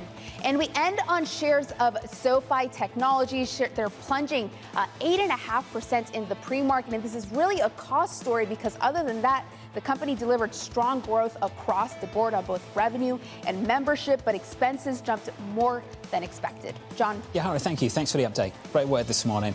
Let's count you down to just an amazing 24 hours. Look at the diary, the calendar, shaping up as follows. Later this morning at 10 a.m., a Senate Banking Committee vote on Kevin Walsh. Later on this afternoon at 2 p.m., we get a Federal Reserve interest rate decision. 30 minutes later, a news conference, then earnings from Microsoft, Amazon, Meta, Alphabet, and then tomorrow we hear from Apple. This is really the blockbuster week, and today is the blockbuster day, so stay tuned. We'll be here all day. Looking forward to it, right? 1:30. I am. This is going to be a really interesting one. Armageddon. You sticking around for that? 1:30? We're not calling it that. Yeah. I'm Bloomberg just surveillance, the Fed decides? No. To tune in from home. Someone didn't sleep last night. Yeah. All right. Let's turn to the war in Iran. President Donald Trump reportedly gearing up for a prolonged blockade of Iranian ports. Peace talks on hold, with the future of Tehran's nuclear program remaining the key sticking point. The IAEA Director General, Rafael Grossi, warning that any new deal that doesn't guarantee the agency's monitoring on the ground will, quote, have an illusion of an agreement. Director Grossi joins us now for more. Director, good morning. Good to see you. Hello, good morning. Welcome to New York, and thanks for spending some time with us this morning. I've got a simple question, one I think a lot of people are thinking about. Do we know where the uranium actually is at the moment? We knew, and we think we know. Most of this stockpile was, for the most part, in a big nuclear compound, which is called Isfahan, near the city of Isfahan. It was there. It was stocked there at the time of the 12-day war last year. So it is believed that the consensus of the community is that it is still there. Even the Iranians have said that it is. So yeah, that's the situation. Is there any enriched uranium above ground that the Iranians could access, and if so, at what enrichment level? Well, there could be some amounts on another site, which is called Natanz. But I think both, even the underground and the above ground, which is a smaller quantity, would be accessible in case there was a wish to be there, to go there. So what do you think the appropriate solution should be? Is there an off-ramp where maybe some of this could be moved to a third-party country? Well, there is a negotiation. So it is for those negotiating to determine what they want or what they can achieve together in this process. It is, of course, clear that the issue of this material must be addressed some way or another. And there are different alternatives that have been considered, shipping it out, downblending it. So it is for them to decide. The fact that there is this material is a fact. It is for them to decide. The IEA, what the IEA needs to know is that this material is not being diverted. It is accounted for, and we can check where this is. Does the IEA have an idea of what survived in terms of centrifuges? How many when it comes to the U.S.-Israeli attack? Not exactly, because we haven't been able to return there. However, we know these places very, very well. We know the different characteristics of the buildings, and we know the kind of kinetic force that was used there. We do have satellite imagery, so we have a pretty good idea of what might still be there. We have a ceasefire. Is it part of the negotiations, the talks? Have you asked to get access to these sites, to get your inspectors back in? Well, I will put it, more or less. I will put it slightly differently.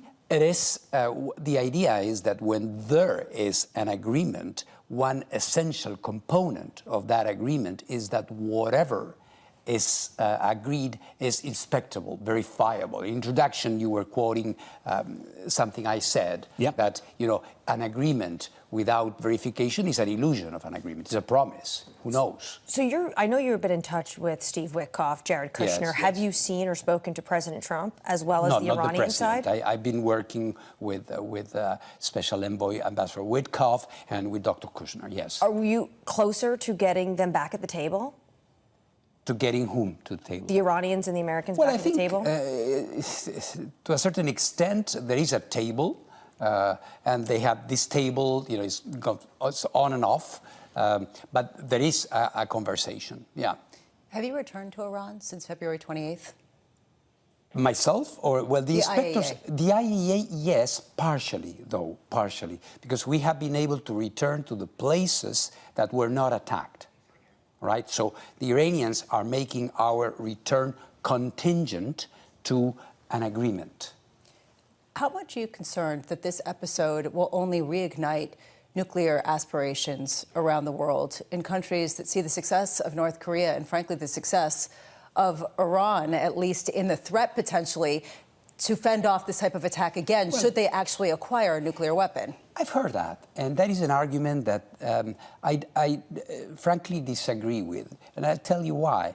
We've seen all the commotion and even war, destruction and misery proliferation attempts bring. You see this, and I'm not saying whether it was justified or not. I'm just telling you, see this, and let's go back in history. Let's go to Iraq. Let's go to Syria. Let's go to Libya. Every time there has been one of these attempts to get to a nuclear weapon or weapons of mass destruction, for that matter, there has been a problem. There have been wars. There has been death and destruction. At the same time, in Bloomberg today, there was a big story about how North Korea is actually accelerating its production of nuclear weapons and potentially is on track to have one of the biggest stockpiles out there and potentially could overwhelm any kind of countermeasures in the region. I mean, at what point do you expect to see more of this, considering that there are nations that would like to immunize themselves from these types of threats? We cannot exclude it. I mean, you have a point. We cannot exclude it. The case of the DPRK, I mean, they proliferated in 2006.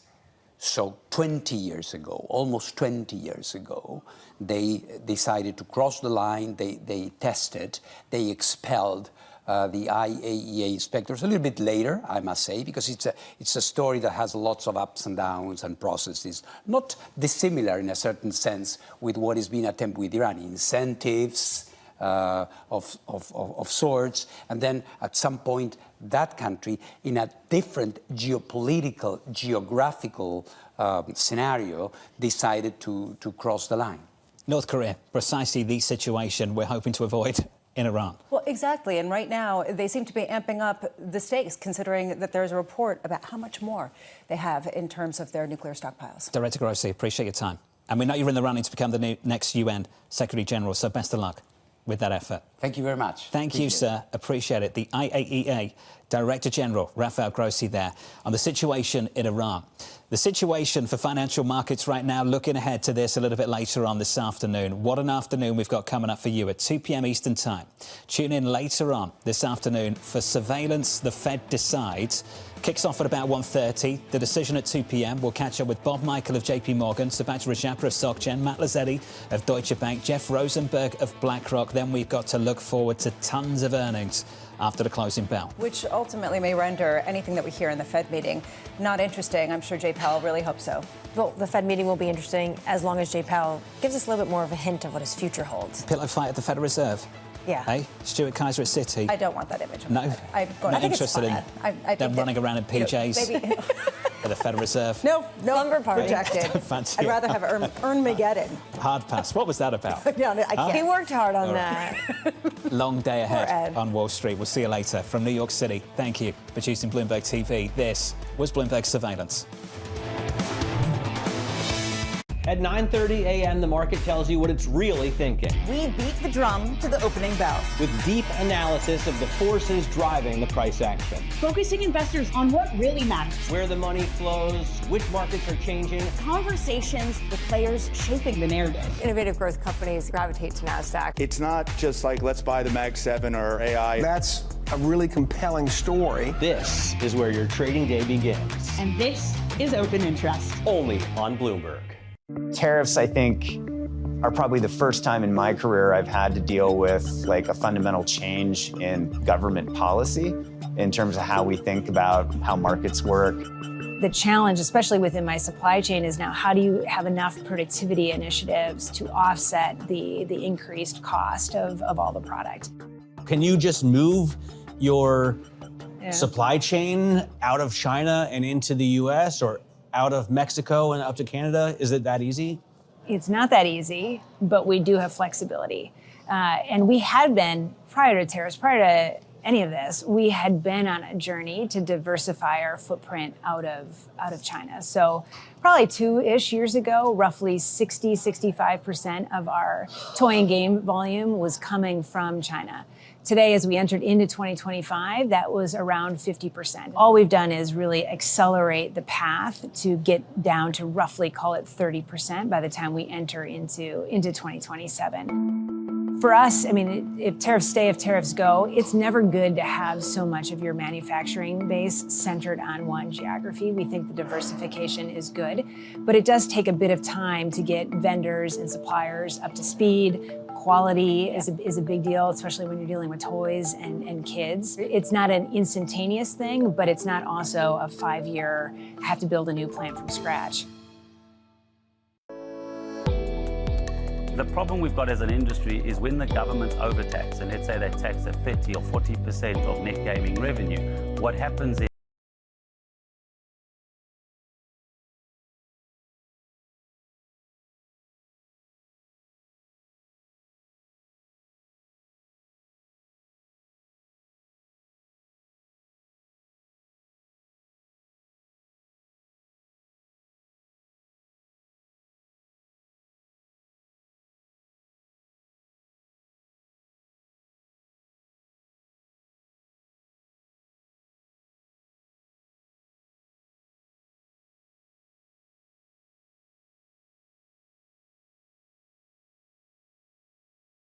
operators.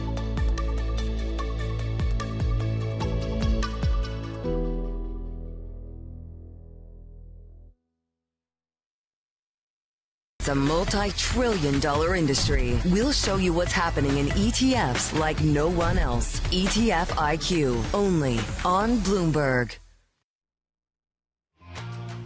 It's the busiest earnings day of the quarter, 30 minutes to go until the start of trading. I'm Danny Berger. Matt Miller is off today. Bloomberg Open Interest starts right now.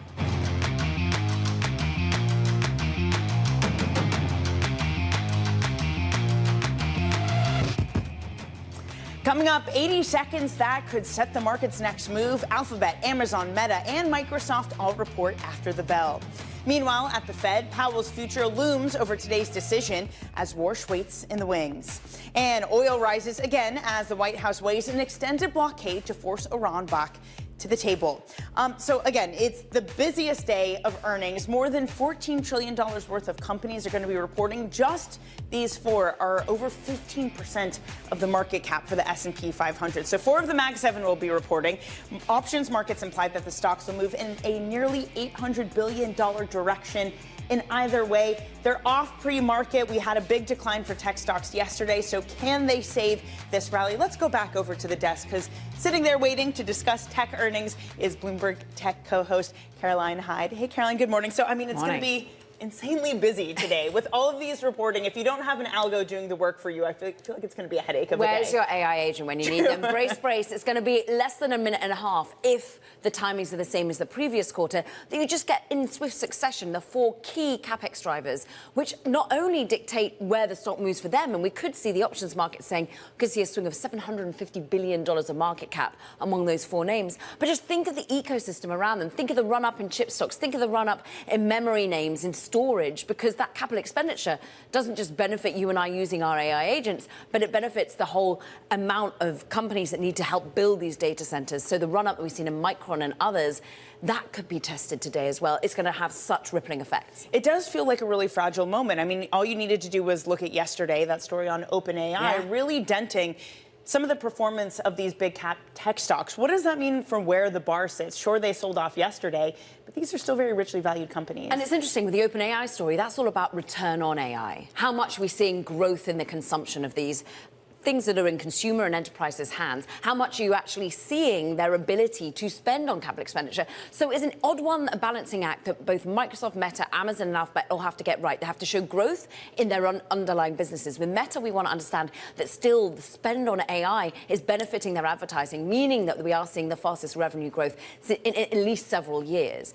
But then you look at what's happening with Microsoft. Are they getting enough return, as well as seeing growth in the cloud area? Because remember, last quarter for Microsoft, the shares tanked. It was the most in like a decade because we were so worried about Azure growth slowing, and it was 38% then. What are we expecting this time? 38% again. So are they going to still show growth in the overall cloud? We're expecting just Alphabet to be up and away in terms of Google Cloud, or more than 50% growth. AWS, are they still managing to be the dominant force in market share? They've got to have growth in cloud, making up basically for the big chunk of capital expenditure they're continuing to spend. But maybe there's less testing of the adoption rates and more questioning of what are their ability to service. With Microsoft, it's always been, we've got too much demand, not enough supply. All right, Caroline, looking forward to Bloomberg Tech today. It's going to be, again, a very busy one. Bloomberg Tech co-host Caroline Hyde.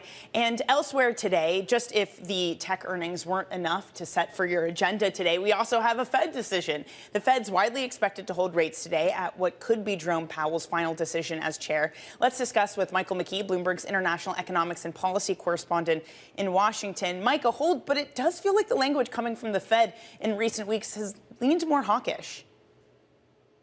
Well, it leans more hawkish, but at this point, they're not expected to do anything. I am happy to be the warm-up act for Caroline Hyde and Ed Ludlow this afternoon from 2 to 4 o'clock. After 4, I realize you don't care about the Fed because they're not going to raise rates or lower rates this time. We did have a lot of data this morning that gives them some hope that the economy can muddle through all of this. I'll skip right to durable goods orders. They were up 0.8%, which was very strong, driven by computer equipment equipment and supplies. Basically, what we're seeing here is that AI story continuing to power the business spending side of the economy. Trade deficit wider than expected. Housing starts stronger than expected. And capital goods orders, ex-transportation, 3.3%. So what we're looking at is an economy that maybe has the strength to muddle through if the Fed wants to sit on hold for a while. The question is, do they need to raise rates at some point because of inflation? Timetable this morning, 10 a.m., the Warsh Committee vote. That should take about 5 minutes, and we'll know whether he's going to be confirmed because, of course, then he'll go to the floor, and that'll be a fairly routine vote next week, probably sometime. 10 a.m. also, though, Supreme Court's meeting. We could get a Lisa Cook decision if the court has a sense of humor and wants to do something on the same day as the Fed meeting. 2 o'clock, the Fed decision, and 2:30, the Powell news conference. I would not be surprised if the first question isn't something along the lines of, are you going to stay, now that Kevin Warsh looks like he'll be confirmed. But we'll have to find out, and then we'll wait for the earnings. Just what we need on a super quiet, chill day is some news from the Supreme Court. Mike, you're going to join us later to have that covered. In case we do get anything, Bloomberg's Michael McKee. And, of course, don't miss our special Fed coverage. We'll cover that decision kicking off at 1:30 p.m. New York time. Now, the Wall Street Journal reporting that President Trump has told aides to prepare for an extended naval blockade of the Strait of Hormuz as the U.S. intensifies pressure on Iran. He spoke at a White House state dinner yesterday. And we're doing a little Middle East work right now, too, if you might know. And we're doing very well. We have militarily defeated that particular opponent. And we're never going to let that opponent ever, Charles agrees with me, even more than I do, we're never going to let that opponent have a nuclear weapon. They know that. Joining us now is Bloomberg Washington correspondent Tyler Kendall. Tyler, what sort of deadlock does it look like we're in at this moment? Well, Danny, at this point, it appears that diplomatic progress is stalled because the U.S. has made it very clear that it's not in favor of the latest bid that Iran has put on the table. In fact, you had President Trump posting at 4 a.m. Eastern this morning saying that Iran, quote, better get smart soon, because it's our understanding that Iran has signaled it could be in favor of a shorter-term agreement where we may be able to see a reopening of the Strait of Hormuz in exchange for the U.S. lifting its naval blockade. The thing is, Iran's proposal would postpone any sort of dialogue related to its nuclear program, and the White House has maintained that's just not going to be acceptable. Now, that's led the Wall Street Journal to report that in recent meetings, President Trump has opted to keep squeezing Iran's economy and oil exports by keeping this blockade in place, deeming that less risky than, say, resuming the military bombing campaign or exiting the conflict without a deal. This is, though, leading to questions here about a timeline. The blockade has already been in effect for over 2 weeks, and we're getting closer to that 60-day mark. But it is very evident that this is the course of action that the U.S. is pursuing, at least for now, because, Danny, just yesterday, CENTCOM had confirmed that it did board another commercial vessel in the Arabian Sea on suspicion that it was headed towards an Iranian port. Tyler, so it seems like the question of actually having a more sustained military action on the ground is taken out of the question. Now it's this blockade. Is there any degree to which it's designed to put pressure on China? Have we heard anything from Chinese officials and maybe them pressuring Iran to make some sort of deal? Well, actually, Danny, one of the reasons President Trump said Iran originally came to the negotiating table for the ceasefire is that he credited negotiators in Beijing on trying to ramp up that pressure. But the U.S. is now putting that pressure back on China. I'm sure, as you saw just yesterday, the Treasury Department issued a warning to financial institutions to not facilitate transactions between Chinese oil refiners that have links to Iran, as Beijing really does remain that #1 consumer of blacklisted Iranian crude. It's part of what the Treasury Secretary is calling the U.S.'s maximum pressure campaign when it comes to squeezing Iran's economy. In his words, also citing the fact that the U.S. is estimating that Carg Island is nearing its capacity levels. There was that recent research analysis that came out that estimates that maybe Iran has about 12 to 22 more days when it comes to that oil storage. So we'll see if maybe that impacts the calculus here when it comes to the U.S.'s timeline. But, Danny, to bring it back to China, of course, this is all playing in the backdrop of that we're expecting a summit to take place next month and maybe about 2 weeks between President Trump and Chinese President Xi Jinping, just raising the stakes of this conflict even higher. Tyler, thank you very much. That's Tyler Kendall in Washington, D.C. Let's get a check on markets this morning because, yes, oil is back at 115, but the VIX is at 18. And yes, we sold off yesterday, but it didn't really seem necessarily driven by Iran. More of a tech-led sell-off, which is why you're seeing tech bounce back greater this morning. The S&P is little changed. The Nasdaq is up 1/3%, but 10-year yields keep grinding higher, as do 2-year yields. They're both back at March levels. Again, an equity market that is unbothered by that and unbothered by the price of oil. Some of the other movers on our radar this morning, some earnings to get through. Starbucks reporting better than expected quarterly results as its turnaround strategy shows progress. And the CEO, Brian Niccol, will be joining this show with Romaine Bostick at the market open, so in only about 20 minutes time. Elsewhere, SoFi reported a 30% annual rise in non-interest expenses, which was well above expectations. Shares getting punished, down more than 9.5%. And memory storage giant Seagate saw steady growth last quarter and gave a forecast that was much stronger than anticipated. The chip makers really getting rewarded for strong earnings, up 15%. On the other side of the ledger, Booking cutting its outlook for travel as demand takes a hit from the war in Iran. CEO Glenn Fogel will be joining us just on the other side of this break. You're watching Bloomberg Open Interest.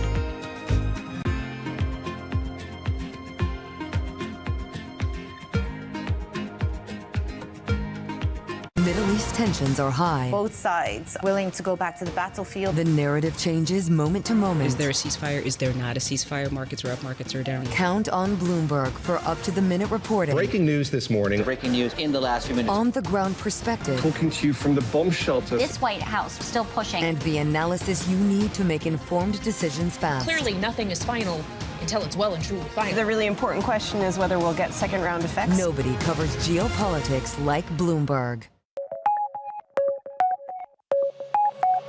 Peru is maybe first country inspired to me to how can I use the different ingredients. First time I went to Peru, trying to culture food. I never had this ingredients never used in Japan. Kind of like a wow, you know, and cilantros, chili, garlic, and olive oils. It's a lot of good seafoods, complete a different way. Example, they have the fresh fish, but Japan, the fresh fish uses sashimi. But Peru use fresh fish, make the called ceviche, cooked with the lemon juice. You never use the soy sauce. First time I eat this, kind of the, wow. So then after this one, my open eye more, my cooking style that change, combined to Japanese style and another country food, then make a novel style.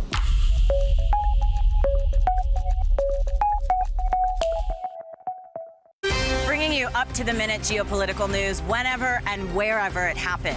I'm Jennifer Zabasaja in the Lesotho Highlands, and this is Bloomberg.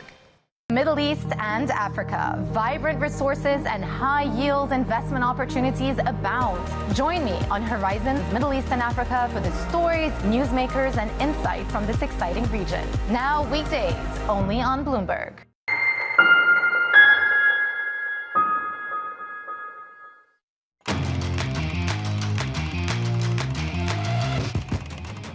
Let's get you some high-interest stories. A look at what's making headlines around the world. Republicans are weighing a plan to cut taxes on investments by adjusting capital gains for inflation, pitching it as a way to ease living costs before the midterms. Supporters like Senator Ted Cruz says that it could boost housing supply and investment, but the proposal faces legal questions, high costs, and criticisms that benefits would skew to wealthy taxpayers. And Bill Ackman's Pershing Square IPO raised $5 billion, including a $2.8 billion private placement. That is short of the upper bound of its target at $10 billion, but enough to launch 2 public entities. The move advances Ackman's plan to build a Berkshire Hathaway-style investment firm. Investors get a closed-end fund with no performance fees and bonus shares in the asset manager. And I will be sitting down with Bill Ackman. That happens today at noon on Bloomberg Deals. And the Avis short squeeze looks like it's over. Shares are falling after a wider than expected loss. And a major investor sold millions of shares. The stock, which was once up nearly 600% in just a matter of weeks, is now in a sharp unwind despite a small revenue beat and improving costs. So finally, the shorts went out, not after some pain. Elsewhere in earnings, booking shares are down in the pre-market, trading after cutting its outlook and warning that Middle East tensions are hitting travel demand. I'm pleased to say that joining us now is Glenn Fogel, CEO of Booking. And Glenn, look, you and the company are used to disruptions. I mean, things like COVID, concerns about the economy, all of this. How would you rank this? Does this have any sort of historical corollary in just how severe this pullback was due to the disruption over the war in the Middle East and geopolitics? Well, thanks for having me. And it's a good way to start off. You know, I've had the pleasure of being in this company since the turn of the century, literally. So I was there when the first terrorist attacks in 9/11 happened, and that shut down U.S. travel for some time. And then you went to the global financial crisis, really bad for travel. And then you go into things like COVID, bad. For us, things like the Russian invasion of Ukraine, we were very big in Russia and big in Eastern Europe. And then you have the Israel-Hamas thing, and that very big in the Middle East. Now you have this. And there have been smaller things like volcano in Iceland that takes down European travel for 2 weeks. We had that issue. So this is just one aspect of being in the travel business where things are going to come up and it's going to impact short term, but the long term's always the same. And the long term is people like to travel, and travel is always in the long run going to go a little bit better than GDP. So as long as the world economy continues to increase over time, we'll grow faster. In the meantime, what exactly does seem to be the issue, Glenn? Is it just the fact that people can't get to the Middle East region, or is it sentiment? Is it pricing that's too high that's deterring people from traveling? Well, I don't think it's pricing primarily. I mean, let's start with the basics. When there are drones and missiles and bombs coming down in an airport, people can't travel there. So right away, you're taking out a lot of travel right there. Then the important thing is that places like Dubai or Doha, these are incredibly important transit airports for people who are going from Europe to Asia or people from Asia to Europe. Really big. That stuff shuts down, and all of a sudden you lost a lot of lift, and now there's going to be an impact on that. Then throw on top of that consumer sentiment, people a little concerned what's going to happen, so that hits it. Your price point is a good one. Price is up. People may not want to travel as much. All those things can compound, and all of a sudden you're not getting as much. But for us, I'll tell you, the thing is, we know in the long run it's all going to come back. Are you, though, preparing for increased costs? Just because even if the conflict does resolve itself, there's some questions to how quickly the Strait of Hormuz can open. I know in your outlook you have a recovery by year end, but Glenn, what is the tail risk? What is the risk that energy prices stay elevated? Yeah, it could happen. I mean, everybody gets to guess at this, right? I mean, nobody knows what's going to happen next. I don't know. You don't know. Well, nobody knows. But we know it will end at some point. And we all get to guess when it's going to happen. That's why people have to come up with their best guesses, what they think the long-term, thing is going to be. We think it's going to be sooner. We think that things will be good. We talked in our call last night about second half of the year. We're looking for the recovery. But that's our assumption. Everybody can make their own assumptions. What happens if that doesn't get cleared up in the back half of the year, Glenn? Is pressure enough that it gets even worse, or is that desire to travel, does it reign supreme over any headwinds to costs or otherwise? Your point's a really good one. That demand for travel is so strong. We saw that in pandemic, right? As soon as a country opened up and allowed people to travel, they started traveling immediately and strongly. Remember, we called it revenge travel. That was great. Now, when that's going to happen, we don't know. And if the problem that we have in Iran continues for a longer time than some people are expecting, that's certainly going to impact travel during that time period. But that long term, that's not going to change. Come back to me. Look, when did travel really hit in pandemic? It was March March 2000 or so. So now we're into now April of 2026. That's all long past, and things have come back really nicely. Well, come back to me in 5 years and look at where we are versus then. That's that long-term view that we always take. Make sure that we're doing what we can control, which is making our service, our product better for our consumers. I can't control wars and politics. I can't control the price of oil. What I can control is making sure we're doing everything we can, bring in things like AI to make sure things are better for our consumers, making sure we're doing all the things that make it better to travel. We'll be there when the travel demand is able to come back because of these exogenous factors. I know you look long-term, but I want to ask about an incredibly short-term thing because it is showing my own bias, Glenn. I myself want to go to some World Cup matches. First of all, they're insanely expensive, but, got to pony up to see the big matches, I suppose. But even so, just looking at what's happened in New York City, some of the data I was looking at, some hotels are filled like 18% for the World Cup. Some host cities beyond New York are even lower in terms of capacity. Hotels expected a surge, and it didn't happen. What gives? Well, I think that's some incredible naivete among people who thought that this was going to be this incredible travel tsunami because of the World Cup. Look, again, I've been in this business for a really long time, and every time there's a major global event, World Cup, Olympics, pick whatever you like, and everybody thinks there's going to be a tremendous amount of travel, and then it doesn't happen, and people are disappointed. And that's just the nature of how these things are. There's a lot of incredible excitement at the beginning, but then people see the prices, think about the trouble, and it doesn't happen. For us, the World Cup is always going to be a small thing. We're so big and so global, it's a blip. So I understand the disappointment that some cities are having right now, and some cities are getting a little benefit for sure. I mean, Dallas in the summer, let's face it, Dallas does not get a lot of travel in the summer. So any travel they're getting because of the World Cup, that's good for them.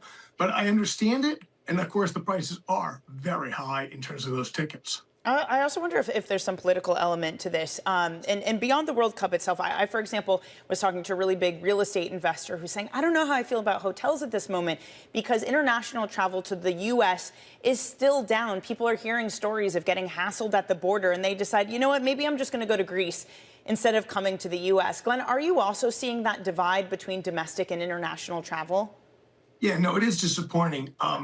As an American, I would love to have a lot more business coming to the U.S. for travel and helping our hotel partners, restaurants, all those things do better because more people come to visit. And it's still nowhere near where it was in the past. And I'm certain that part of it is politics. We are happy to see that the Canadian to U.S. has come back a bit, so that's a good thing. But it is an issue because there are a lot of places in the world to travel to. So if we don't compete well, which means promoting the U.S. as a great place to come and visit, our economy is being hurt by that. All right, Glenn, we're going to have to end it there. Thank you so much for joining us. We appreciate it. Glenn Fogel, CEO of Booking. Coming up, more earnings on deck. Starbucks CEO Brian Niccol on the company's turnaround strategy and growing footprint. You're watching Bloomberg Open Interest.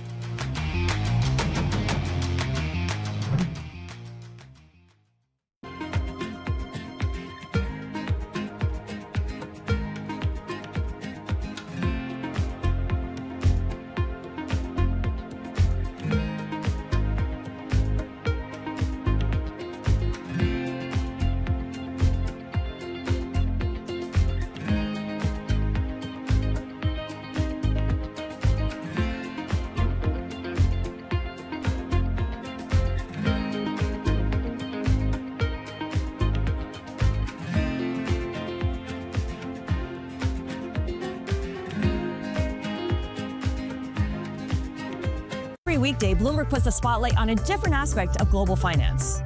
Flows, funds, and the forces shaping markets on ETF IQ. The future of money with Bloomberg Crypto. The players behind major transactions on Bloomberg Deals. The stories informing finance with Bloomberg Markets.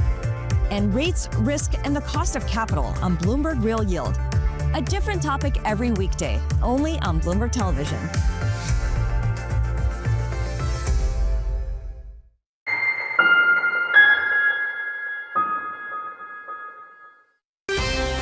Bringing you up to them in the news whenever and wherever it happens. I'm Chevrian in Seoul, and this is Bloomberg. The countdown is on. Everything you need to get the edge at the end of the market day. Get ahead of tomorrow's trading with The Close. Weekdays on Bloomberg. Context changes everything. Welcome to the world of decentralized finance. Why is it that NFTs have not recovered in the same way that, say, Bitcoin has? Bloomberg is covering all things crypto. It's a pretty spectacular story. The people. This is the future. This is the 21st century economy. The transactions. It snapped up nearly $1 billion of Bitcoin. And the technology. We need to build a digital Fort Knox. That gives people financial freedom, and that's a wonderful thing. That's extraordinary. We ride the wave that is Bitcoin. Bloomberg Crypto, only on Bloomberg.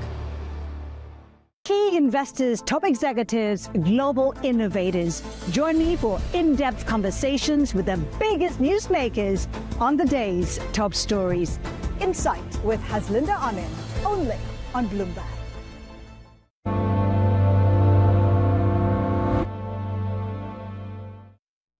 Today, the Fed decides. Regime change at the Fed is a matter of when and not if. This is not a small matter. Trust Bloomberg to bring you the fastest coverage and exclusive analysis, including Powell's press conference. A series of shocks have interrupted progress. We've completely priced out a rate cut for 2026. This is a really tough time for all of us in markets. There is nothing this institution can do in the face of the shock elsewhere. Tune in to Bloomberg Surveillance. The Fed decides, starting at 1:30 p.m. Eastern.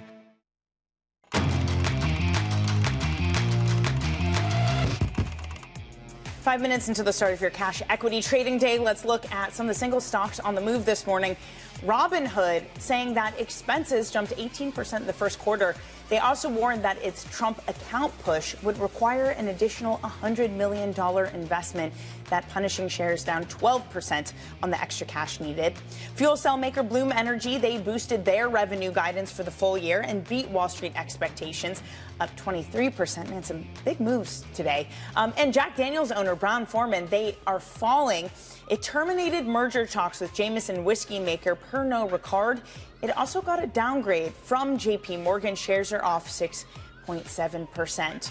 Just a few minutes ago until we get your opening bell. And we are now looking at S&P futures that are negative after yesterday's decline. Not hugely negative, but it is notable. The NASDAQ 100 now only up 0.1%. The price of oil now at the highs of the morning. Maybe that's finally starting to pressure equity markets. We're up nearly 5%. Brent crude trading at $116.65. Meanwhile, your 10-year yield that is also at the highs of the morning. We're up 4 basis points with both the 10, the 2s, all of them trading back at the levels we saw at March. So there does seem to be some stagflationary risk getting priced in. Coming up after this commercial break, we'll have your opening bell right here on Bloomberg.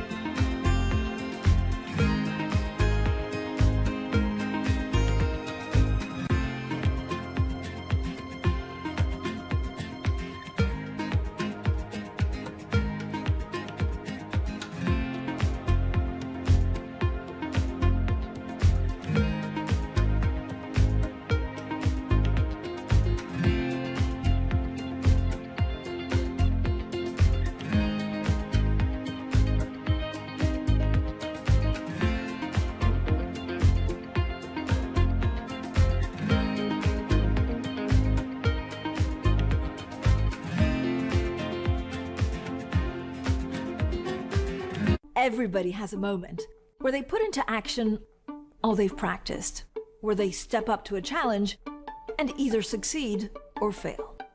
But what are those moments for some of the world's most influential leaders? It was a rough and tumble world, and I thought, okay, I can rise up, I can play this game, and I did play the game. It was great, and it was depressing, and it was disappointing. My chair at the time sat down with me and said, "Succession starts now." I'm Francine Lacroix, an award-winning journalist. For the last 25 years, I've interviewed world leaders, bank bosses, even fashion icons. I'm often asking about the news of the moment. But I've always been curious, who are these people as leaders? Join me for the podcast version of Leaders with Francine Lacroix. I'll start your week with conversations that explore what drives the world's most influential people, how today's leaders got to where they are, where they're going next, and how they've transformed their organization in the process. Make decisions. A poor decision is always better than no decision. You have to have truth tellers around you, and you have to be willing to listen. You don't want to be setting strategy in the middle of a transaction, that's for sure. Do it for the right reasons. Don't do it because of FOMO. We'll also learn lessons which we can apply to our work and daily lives. Tune into the podcast version of Leaders with Francine Lacroix. Listen and watch on Bloomberg Television or wherever you get your podcasts. From the world of politics to the world of business, Joe Matthew and Kaylee Lines deliver news, insight, and analysis live 2 times a day, every trading day. Balance of Power at 1 and 5 Eastern, only on Bloomberg. It's a multi-trillion-dollar industry. We'll show you what's happening in ETFs like no one else. ETF IQ, only on Bloomberg.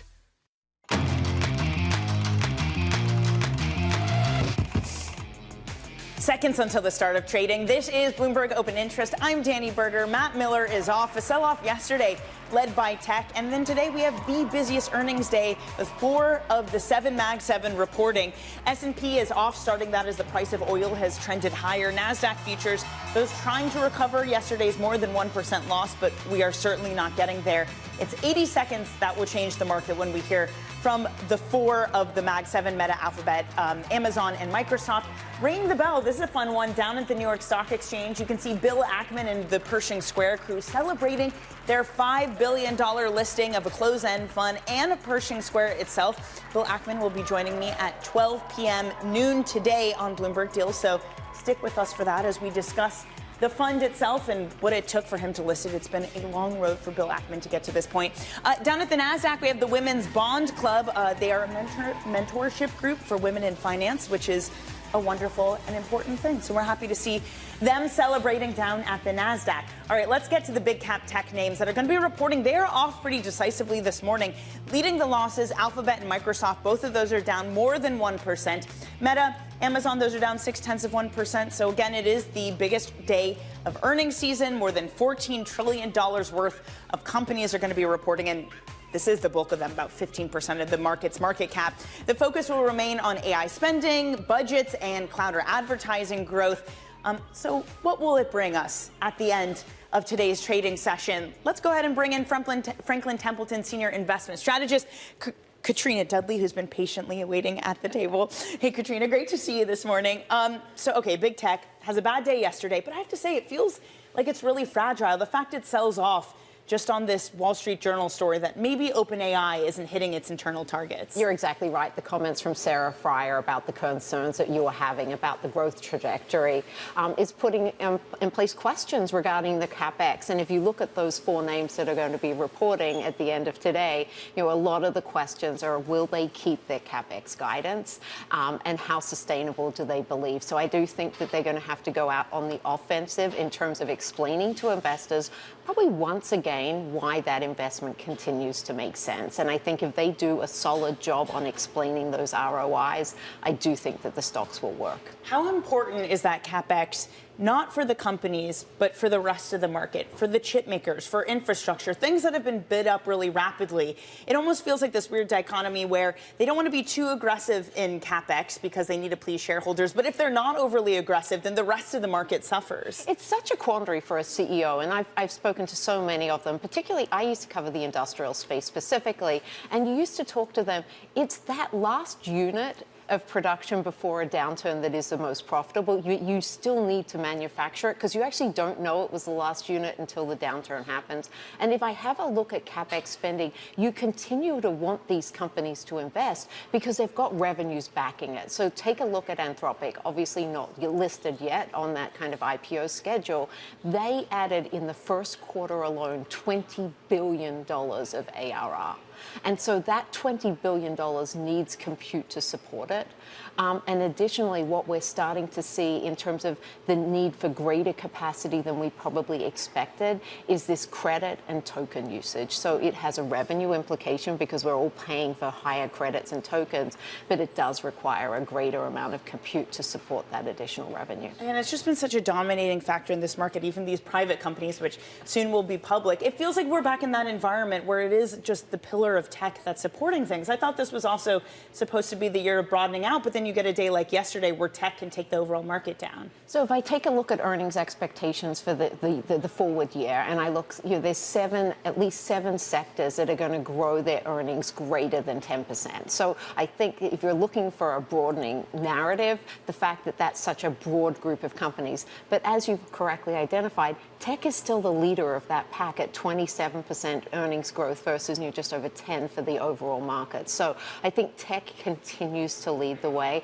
which is why when you get concerns over the pace of earnings growth, the entire market kind of sells off. It's like, they sneeze and everyone catches a cold. Yeah, so today is just incredibly important then, just given that. I just don't think you can underestimate how important these narratives, but I do think that the companies understand that, but we're all going to be listening so carefully. Yeah, it's, again, if you don't have an algorithm doing your trading for you today, it's going to be an interesting one. Hey, Katrina, you're going to stick around with us. Katrina Dudley from Franklin Templeton. I want to get a check on Starbucks shares this morning because they are nearing an all-time high. They reported a strong second quarter sales. Shares are up almost 4%, or now they're up more than 4%. Again, it's a turnaround, and it's also a question of the consumer. Clearly, there is still healthy spending. We've seen that in the macro data. So Starbucks shares up 4%, and Bloomberg The Close anchor Romaine Bostick and Starbucks CEO Brian Niccol join us now. Romaine? Welcome to our audiences across all of our Bloomberg platforms worldwide, television, radio, our partnership with YouTube. Romaine Bostick here, joined now by the CEO of Starbucks, Brian Niccol, fresh off the company's most recent quarterly report, 7.1% same-store sales growth in the U.S. That's a huge turnaround from how this company had been performing in the years past, Brian. When you look at that growth in the most recent quarter, was that based on transactions? Was that based on volume in the store? Was that based on higher prices? Yeah, well, good morning, Romaine. And yeah, look, we had a terrific quarter around the world. And yes, the U.S. market definitely stood out for its performance. As you mentioned, we did 7.1% comp in sales. And the thing that is really exciting is it was driven by transactions. So a little over 4%, which just basically means more people were coming into Starbucks every day. And, what I think that really speaks to is the right menu offerings, the right service experience, and then obviously having an entire environment where people felt like they could actually experience the coffee in the moment or the drink in the moment that they wanted to have in their local community. When you look at some of the momentum that over the last couple of quarters, 7% in the most recent fiscal quarter, fiscal Q1, I think it was 4%. There are a lot of questions about the full year guidance that you gave, which seems to suggest a potential slowdown in the second half of the year, 5% comp sales growth. And in terms of consolidated revenue, you're guiding to flat. What's going on there? Yeah, well, so look, if you look at the first half of the year, we ended up being about a 5%. And when we look at the back half of the year, we took up our guidance from 3 or better to 5 or better to finish the full year. And, the good news is we had great momentum in the second quarter. That momentum has continued into April, and we'll see how it plays out throughout the year. Obviously, there's a lot of, different things happening in the world right now that we want to make sure we are prepared to handle, and we don't want to get ahead of ourselves, but we're optimistic about what the business can deliver, and we're very optimistic about where Starbucks goes from here. On the guidance, obviously, the good news is we think we've got the right plans to drive the top line. We've got the right plans to work the cost side of things so that we'll also see it flow through. So we're really excited about where we are. Have you seen any impact yet on consumer behavior because of what's been going on with regards to higher energy prices, inflation? We've not seen that affect the consumer behavior at Starbucks. And the thing that I'm really excited about is our sales growth and our transaction growth was supported by just about every income cohort. We had growth in every income cohort. And I talked about this a little bit in the call, which I really do think is something to remember, which is when Starbucks does the experience right, our coffee house leaders, our baristas create that moment of connection, that craft experience, the customization that our customers want at the speed at which they want. People come back saying, you know what, that was well worth it. And, I think the fact that we can give you just a little touch of luxury, regardless of where you fall in the income scale, people appreciate it, whether it feels like a little bit of a splurge or whether it feels like, an affordable premium experience. In both cases, people are walking away saying, you know what, that was really well worth it. I want to do that again. When you came into this job in late 2024, you set out to revamp the stores, revamp the menu, revamp the customer experience. I know you've talked in the past about kind of grading progress on 5 metrics, largely around that customer experience, product availability, et cetera. Are you meeting those targets? We have made tremendous progress. So you're referring to what we call our GROW report, where it's got 5 key metrics, and our stores are measured on those 5 key metrics. The thing I love about it is it's very simple. It's very straightforward.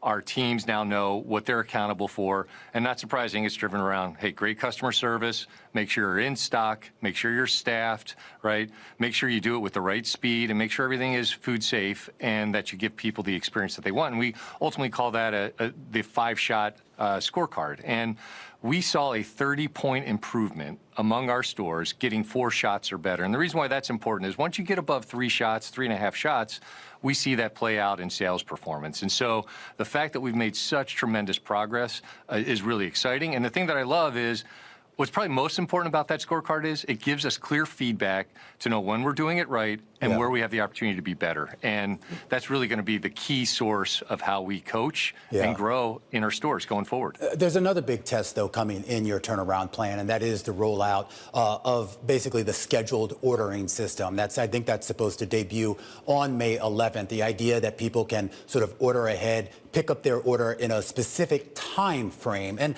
I am just curious as to, how sort of the beta testing of this went. Are the baristas actually prepared for this? And how do you compare and contrast it with some of the previous pickup programs that Starbucks had that created some bottlenecks? Yeah, well, look, the whole reason why we're doing this is to make sure that we are solving that bottleneck issue. So the good news is we don't have a demand problem when it comes to mobile order, right? Our customers want to have that access point. The good news is with our Smart Queue technology, we've done a much better job of sequencing orders between the cafe, the drive-through, delivery, and mobile order pickup. And now what we're doing is just adding another way for our customer, frankly, to have the experience that they want, which is, hey, look, if I know I'm going to be at Starbucks at 7 a.m., an hour in advance, I can put that order in. The thing that's great about that is our partners now know, hey, I've got an order that needs to be ready at 7 a.m. Our customer knows that order is going to be ready for them at 7 a.m. rather than going just into the app maybe 10, 15 minutes beforehand and finding out what time that drink may be ready. So it syncs up the customer with their drink. It gives our team members, our partners, the ability to really see what is coming down the pike. And in the testing that we've done, the people that participate in scheduled ordering, huge satisfaction for them, and our partners love having the clarity of knowing what's coming. Because remember, in the cafe, you can see the line. In the drive-thru, you can see the cars. In mobile order, it's hard for our teams to see what's actually coming. So the ability to have people schedule their order is a win for the customer, and it's a win for our partners. You've made a lot of changes to the menu, and I am curious because I felt like a year or two ago you talked about this idea of actually reducing the number of SKUs by about 30%. And you did get rid of a lot of things like the English breakfast latte and a few of the frappuccinos. But I was looking at what you've introduced, energy refreshers, ube, espresso creams, cherry chai, matcha, protein cold foams. I'm looking at a lot of things. Have you actually reduced the number of SKUs or have they actually gone up? So we still total have fewer SKUs. And the thing that I love about the innovation that we're doing, it's consistent with how we actually build and make our drinks, right? So if it's a tall, you're going to get 2 pumps of or 3 pumps of whatever flavor that you're looking for. And it's going to be consistent regardless of whether it's cold or hot.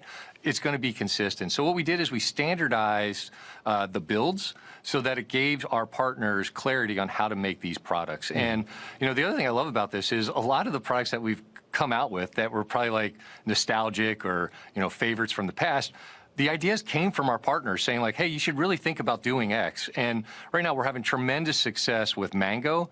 And that was one of those things where after visiting a bunch of stores, we heard it over and over again, like, hey, I think we need a citrus flavor at Starbucks. And, you know, I'm happy to say that the menu and marketing team were able to deliver on that for our partners. This has added, though, some complexity. And your CFO, Kathy Smith, talked about this on the call, that some of the margin contraction that we saw in the most recent quarter was partly due to some of this product innovation. I mean, we talk about some of these drinks, the tropical butterfly refresher. I've seen these things. They're works of art, but it takes a lot of labor and skill to go into that. So how do you sort of square the circle with offering these sort of more sort of flourishing products and at the same time maintain your profit margins in order to do them?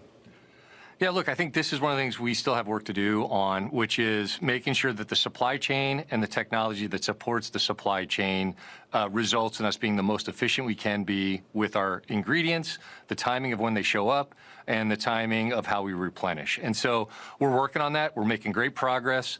You know, by the end of this year, we will get to a place where we'll have 90% of our stores having daily deliveries and 24-hour replenishment. And the reason why that's important is that supports then each coffee house uniquely with how they are ultimately, how many of those tropical butterfly refreshers that they sell can then be supported accordingly. So that's what Kathy was referring to, is we're still working through how do we manage that supply chain better? Because, look, we have a really simple principle.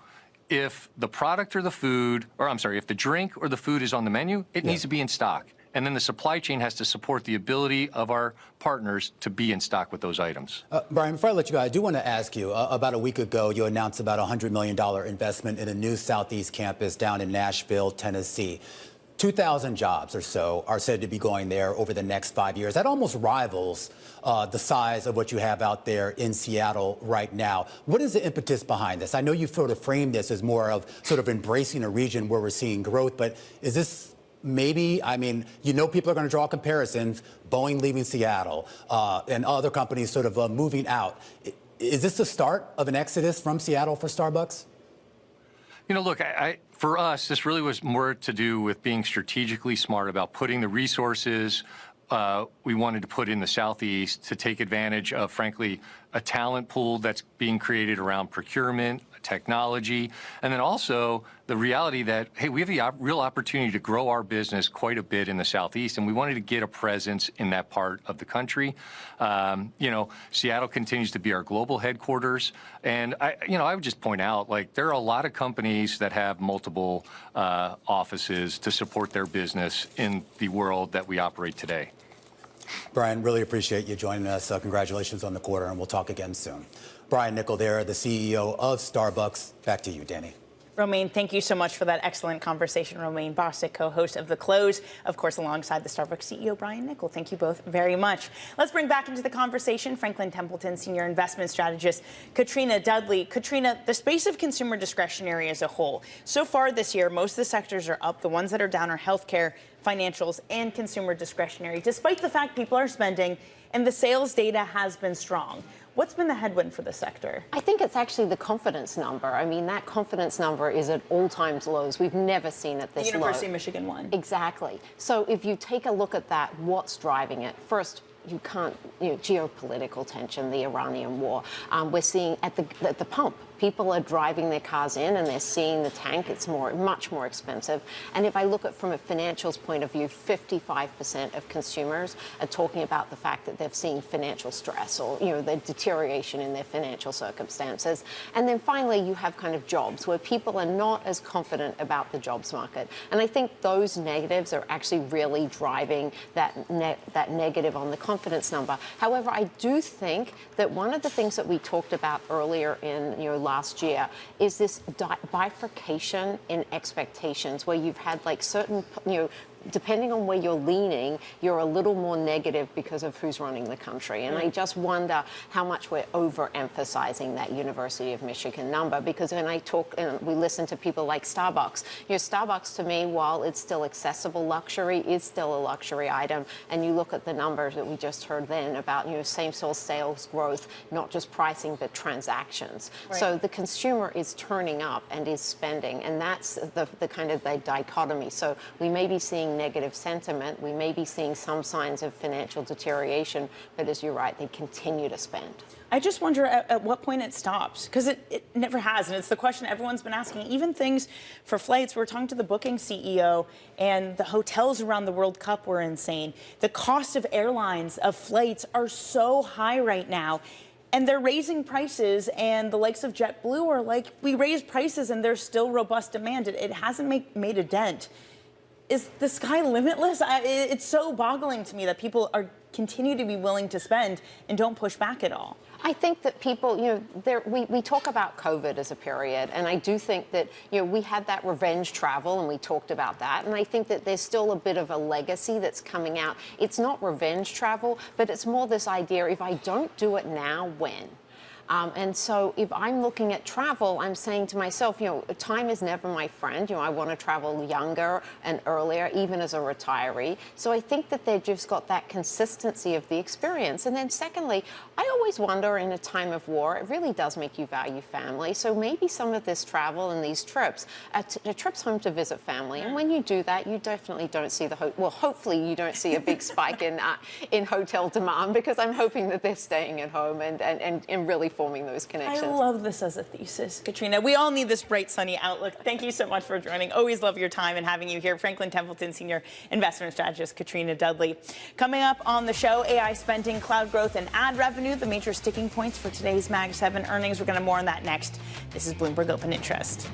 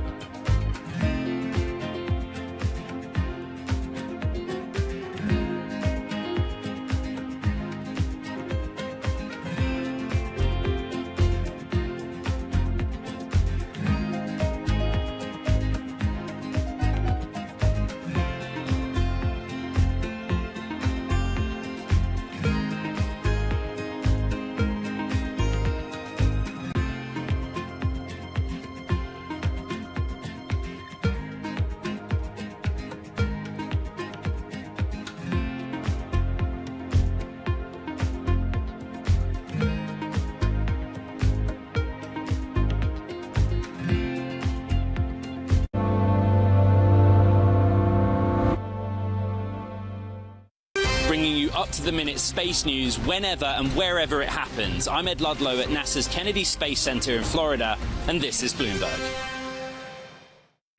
Good morning. This is Bloomberg Surveillance. Welcome back to the opening trade. Watch Bloomberg Tech. This is the Asia Trade. This is Wall Street Week. Welcome to Balance of Power. You're watching Bloomberg Deals. Welcome to Bloomberg This Weekend. This is Bloomberg Television.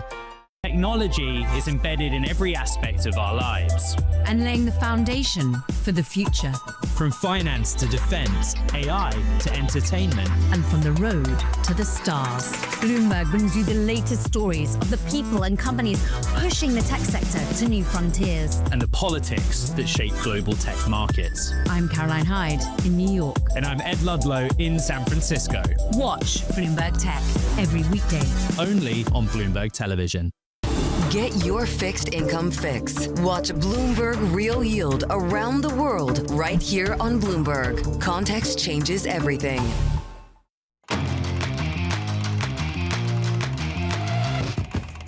Welcome back to Bloomberg Open Interest. Stocks are trying to head higher this morning, but they're facing a headwind of higher oil prices off the back of some reporting that perhaps there will be an indefinite blockade in Iran. At least that's what the White House is preparing for. So the Nasdaq goes positive, but the S&P down for another day. The Russell 2000 down 0.2%, as is the Dow Jones. That's down 0.5%. Brent crude, this is on the highs of the morning. Look, it is up 5%.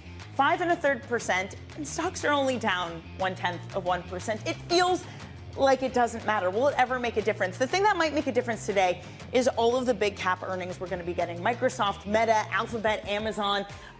4 of the Mag 7 are going to be reporting. That's 15% of the market cap. After they sold off yesterday on this OpenAI report, a lot is at stake in about 80 seconds that they report. Again, they are likely to report in quick succession of each other. Bloomberg Tech co-host Ed Ludlow calling today Earnmageddon. Is that right, Ed? Earnmageddon? Yeah, he joins us now. I feel like that Earnmageddon. also implies that it's going to be like crazy and bad and everything's going to sell off if it's something like Earnmageddon.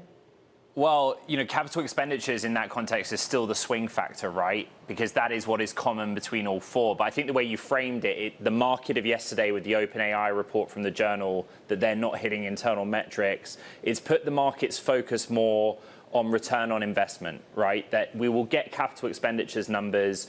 The market always wants those hyperscalers and Meta to project confidence, but they also want to see revenue growth and they want an expanded outlook or forward guidance. So that's really the framing, and those numbers across those four are very big.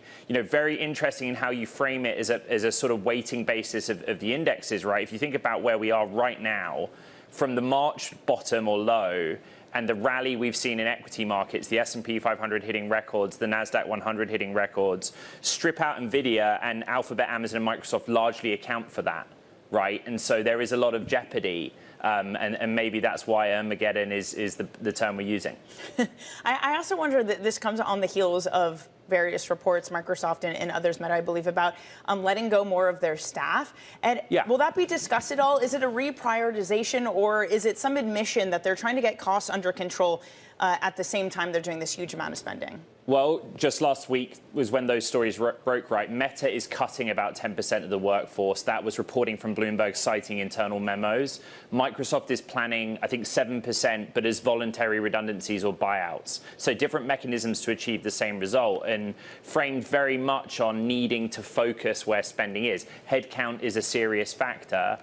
From a payroll perspective, et cetera, but probably will come up. At the same time, the change in position from when you and I were speaking in New York a week ago is because of that Wall Street Journal report on OpenAI, the revenue growths will be examined much more closely. That's what I'm reading on the Bloomberg terminal. And for what it's worth, in 80 seconds when 4 earnings hit at the same time, that's tricky to manage. But the earnings calls at the same time is equally as problematic, right? Because you tend to get more specific commentary on the trade-off between spending and growth on those calls. Good thing the Bloomberg Terminal's live transcription is so good.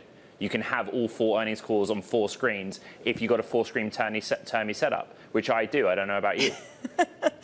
I guess I'll need that. You're going to have to share it with me, Ed. This is the thing. Like, if you are a trader and you want to move around depending on what they say, it's so difficult. I mean, surely, I wonder if that makes any difference in behavior around these earnings, that everyone's just going to let their algos go off and decide how they handle these earnings calls. Yeah, I mean, the one way I think I would look is how broad the reaction is, right? So after market, also look at the supply chain, NVIDIA principally, but the other GPU providers and the memory names. You brought up the Strait of Hormuz in the intro. The environment with capital expenditures is you need to spend them because of the scale of the required infrastructure. But the level of CapEx is also determined by the cost environment. And because of what's happened with the war in Iran, memory, but also, the underlying supply chain for chip manufacturing, helium is something we talk about all the time. That's worth bearing in mind. And it will be discussed on the calls, not necessarily in the earnings statements. All right, Ed, thank you very much for joining. That is Bloomberg Tech co-host Ed Ludlow. I don't know, Ed, you might get a few messages today asking for you to share your earnings transcript dashboards, because it is going to be wild after the close. And by the way, a Fed decision before that, too. Coming up in the next hour, Mark Thumser from MUFG says the war is underpriced in markets. Plus, we'll speak with the Marsh CEO, John Doyle, about earnings and insurance risk from the Iran war. And TKNG's Neil Grossman on Powell's last stand today. This is Bloomberg Open Interest.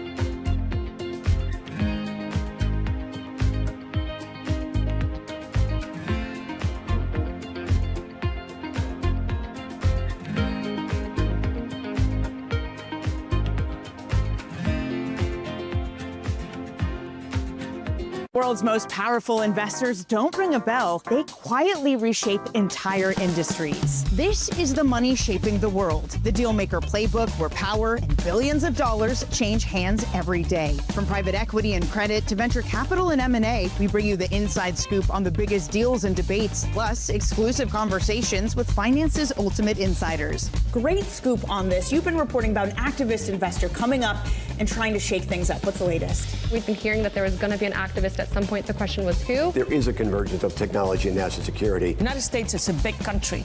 We're playing in the Northeast. That's an economy as big as the United Kingdom. This is a really interesting space to watch. We're expecting more consolidation. As this is Bloomberg Deals at Bloomberg Invest, I want to talk about the broader deal and M&A environment. This is a moment in time. We'll see how long we're here. It's far too early to call. There is an underinvestment in what's going on in private markets because everyone's looking for additional AI cloud capacity, and it's very tough to build. Everybody wants to get things going, and the IPO market is just one symptom of that. It is an early indicator of what we're going to see in the M&A market. Let's go to Scarlett Fu, who's taking a closer look at drone companies. With ongoing conflicts in the Middle East and Ukraine, there's renewed investor appetite for new names in the space. Excellent reporting. I'm Danny Berger, and this is Bloomberg Deals. Every week, only on Bloomberg Television.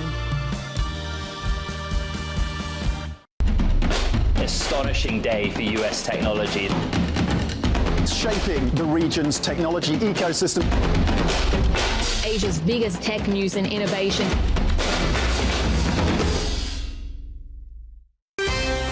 Bringing you up-to-the-minute automotive news whenever and wherever it happens. I'm Matt Miller in Detroit, and this is Bloomberg.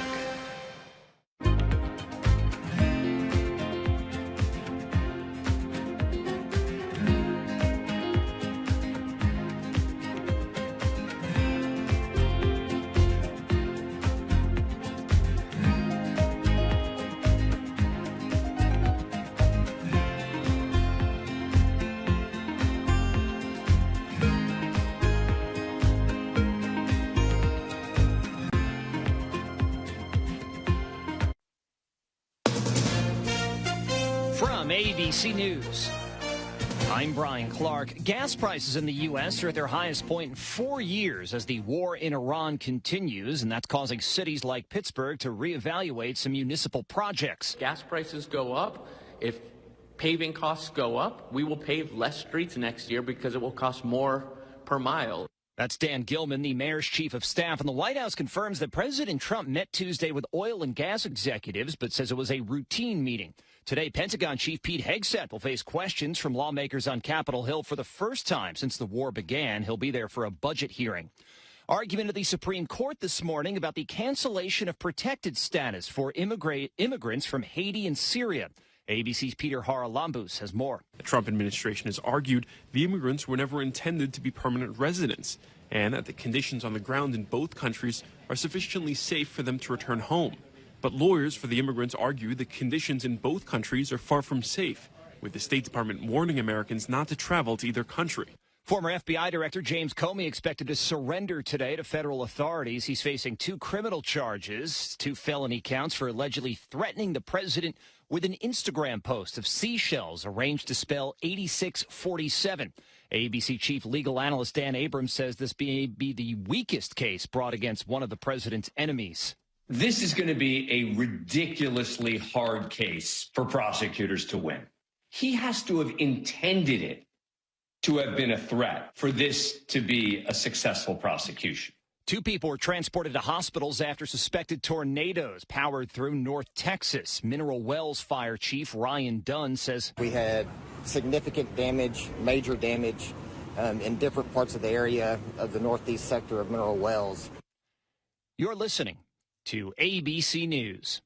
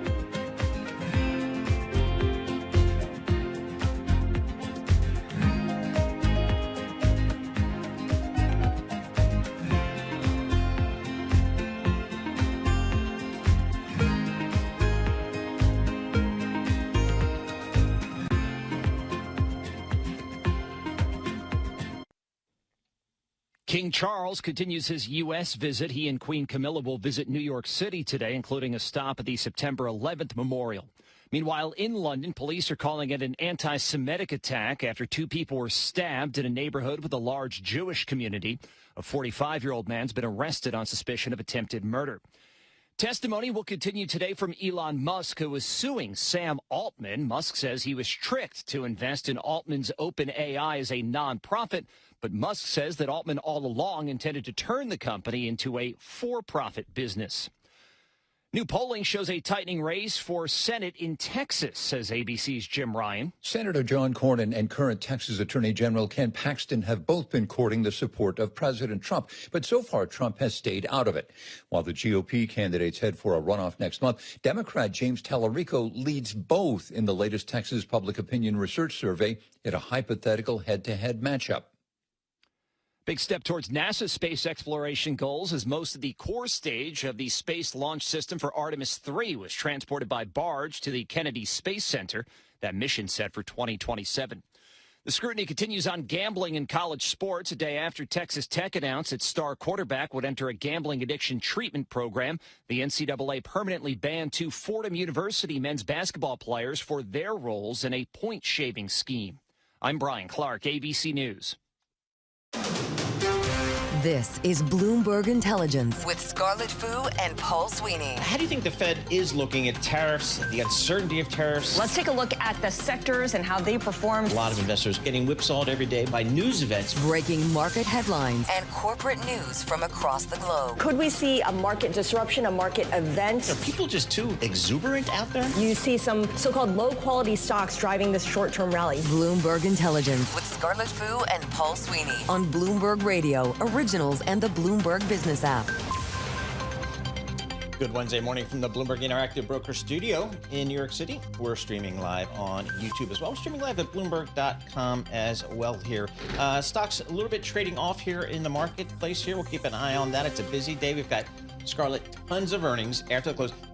Carol Master and Tim Stenovic, they will cover it all. They have their hands full because you've got 4 of the Mag 7 names reporting today after the close. Alphabet, Meta, Amazon, Microsoft, Apple is tomorrow. It's a huge part of the NASDAQ 100, of the S&P 500. Never mind the fact that you have a Fed decision today as well. Yes, so we're going to be all over that throughout the day, so stay here at Bloomberg. This is Bloomberg Intelligence, Scarlett Fu and Paul Sweeney.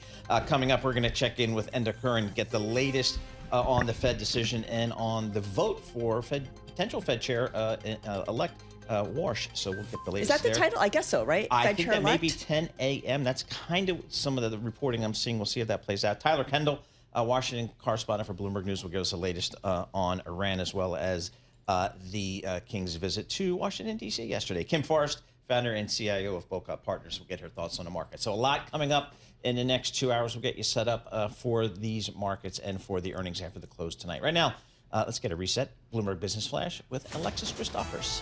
All right, thanks very much, Paul. And oil is spiking. As a result, we have got stocks and bonds lower. The S&P 500 down about 10 points now. Dow Jones Industrial Average slipping about 184. The NASDAQ Composite down 41. This, of course, ahead of the Federal Reserve's meeting later today, possibly the last one with Jerome Powell as Fed chair. And consensus is that they are going to hold interest rates steady at the meeting today. And, of course, we're going to hear from those big tech heavyweights after the closing bell, including Amazon and Alphabet. The big story, though, today is really over in the oil pits, where Brent crude is up 5% at $116.79 a barrel. West Texas Intermediate crude up nearly 5% at $104.81 the barrel. The Bloomberg Dollar Spot Index now up nearly 1/3% at $1201.30.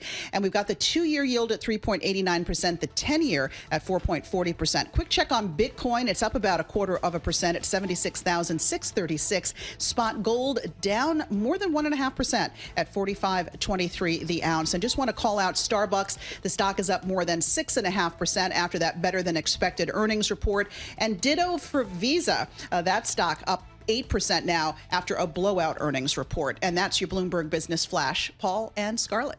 All right. Thank you so much, Alexis Christophorous. We do have some headlines here coming out, Paul, because it is an opinion day for the Supreme Court. And the High Court has ruled that it is curbing the use of race in drawing voting districts. Yep. going back to that gerrymandering idea. Yeah, so we'll see in that. So we'll have some more reporting on that. Again, the red headline coming across the Bloomberg terminal. Supreme Court curbs use of race in drawing voting districts. And we've seen both parties, over the years. Yeah. It seems like it's more so than it's ever been, just kind of gerrymandering and redistricting voting districts. And it seems like both parties are doing it more aggressively than ever. So. Right. It originally started off as something that the Republicans did, but as of late, the last year or so, you've seen the Democrats do it. In this specific case, the court has ruled that a majority black Louisiana district is unconstitutional. So the Supreme Court is restricting the use of Voting Rights Act in map drawing. Again, the Supreme Court curbing the use of race in drawing voting districts. My guess is this has an effect right away. So this has implications for what's going to happen in the midterms and certainly for the 2028 presidential election. Yeah, and again, this is a midterm election year, and the expectation typically in a midterm election year is the party that is not in the White House tends to gain a little bit of, gain some seats here, and that is the expectation that the Republican Party may win control of the House. And now there's even some discussion about the Senate may be in play as well. So we'll have to see how that plays, and we'll see how this Supreme Court ruling impacts those elections. And we should mention as well, since we're staying on Washington, the Senate Banking Committee is also voting to confirm Fed Chair-elect, and I like the way that you put that, Kevin Warsh. That began at 10 a.m. And if you wanted to watch the proceedings, it's available to you on the Bloomberg at Live Go, L-I-V-E Go, on the Bloomberg terminal. Tom Tillis was kind of the last holdout. He's the senator from North Carolina who had said that he was not going to vote for Kevin Warsh or in this hearing until the investigation, the DOJ's investigation into the Fed, was fully resolved. Right, and it sounds like that they do have an agreement now, and so now this voting can go forward, and we'll see whether he'll be able to participate in the meeting this afternoon. But in any case, that process is moving forward, which I think is positive for the markets in general. I mean, markets like to see a nice continuity in the Federal Reserve. I mean, the big question now is whether Jay Powell will step down as well, because his term as chair ends in mid-May, but his term on the FOMC, on the board, goes on until January 2028. And what kind of assurances does he need in order to step down? And of course, this is something that everyone's going to be listening for at the FOMC presser, which begins at 2:30 p.m. Eastern time. Of course, we will be covering right here on Bloomberg Radio. The Fed decides. Tom Keene, John Farrow, and Lisa Bromwitz will be all over it. Yep, that's starting at 1:30 p.m. The Bloomberg coverage, 1:30 p.m. Wall Street time. They'll get the statement at 2 p.m. and then the press conference at 2:30. Again, Supreme Court ruling today curbs the use of race in drawing voting districts. Let's get some perspective on what all this means. June Grasso is our legal analyst at Bloomberg here. June, talk to us about just the background of this case and then maybe what we may know about this ruling here. So this is obviously a Louisiana case, and Louisiana has a third of its population is black. So it redrew, after a court battle, it redrew its maps to reflect that. And then it came before the Supreme Court, and the question before the Supreme Court basically is whether you can use race in determining these voting districts. Now, the Supreme Court has eliminated every other kind of challenge, basically. And what it did is, for example, you can't challenge gerrymandering for political reasons. So you could only at this point challenge it for racial reason. And now it appears that the court has curbed the use of race in drawing voting districts as well. This basically, I think it shatters the Voting Rights Act of the civil rights law that was so hard fought to get voting rights and to ensure voting rights for people of color. And so the Supreme Court already has taken away a section that required certain states to get pre-clearance before they redistrict, and that was a case called Shelby County versus Holder. And now in this case, it appears they're also getting rid of the possibility of challenging gerrymandering based on race. This could affect, I think people have said, as many as 12 different congressional districts throughout the country. So it's a 6-3 vote because the 3 liberals are in dissent. This court has really dismantled voting rights over and over again. So this is shocking in a way, but it's not a surprise after hearing the oral arguments. So What? I'm sorry. Oh, no. So what implications does this have beyond Louisiana? Because I'm sure plenty of states are watching this carefully. Yeah, as I said, there are I think around 12 different districts that could be affected by this. And of course, they're mostly, I think they're all Democratic representatives in those districts right now. So if you take out the use of race and it's gerrymandered again, you're going to have less Democratic districts, most likely, less districts where people of color are in the majority. So I heard one election expert say that this is just sort of like Armageddon for voting rights if they decided to do what they did here. And it was written by Justice Alito, and I haven't gotten through it. It's written by Justice Alito, so you can imagine that it's very, very strict and very, very, he's always votes against voting rights. So there you go. All right, June, thank you so much. Appreciate that. June Grosso, Bloomberg's legal analyst. Again, the Supreme Court curbs use of race in drawing voting districts. Another red headline, Scarlet crossing the Bloomberg terminal here. Warsh Fed chair nomination clears Senate panel vote. So after much delay, moving very quickly here. So we want to bring in Enda Curran, Bloomberg Fed and economics reporter. Enda, it looks like we're making some progress here, or the Congress is making some progress on getting Mr. Warsh on board. Yeah, so after many months of protracted negotiations, we finally have had that committee vote now. So this moves Mr. Warsh's nomination out of the Banking Committee, and it should go on to the Senate floor for a full vote. Probably at some point soon. Mr. Powell, current Fed Chair, Mr. Powell's term ends on May 15th. Whether or not Mr. Warsh gets his full vote by then, or whether he's a few days over, it doesn't really matter very much, because the next policy meeting after today isn't until the middle of June. So today just really cements that after that extraordinary succession drama we've had since January over the DOJ investigation and all the rest of it around all the rest of the questions around the Fed, Mr. Warsh has now cleared that critical vote and is on the way to be the next chair. Right. The question now is what happens with Jay Powell's seat. His term as chair ends on May 15th. Do you think this is something he's going to address at the news conference at 2:30, Enda? I think it'll be hard to avoid it, Scarlett. As you say, his term as chair will end in the middle of next month, but he's entitled to remain on as a governor at the Fed until January 2028. Typically speaking, Fed chairs head off and enjoy their retirement or head into the sunset. But Mr. Powell made it clear, was it maybe last month, I think it was, in his press conference, that he can't leave his governor role until the spectre of that DOJ investigation into him and the Fed is cleared in all finality.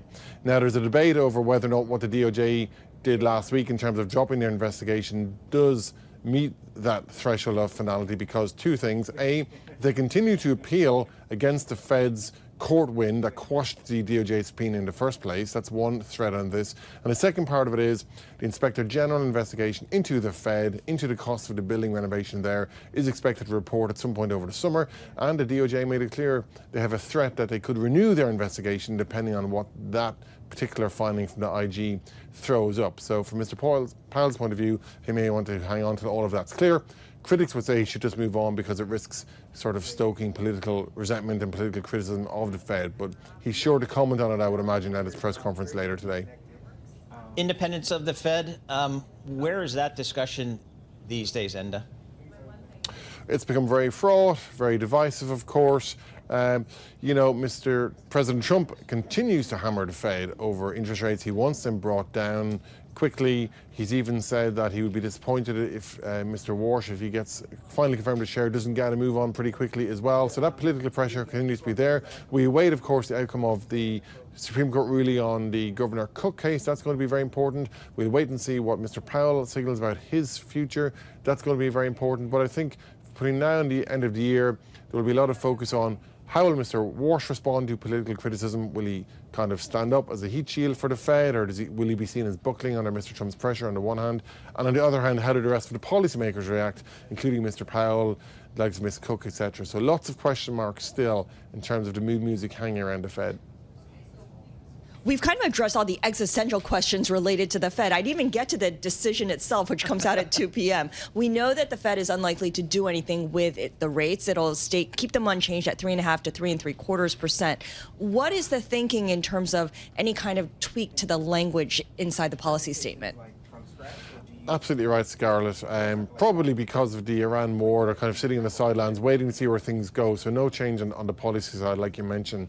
There has been, though, this kind of debate a bit behind the scenes at the Fed about whether or not they should be signalling in the statement that, there's two-sided risk here. For sure, at some point we could lower interest rates. That was the story before the Iran war. But some officials at the Fed have been saying we should be warning that at some point we may have to raise interest rates. And it would be interesting to see if Mr. Powell sort of puts a bit of colour around that, if he says that debate gathered more steam today, whether or not even that line does appear in the statement, this idea that there should be two-sided risk signalled to the public. Some people think Mr. Powell won't want to signal too much new in his last press conference as chair. He wants to hand over to the new incoming chair and let him sort out the messaging. But I think that's one thread on today's story which people will be keeping an eye on. All right, and thank you so much. Really appreciate it. And the current global economy reporter for Bloomberg News. He's based down there in Washington, D.C. Again, one of, I was going to say the big news of the morning, but I'll just say one of the big pieces of news this morning. So many headlines. Is the U.S. Supreme Court limited the use of the Voting Rights Act to create predominantly black or Hispanic election districts in a major constitutional ruling that buttresses Republican efforts to keep control of the House in this year's midterms and beyond. We want to go back to June Grasso. She is Bloomberg's legal analyst here. June, this is talk to us about the history of this ruling and this aspect of redistricting. So, I mean, the Voting Rights Act has been under fire for, such a long time, and the Roberts Court has been very receptive to sort of destroying, I'll use the word destroying, the Voting Rights Act. In 2018, I believe it was, they took one part of the act which required pre-clearance. Certain states that had a history, considered to have a history of racism, Texas, et cetera, certain states in the South, would have to get pre-clearance before they redistricted, before their plans were approved. They took away that. And now this is really the other significant part of the Voting Rights Act, the remaining part of the Voting Rights Act, which was passed in 1965 to address discrimination against black votes. And I'll just read a line from what the dissenting opinion of Justice Elena Kagan, the three liberals who are in dissent, said, under the court's new view of Section 2 of the Voting Rights Act, a state can, without legal consequence, systematically dilute minority citizens' voting power. Of course, the majority does not announce today's holding that way, but it's understated, even antiseptic. So, I mean, this is really consequential, and it's consequential for, I think, the Republicans, holding the House. If some of these states can redistrict before the midterms, I mean, I don't know if that would be possible as far as timing, but it really is consequential for voting rights. And the court has, systematically through the years, you hear them say, well, we're so far away from the time of the Voting Rights Act, and there isn't, I mean, I think Justice Roberts was the one who said in Shelby County, we don't have that kind of discrimination anymore.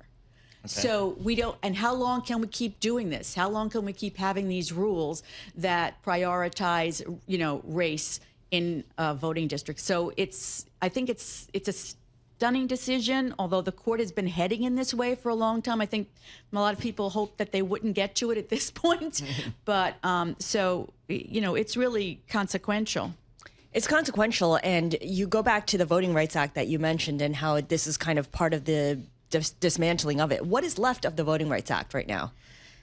I don't think there's much left of it. I have to get an expert because the two biggest sections were the section that was eliminated or gutted in the Shelby County case, and then this section. So I don't think there's much left of the Voting Rights Act. How are districts drawn up in the first place? I mean, that's my question. That is a great question. Well, gerrymandering. Have you seen you seen some of the, like, even if you look in Louisiana, in order to keep the House Speaker in a Republican district, they have these odd shapes that you would never imagine, different kinds of weird shapes so they can get in people that they want. It's political at this point. It's, and, the Democratic states do it as well. The Republican states do it as well. And it's, it's just the, I don't know. My old district in New Jersey, which we've since moved from, I finally saw it on drawn somewhere, and it was unbelievably. It's just a bunch of squiggly lines everywhere. I'm like, how did they figure that out? Because having lived there, that's not how I think of my area. No. My area is this town, this town, this town. No, it's been cherry picked. Yes, exactly. They have people who do this for a living, and they have all kinds of, electronic ways of doing it. But if you looked at this, the one in Louisiana looks like a sliver up the coast. But all the states do that. Right? And, there's the only thing that has happened is, but only in Democratic states, they've had maps drawn by commissions. So in that way, you get a fair map because it's drawn by a commission with maybe equal representatives on. But only Democratic states have done that, and that's put them in a bad position, which is why you have some states like California redistricting in a different way, not using the commission. So the way to do it is to, have a commission. But when you let Republicans or Democrats do it, they're going to do it to their own advantage. And it's so easy for them to draw maps and just eliminate certain, minority populations. It's a mess. It's a mess, really. It's just a mess. Let me ask a really dumb question. When the Supreme Court makes a ruling like this, people jump into action right away, right? This has immediate consequences? Well, yeah. Well, I think what will happen is, states will start looking at this and deciding what to do. Louisiana certainly is going to jump into action. Yeah, because what they're going to do is, the politics of it. They're going to start looking at their maps and seeing what they can do and how they can use their power as legislators to redraw the maps.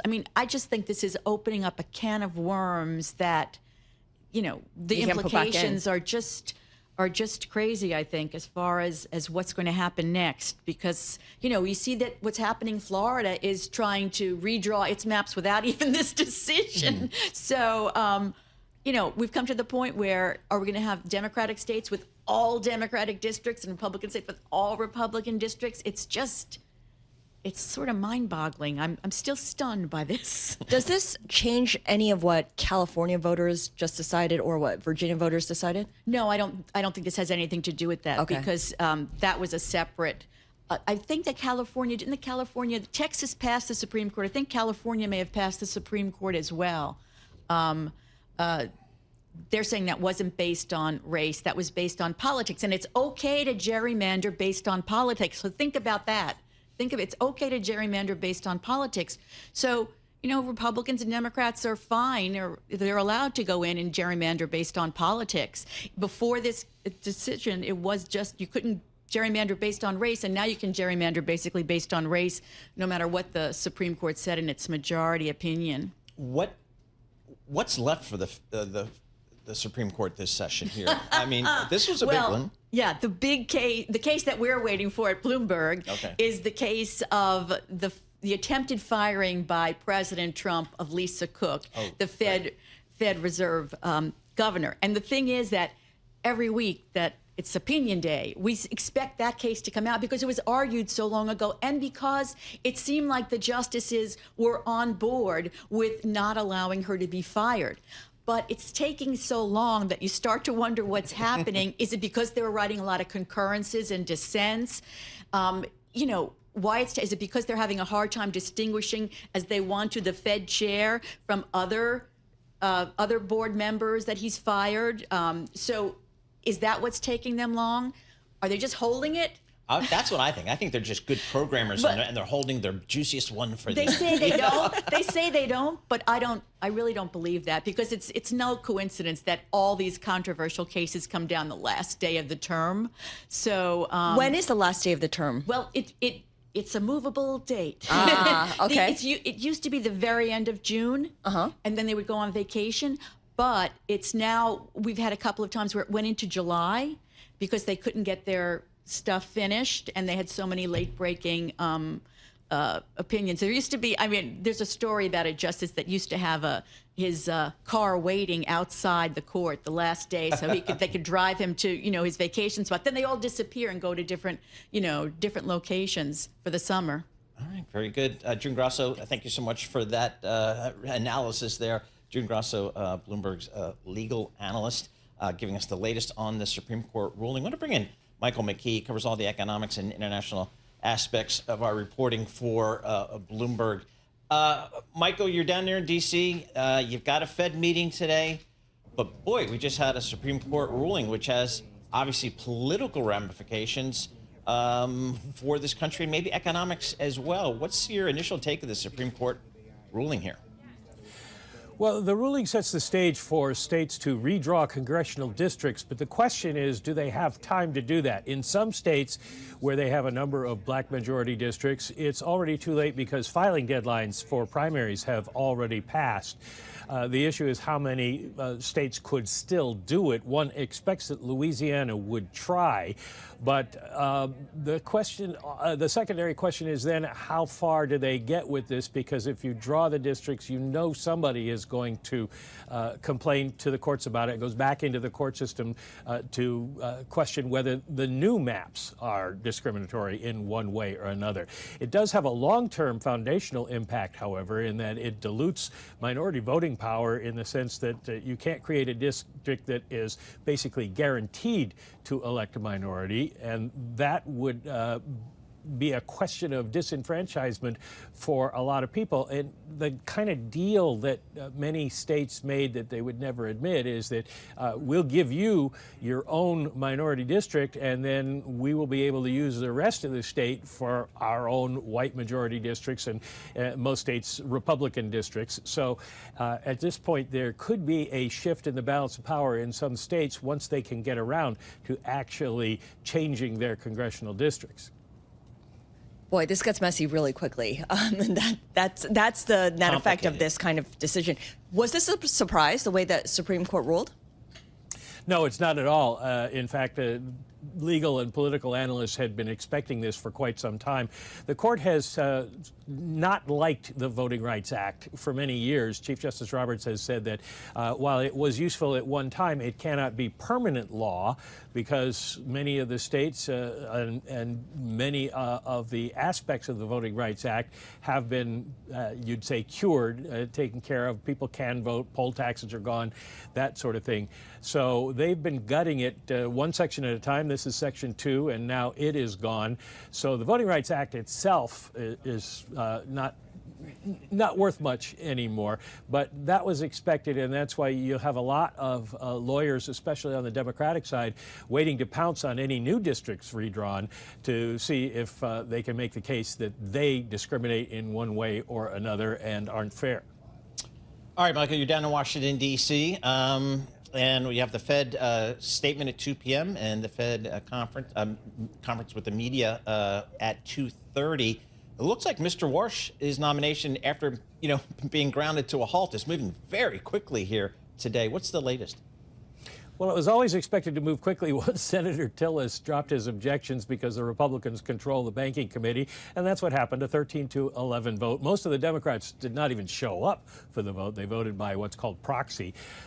Next, he goes to the floor. Now, they could do it within 24 hours. That's the limit. They have to wait before they can bring it to the floor. But the Senate is so wrapped up in other business with the budget, with the FISA surveillance warrant bill, that at this point, it's probably going to be another 2 weeks because they're off next week.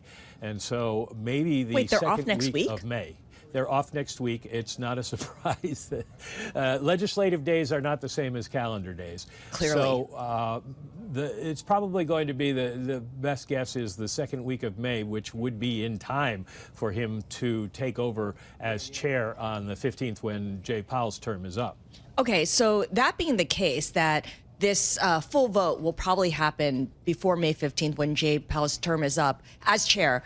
How does that change or affect, or maybe not at all, the news conference that Jay Powell will be hosting at 2:30 p.m.? I don't think it changes at all because nobody expected Warsh not to get through the committee.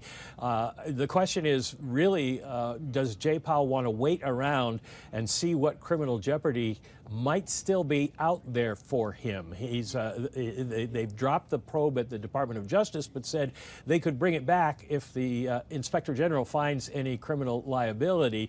And even if they didn't, this Justice Department has shown that it can sort of make things up to try to pursue you. And we saw that with the Comey indictment yesterday. So does Jay Powell trust that the investigation is well and truly over, in his words, enough to resign? There's also the possibility, which has been talked about, that he might want to wait until after the midterms. If Democrats were to win the Senate, then they could block any particularly difficult nomination to the Fed by President Trump, and so he might want to do that. He's talked about preserving the Fed's integrity. So that's going to be the major question surrounding today's meeting, with Jay Powell. What are maybe the expectations for Kevin Warsh and his chairmanship? Well, the expectation is that it's not going to be very dramatic when he takes over because the economy sort of has the Fed boxed in at this point. Inflation is rising, and the longer the the Strait of Hormuz is closed, the more danger the economy faces from higher inflation from not just energy prices, but from second-round effects from things like food prices because fertilizer's not getting through. So they can't really move to lowering rates as the president wants right now, and they don't really know what their timing is going to be as long as the war drags on. So Warsh will come in and we'll have a series of meetings probably where the Fed does nothing. Maybe he starts to talk to them about the idea of getting rid of the dot plot or changing some communications, but since he's just walking in the door, it's probably not something that's going to happen immediately. And of course, if Jay Powell stays on, it raises a question of who's really influencing the Fed at that point. Awkward, yes. All right, Mike McKee, thank you so much. Mike McKee is our chief economics and policy correspondent here in New York, but he is in Washington, of course, to attend that FOMC decision due out at 2 p.m. Eastern time. Of course, we will have special coverage of the Fed Decides starting at 1:30 p.m. Tom Keene, Jonathan Farrow, and Lisa Bromwitz, they will be on Bloomberg Radio, Bloomberg Television. You want to keep it right here as we cover all of that. And ahead of that decision, we have a mixed day in equities right now. The S&P barely higher, the Nasdaq up about 0.2%.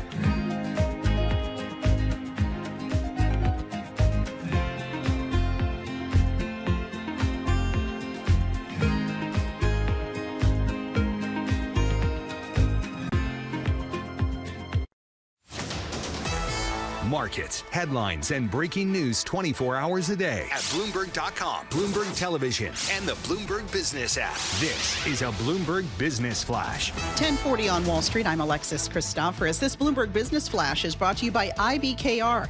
Trade, election, climate, and economic outcomes with IBKR prediction markets right alongside your stocks and options. Earn interest on your position and receive $1 per contract if you're right. Learn more at ibkr.com/predictions. Oil is spiking today as the U.S. signaled it would stick with a naval blockade of Iranian ports to choke off Tehran's oil exports and force it back to the negotiating table. Brent crude is now above $117 the barrel. West Texas Intermediate crude up nearly 5% at about $105 a barrel. Ahead of today's Federal Reserve meeting on interest rates, likely the last with Jay Powell as chair, stocks are mixed. S&P 500 up about 3 points. Dow Jones Industrial Average down about 220. NASDAQ Composite up 45. As for some stocks in the spotlight, shares of Seagate Technology racing ahead 15% after the company said the data storage needs of quickly growing artificial intelligence applications helped more than double its profit during the latest quarter. Shares of Adidas up about 7.5% after reporting an upbeat first quarter report card supported by strong momentum in its apparel division and healthy demand for its soccer and running shoes. And shares of Biogen up 2.5%. Sales beat expectations.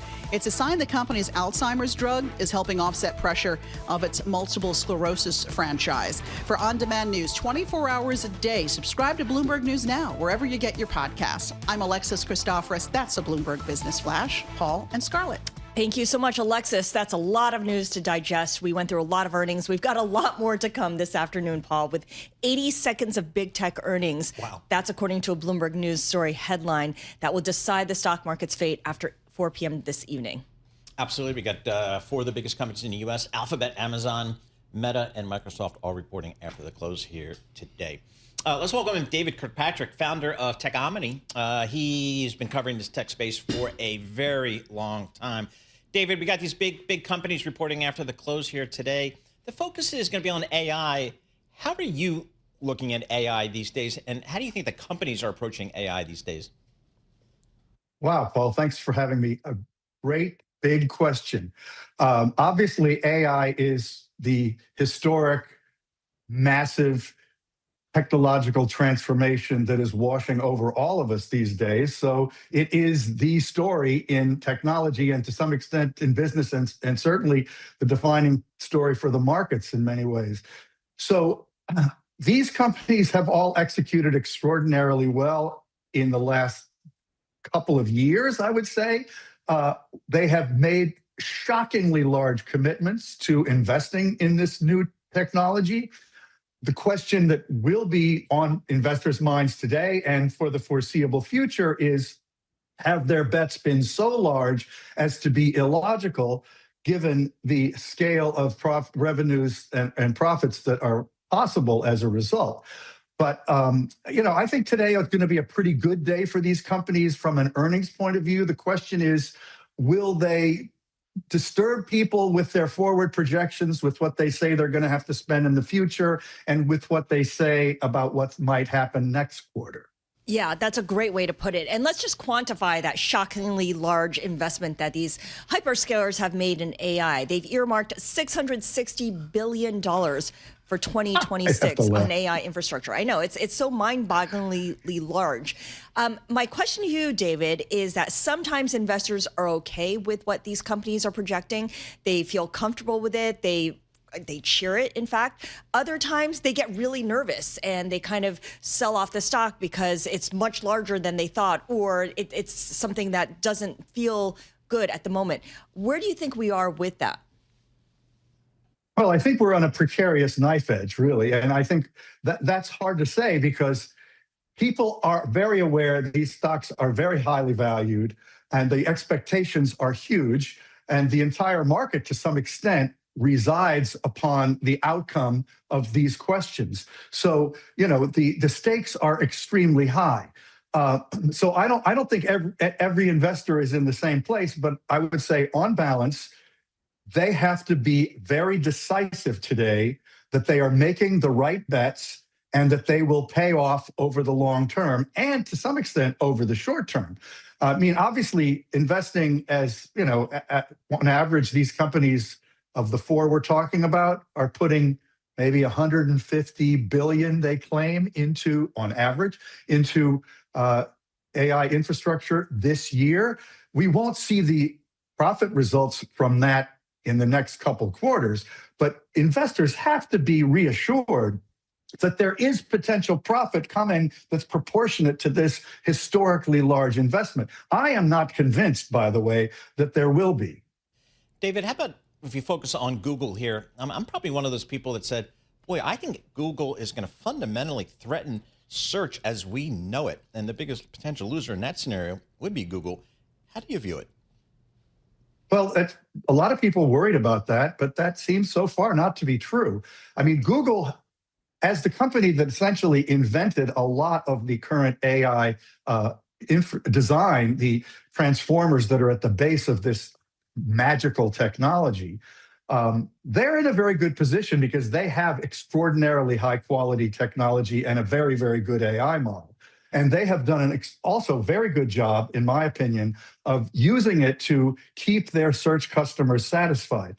The question is not so much, will Google continue to dominate search? There's a more interesting question, which isn't one that investors focus on so much, but as more and more of the Google search users do no longer need to click out of those search results, is this new model that Google has successfully used going to undermine the existence of the internet as an informational resource because people aren't going to the websites that produce this information anymore? So that's an interesting question, but I think Google is doing extraordinarily well, and Gemini has really risen as close to the top of the pack as anyone for its quality and its reliability. David, I got to ask you about Meta as well, the company formerly known as Facebook, because you wrote the book on Facebook back in the day, The Inside Story of the Company That Is Connecting the World. We got word from China that their authorities ordered Meta to unwind the takeover, their takeover of Manus, which is an AI startup. China, just like the U.S., does not want the transfer of sensitive technology to a geopolitical rival. What does that mean for a company like Meta, which for the most part does not grow its own innovation? Oftentimes it kind of copies what others are doing or buys its way to dominance? Well, in the case of AI, they've done both. They've done quite a bit of internal development, but they've also bought the majority interest in Scale AI and Manus and other companies. This issue of disentangling an acquisition that is essentially complete is a very challenging problem for them, but it's a bigger problem for the Chinese government and for Manus in some ways than it is for Meta, because, you know, if they had to somehow successfully strip out the Manus components, they would continue to be very well positioned in AI. I think it's an open question. You know, it's been widely reported in the last couple of days that the investors in Manus have already distributed the profits that they got from selling the company. So how is Meta going to get back the money they paid? It's a big problem, and it sounds like a lot of money, $2 billion, but with a company that's worth like 1.7 trillion in the markets, it's really not that big, and it's a vexing, weird problem, but isn't that big of a deal, in my opinion. Dave, about 30 seconds left. How concerned should software as service companies be with AI? That's a really good question. I wish I had the answer. Right now, my gut is not as concerned as has sometimes been said. But the really unknown is how completely is AI going to be able to essentially on the fly reconfigure any kind of software in the future for users based on their needs? If it turns out that the most aggressive predictions are true, that can happen, then really all these software as a service companies will have a serious problem. Yep. But the data repositories they control are so important. For now, I think they're fine. All right, good stuff. David, always a pleasure speaking with you. David Kirkpatrick is founder of Techonomy, and of course, he is the author of The Facebook Effect, the inside story of the company that is connecting the world. Paul, we have another red headline here on the Bloomberg that just crossed. The Pentagon says the U.S. government has spent $25 billion on the Iran war so far. About, what, 8 weeks in, 9 weeks in? Okay, all right. That's the bill that the Pentagon is disclosing here, and I'm not sure where the end is. That is the big question. But we have a ceasefire, so maybe this is one.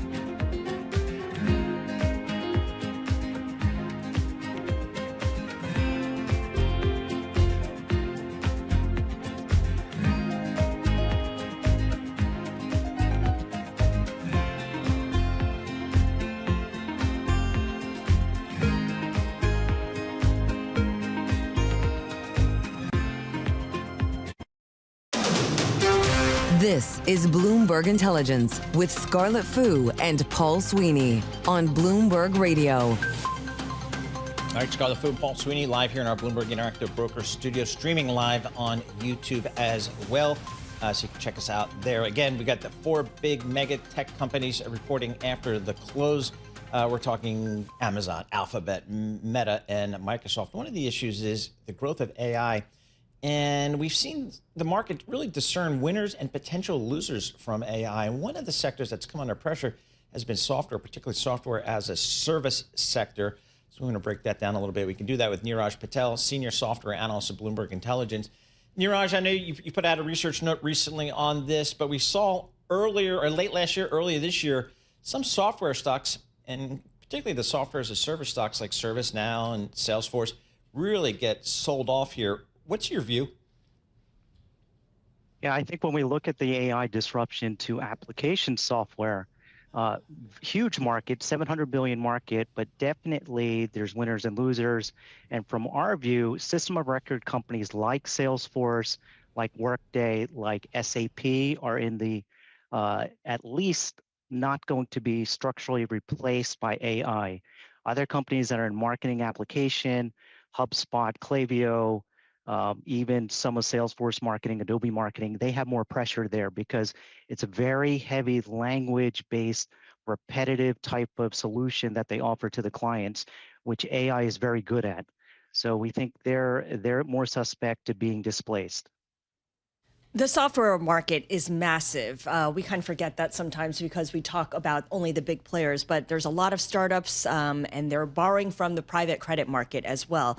And I go back to some news from the previous week about a Blackstone fund cutting the value of its loan to a dental implant company. That's, kind of private credit woes continued. But Blackstone also refused to extend a lifeline to a software company, Medallia. And I know that's kind of out of the purview of, the big software companies that we cover that are listed.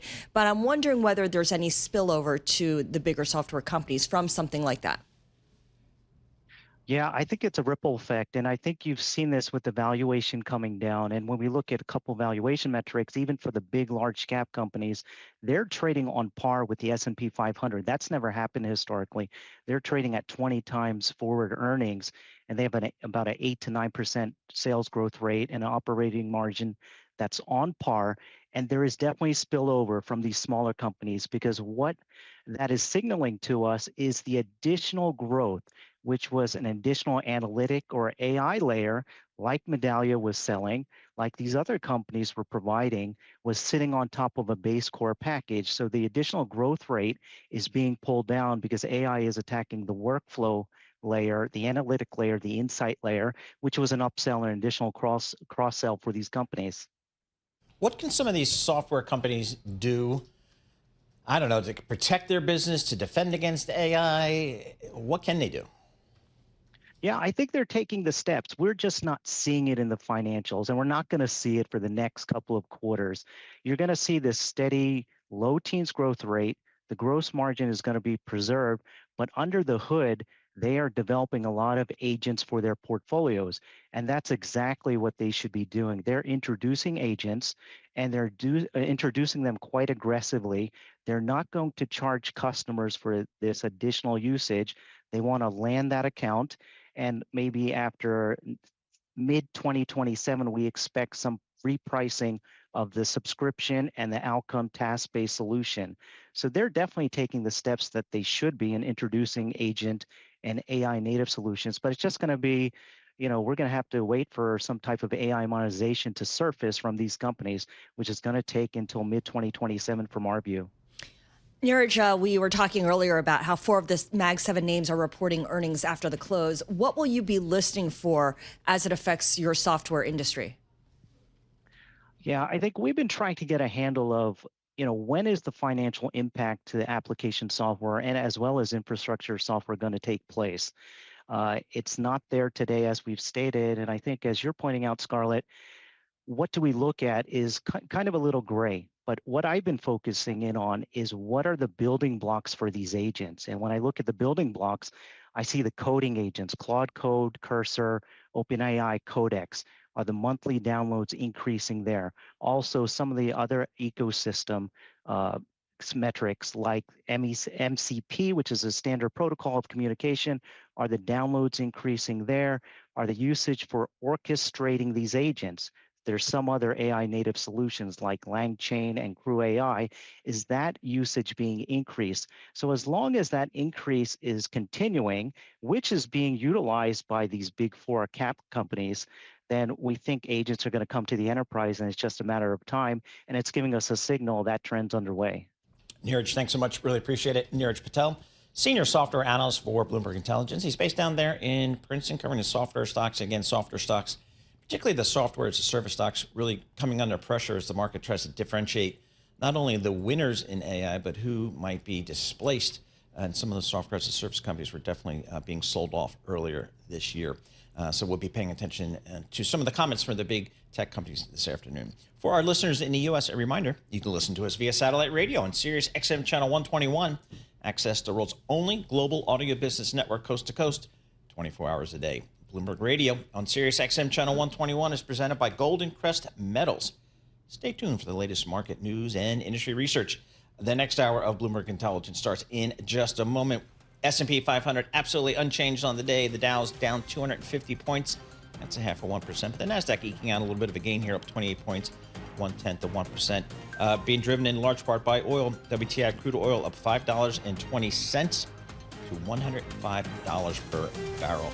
10-year Treasury yields higher by 5 basis points here today, pushing out to 4.39% on your 10-year.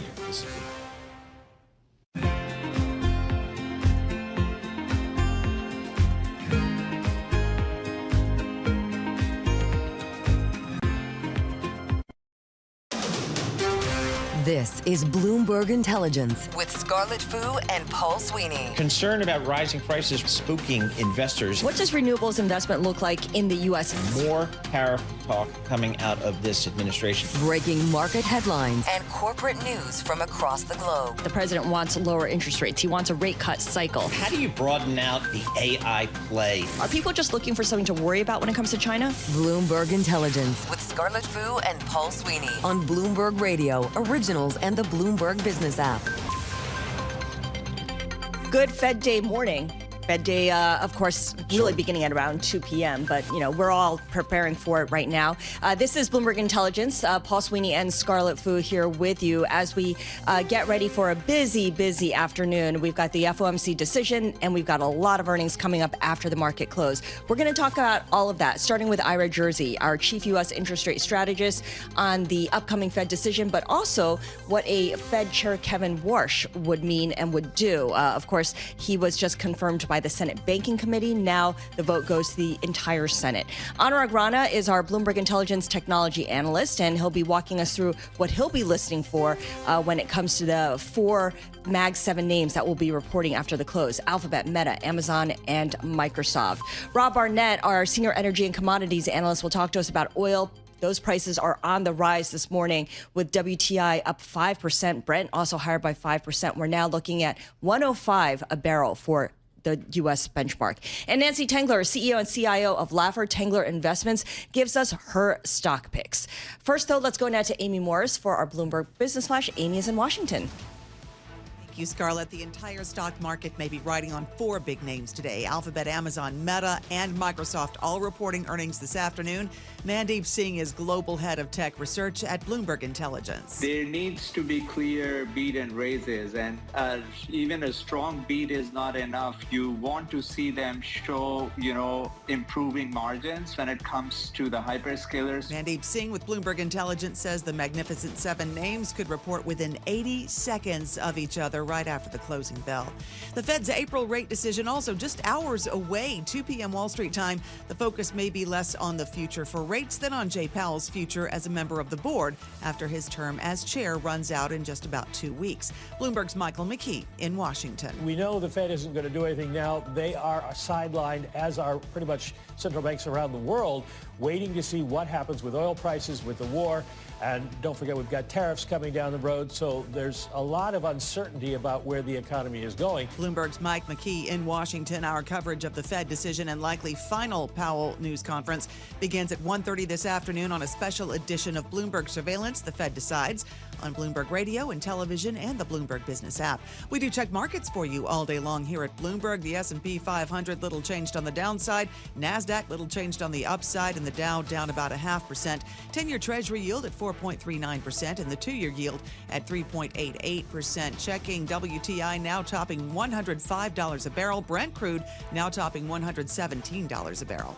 For on-demand news 24 hours a day, subscribe to Bloomberg News Now wherever you get your podcasts. I'm Amy Morris. That's a Bloomberg Business Flash. Now back to Bloomberg Intelligence with Scarlett Fu and Paul Sweeney. All right, Amy Morris, thank you so much. We appreciate that. Scarlett Fu and Paul Sweeney. We're here in our Bloomberg Interactive Broker Studio in New York City. We're streaming live on YouTube as well. As Amy was just reporting, we got some red and green on the screen here. Let's take a look at some of the stocks on the move today. We can do that with Bloomberg's Avalon Purnell. Avalon, what are you looking at today? Start off with one of the top performers on the S&P 500 this morning. That's NXP Semiconductors, ticker NXPI, jumping 25% to hit an intraday record. Wow. And that's after the chip maker reported first quarter results that surpassed expectations and also gave a second quarter forecast that beat estimates. Part of that optimism, though, which I found interesting, stems from growing demand from the auto industry as companies look to push more software-defined cars and EVs. That's what I've kind of joked. I've been going to the CES conference in Vegas for like 30 years, and it used to be actually a consumer electronics show. Not anymore. Now it's an auto show, with some, so, and my new vehicle, I just upgraded, my lease expired, so I went from a 2023 model to a 2026. Even that changed from 3 years, I had to relearn everything. Yeah. That's how much it changed. Well, I mean, a car is now just a tech gadget on wheels. Yes, it's essentially. It's my iPhone with 4 wheels is what I say. Well so said. That's pretty interesting. And that's a 52-week high for NXP Semiconductors. What's next? What's next is Wingstop. That's ticker Wing, now falling about 5.8%. That's after the chicken chain lowered its guidance for the full year as those first quarter same-store sales fell below expectations. The results really confirmed investor concerns that customer traffic to the chain has continued to significantly drop off. TD Cowen writing that it was a tough start and that part of the miss can also be attributed to Wingstop's customer base potentially being more exposed to those macro headwinds that we've seen throughout the start of the year. And some are also questioning if the loyalty program will help drive sales back as we head in towards the second half of the year. We'll see, though.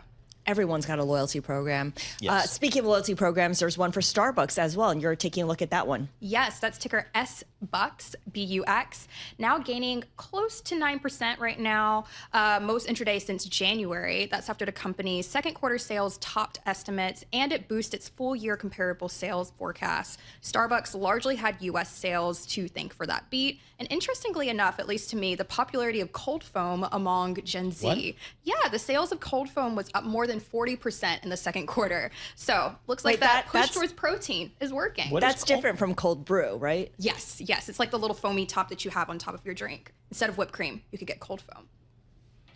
Okay. Double short mocha. I've been ordering the same thing for. Now ask for cold foam. Yeah, oh, you should. That's your protein. My first Starbucks I ever went to like 100 years ago was outside the offices of Janus Financial in Denver, Colorado. And I walked in, no idea. I had no idea how to order, no idea. You told them you wanted a small and they laughed at you. Yeah, exactly. I got behind one of those people just Saturday. This person came in and like she had never been in a Starbucks before. So the Like she was living under a rock. I had spent like 10 or 15 minutes explaining all the drinks, and then we got to the sizes. And you couldn't forget that. Yeah, so I know. It was you can't explain that. The line was going crazy. People were going nuts. It was very funny to see.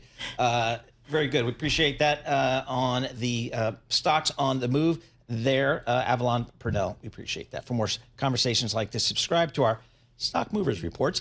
Listen for 5-minute audio reports on the biggest winners and losers in the stock market. Subscribe to Stock Movers on Apple Podcasts, Spotify, or anywhere you listen. We got the Fed meeting today. Big deal for those who follow the Fed and rates and treasuries and all that kind of stuff. There are people who actually do this for a living. Ira Jersey is one of them. He's the chief U.S. interest rate strategist for Bloomberg Intelligence. Ira, what are you going to be listening for from outgoing Fed Chairman Jay Powell? And I don't know, we may get an incoming chairman in the next couple of weeks.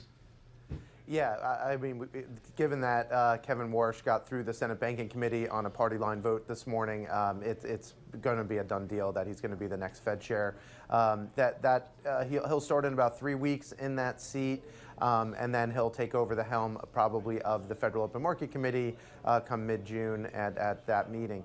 I think Jay Powell, he'll obviously, given that this is likely his last meeting, there'll be a lot of questions about his time as chair. I think on a forward basis, it's going to be, incrementally what other members think and are thinking about the path of monetary policy. We see, with oil prices back up above 100 and the like, I think that will be certainly something that he's asked about quite a lot, is what are these pass-on inflationary effects and what it might mean if, it seems like inflation expectations become unanchored. How much of a language change are we going to see in the statement itself? Because right now, the FOMC has this posture that the next move is more likely to be a cut than a hike. Will they remove that language? And if they do, what kind of signal does that send? Well, Scarlett, they did take an incremental step back in March, right, toward the beginning of the war, where they became a little bit more balanced than they were in January, right? January's statement was more dovish, and the last statement was, a little bit dovish, but mostly balanced. I think they might take another step toward being completely balanced. And when you look at things like other forward indicators that the Fed likes to look at, such as the Beige Book, the sentiment of the Beige Book, and we have a natural language processing model that looks at, all of the statements within these types of Fed communications, the Beige Book was completely neutral. So I think it's very likely that the Fed will continue to lean that way and basically say, hey, we might have to cut at some point in the future, but it's a long way off, particularly given the current economic environment and our fears and worries about inflation. What do you think Fed Chairman Powell will do in terms of his term going forward? Well, it's a good question. Typically you wind up getting Fed chairs typically resign after they after they finish their term as chair, and they also resign as governor. Now, Jay Powell's governorship doesn't end until January 2028, so he'd be allowed to stay. And it's not unprecedented. There have been a few former chairs that have stayed on to finish out their term as governor. But I think that as long as he's convinced in some way that the Justice Department won't come back and prosecute him when he's a private citizen, that he probably will, take a bow and leave his governorship as well. It'll be interesting to see if that happens and if that transition occurs very smoothly on May 15th, or if he stays on a little bit longer and kind of there's some lingering doubt. I suspect that he would like this to be behind him, so I think it's really in the DOJ's and the White House's purview now to kind of let him kind of go off and do whatever he's going to do next, probably in academia or in the private sector.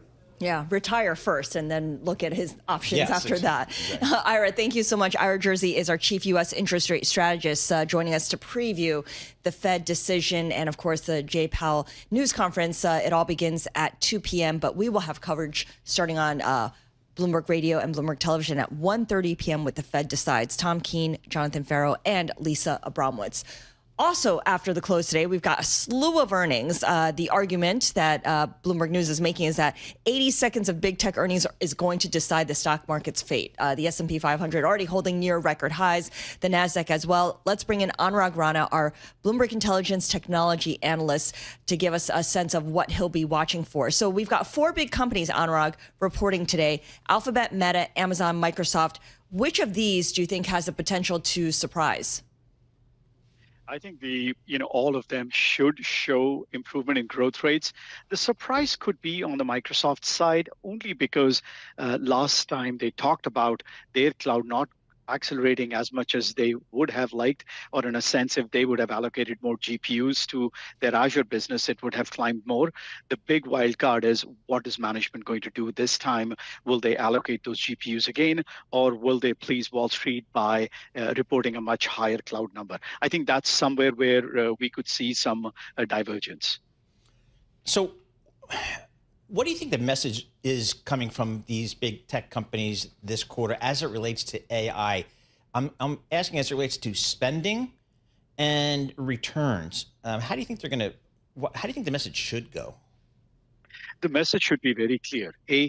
there is a big opportunity that they have in front of them, which is evident from the backlog they have or the revenue that they have but not recognized. They have to build capacity in order to recognize that revenue. And for the investor side of it, they need to show that their core KPIs, which is for Google, Microsoft, and Amazon, is going to come clearly from their cloud revenue. And for Meta, it's going to be total revenue. So those numbers need to improve in order for them to show that their story is resonating, that they have a clear AI strategy. Okay, so when it comes to spending, and this is a question I posed earlier to David Kirkpatrick as well, with CapEx spending, investors tend to be, I don't know, they haven't figured out whether they're comfortable with companies matching what they have forecast or being disappointed when that happens. It's kind of like it's either too hot or too cold. People just aren't comfortable. So where are investors positioned in terms of how comfortable they are with these big hyperscalers spending exactly what they had promised? So let's say you could take any company in this example. If, let's say, Amazon decides and they want to increase CapEx, they go on and talk about, oh, we're going to raise CapEx for the next 12 months, but their cloud numbers have not improved. That's not going to go well. I think both have to go in tandem, that they're showcasing an improvement in cloud growth rate. At the same time, they're saying, listen, the book suddenly became much bigger this quarter than it was in the quarter before, which is why we are investing. So those KPIs need to match because you can't just go with one and, you know, that's not going to go well, frankly. Who's from these big companies reporting after the close today? Are there winners and losers? Or people doing a little bit better than others, or is it just I got to own all these things? Yeah, Paulo, it's a lot about it is timing as well. When we, when the three of us talked about the same thing about a year and a half ago, it was all about there was only one company showing this AI boost, and that was Microsoft because they were hosting the ChatGPT app. Now, when you look in the last 6 months, Claude has done really well, Anthropic has done really well, and Amazon Web Services is the choice cloud provider for them. We have also seen, as of a few days ago, OpenAI going to Amazon Web Services and adding their models to their portfolio, which means Amazon now has multiple things to sell. And if enterprise adoption is going up, then they are probably going to be better positioned in the next 12 months. In the case of Microsoft, they have, again, a really good cloud business growing 38%. It's not a small thing. But at the same time, they got to figure out their own model strategy. They have to figure out their own chip strategy. So they need to allocate some resources on that. So there's a lot of, I honestly, everybody's dissecting this in the third degree at this point. Yeah. But if you move back and think, all three of these companies will have much larger businesses 3 years from now than we are today. Let me ask a very basic question. We keep talking about tech being kind of divorced from the macro and the geopolitical events taking place right now. But are they? Does what's happening in the Middle East affect any of these companies? So I actually say that tech itself is divided into two buckets, AI versus non-AI spending. But when we look at non-AI spending, it's bad. It's really bad. When you look at results from ServiceNow, even SAP said that if the war continues for another quarter, they will see their cloud growth go down. Now, these are the companies that are not in AI infrastructure play. There are only 6-7 companies in the AI infrastructure play, and they are the only ones who are seeing the benefit irrespective of macro conditions. But all the others, we expect IBM Consulting, Accenture, all of them are seeing that pressure because of Iran, because of the allocation of spend, of enterprise spend from to AI from non-AI work. All right, who's the genius that scheduled all these conference calls today for 5:30 Eastern time? Yeah, it's going to be an interesting evening today. You're after 4 p.m. and you have to dissect every company in those three parameters of KPIs going up, cloud spending, as well as the CapEx. So it's going to be a lot of fun today. As I was leaving work yesterday out on Lexington Avenue, bumped into Dan Ives. And he says, "Oh, the next 48 hours Yeah, is going to brutal. be." He had to get sleep like last night in Exactly. advance of everything. All right, Anurag, thank you so much. Anurag Rana is our Bloomberg Intelligence Technology Analyst joining us from Chicago. And it kind of reminds me of the big bank earnings as well. Yes. You know, when big banks start reporting, you've got 4 of them coming out the same day. But at least they space it out, so it's like 1 per hour, you know? Right. And then the conference calls don't necessarily on top of each other. Right. So, again, from an investor They need to relations spread a perspective, spreadsheet around, you know, and just pass along and say, They you all know, know. They here, all what know. time are you going to report? What time are you going to report? I don't think they care. All right, very good there. S&P down 7 points, the Dow off 267, and NASDAQ down 12 points here today. Crude oil higher yet again today, $105 on WTI crude.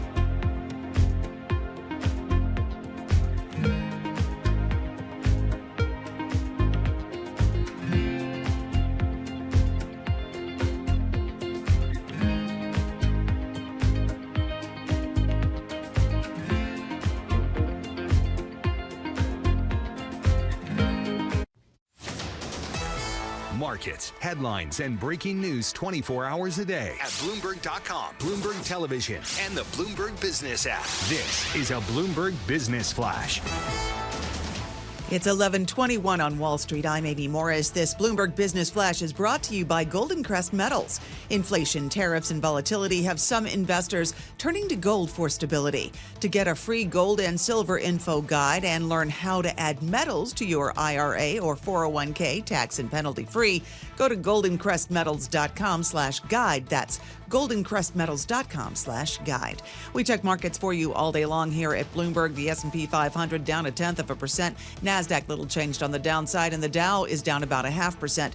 The 10-year Treasury yield at 4.39% and the 2-year yield at 3.88%. WTI now more than 5% higher, topping $105 a barrel. Brent crude also more than 5.5% higher, topping $117 a barrel. The entire stock market may be riding on 4 big names today: Alphabet, Amazon, Meta, and Microsoft, all reporting earnings this afternoon. We're also waiting for the Fed's April rate decision, plus possible insight into the future of Fed Chair Jay Powell. Our coverage of the Fed decision begins at 1:30 this afternoon on Bloomberg Radio and Television and the Bloomberg Business app.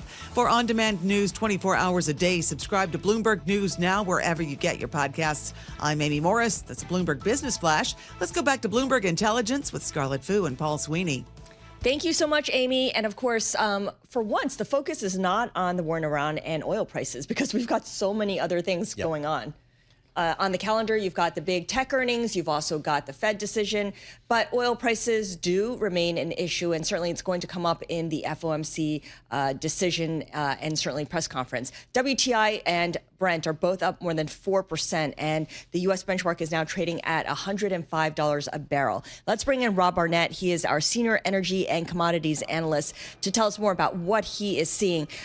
Rob, what's the big driver right now? I think everyone has kind of gotten into this this new normal of oil prices will remain higher for longer and the Strait of Hormuz remains blocked up.